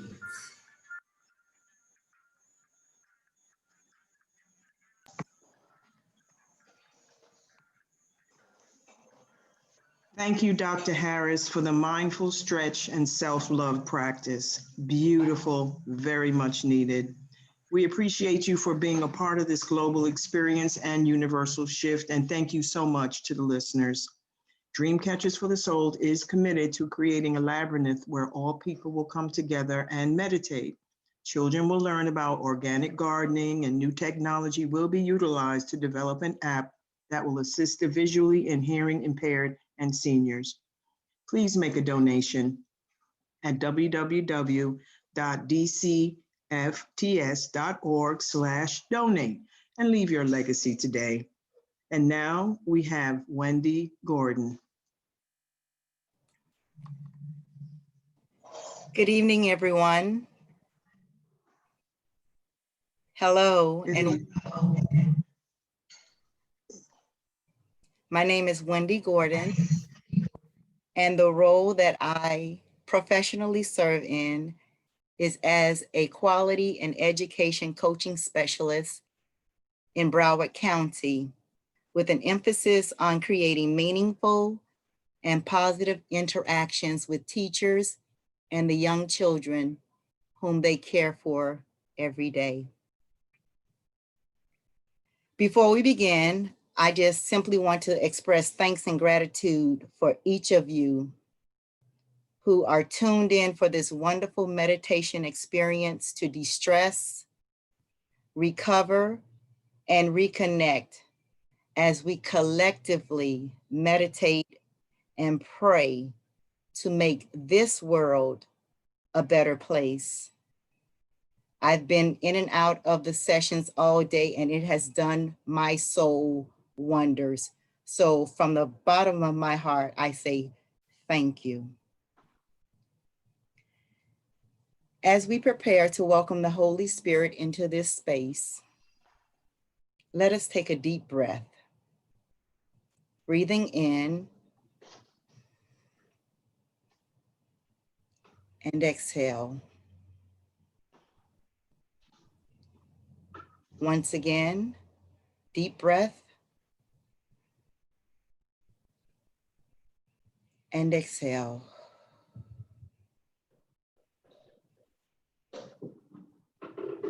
It is my intent that those deep breaths allow us to center our mind and thoughts on the idea of love, universal oneness, believing and knowing that we are all connected to the one power, one presence, God.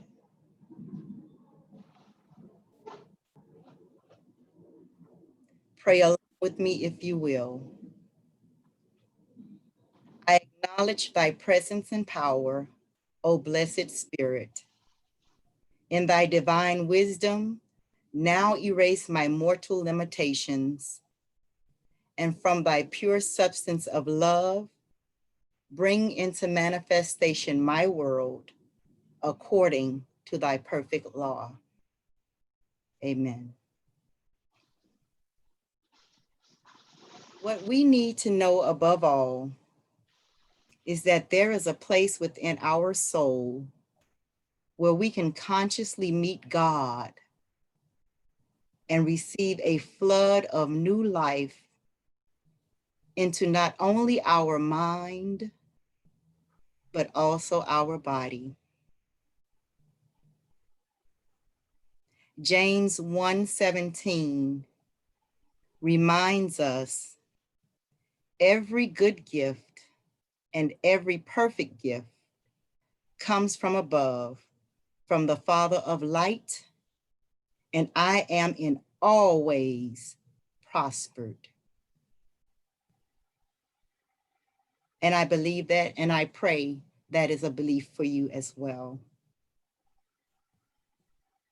As we focus on the idea of love, I want to share a poem by Helen Steiner Rice titled Love One Another as I Have Loved You.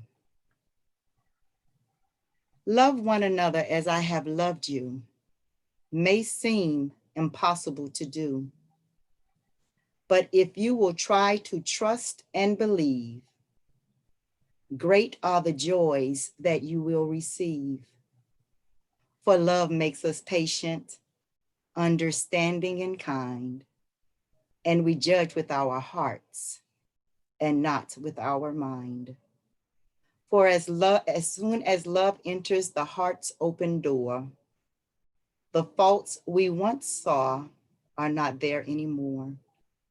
And the things that seemed wrong begin to look right when viewed in the softness of love's gentle light. For love works in ways that are wondrous and strange, and there is nothing in life that love cannot change. And all that God promised will someday come true when you love one another the way God loves you.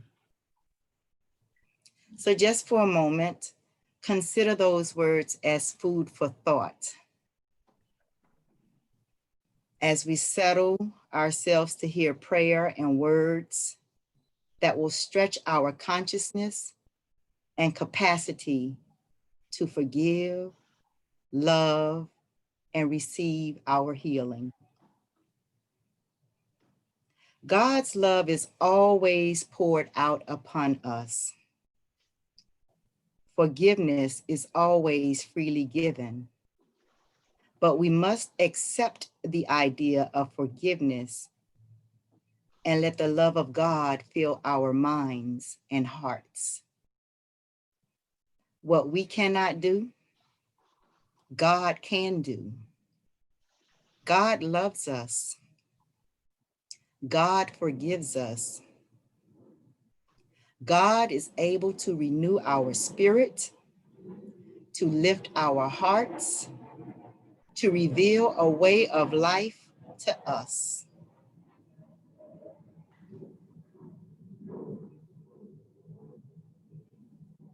Through the forgiving love of Christ, we can let go of the past.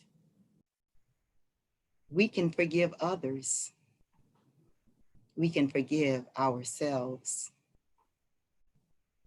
We can begin again where we are to express all that we long to express, to be all that we long to be.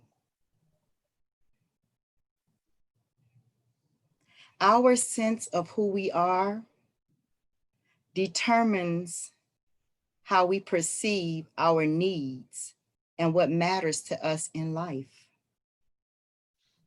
What matters to you and I is not necessarily what you or I say or believe, but it is our actions and reactions that reveal what is important and serious to us. So if we want to make this world a better place, it is our actions and reactions that will prompt this process and set in motion the healing of this planet, the healing of our minds, the healing of this planet's inhabitants. How we react to people and situations, especially when challenges arise, is the best indicator of how deeply we know ourselves. Those are the moments when we check in and ask questions. Who am I? What do I believe? How do my actions and thoughts line up with that? After all, nobody can tell you who you are. I'll say that once again. Nobody can tell you who you are. Everything that happens to us shapes our personality and so becomes an integral part of us. Because of the way we have reacted to them, the people in our lives and the things that have happened to us have made us at least partly what we are. It doesn't speak to you 100%, but at least partly to what we are. And so having sessions like this that take you back and allow you to reflect and sit still for a moment to examine and take self-inventory of who you are and whose you are is much needed in this time and place. Nothing can come to you. Nothing can be added. You are already that place in consciousness through which infinity is pouring. It lives in us. It is us. We are that place where God becomes visible. We are the Word made flesh. Our source and that which constitute us is God, infinite divine being. We are God being, God appearing, God manifesting. This is the true glory of our being. All power is given to you and I. And this power is always good, always good, always good, because of the infinite source from whence it flows. In the calm and quiet of your own mind, let the answer to your problem, whatever your problem may be, unfold itself. You will not be too late, nor will the solution appear too late. Because God is an on-time God. So there is no time wasted ever. Release from fear, worry, and doubt leaves us free to function normally, healthfully, and confidently. Our bodies act immediately from the stimulus coming to it from within. And we know this, whether we're being peaceful in the moment or we're having an uprising within ourselves, our body responds to the stimulus coming to it from within. So when we release ourselves, when we release our bodies from fear, worry, and doubt, it allows us to function normally, healthfully, and confidently, bringing on new vitality, strength, and bodily peace that follow as naturally as rest follows sleep. The peace within becomes the harmony without. We become a new being, and the world reflects back to us our own higher attitude toward it. Gradually, more love flows out from us, as well as more tolerance, cooperativeness, helpfulness, and compassion.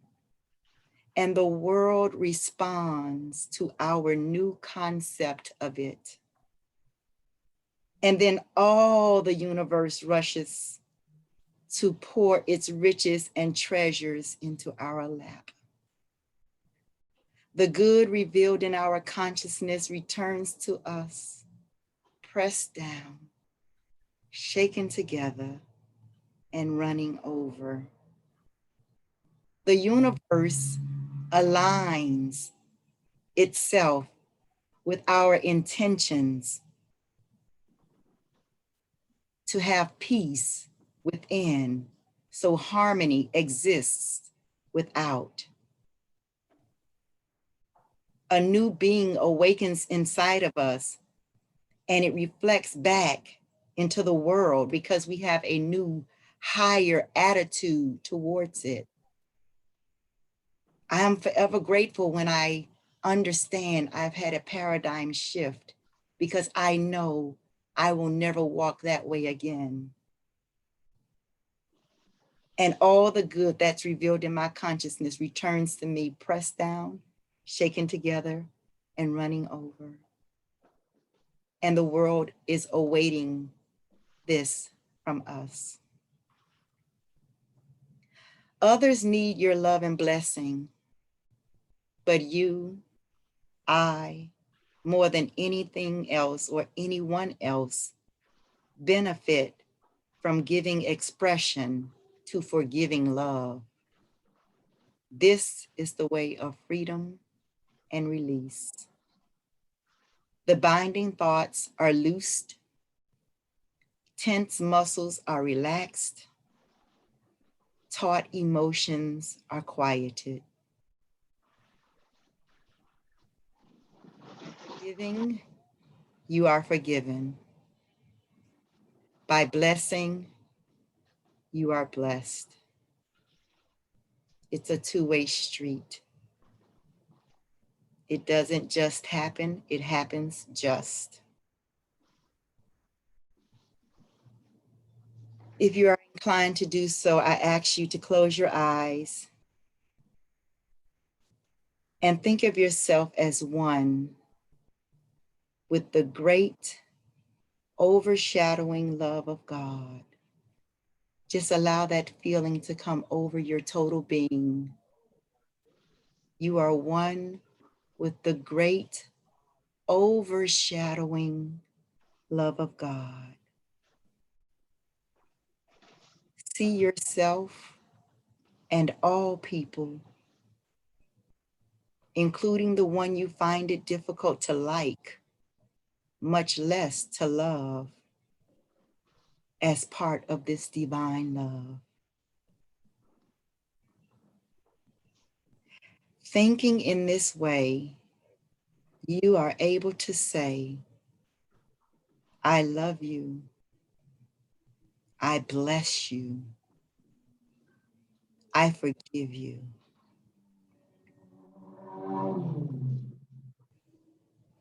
Stay in that moment. See yourself and all people, including the one you find it difficult to like, much less to love, as part of this divine love. And say, I love you. I bless you. I forgive you. Let it sink in for a moment. Think on those three phrases. And as you do, I have another poem I'd like to share with you titled Windows by Winifred High School Layton. I pray that I am a window for the sun to sparkle through, even if others prefer art glass of brilliant hue. I would have God's love shine through me so everyone will say, I didn't even see the glass, but what a lovely day. And that's when you truly are at that place where I am one with the great overshadowing love of God, because I see past all of that to the glory of who you are and whose you are. And we're connected. There's no separation. When you are ready to be free of the pain, you must take time to be alone with God and speak to God as you would any close friend. It is not important that you have the right words to say. You must simply be willing to allow the Spirit to move through you and begin the healing process. Likewise, the Spirit helps us in our weakness, for we do not know how to pray as we ought. But that very Spirit intercedes with sighs too deep for words. And God, who searches the heart, knows what is mind of the Spirit, because the Spirit intercedes for saints according to the will of God. What we need to know above all is that there is a place within our soul where we can consciously meet God and receive a flood of new life, not only our mind, but also our body. Every good gift and every perfect gift comes from above, from the Father of light, and I am and always prospered. The divine nature of you is not hidden from you. It is always with you. It is you. You are capable of doing great things. You are the world. I am the world. So as we get ready to close out, I want you to just go back for a moment to the original purpose of this session, which is to center your thought and mind on love, the universal oneness. We belong to each other because we belong to God. Love is an attribute of God. Therefore, love is a quality in you. Love is the idea in God mind of universal oneness. It manifests in you as kindness, benevolence, and compassion. Love attracts. Love draws to you the plan, people, and essentials to facilitate your healing. Love binds. Love connects you to the ever-flowing river of health and wholeness. Love cements. Love joins to a state of vim, vigor, and vitality. Love harmonizes. Love attunes your thinking, feeling, words, actions, and reactions to the prompting of spirit. There is no difficulty that enough love will not conquer. No disease that enough love will not heal. No door that enough love will not open. No gulf that enough love will not bridge. No wall that enough love will throw down. No sin that enough love will not redeem. It makes no difference how deeply seated may be the trouble, how hopeless the outlook, how muddled the tangle, how great the mistake. A sufficient realization of love will dissolve it all.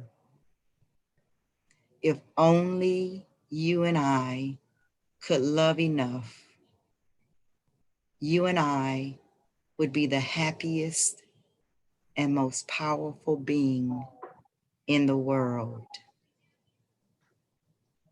Love,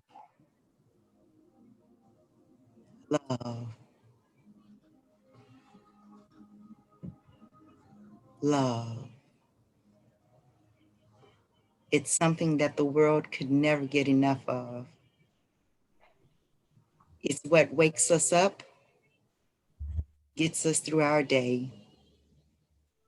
However it shows up, we are love because we are children of God, created in God's image and likeness.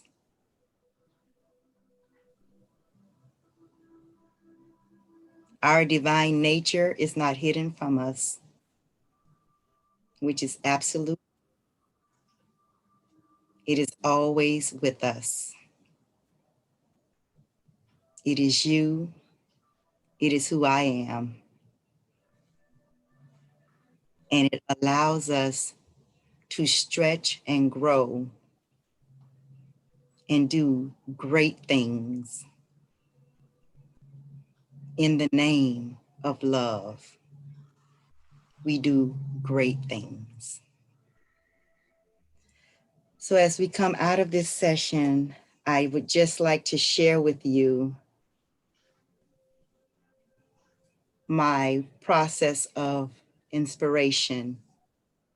Many of the words that you've heard this evening were inspired by the consciousness of those whom I continue to learn and draw my spiritual inspiration from, including the Reverend Dr. Mary Tumpkin, as I gleaned inspiration from her book, Before You Pray, Forgive.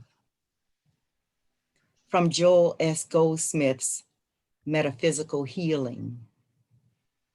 From Reverend Dr. Johnny Coleman, Open Your Mind and Be Healed.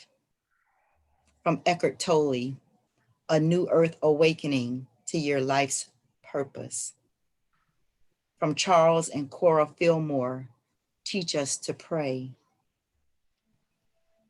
And a publication by the Unity School of Christianity, The Freeing Power of Forgiveness.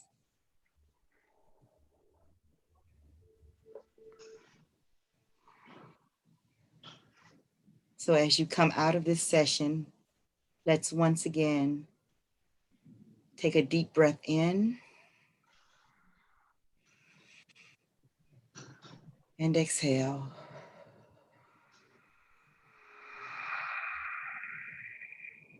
Once again, deep breath in and exhale.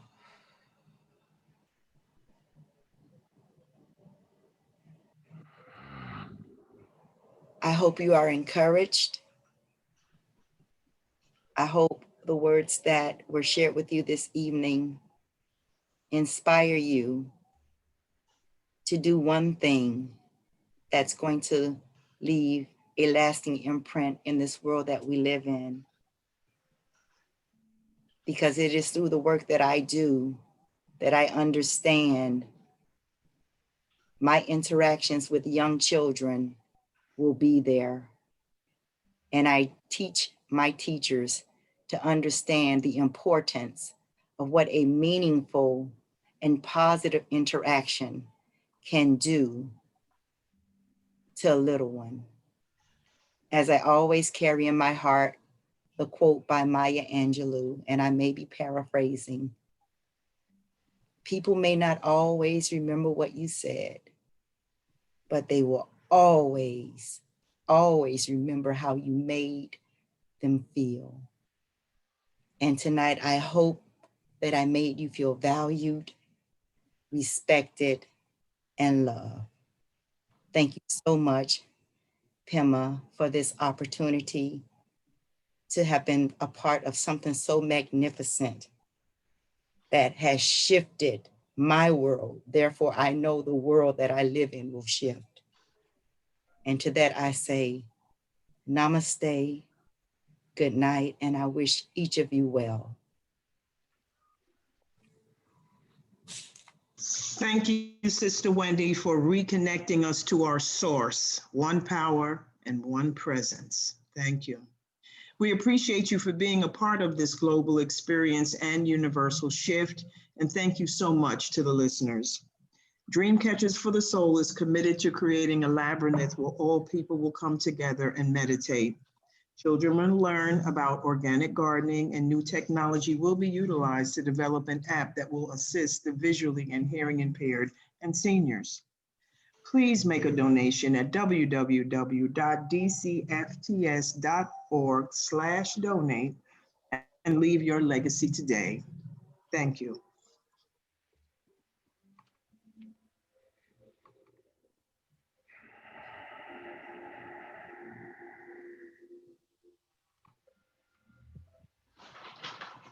John DePaz, please introduce yourself. Hello, I am John DePaz. I am a professional coach. I've been a coach for 30 years now. And tonight I just thought that I would spend some time with you all and share some time and share some energy and share some ideas with you all.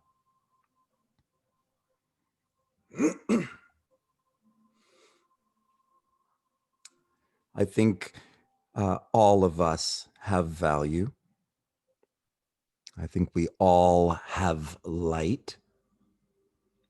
I think we all have love at our roots, at our source, at our entry level, at our beginning, at our foundation. That all of us have this common denominator. It's life.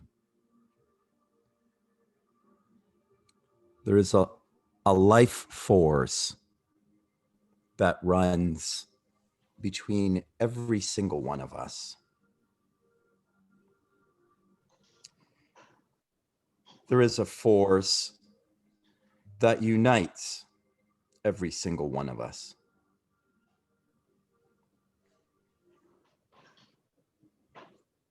We can all access this force. I'm just sharing some time with this source, with you, just collecting time together. We're just coming together to share some ideas. I'm just sharing some ideas, just some thoughts. Isn't it thoughts that create all things? Isn't it our thoughts, our words, and our actions that create all things in our life? Is there anything else that we have other than thoughts, words, and actions?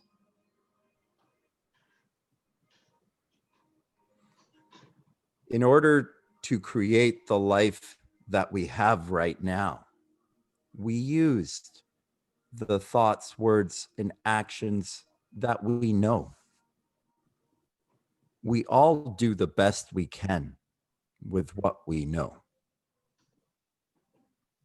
And if we want to get something else, we must use thoughts, words, and actions to create or gather or get something different.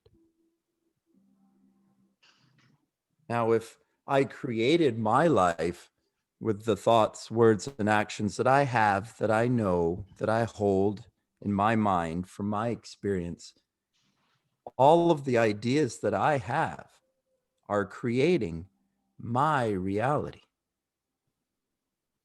And if I want my reality to be different, the only way that that can happen is if I get some new idea inside of my mind. There must be some inspired thought, some different idea than what I know. This is the only way for something different to happen in my life. If I want my life to change, I would have to put my mind upon something different than my mind has been on before.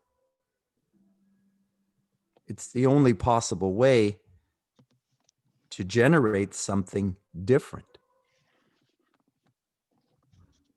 So how to get an inspired thought in mind?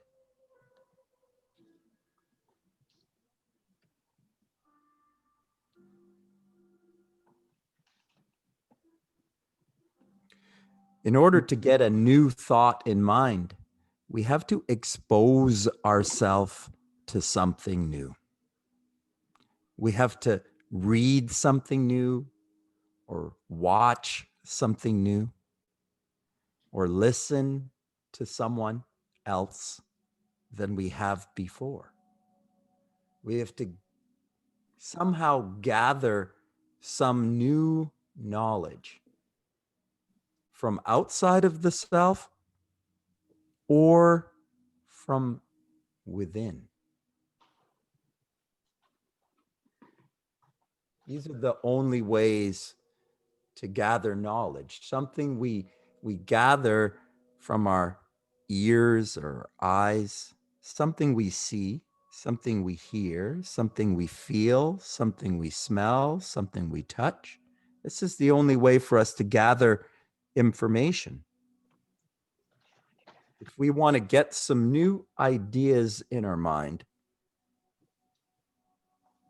new ideas spark new words, new conversations, inspire new actions in our lives. New actions, new habits, new behaviors create a new life. And new habits and behaviors are inspired by different thoughts and words. And inspired thoughts come from within or without, from outside of ourselves or from within ourselves. New ideas come from within or new ideas come from the outside. So I'm just sharing with you some ideas tonight. These are external ideas. You're hearing them. You may choose to engage with them or not. Nobody can make anybody else change their mind. That's all choice. Every human has free will. Every human has the power to choose. Choice is human power. Choice is what determines what you grow or create in your life. Whatever you focus on will grow. This is for certain. You will get what you give in this world. It is the law. Just like the law of gravity. The law of frequency and vibration is just the same. If you step out of the plane flying over Australia, or if you step out of a plane flying over Alberta, either way you fall down. It doesn't matter if you're white, if you're black, if you're yellow, if you're brown. It doesn't matter if you're male, if you're female, if you're in a wheelchair, or if you have a sickness, you will fall down. It is just the law. There are laws that exist in physical reality.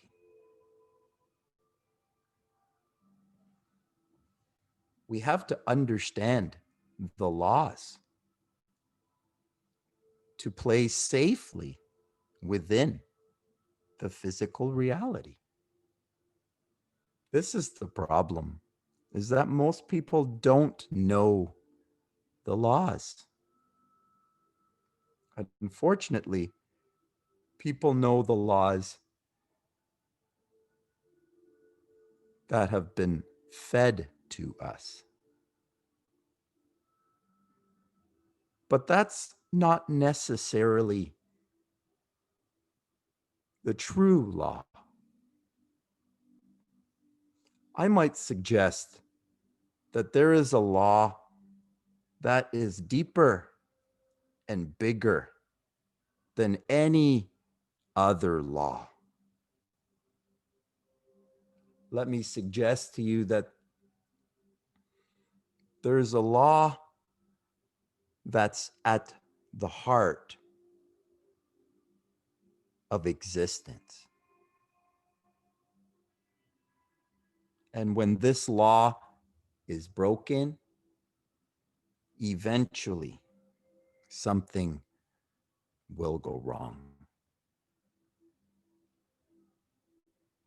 It is just the law of our universe.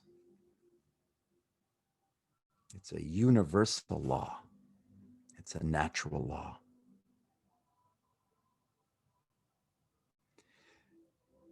It's do no harm. It's the first law. Only love. Do no harm to another. It's the first law. It's the primal law. And it's more than, it says more than it does. It talks about not harming another living being, another consciousness, another power dictated by choice. Choice is your power. You always have the power to choose. You can always choose to do things as you are. You can always choose to do things as you have, or you can choose to begin to do something different. But whatever you choose to do, it always happens the same way. It is your thoughts, your words, and your actions that will create the alternative you wish, the thought you hold in mind, the goal that you choose to focus on. Each one of us creates a reality with our thought. The most predominant thought creates our reality. Whatever we think about most often.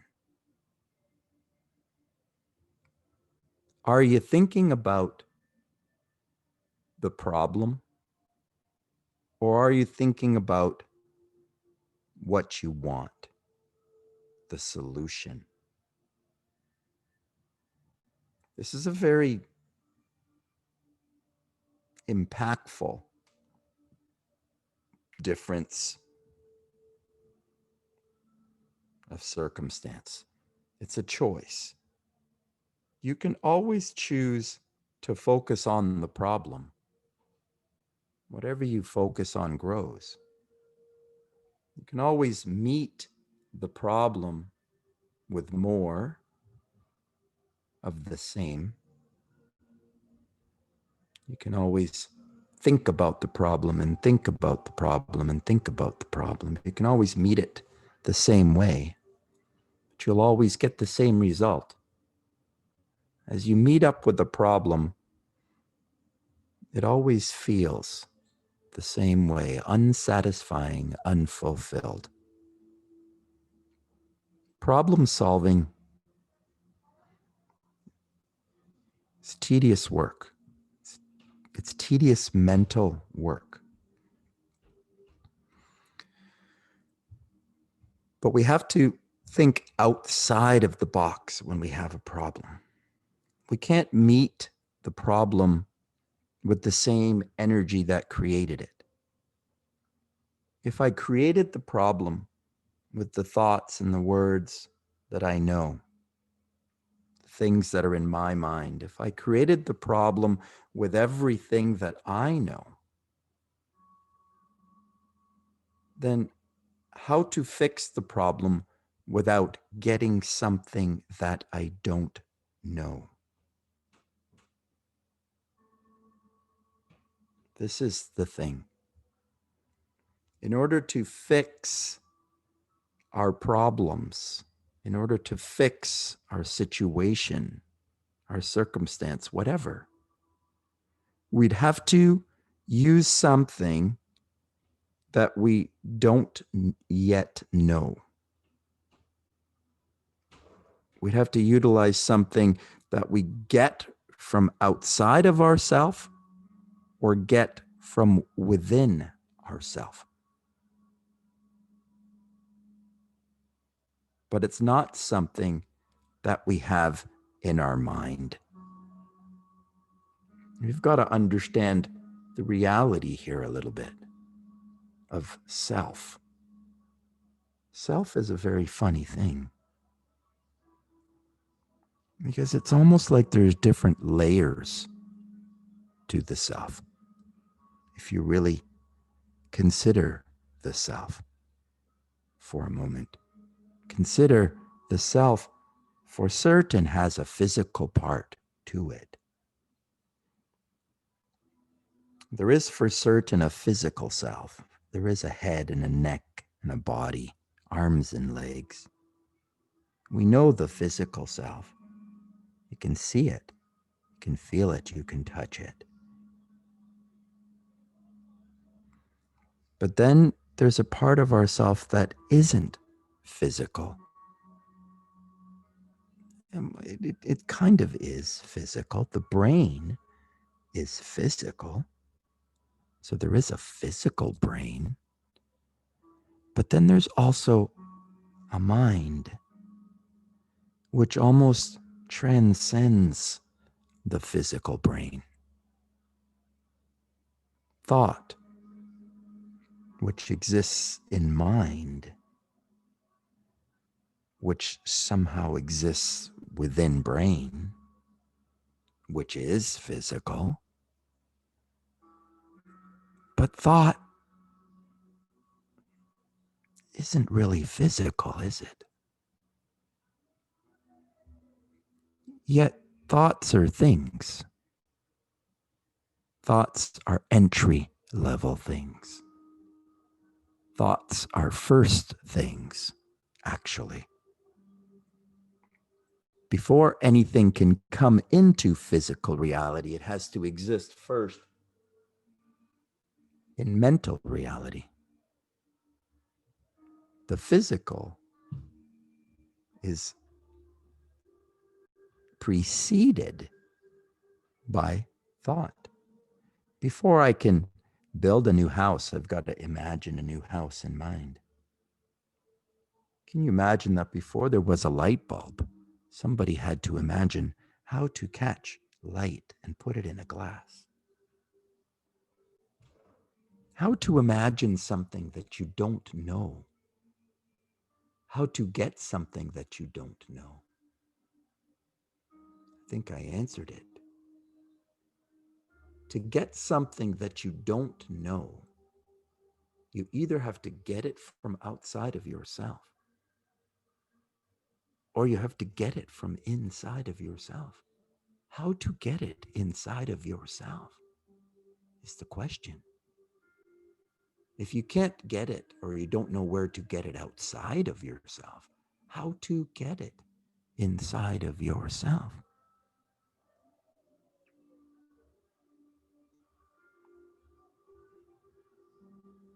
I suggest that you can get it inside of yourself, that you can find it inside of yourself, that you have power within yourself, that there's more to you than just the physical. There is the physical body. There is the mental body, the brain and the mind and the thoughts. Thoughts are things. And then there's another part of you. There's emotion.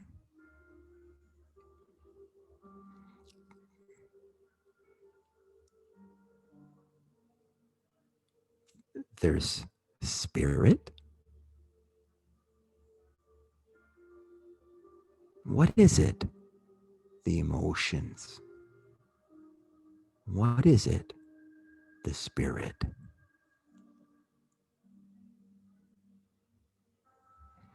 This is the thing, is we're talking about things, metaphysical things.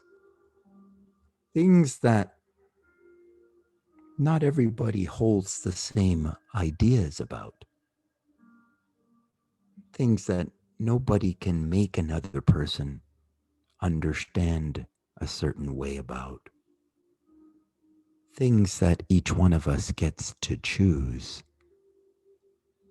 That we have the power to choose. To interpret and understand in our own way. There's no right or wrong way to be with your spirit.